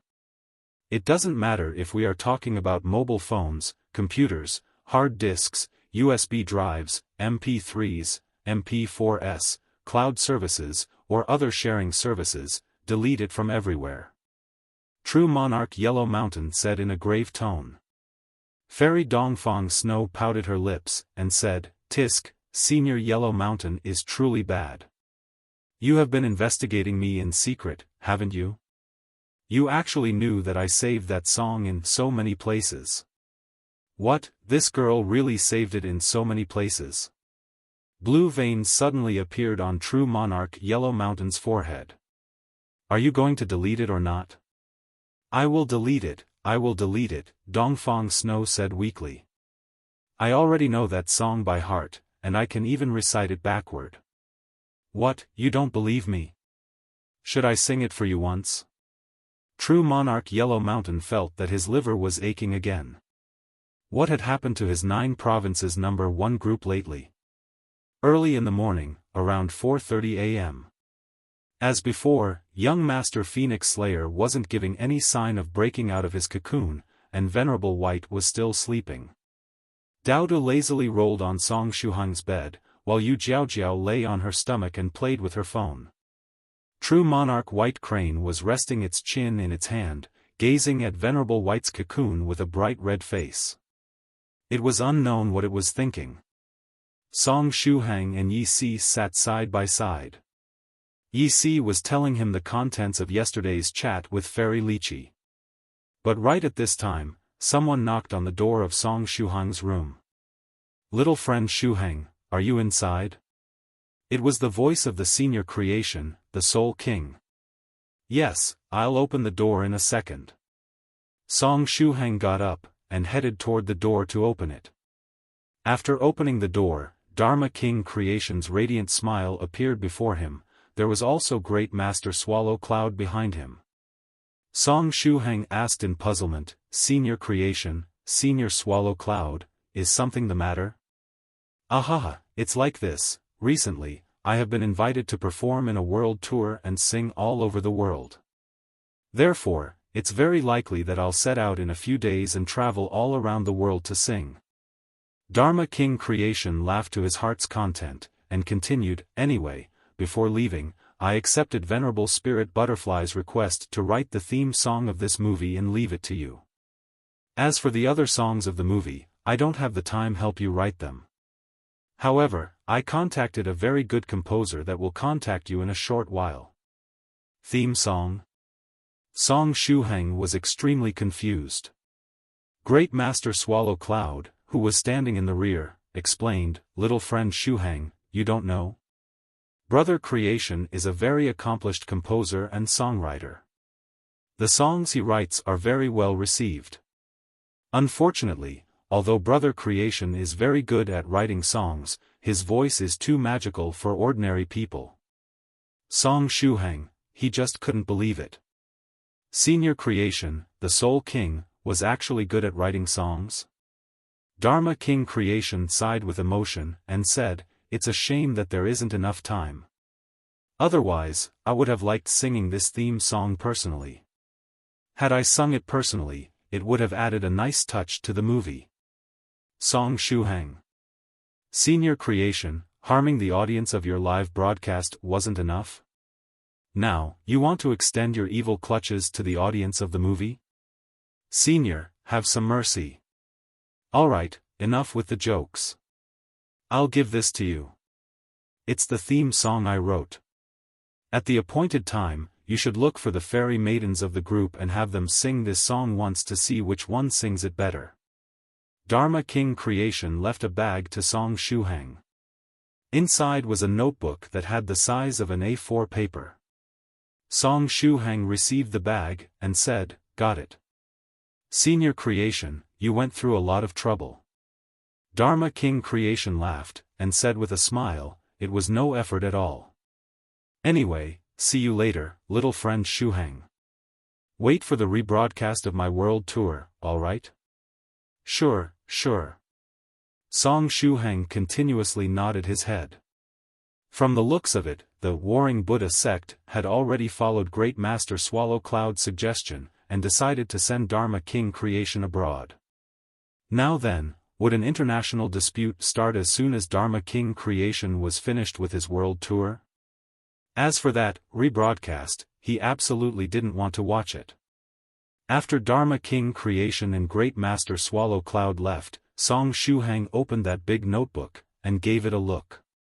As expected, Dharma King Creation was very good at writing songs, his skills were first class.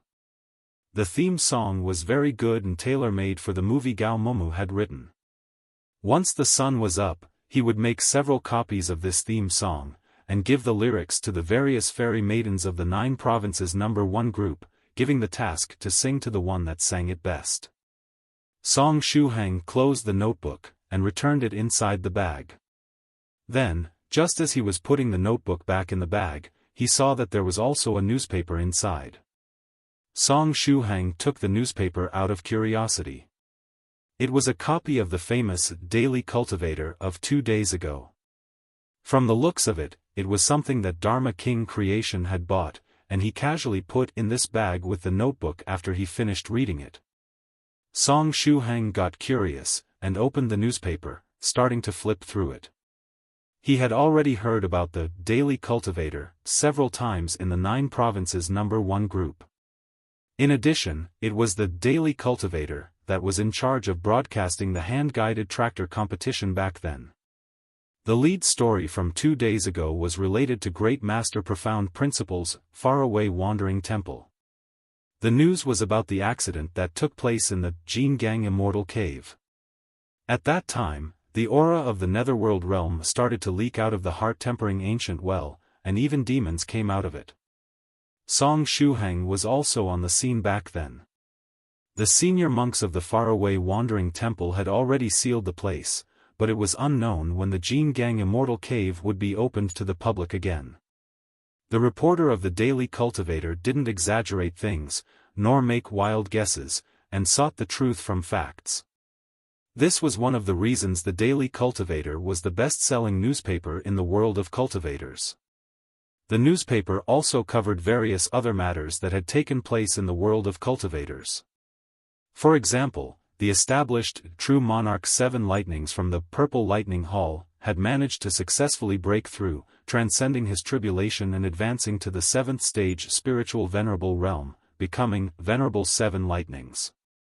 Since his lifespan was almost over, this old True Monarch had entered into a state of deep meditation in the hope of breaking through. After so many years, everyone thought that he had died already, but little did they expect that he would break through in that hopeless situation and become a venerable. For example, the Soul King Dharma King Creation of the Warring Buddha sect had again started a broadcast, and sent to the hospital even more curious spectators.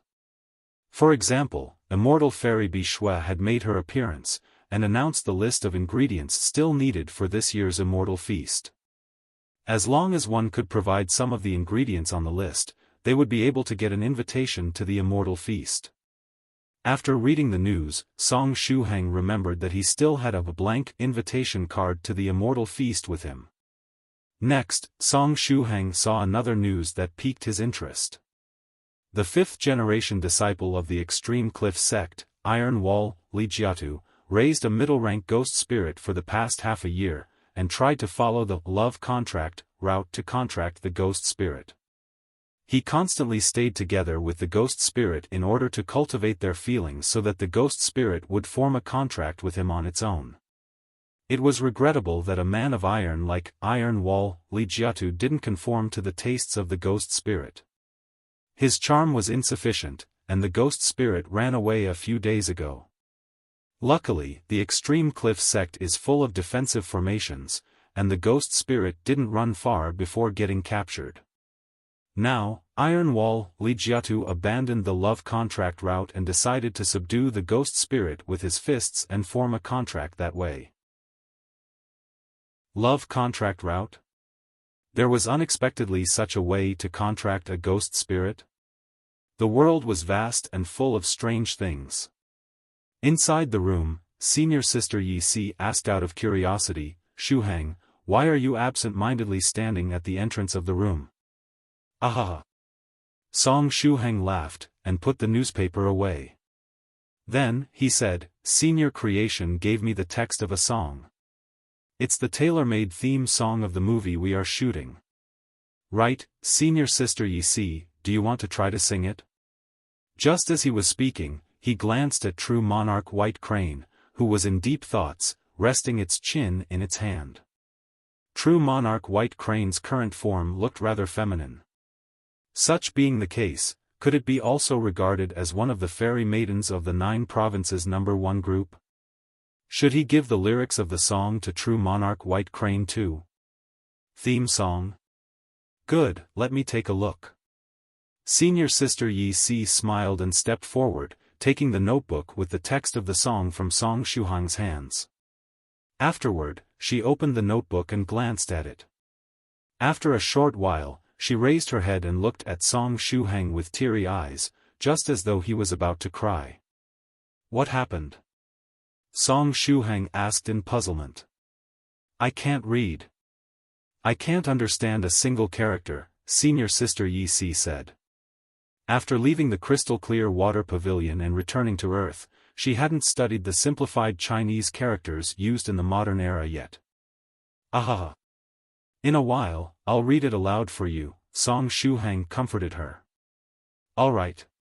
It seems the only way." Lychee returned the notebook in her hands to Song Shuhang. "Right. Shuhang, I heard that every movie has a name. What's the name of the movie we are currently shooting?" "The name of the movie? Wait a moment, what's the name of the movie?" Song Shuhang opened his eyes wide.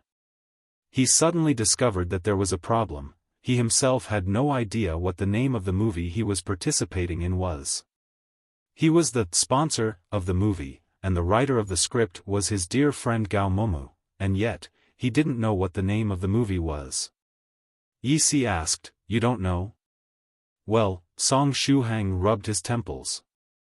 Then, he turned his head around, and looked at Yu Jiao, asking, "Jiao, what's the name of this movie we are shooting?" Why are you asking me?" Yu Jiao used one claw to push away Doudou, who was rolling on the bed, and pondered for a moment, saying, "Cultivators versus Fantastic Beasts?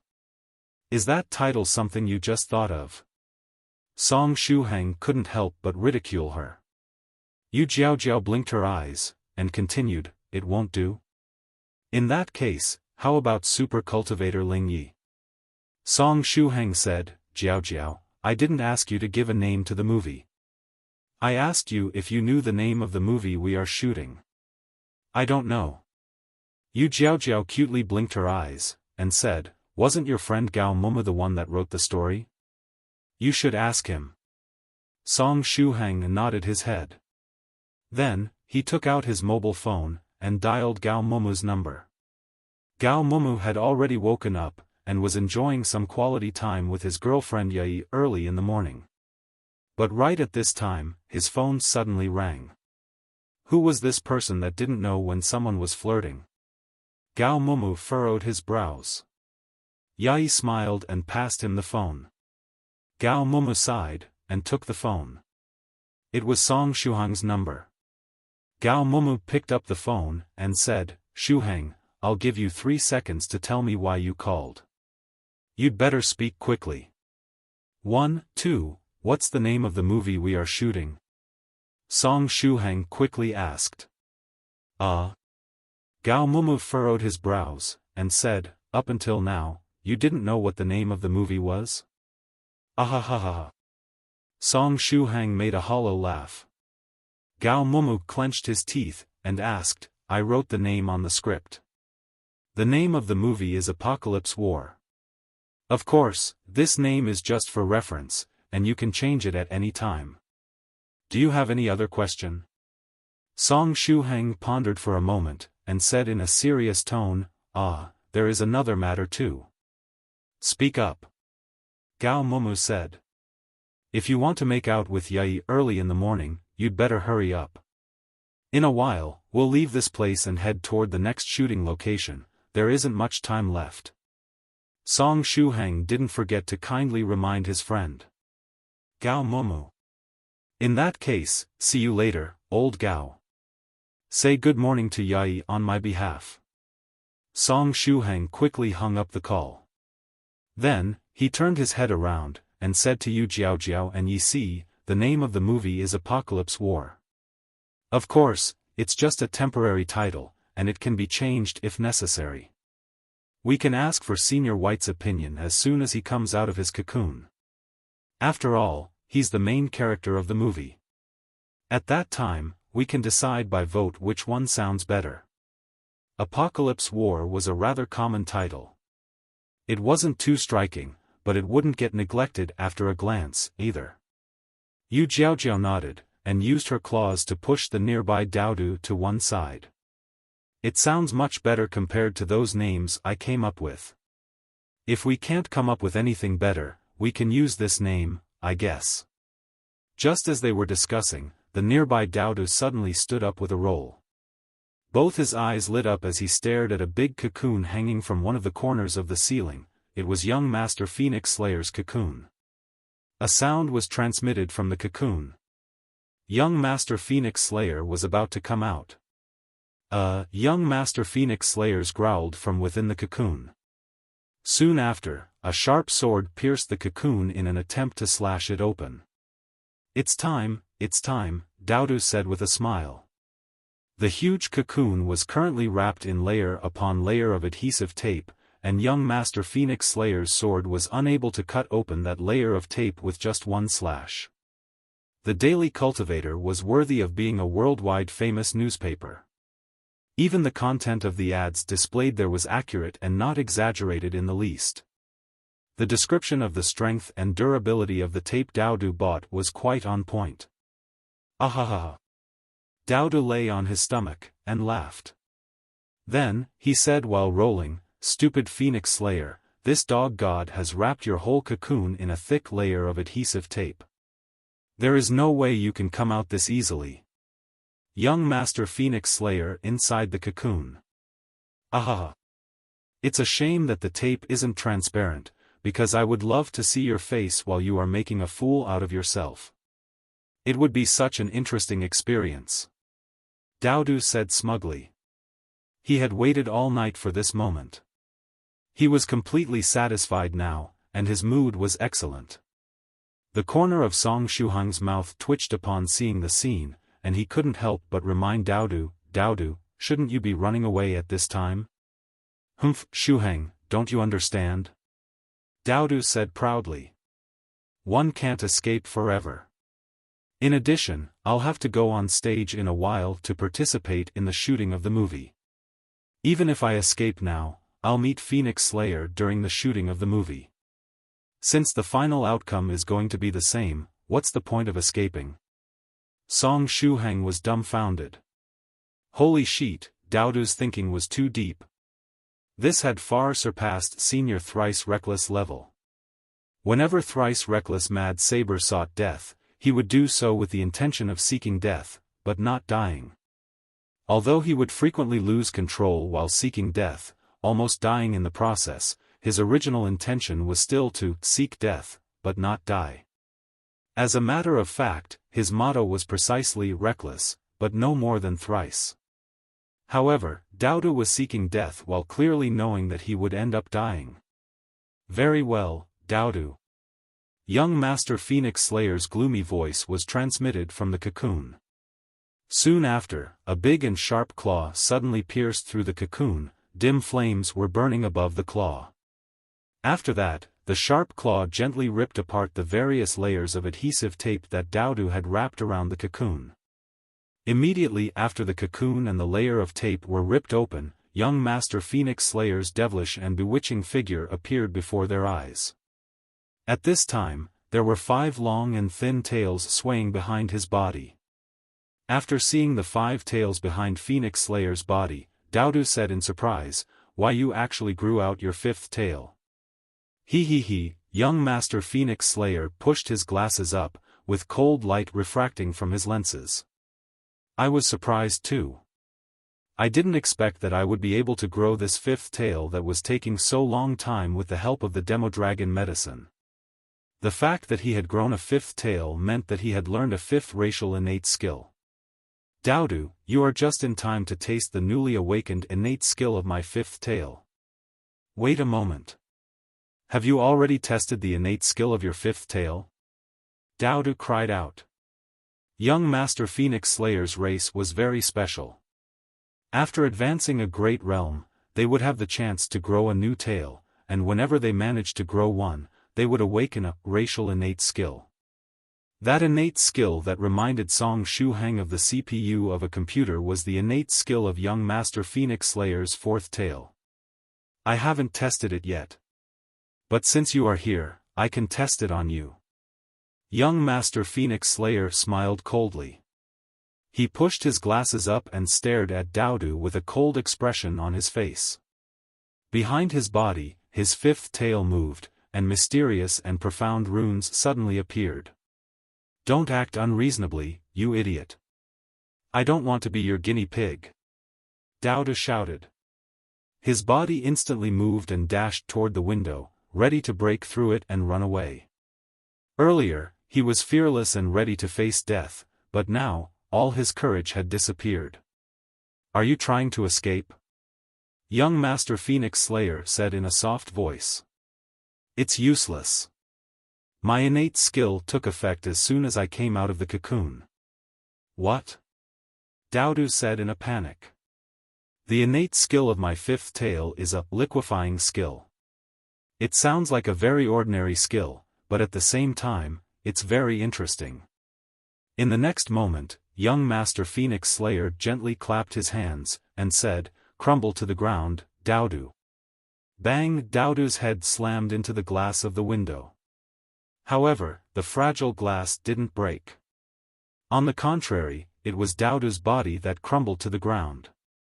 Actually, the word crumble wasn't really appropriate to describe the scene. At this time, Doudou was like a bucket of water thrown against the glass of the window. He scattered all in all directions, and fell to the ground. On the ground, the mud-like Doudou slowly gathered together. However, he was unable to assume his original appearance of a Pekingese. He could only slither on the group like a slime. Phoenix Slayer, what have you done to me? Where are my paws? Where is my tail? Even my P***NIS is gone. Doudou screamed. Shuhang and the others looked at the mud-like Doudou on the ground with dumbfounded expressions on their faces. This racial innate skill was truly scary. Just as its name implies, my liquefying skill is a skill that can transform my enemies and other substances into liquid. However, the success rate is rather low, and it works only around 30% of the times. Young Master Phoenix Slayer pushed his glasses up as he explained how his skill worked with an indifferent look on his face. From now on, I will try my best to find a way to increase the odds of making this skill work. Anyway, it seems your luck today wasn't too good, Doudou. Although the success rate was rather low, the skill still ended up working on you. Young Master Phoenix Slayer completely drilled out of the cocoon, and arrived next to the mud-like Doudou. What do you want to do? Doudou said with a terrified expression on his face. Hee hee.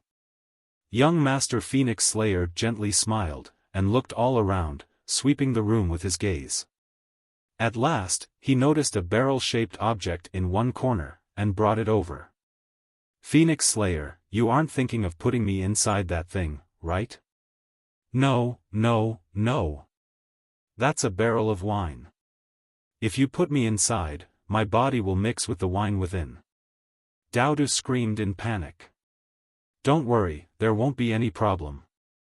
The barrel is empty, young Master Phoenix Slayer comforted him. After he had said this much, he stretched out his hand and made a grabbing motion, attracting over the slime-like Doudou, who was scattered all over the ground, and mercilessly squeezed him into that barrel of wine. Young Master Phoenix Slayer patted the barrel, very satisfied, and said, "Done. It's truly a wonderful way to start the day. You Jiao Jiao. Shuhang, save me. I don't want to be locked up in this barrel." Doudou begged for help. Song Shuhang faintly sighed. What's the point of regretting your actions now? You should have thought about it before seeking death. Just as Doudou was begging for help, Senior Phoenix Slayer's cold vision fell on Song Shuhang's body. At the same time, the fifth tail behind his body gently swayed. It was a naked threat. From the looks of it, if Song Shuhang dared to ask for leniency on Doudou's behalf, he, too, was going to be turned into mud. Therefore, Song Shuhang was quick-witted enough to ignore Doudou's plea. Oh, it's pretty late already. I'd better wake up Senior White. True Monarch White Crane followed suit and said while beaming with joy, right, it's time for Senior White to get up. It had been waiting for Song Shuhang to say this sentence. Song Shuhang took out his mobile phone, and dialed Venerable White's number. After the phone rang about 10 times, Venerable White finally picked up his phone. His listless voice was transmitted from the other end of the mobile phone. Hello, hello, Senior White. It's daytime already. In addition, it's already pretty late, so you should wake up quickly, Song Shuhang said in a low voice. It's already morning?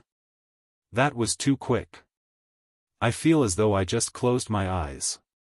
Venerable White continuously yawned, and said, such being the case, let me sleep some more. In addition, it's still dark outside. Senior White, it's already bright outside. Remember that you are still inside your cocoon, and it will always be dark outside for you. Song Shuhang really thought of shouting at this time, but he was also afraid of giving Senior White a scare. If Senior White got a scare and carelessly fell to the ground alongside his cocoon, something tragic was going to happen.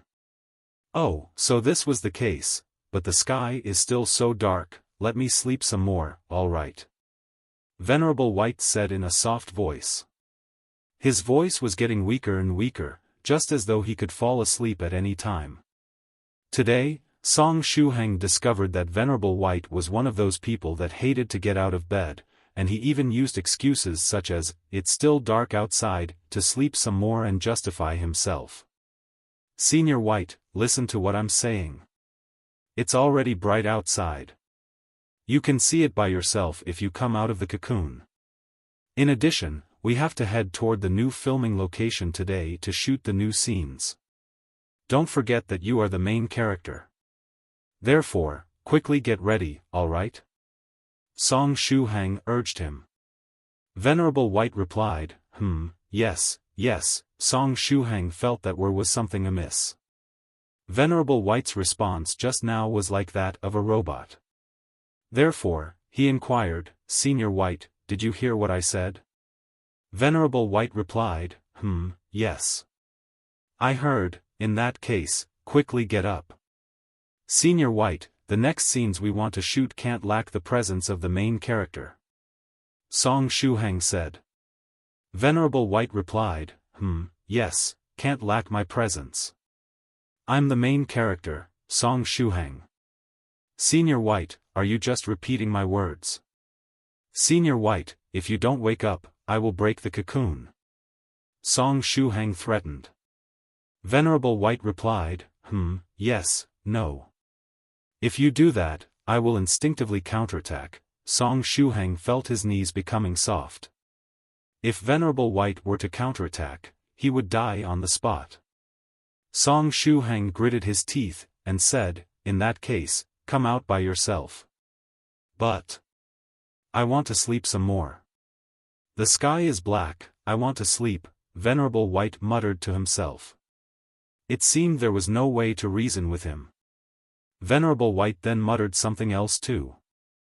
In that case, don't disturb me, and let me sleep some more, all right? When the time comes, how are we supposed to shoot the movie without you? Song Shuhang didn't know whether to laugh or cry. Oh? Venerable White had seemingly remembered something, and asked in a low voice, Shuhang, we haven't arrived at the White Cloud Academy yet, right? The sound of Senior White's voice was getting lower and lower, and Song Shuhang was having problems to hear him through the mobile phone. Senior White, at this time, we are still in your holiday residence. But in a while, we will set out and head toward the White Cloud Academy, which is located in the territory of the scholarly faction, Song Shuhang replied.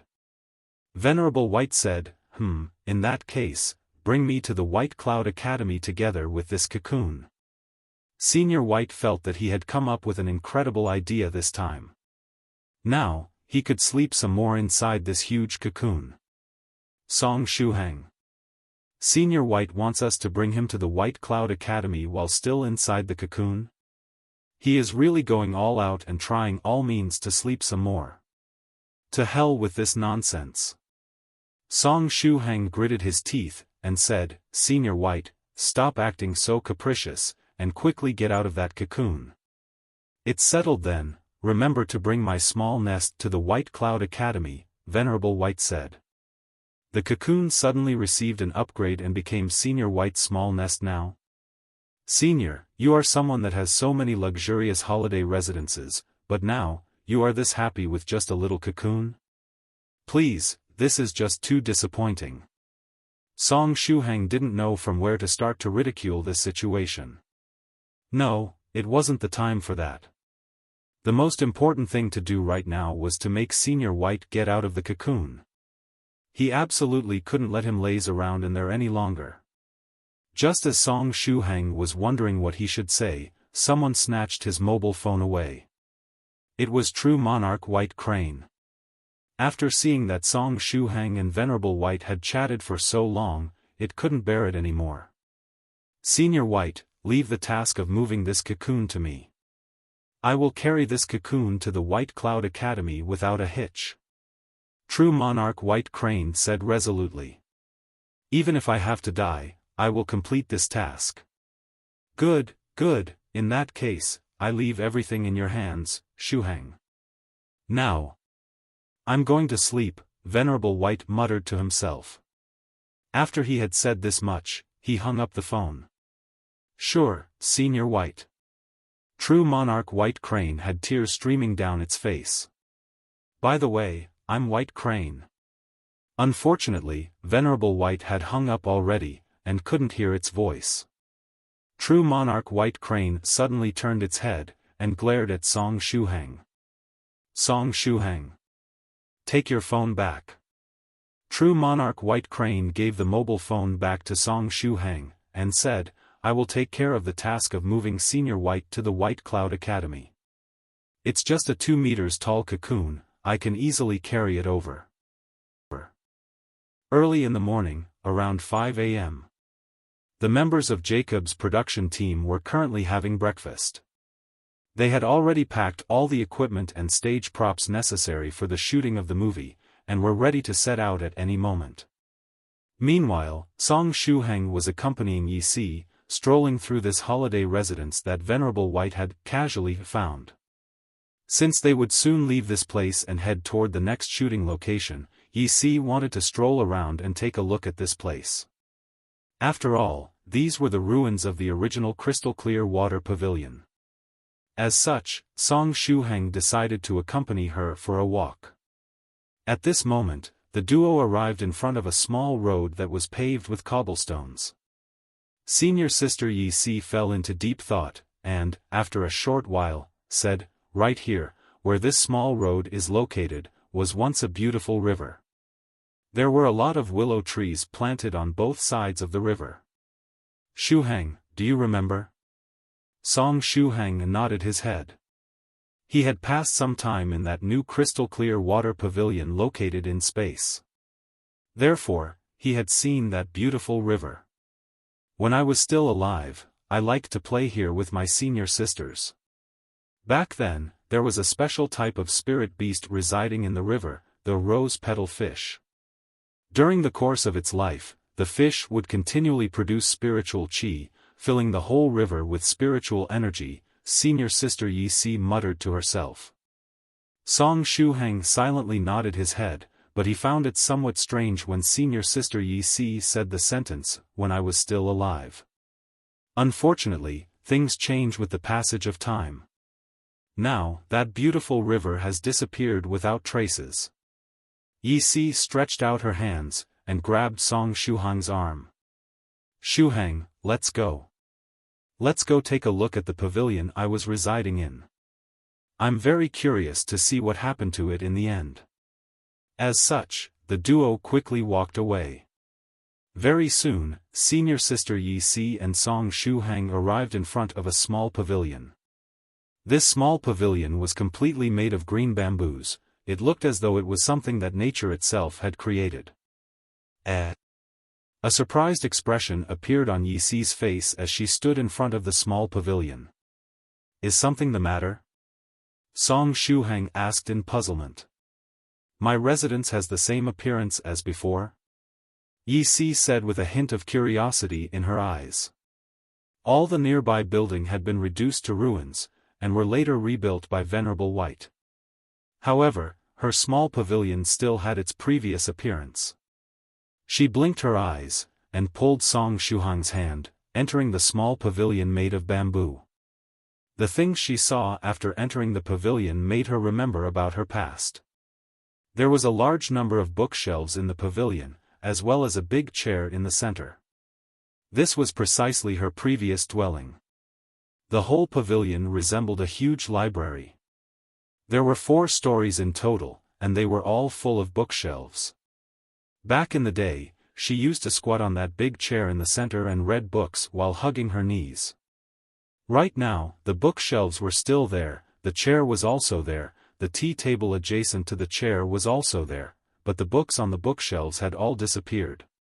Senior sister Lychee examined all the things inside the pavilion, and fell into deep ponder. Shuhang also examined the surrounding area, and asked, "There isn't any book on the bookshelves. Is it possible that Senior White stored them in some other place?" All the books that Lychee had collected were rare and valuable books. If he were in Senior White's shoes, he would store them in a safe place. But right at this time, Lychee shook her head, and said, "No, that's not the case. This pavilion was rebuilt, this isn't my original pavilion." Shuhang was confused. Even if the shape of the pavilion, the position of the bookshelves inside, and the position of the furniture and decorations are all the same as my original pavilion, there are some slight changes that didn't escape my eyes. I can tell that the bookshelves, chair, and the whole pavilion were rebuilt at some point, senior sister Lychee said in a soft voice. "Is it possible that Senior White rebuilt them?" Shuhang said. However, Senior White had never met senior sister Lychee before, and it was impossible for him to restore the pavilion return to its original appearance without ever seeing the previous version. "I have no idea." Senior sister Lychee shook her head. Afterward, senior sister Lychee lost interest in strolling through the ruins of the crystal-clear water pavilion. Although this was the old crystal-clear water pavilion, all the people that used to live here were gone. If she were to keep strolling around in this place, she would only feel nostalgic, and nothing more. Next, she and Song Shuhang headed toward the second floor of this pavilion made of bamboo, and leaned against the guardrail, gazing at the far-off landscape. At this time, they were free and had nothing to do. As such, after senior sister Yi requested him, Song Shuhang started to teach her modern simplified Chinese characters.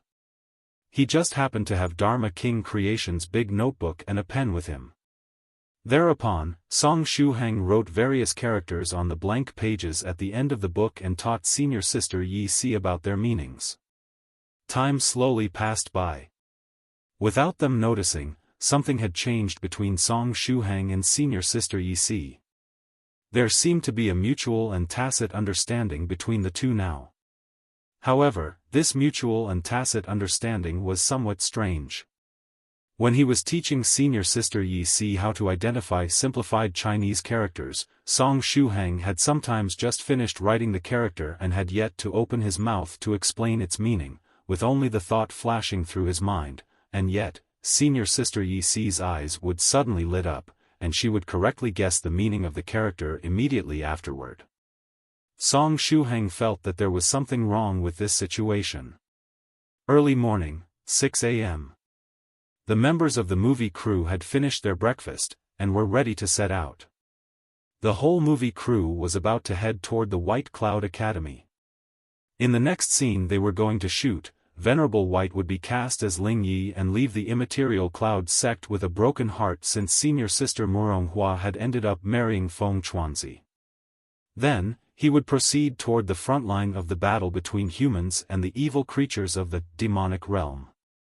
After getting exhausted, he would retire from the battle, and find a place to rest. His strength was quickly growing during this period. But right at that time, just as he was looking for a place to rest adjacent to the mountain valley of the scholarly school, he would meet the second woman of his life. This woman was precisely the female ghost, Lychee. Afterward, according to the script, Lychee would lose himself in the sea of love after experiencing Lychee affection. Then, just as the plot seemed to be going in the right direction, Lychee's true nature as a ghost would be exposed and the sad part begin.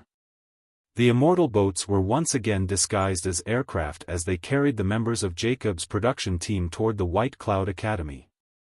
This time, True Monarch White Crane, Yu Jiaojiao, True Monarch Tyrant Flood Dragon, Young Master Phoenix Slayer, Doudou, Song Shuhang, Yi, and various other seniors all boarded the same immortal boat.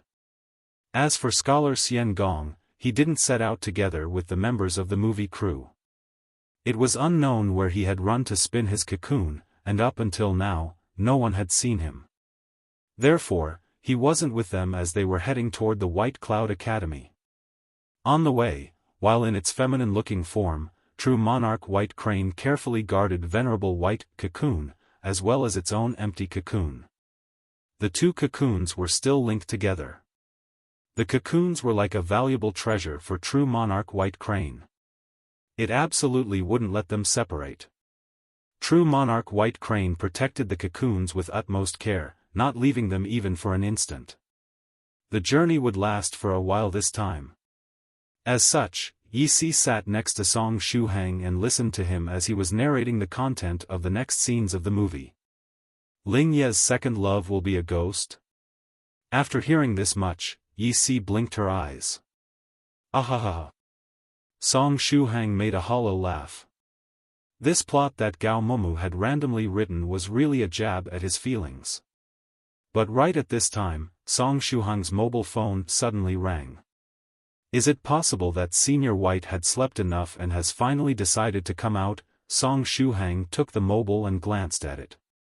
The number displayed on the screen belonged to Su Clan 16. Song Shuhang picked up the phone. Just like Scholar Xian Gong, neither 16 nor 7 had set out alongside the movie crew. The very day Su Clan 7 returned to Earth from space, he carried Su Clan 16 away so that she could start preparing for the tribulation. Even now that everyone else had set out, the two of them had yet to appear. As such, the movie crew had no choice but to set out first. Su Clan 7 said that he would carry 16 to the White Cloud Academy directly and converge there with everyone else. After the phone was picked up, Su Clan 16's melodious voice was transmitted from the other end. Shuhang, what's the current position of the movie crew? We are flying in the sky at this time, but I have no idea what's our current location. 16, what method will you and Senior 7 use to come over? Su Clan 16 replied, 7 and I are still preparing something. At the appointed time, he will bring me to the White Cloud Academy with his flying sword. Perhaps we'll get there before you guys. I see, good to know, Song Shuhang said. In that case, let us meet at the White Cloud Academy, 16 said in a soft voice.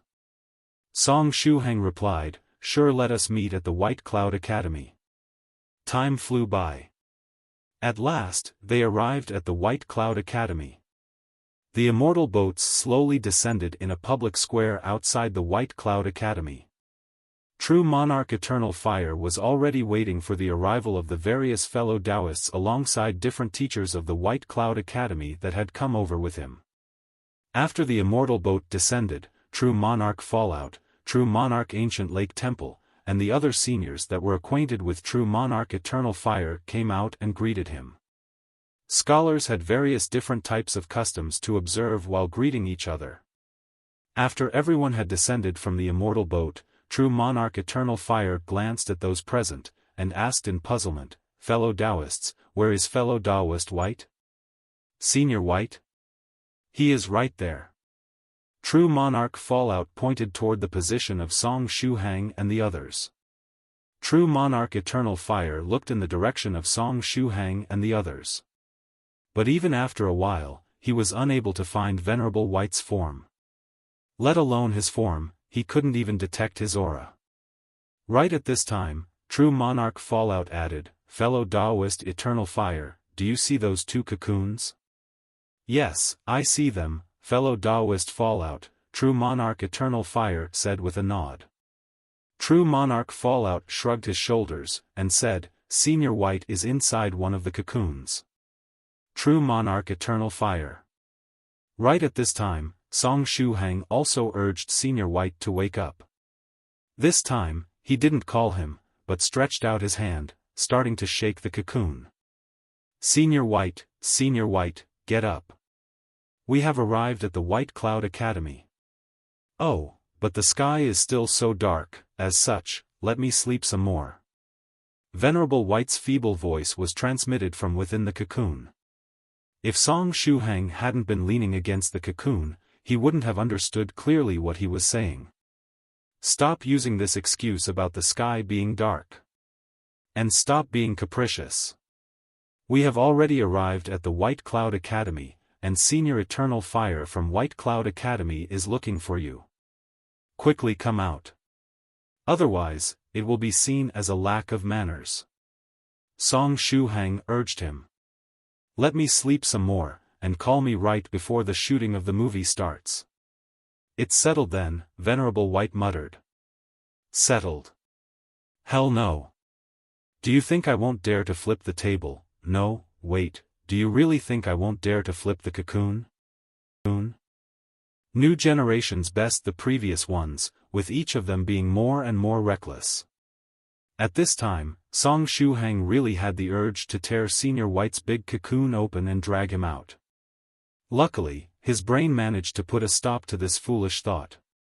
If he were to tear open the cocoon with his bare hands, Venerable White might instinctively react and give him a punch, and he would die on the spot if that were to happen. Song Shuhang sighed. He felt that he had no means to get Venerable White out of the cocoon. Still, was it really that comfortable to sleep inside that cocoon? Venerable White was unwilling to come out even after so much time had passed. Song Shuhang started to wonder. The last time, when he drank the Demodragon medicine, he immediately came out of the cocoon after absorbing the power of the medicine, and didn't get to experience how it felt to sleep inside it. Perhaps he, too, should try to sleep inside the cocoon and see how it felt after he drank some more Demodragon medicine and his muscles returned to normality. At that time, perhaps he, too, would get addicted to sleeping inside a cocoon and refuse to come out? Just as Shuhang was in deep thoughts, True Monarch Eternal Fire arrived in the proximity of Venerable White's big cocoon. He greeted Song Shuhang and the others in a refined manner, welcoming them. Next, he bowed to the cocoon, and said, "Fellow Daoist White, it's been ages since we last met. Have you been doing well recently?" After a while, Venerable White's lazy voice was transmitted from within the cocoon. The corner of Song Shuhang's mouth couldn't help but twitch. Nevertheless, True Monarch Eternal Fire maintained a calm expression on his face, and said, "Such being the case, I won't disturb you any further, Fellow Daoist White. We will hold a candle and chat all night once you come out." Venerable White expressed his agreement from within the cocoon. True Monarch Eternal Fire laughed and cupped his hands, leaving as though it was nothing. Song Shuhang, who stood on one side, felt very awkward at this moment. After True Monarch Eternal Fire had left, Song Shuhang gently knocked on the cocoon, and said, "Senior White, are you really planning not to come out of that cocoon?" Let me sleep some more, just a little more," Venerable White said. Song Shuhang sighed. Then, he had a sudden idea, and asked, "Senior White, since you are not willing to come out even after so long, is it possible that something happened to your body? Is this the reason you don't want to come out?" Was it possible that Venerable White had really turned into Muscle White? No, that couldn't be. If he had turned into Muscle White, Venerable White would have been extremely happy, and would have come out of the cocoon immediately to show off in front of the others. Given Senior White's disposition, he would have loved to turn into Muscle White. In that case, was it possible that his body underwent some other change, just as young Master Phoenix Slayer's body did? Perhaps he grew out a tail or something similar? Venerable White's half-awake and half-asleep voice was transmitted from within the cocoon. "Senior White, did you grow cat ears or a tail? Or perhaps you grew wings and are thus unwilling to come out because you find them embarrassing?" Song Shuhang asked out of curiosity. Venerable White half-awake and half-asleep voice echoed once more. After a while, he yawned, and said, "I'm a human cultivator, why would I grow out such things? Anyway, I won't talk to you anymore. I'm going to sleep for a short while and will plug my ears. I won't reply anymore." "What? You want to plug your ears?" Song Shuhang immediately said. "Senior White, don't do it. If you plug your ears, how are we supposed to call you when the shooting of the movie starts in a while? Would they really have to call Senior Copper Trigram over and have him disguise as Senior White to continue with the shooting of the movie? No, that was inappropriate. Only God knew what Immortal Master Copper Trigram might do after disguising as Senior White given his disposition. After all, Senior Copper Trigram's death-seeking skills weren't inferior to that of Thrice Reckless Mad Saber. What would they do if he went to seek death outside after he was disguised as Venerable White? "Senior White, reply. Don't plug your ears," Song Shuhang called out. However, it seemed that Venerable White had already plugged his ears, for he didn't reply to Song Shuhang. He didn't even mumble those random words as before. "Senior White, don't be like this. You will have to play the main character in a while, and if you don't come out, everyone will get worried. Therefore, quickly come out." Song Shuhang took a step forward, and started to pat the cocoon. The nearby True Monarch White Crane looked very distressed at this time. Each time Song Shuhang was patting the cocoon, it felt as though what was being patted was its heart. However, it was also looking forward to seeing Venerable White come out of the cocoon. Wouldn't Venerable White look very adorable if he had grown out a pair of wings? Wouldn't he form an even better pair with itself if that happened? Therefore, it forcefully restrained its sorrow, and allowed Song Shuhang to pat the cocoon. Although Song Shuhang had patted the cocoon several times already, there was no reaction from Venerable White. Had he really plugged his ears? Song Shuhang clenched his teeth, and said, "From the looks of it, I can only use one last method." Did people really believe that he had no other method at his disposal aside from breaking the cocoon? Senior White had been too naive. This time, he would have no choice but to wake up. Song Shuhang stretched out his hands and picked up Senior White's cocoon, as well as that other empty cocoon attached to it. Then, he put his strength in his arms and started to shake the two cocoons crazily. I refuse to believe that Senior White will still be able to sleep given the circumstances. If he can keep sleeping even in this situation, I will truly admit defeat. The nearby true monarch White Crane opened its eyes wide, very worried, and shouted, "Be gentler. Don't shake that empty cocoon." The not too far away true monarch Eternal Fire turned his head around in surprise, glancing at this youngster that was crazily shaking the cocoon in which Venerable White was sleeping. What was the background of this young man? And from where did he get all that courage? He unexpectedly dared to shake the cocoon Fellow Daoist White was sleeping in like that. Wasn't he afraid of death? Thereupon, the curious true monarch Eternal Fire asked the nearby true monarch Fallout, Fellow Daoist Fallout, what is the background of that boy? True monarch Fallout was likewise looking at Song Shuhang. As the saying went, young people feared nothing. From a certain point of view, it was just the death-seeking disease in another form. That young man is little friend Song Shuhang, true monarch Fallout explained. This name sounds somewhat familiar. May I ask what is the Dao name of this little friend? True monarch Eternal Fire asked. Dao name, huh? That's a rather troublesome question. This little friend has many Dao names. Therefore, I just call him Little Friend 7 Dao names, True Monarch Fallout replied. True Monarch Eternal Fire silently nodded his head. Little Friend Shuhang was the person in charge of greeting Senior White and showing him around when he came out of secluded meditation this time. How can I say it? He is somewhat different from the other fellow Daoists of the 9 provinces number 1 group.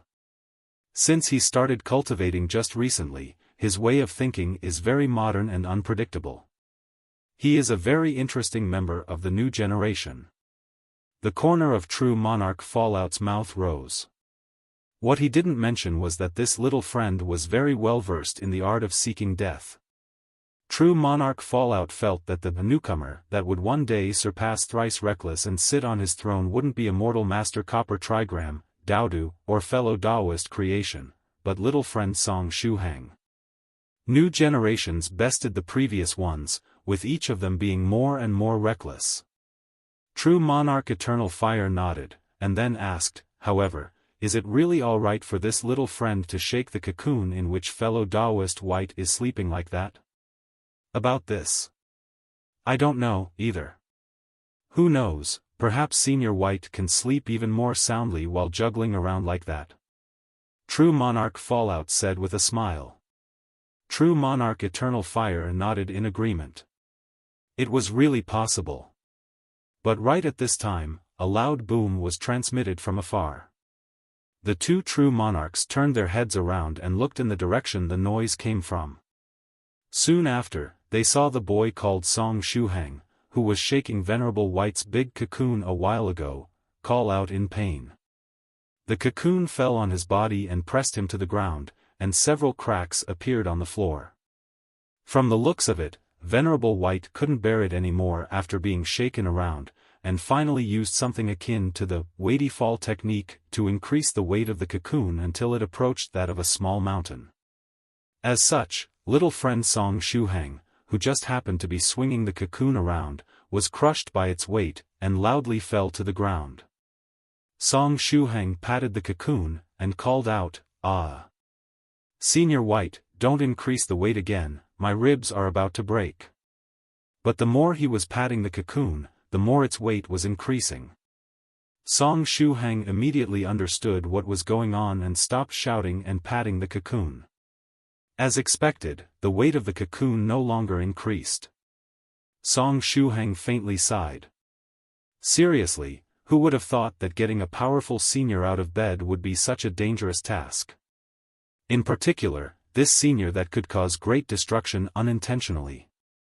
Forget it. There wasn't anything he could do right now aside from allowing Senior White to sleep until the shooting of the movie had started. Yu Jiaojiao and senior sister Yi Si arrived next to Song Shuhang. Yu Jiaojiao had assumed her mother's appearance at this time. She grabbed a branch with her small hand and used it to poke Song Shuhang's face. It couldn't be helped, this transformation was the result of an illusory technique, and her body hadn't really transformed. The paws of her original body were rather short, and even after squatting next to Song Shuhang, she was unable to poke his face. As such, she had no choice but to borrow the length of the branch. Yu Jiaojiao asked, "Are you still alive? If you are alive, roll your eyes." Song Shuhang cooperated and rolled his eyes. Yu Jiaojiao laughed. He he he. Senior sister Yi Si likewise squatted next to Song Shuhang, and asked in puzzlement, "Shuhang, I wanted to ask you something. Although this senior sleeping inside the cocoon had plugged his ears, couldn't you have just used the secret sound transmission method to contact him when the shooting of the movie had started? Was there really a need for you to be so rash?" Song Shuhang. You didn't forget about the secret sound transmission method, right? Yu Jiaojiao asked. Cough, of course not. I just thought that it was improper to allow Senior White to act in such a manner. He is a grown man, but he unexpectedly refused to get out of bed, and was unwilling to wake up even after so much time had passed. Since everyone was waiting for him, I thought of shaking him awake. Song Shuhang said with a serious expression on his face. Senior sister Yi Si nodded, also with a serious expression on her face. Oh, Yu Jiaojiao laughed again. He he. Song Shuhang clenched his teeth, and said, "All right, don't laugh, and help me move Senior White's cocoon to one side. It's incredibly heavy, and my ribs are on the verge of breaking. It seems there is no other choice but to let Senior White continue sleeping for the time being. However, I have to absolutely wake him up when the shooting of the movie starts." Ahaha. Yu Jiaojiao laughed, and stood up. Then, she stretched out her small claws and tried to move to one side this huge cocoon crushing Song Shuhang's body. After a short moment. I can't move it. Yu Jiaojiao used all her strength, but wasn't able to move the cocoon weighing down on Song Shuhang's body even 1 millimeter. She was a monster of the 4th stage, yet she was completely unable to move this heavy cocoon. How come Song Shuhang, who was beneath this cocoon, hadn't been crushed to death already? Given how heavy the cocoon was, even if Song Shuhang didn't die, he would have at least vomited blood. Senior sister Yi Si blinked her eyes, and said, "I will give it a try." After saying this much, she stretched out her delicate hands and grabbed the cocoon, preparing to move it away.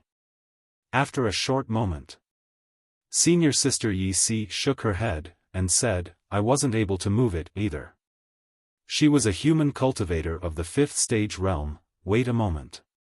Perhaps it was better to say that she was a ghost spirit of the 5th stage realm?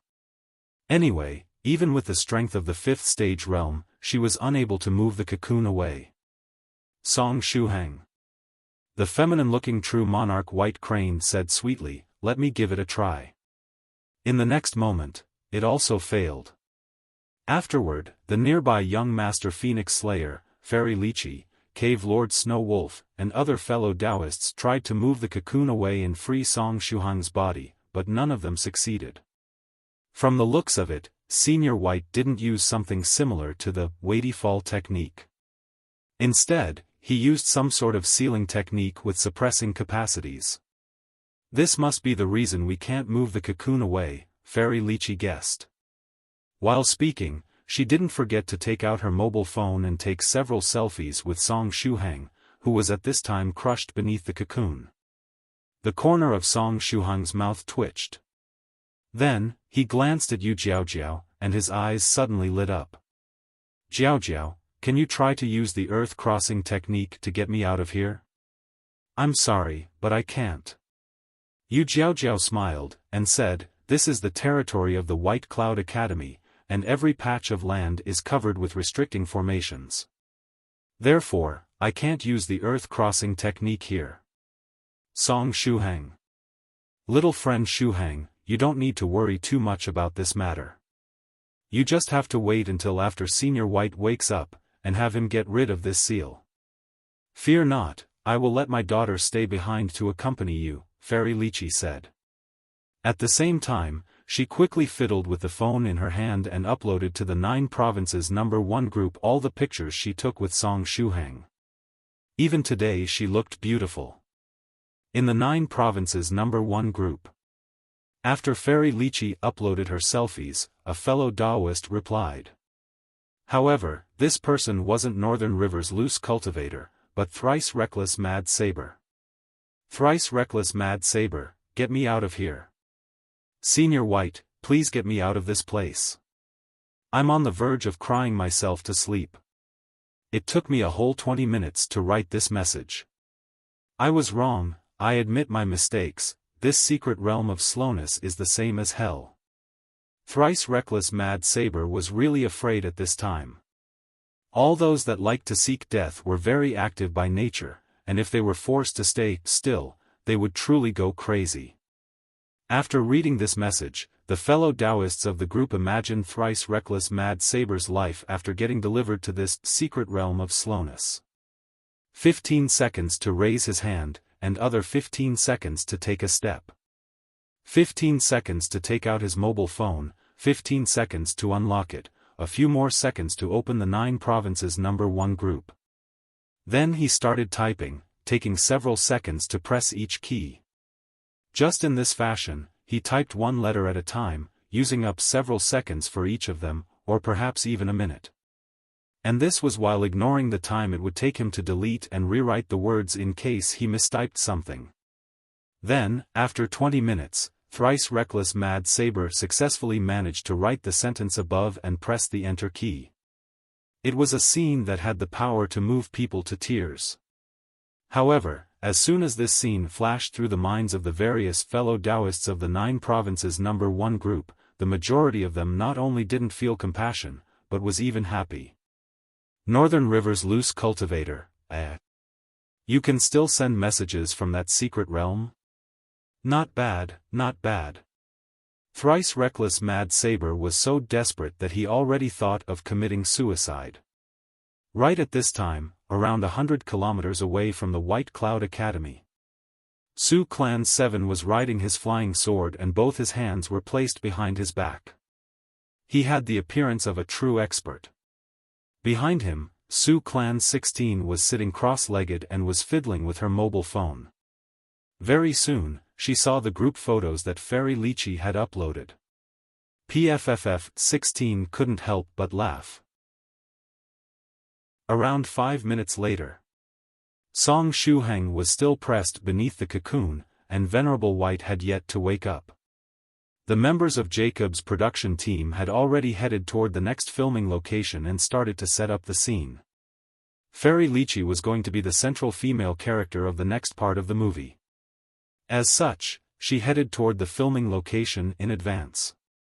Most of the fellow Daoists of the 9 Provinces #1 group likewise proceeded there. Only Yu Jiaojiao, Yi Si, and True Monarch White Crane stayed behind and accompanied Song Shuhang. True Monarch White Crane wanted to protect the 2 cocoons. Yu Jiaojiao had had a small breakthrough recently, and was thus always staying together with Song Shuhang to freeload the effects of the Enlightenment Stone to enhance her comprehension skills and increase the speed of her cultivation. Yi Si waited next to Song Shuhang out of curiosity, and continued to study simplified Chinese characters. Her efficiency while studying was incredibly high, and she had already mastered most of the basic vocabulary. When will the shooting of the movie start? Song Shuhang asked with a sigh. The fact that the cocoon was crushing him wasn't a big deal, the problem was that he was in the public square of the White Cloud Academy. As such, there would often be some scholars passing by, and some of them would gather around the huge cocoon and stare at Song Shuhang. Actually, that didn't bother him too much, either. Song Shuhang felt that the skin of his face had thickened quite a bit recently. Therefore, he remained unfazed even with all these people watching him. Still, what was the deal with these pedantic scholars seemingly getting in a poetic mood after gathering around and watching him? Yu Jiaojiao replied, they have to set up the whole scene and the cameras. It will take some time. Yi Si squatted beside Song Shuhang, and asked, right. Shuhang, your hair grew very quickly, but your eyebrows disappeared. My eyebrows were burned to ashes when I transcended the tribulation some time ago. Song Shuhang faintly sighed, and said, afterward, the seniors of the 9 provinces number 1 group felt that the character I was cast as, Senior Brother Gao Sheng, looked very good without eyebrows. As such, I haven't had the opportunity to draw some fake eyebrows up until now. Yi Si asked out of curiosity, in that case, what about your hair? Your eyebrows were reduced to ashes, but your hair wasn't? Aha, I have my hair because I managed to learn a very good magical technique from Senior Creation, Song Shuhang said smugly. Yi Si asked, what magical technique? The hair-growing technique. Song Shuhang explained. Even if one is bareheaded, they can grow their hair back through the hair-growing technique. The only problem is that it's not too easy to control. Sometimes, one's hair would grow only a few millimeters, but other times, it would grow endlessly. It seems very interesting. Shuhang, can you use this technique and show me? Yi Si asked out of curiosity. There was some time left before the shooting of the movie started, and Senior White wasn't going to wake up any time soon. Since they were bored and had nothing better to do, they might as well look at this technique. Alright, I'll use it once to show you, Song Shuhang said. Then, he used the hair-growing technique. Up until now, nothing too exaggerated happened after he had used the hair-growing technique. But this time, perhaps because he was too close to Venerable White, the effects of the hair-growing technique directly skyrocketed into outer space. His black hair endlessly grew, without any sign of stopping. Jiaojiao, Yi Si, it seems there is something wrong with the hair-growing technique this time. Song Shuhang said. Yu Jiaojiao said, your hair is still growing, and hasn't stopped yet. If we count the original length of your hair too, the total length has already reached 3 meters. 3 meters long hair, that was something quite exaggerated. It was more than 1 meter longer than Song Shuhang's entire body. But what was worse was that his hair was still growing. Yi Si added, it's closing in 3 meters and a half now. Yu Jiaojiao continued, it's still growing, if it keeps growing, it will look very scary. Everything that is happening is beyond my control. The effects of the hair-growing technique are completely random, and I can't control the length at all. Hopefully, it will stop growing soon. Song Shuhang didn't know whether to laugh or cry. Then, the effects of the hair-growing technique finally came to an end. At this time, Song Shuhang's hair was almost 5 meters long. If stretched out, it would reach the height of a 2-story building. Song Shuhang. He sighed, and then said, my hair has grown too much. Yi Si, can you help me trim it a bit? Sure. Yi Si gazed at Song Shuhang's long hair and prepared to use her finger as a sword to trim his hair. But right at this time, Yu Jiaojiao suddenly said, Yi Si. Senior sister Yi Si, wait a moment. Yi Si was confused. We can cut his long hair in a while. The shooting of the movie hasn't started yet, and I just happened to have something in mind, Yu Jiaojiao said. Song Shuhang had a bad feeling. For example, something like this. Yu Jiaojiao spread out Song Shuhang's hair, making it assume the shape of a fan. Then, she separated it and turned it into crescent moons, arranging it in a clockwise direction. Yi Si asked out curiosity, what is this? I don't know, either. But I feel that it's very amusing, Yu Jiaojiao replied. While speaking, she took out her mobile phone and took several pictures of Song Shuhang. Song Shuhang. Why did he find this scene so familiar? Song Shuhang looks rather strange without eyebrows. Shuhang, don't you have an eyebrow growing technique? Yu Jiaojiao asked. Who would even bother creating such a magical technique?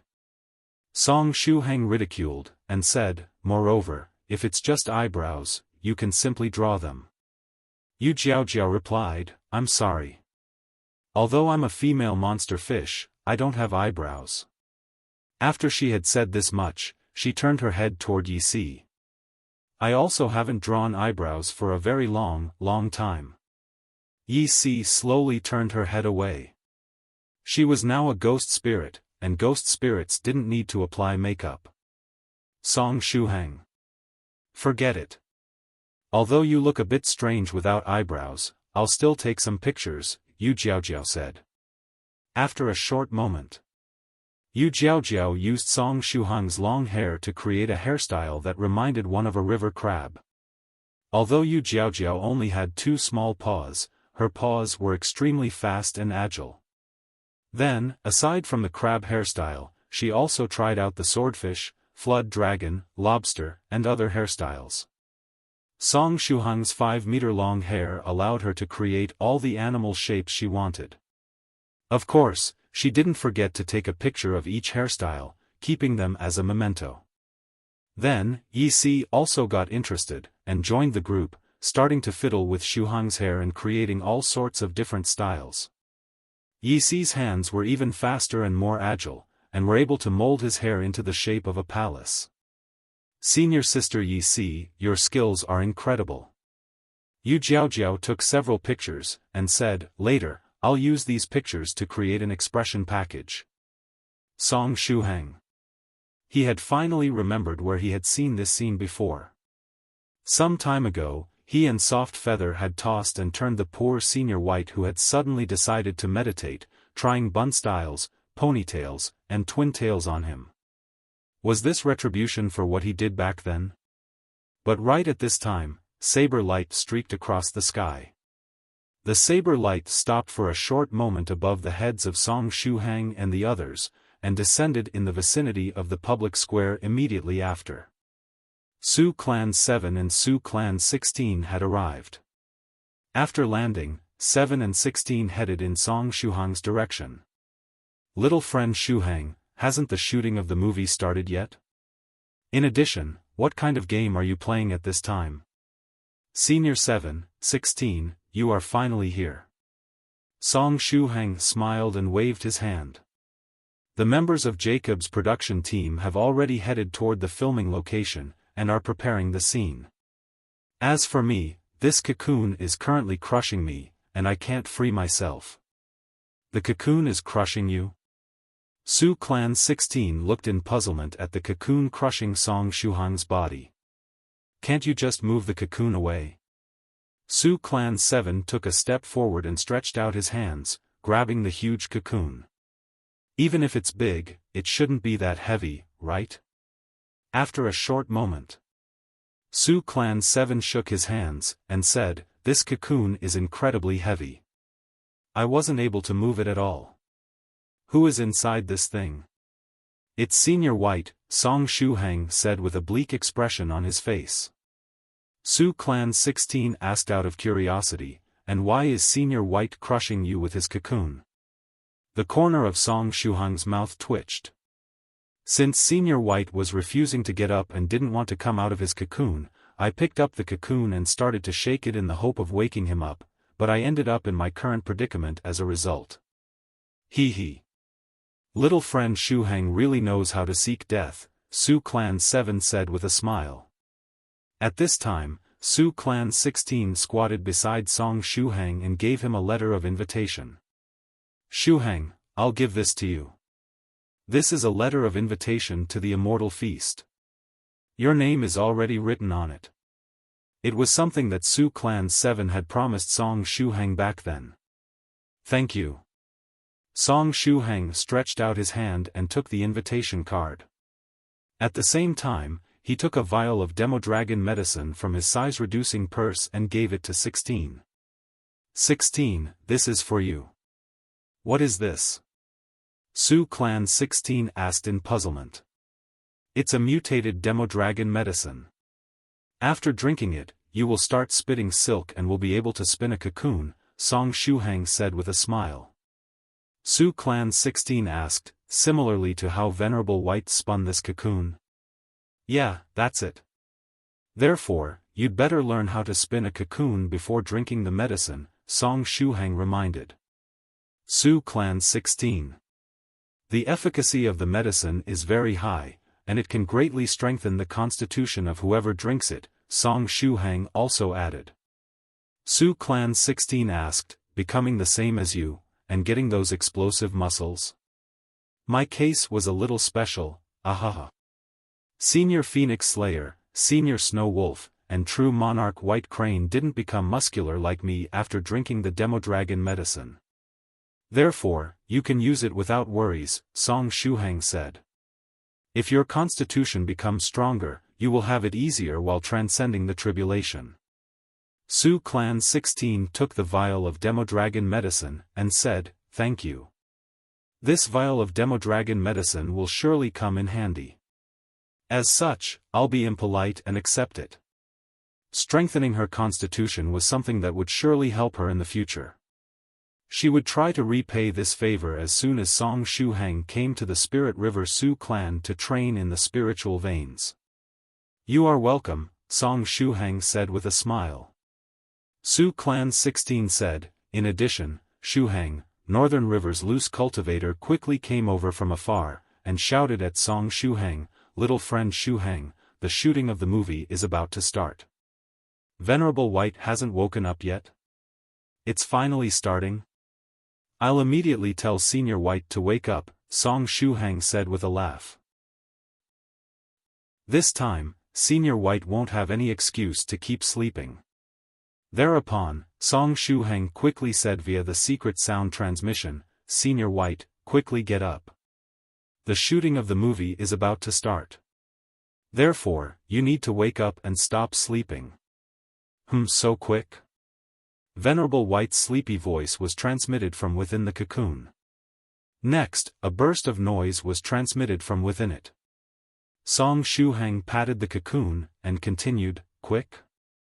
I feel as though it's been a century already. Please, quickly wake up. In addition, can you move aside this cocoon after you wake up?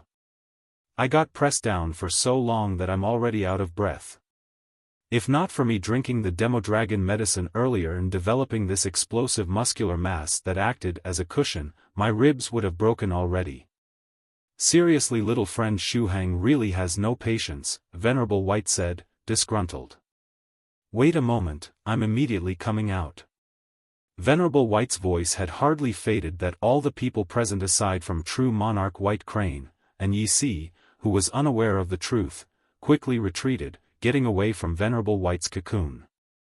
Even Northern River's loose cultivator, who had come to notify them, stood at a distance of 50 meters, and didn't advance further. Each time Senior White came out sealed objects, he would come out with too much momentum.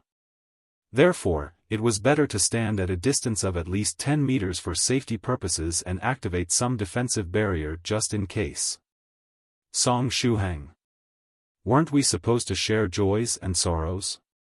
In addition, Venerable White wasn't really going to explode out of the cocoon, right? After all, a cocoon was different than a stone statue. Therefore, the consequences wouldn't be that exaggerated, would they? Just as Shuhang was in deep thoughts, the tip of a sharp sword pierced through Venerable White's cocoon. It was Meteor Sword's tip. Meteor Sword was incredibly sharp, and easily cut a square-shaped hole the size of a wallet in the wall of the cocoon. In the next moment, this square-shaped portion of the wall fell to the ground. From the looks of it, Venerable White wasn't planning to explode out of the cocoon. Shuhang heaved a sigh of relief. At the same time, he was somewhat confused. Why had Senior White opened this small hole in the wall of the cocoon? But right then, he saw a mini Venerable White drill out of the wallet-sized hole. Although he was now as big as a palm, Venerable White was still as dazzling as before. Soon after he appeared, he attracted the vision of the various onlookers just as though he was a magnet. "Senior White, your size actually reduced to that of a palm?" Shuhang asked. Was this the reason Venerable White had been hiding inside the cocoon up until now and was unwilling to appear in front of others? Venerable White yawned while floating midair. After hearing Shuhang's words, he was first confused, but then laughed, and said, "No, I just used a size-reducing magical technique to come out of the cocoon. It's a small technique that you can easily learn after reaching the 5th stage realm. It has nothing to do with the Demodragon medicine." Shuhang. If it wasn't related to the Demodragon medicine, why had Senior White willingly reduced his size until reaching that of a palm before coming out of the cocoon? But right at this time, Mini Venerable White descended to the ground, and picked up that square portion of the cocoon that he had cut off with Meteor Sword earlier. He jumped upward, inserting it into the hole he had just opened in the cocoon. The palm-sized Venerable White held his chin, and said complacently, "Very good, it's perfect now. As long as I use a small magical technique to fix it and polish it, placing a small door there while I'm at it, I can make use of it again and drill inside it the next time I feel like sleeping." From the looks of it, Senior White really liked sleeping inside this cocoon. Shuhang. Now, he finally understood why Venerable White had reduced his size before coming out of the cocoon. It was to avoid causing too much damage to the cocoon, allowing him to use it again the next time he wanted to sleep. Was it really that comfortable to sleep inside that cocoon? Good, problem solved. Venerable White clapped his hands, and his whole body shone, returning to its original size. Afterward, he stretched out his hand and waved it, storing the 2 linked cocoons into his spatial equipment. After seeing this scene, the eyes of the not-too-distant true monarch White Crane started to tear up.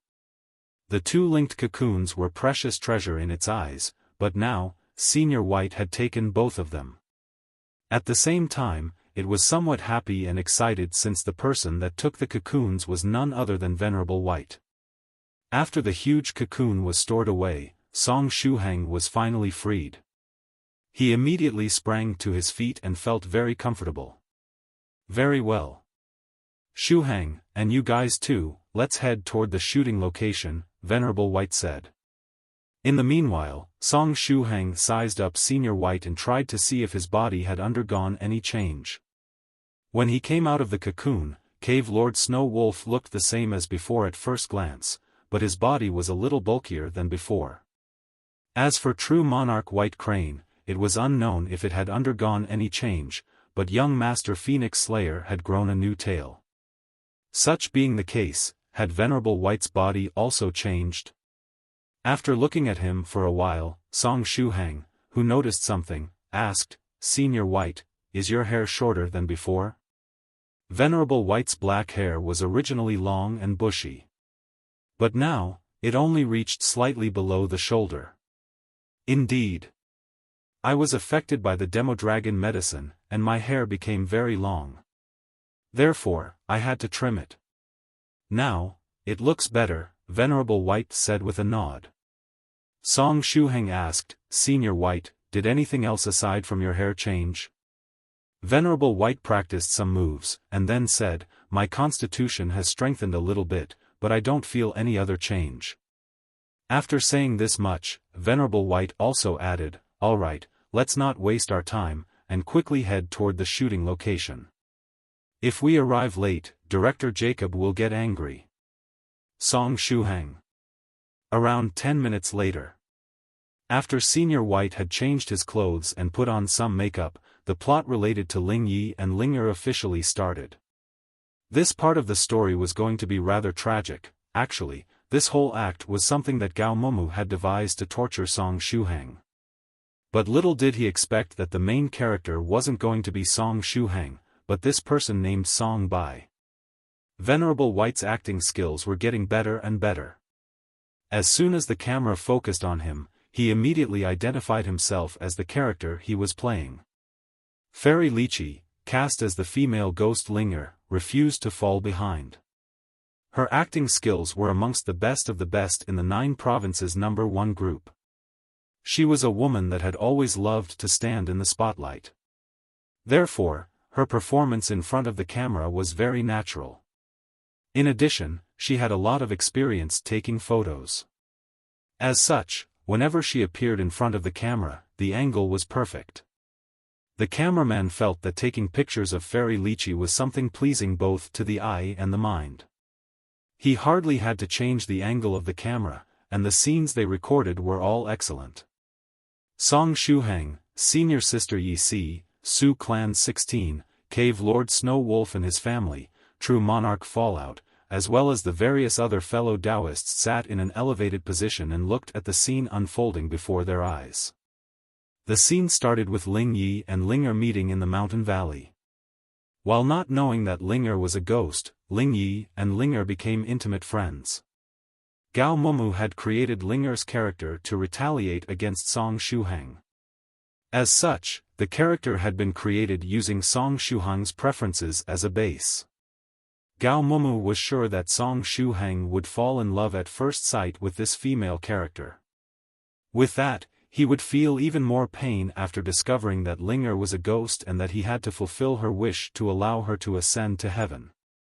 Actually, his guess wasn't off. Song Shuhang indeed took a liking to this female character as soon he read this part of the story. Too bad that it wasn't Song Shuhang playing the role of the main character in the end. According to Gao Momu's setting, the female ghost Linger liked reading books and was a well-read young girl. She liked to accompany the main character and squat together with him in the library outside the mountain valley to freeload books, liked looking at the setting sun, and liked eating chicken legs. She and Ling Yi had similar interests, hobbies, and many other things in common. Slowly, the relationship between the two got better and better. Although Ling Yi would frequently leave and head toward the front line of the battle between cultivators and the creatures of the demonic realm to fight, he would return to the mountain valley Linger resided in each time he had finished battling and wanted to take a break. He would accompany Linger by reading books and watching the setting sun together with her, enjoying this short period of peace. After seeing this scene unfold before her eyes, Lychee rested her chin in her hand, with her thoughts constantly welling up. She could tell that Linger's character was her carbon copy. Had Song Shuhang used her as a base for the creation of this character? She had heard from Su Clan 7 that Song Shuhang was the sponsor of the movie, and his friend wrote the story with the help of Yu Jiaojiao. After thinking up to this point, Lychee quietly looked at Song Shuhang, and the corners of her mouth rose in a smile. The story kept moving forward. After experiencing a lot of matters, the relationship between Ling Yi and Linger finally had a breakthrough. They turned from intimate friends to lovers. But right at that time, the secret of the female ghost Linger was exposed as the story progressed. After witnessing this scene, Lychee couldn't but stretch out her hand and grab Song Shuhang's arm, leaning against him. Song Shuhang turned his head around and looked at Lychee. Their eyes met, and Lychee sweetly smiled, seemingly very happy. Song Shuhang was temporarily at a loss, and smiled back at her. Su Clan 16 furrowed her brows, and looked at Lychee, asking, "Shuhang, who is this elder sister?" 16 wanted to determine what the relationship between Shuhang and this female cultivator named Lychee was. But just as she was halfway through her sentence, she noticed that Lychee's body had started to become transparent. Lychee turned her head around and sweetly smiled at Su Clan 16. In the next moment, she disappeared.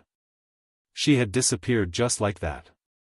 It wasn't an escape technique or some skill related to space, she just vanished without leaving traces. Su Clan 16 blinked her eyes in confusion. At the same time, Director Jacob said, "Very well.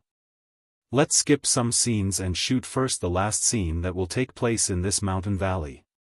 Ling Yi will retrieve Linger's ashes from the hands of the demonic forces and bring them back to the mountain valley, saying goodbye to her for the last time and watching as her spirit ascends."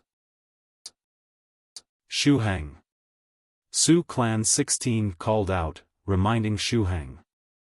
That senior sister with braided pigtails had disappeared without traces. Song Shuhang also felt the weight leaning against his arm disappear. Therefore, he turned his head around and just happened to see Yi Si disappearing. Just what was happening? Song Shuhang was dumbfounded. At the same time, the last words of Director Jacob echoed in his ears, saying goodbye to her for the last time and watching as her spirit ascends. Song Shuhang's heart twitched. Impossible, Yi Si hadn't really disappeared because her wish was now complete, right? No, no, no. That was impossible. After all, Yi Si wasn't a resentful ghost, but a ghost spirit. Ghost spirits were also ghosts, but they were different from ordinary resentful ghosts. At the very least, ghost spirits wouldn't get ferried to the afterworld. In that case, what had happened to Yi Si? Yi Si, are you still here? Song Shuhang called out. Unfortunately, Yi Si didn't reply. Song Shuhang tried to keep his calm, and asked the nearby seniors of the 9 provinces number 1 group, Senior Snow Wolf, Senior Fallout, do you have any idea as to why Yi Si disappeared just now? True Monarch Fallout shook his head. Even Fairy Yi Si's aura disappeared without traces. We are unable to track her under these circumstances. Cave Lord Snow Wolf furrowed his brows. It felt as though everything that was related to Yi Si had disappeared from this world. Her aura, and even the smell of her body, both gone. What was certain was that it wasn't a space-related magical technique. Still, the situation was very strange. Song Shuhang furrowed his brows. Then, for some unknown reasons, he suddenly remembered about that article he'd read on the Daily Cultivator yesterday. According to the article, the 5th-generation disciple of the Extreme Cliff sect, Iron Wall, Lychee, had tried to form a love contract with his ghost spirit. The love route to contract a ghost spirit seemed something straight out of the movie Ghost 1. As long as both parties fell in love with each other, it was possible to form a contract with the ghost spirit automatically. However, the relationship between him and Yi Si had yet to reach this level. At this time, Su Clan 16 reminded Shuhang, I saw that senior sister Yi Si became transparent before disappearing, only afterward did she completely vanish. She became transparent before disappearing? It wasn't really a good development. After all, whether it was a movie or TV play, ghosts would become transparent as soon as their final wish was fulfilled, and would then disappear after making the spectators cry. Shuhang, don't be anxious. Do you have her phone number or anything of the sort? If you have it, perhaps try to give her a call? Young Master Phoenix Slayer reminded while sitting on that barrel of wine. Doudou's voice was transmitted from within the barrel. Woof, woof. Shuhang, tell Phoenix Slayer to get me out of here. With my keen sense of smell, I can surely find Yi Si's traces. Hee hee. Even fellow Daoist Snow Wolf couldn't find anything. Therefore, stop barking, Doudou, young Master Phoenix Slayer said as he patted the wine barrel. Song Shuhang said, Senior Sister Yi Si's sect is located in space. Therefore, she didn't have the time to get a phone after returning to Earth. When mobile phones were mentioned, Song Shuhang suddenly remembered something. Song Shuhang rummaged through his size-reducing purse, and took out a wooden token of authority. It was the wooden token of authority of the crystal-clear water pavilion that Pavilion Master Chu gave him back then. Thanks to this token, Song Shuhang could find the position of the crystal-clear water pavilion as long as he was in outer space. Beyond that, the wooden token of authority could also act like a strengthened version of the 1,000-mile sound transmitter. Even if he was on Earth, he could use it to communicate with Yi Si in space. Therefore, he might be able to find Yi Si with this token. Song Shuhang grabbed the wooden token of authority, and poured his true qi inside. In the next moment, his token started to create a connection with Yi Si's. But even after a few minutes, the wooden token of authority was unable to establish a connection with senior sister Yi Si. Song Shuhang sighed, and said, it isn't working. Even the wooden token of authority Pavilion Master Chu gave me is unable to get in contact with Senior Sister Lychee. But just as he uttered the words, Pavilion Master Chu, the runes engraved on the token changed. Soon after, the voice of a lazy woman was transmitted from the token. "Hello little friend Shuhang, is something the matter since you contacted me?" Shuhang said, Pavilion Master Chu? How come I got in contact with you? Pavilion Master Chu. Pavilion Master Chu, I was trying to get in contact with Senior Sister Lychee just now. However, I was unable to establish a connection with her. Then, not sure how, I established a connection with you, Shuhang explained. Pavilion Master Chu yawned, and asked, "You were trying to get in contact with Lychee? Is she not on Earth yet?" Senior Sister Lychee reached Earth yesterday, and she was sitting next to me just a moment ago, Shuhang said. But then, her body became transparent, and she disappeared without a trace soon after. Afterward, I tried to use the communication feature of the token to get in contact with her, but I ended up contacting you instead. She became transparent, and then disappeared. Pavilion Master Chu sobered up, saying after a short moment, "Little friend Shuhang, try to raise the token high up and shout, 'Pavilion Master Chu grant me the power.'" Shuhang. Do you think I won't hurl the token away? What kind of joke is Pavilion Master Chu cracking at this time? Oh, don't misunderstand. This is the vocal command to activate a certain feature of the token. I created this token when I was having some fun with Lychee. Anyway, just do it, it's no big deal, Pavilion Master Chu said indifferently. Shuhang. Seniors, can't you be more serious while setting up things such as passwords, and make them worthy of high-class experts? After taking a deep breath, Shuhang stood up and raised the wooden token of authority high, calling out in a low voice, "Pavilion Master Chu, grant me the power." After he had finished shouting, he returned to his original position. Su Clan 16, Cave Lord Snow Wolf, True Monarch Fallout, Young Master Phoenix Slayer, and the other seniors and fellow Daoists stared at Shuhang, very curious as to what was going to happen next. After getting stared at like this, Shuhang blushed a little. However, the wooden token of authority had no change. Shuhang clenched his teeth and grabbed the token, saying, "Pavilion Master Chu, were you playing jokes on me?" "I wasn't. You aren't so amusing that I'd feel the need to playing jokes on you. In addition, you got the vocal command wrong." Pavilion Master Chu yawned, and said, "The vocal command is, 'Pavilion Master Chu grant me the power,' without the comma. It didn't work because you added that comma."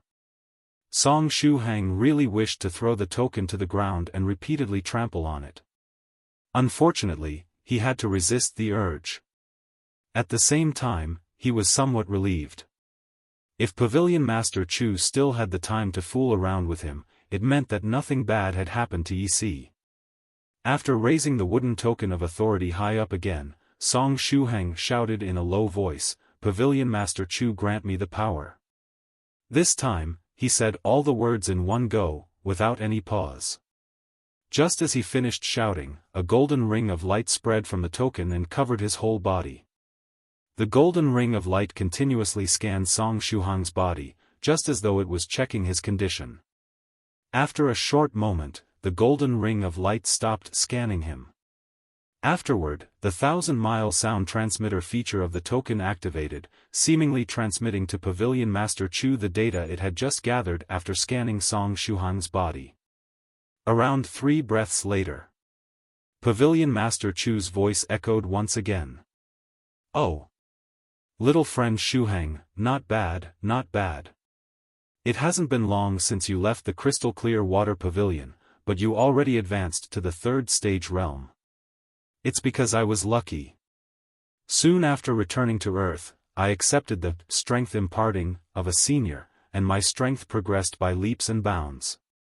Then, I was able to successfully transcend the tribulation thanks to the help of a few other seniors," Shuhang replied honestly. Your luck is pretty good, Pavilion Master Chu replied. In addition, what happened to your body? I haven't seen you for a few days, and you developed these super explosive muscles. Did you take the wrong medicine? Shuhang replied, it's due to the Demodragon medicine suddenly strengthening my constitution. Since I wasn't able to immediately absorb all the strength of the medicine, I turned into Musclehang. However, my body should return to normal as soon as I'm done absorbing the remaining strength of the medicine. Your luck is really good, Pavilion Master Chu continued. What about your ghost spirit? Did something happen to it?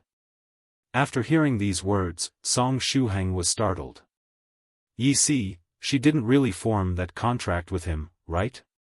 My ghost spirit had an accident, and it was sucked into some unknown dimension. I'm unable to sense its position, and even the contract between the two of us has become incomplete, Shuhang replied truthfully. After hearing these words, Pavilion Master Chu paused for a moment. When you have some free time, return to the crystal clear water pavilion and let me give you a good check, Pavilion Master Chu said in a soft voice. Pavilion Master Chu's voice was still lazy as before, but it seemed much gentler. Shuhang said, sure, no problem. I'll come back whenever I'm free. Pavilion Master Chu, what happened to Ye Si in the end? You don't need to worry about Ye Si. She is beside you right now, Pavilion Master Chu said. Right beside me? But I'm completely unable to sense her presence. Is it possible that she really formed a contract with me? Shuhang asked, as expected, it's a love contract, right? Pavilion Master Chu gently smiled, and said, it seems you know a lot. Yes, it's precisely a love contract. But as you know already, Ye Si's condition's rather special. As such, I'm also unable to determine what the contract between the two looks like. You should wait until she wakes up and slowly look into it together with her. Anyway, she isn't in danger at this time, and you don't need to worry. I understand. Shuhang heaved a sigh of relief. As long as senior sister Ye Si hadn't disappeared for real, it was all good. Well, if there isn't anything else, I'll continue sleeping. Don't disturb me again within a short period of time. I'm very tired, Pavilion Master Chu said as she yawned. Sure. Goodbye, Pavilion Master Chu, Shuhang replied. In the crystal clear water pavilion, Pavilion Master Chu hung up her super long-range 1,000-mile sound transmitter. Then, she stretched out her slender fingers and waved them in the air, stirring up the surrounding space and forming a ball. Her heart was restless at this time. An incomplete ghost spirit contract. After so many years, she saw once again that type of incomplete ghost spirit contract. It was something that really brought back memories. Still, Shuhang's fate was truly strange. She remembered that Shuhang had many treasures with him. The heaven-burning saber, the thick golden chain, that exquisite puppet, the bamboo leaf, and the projection of the white dragon.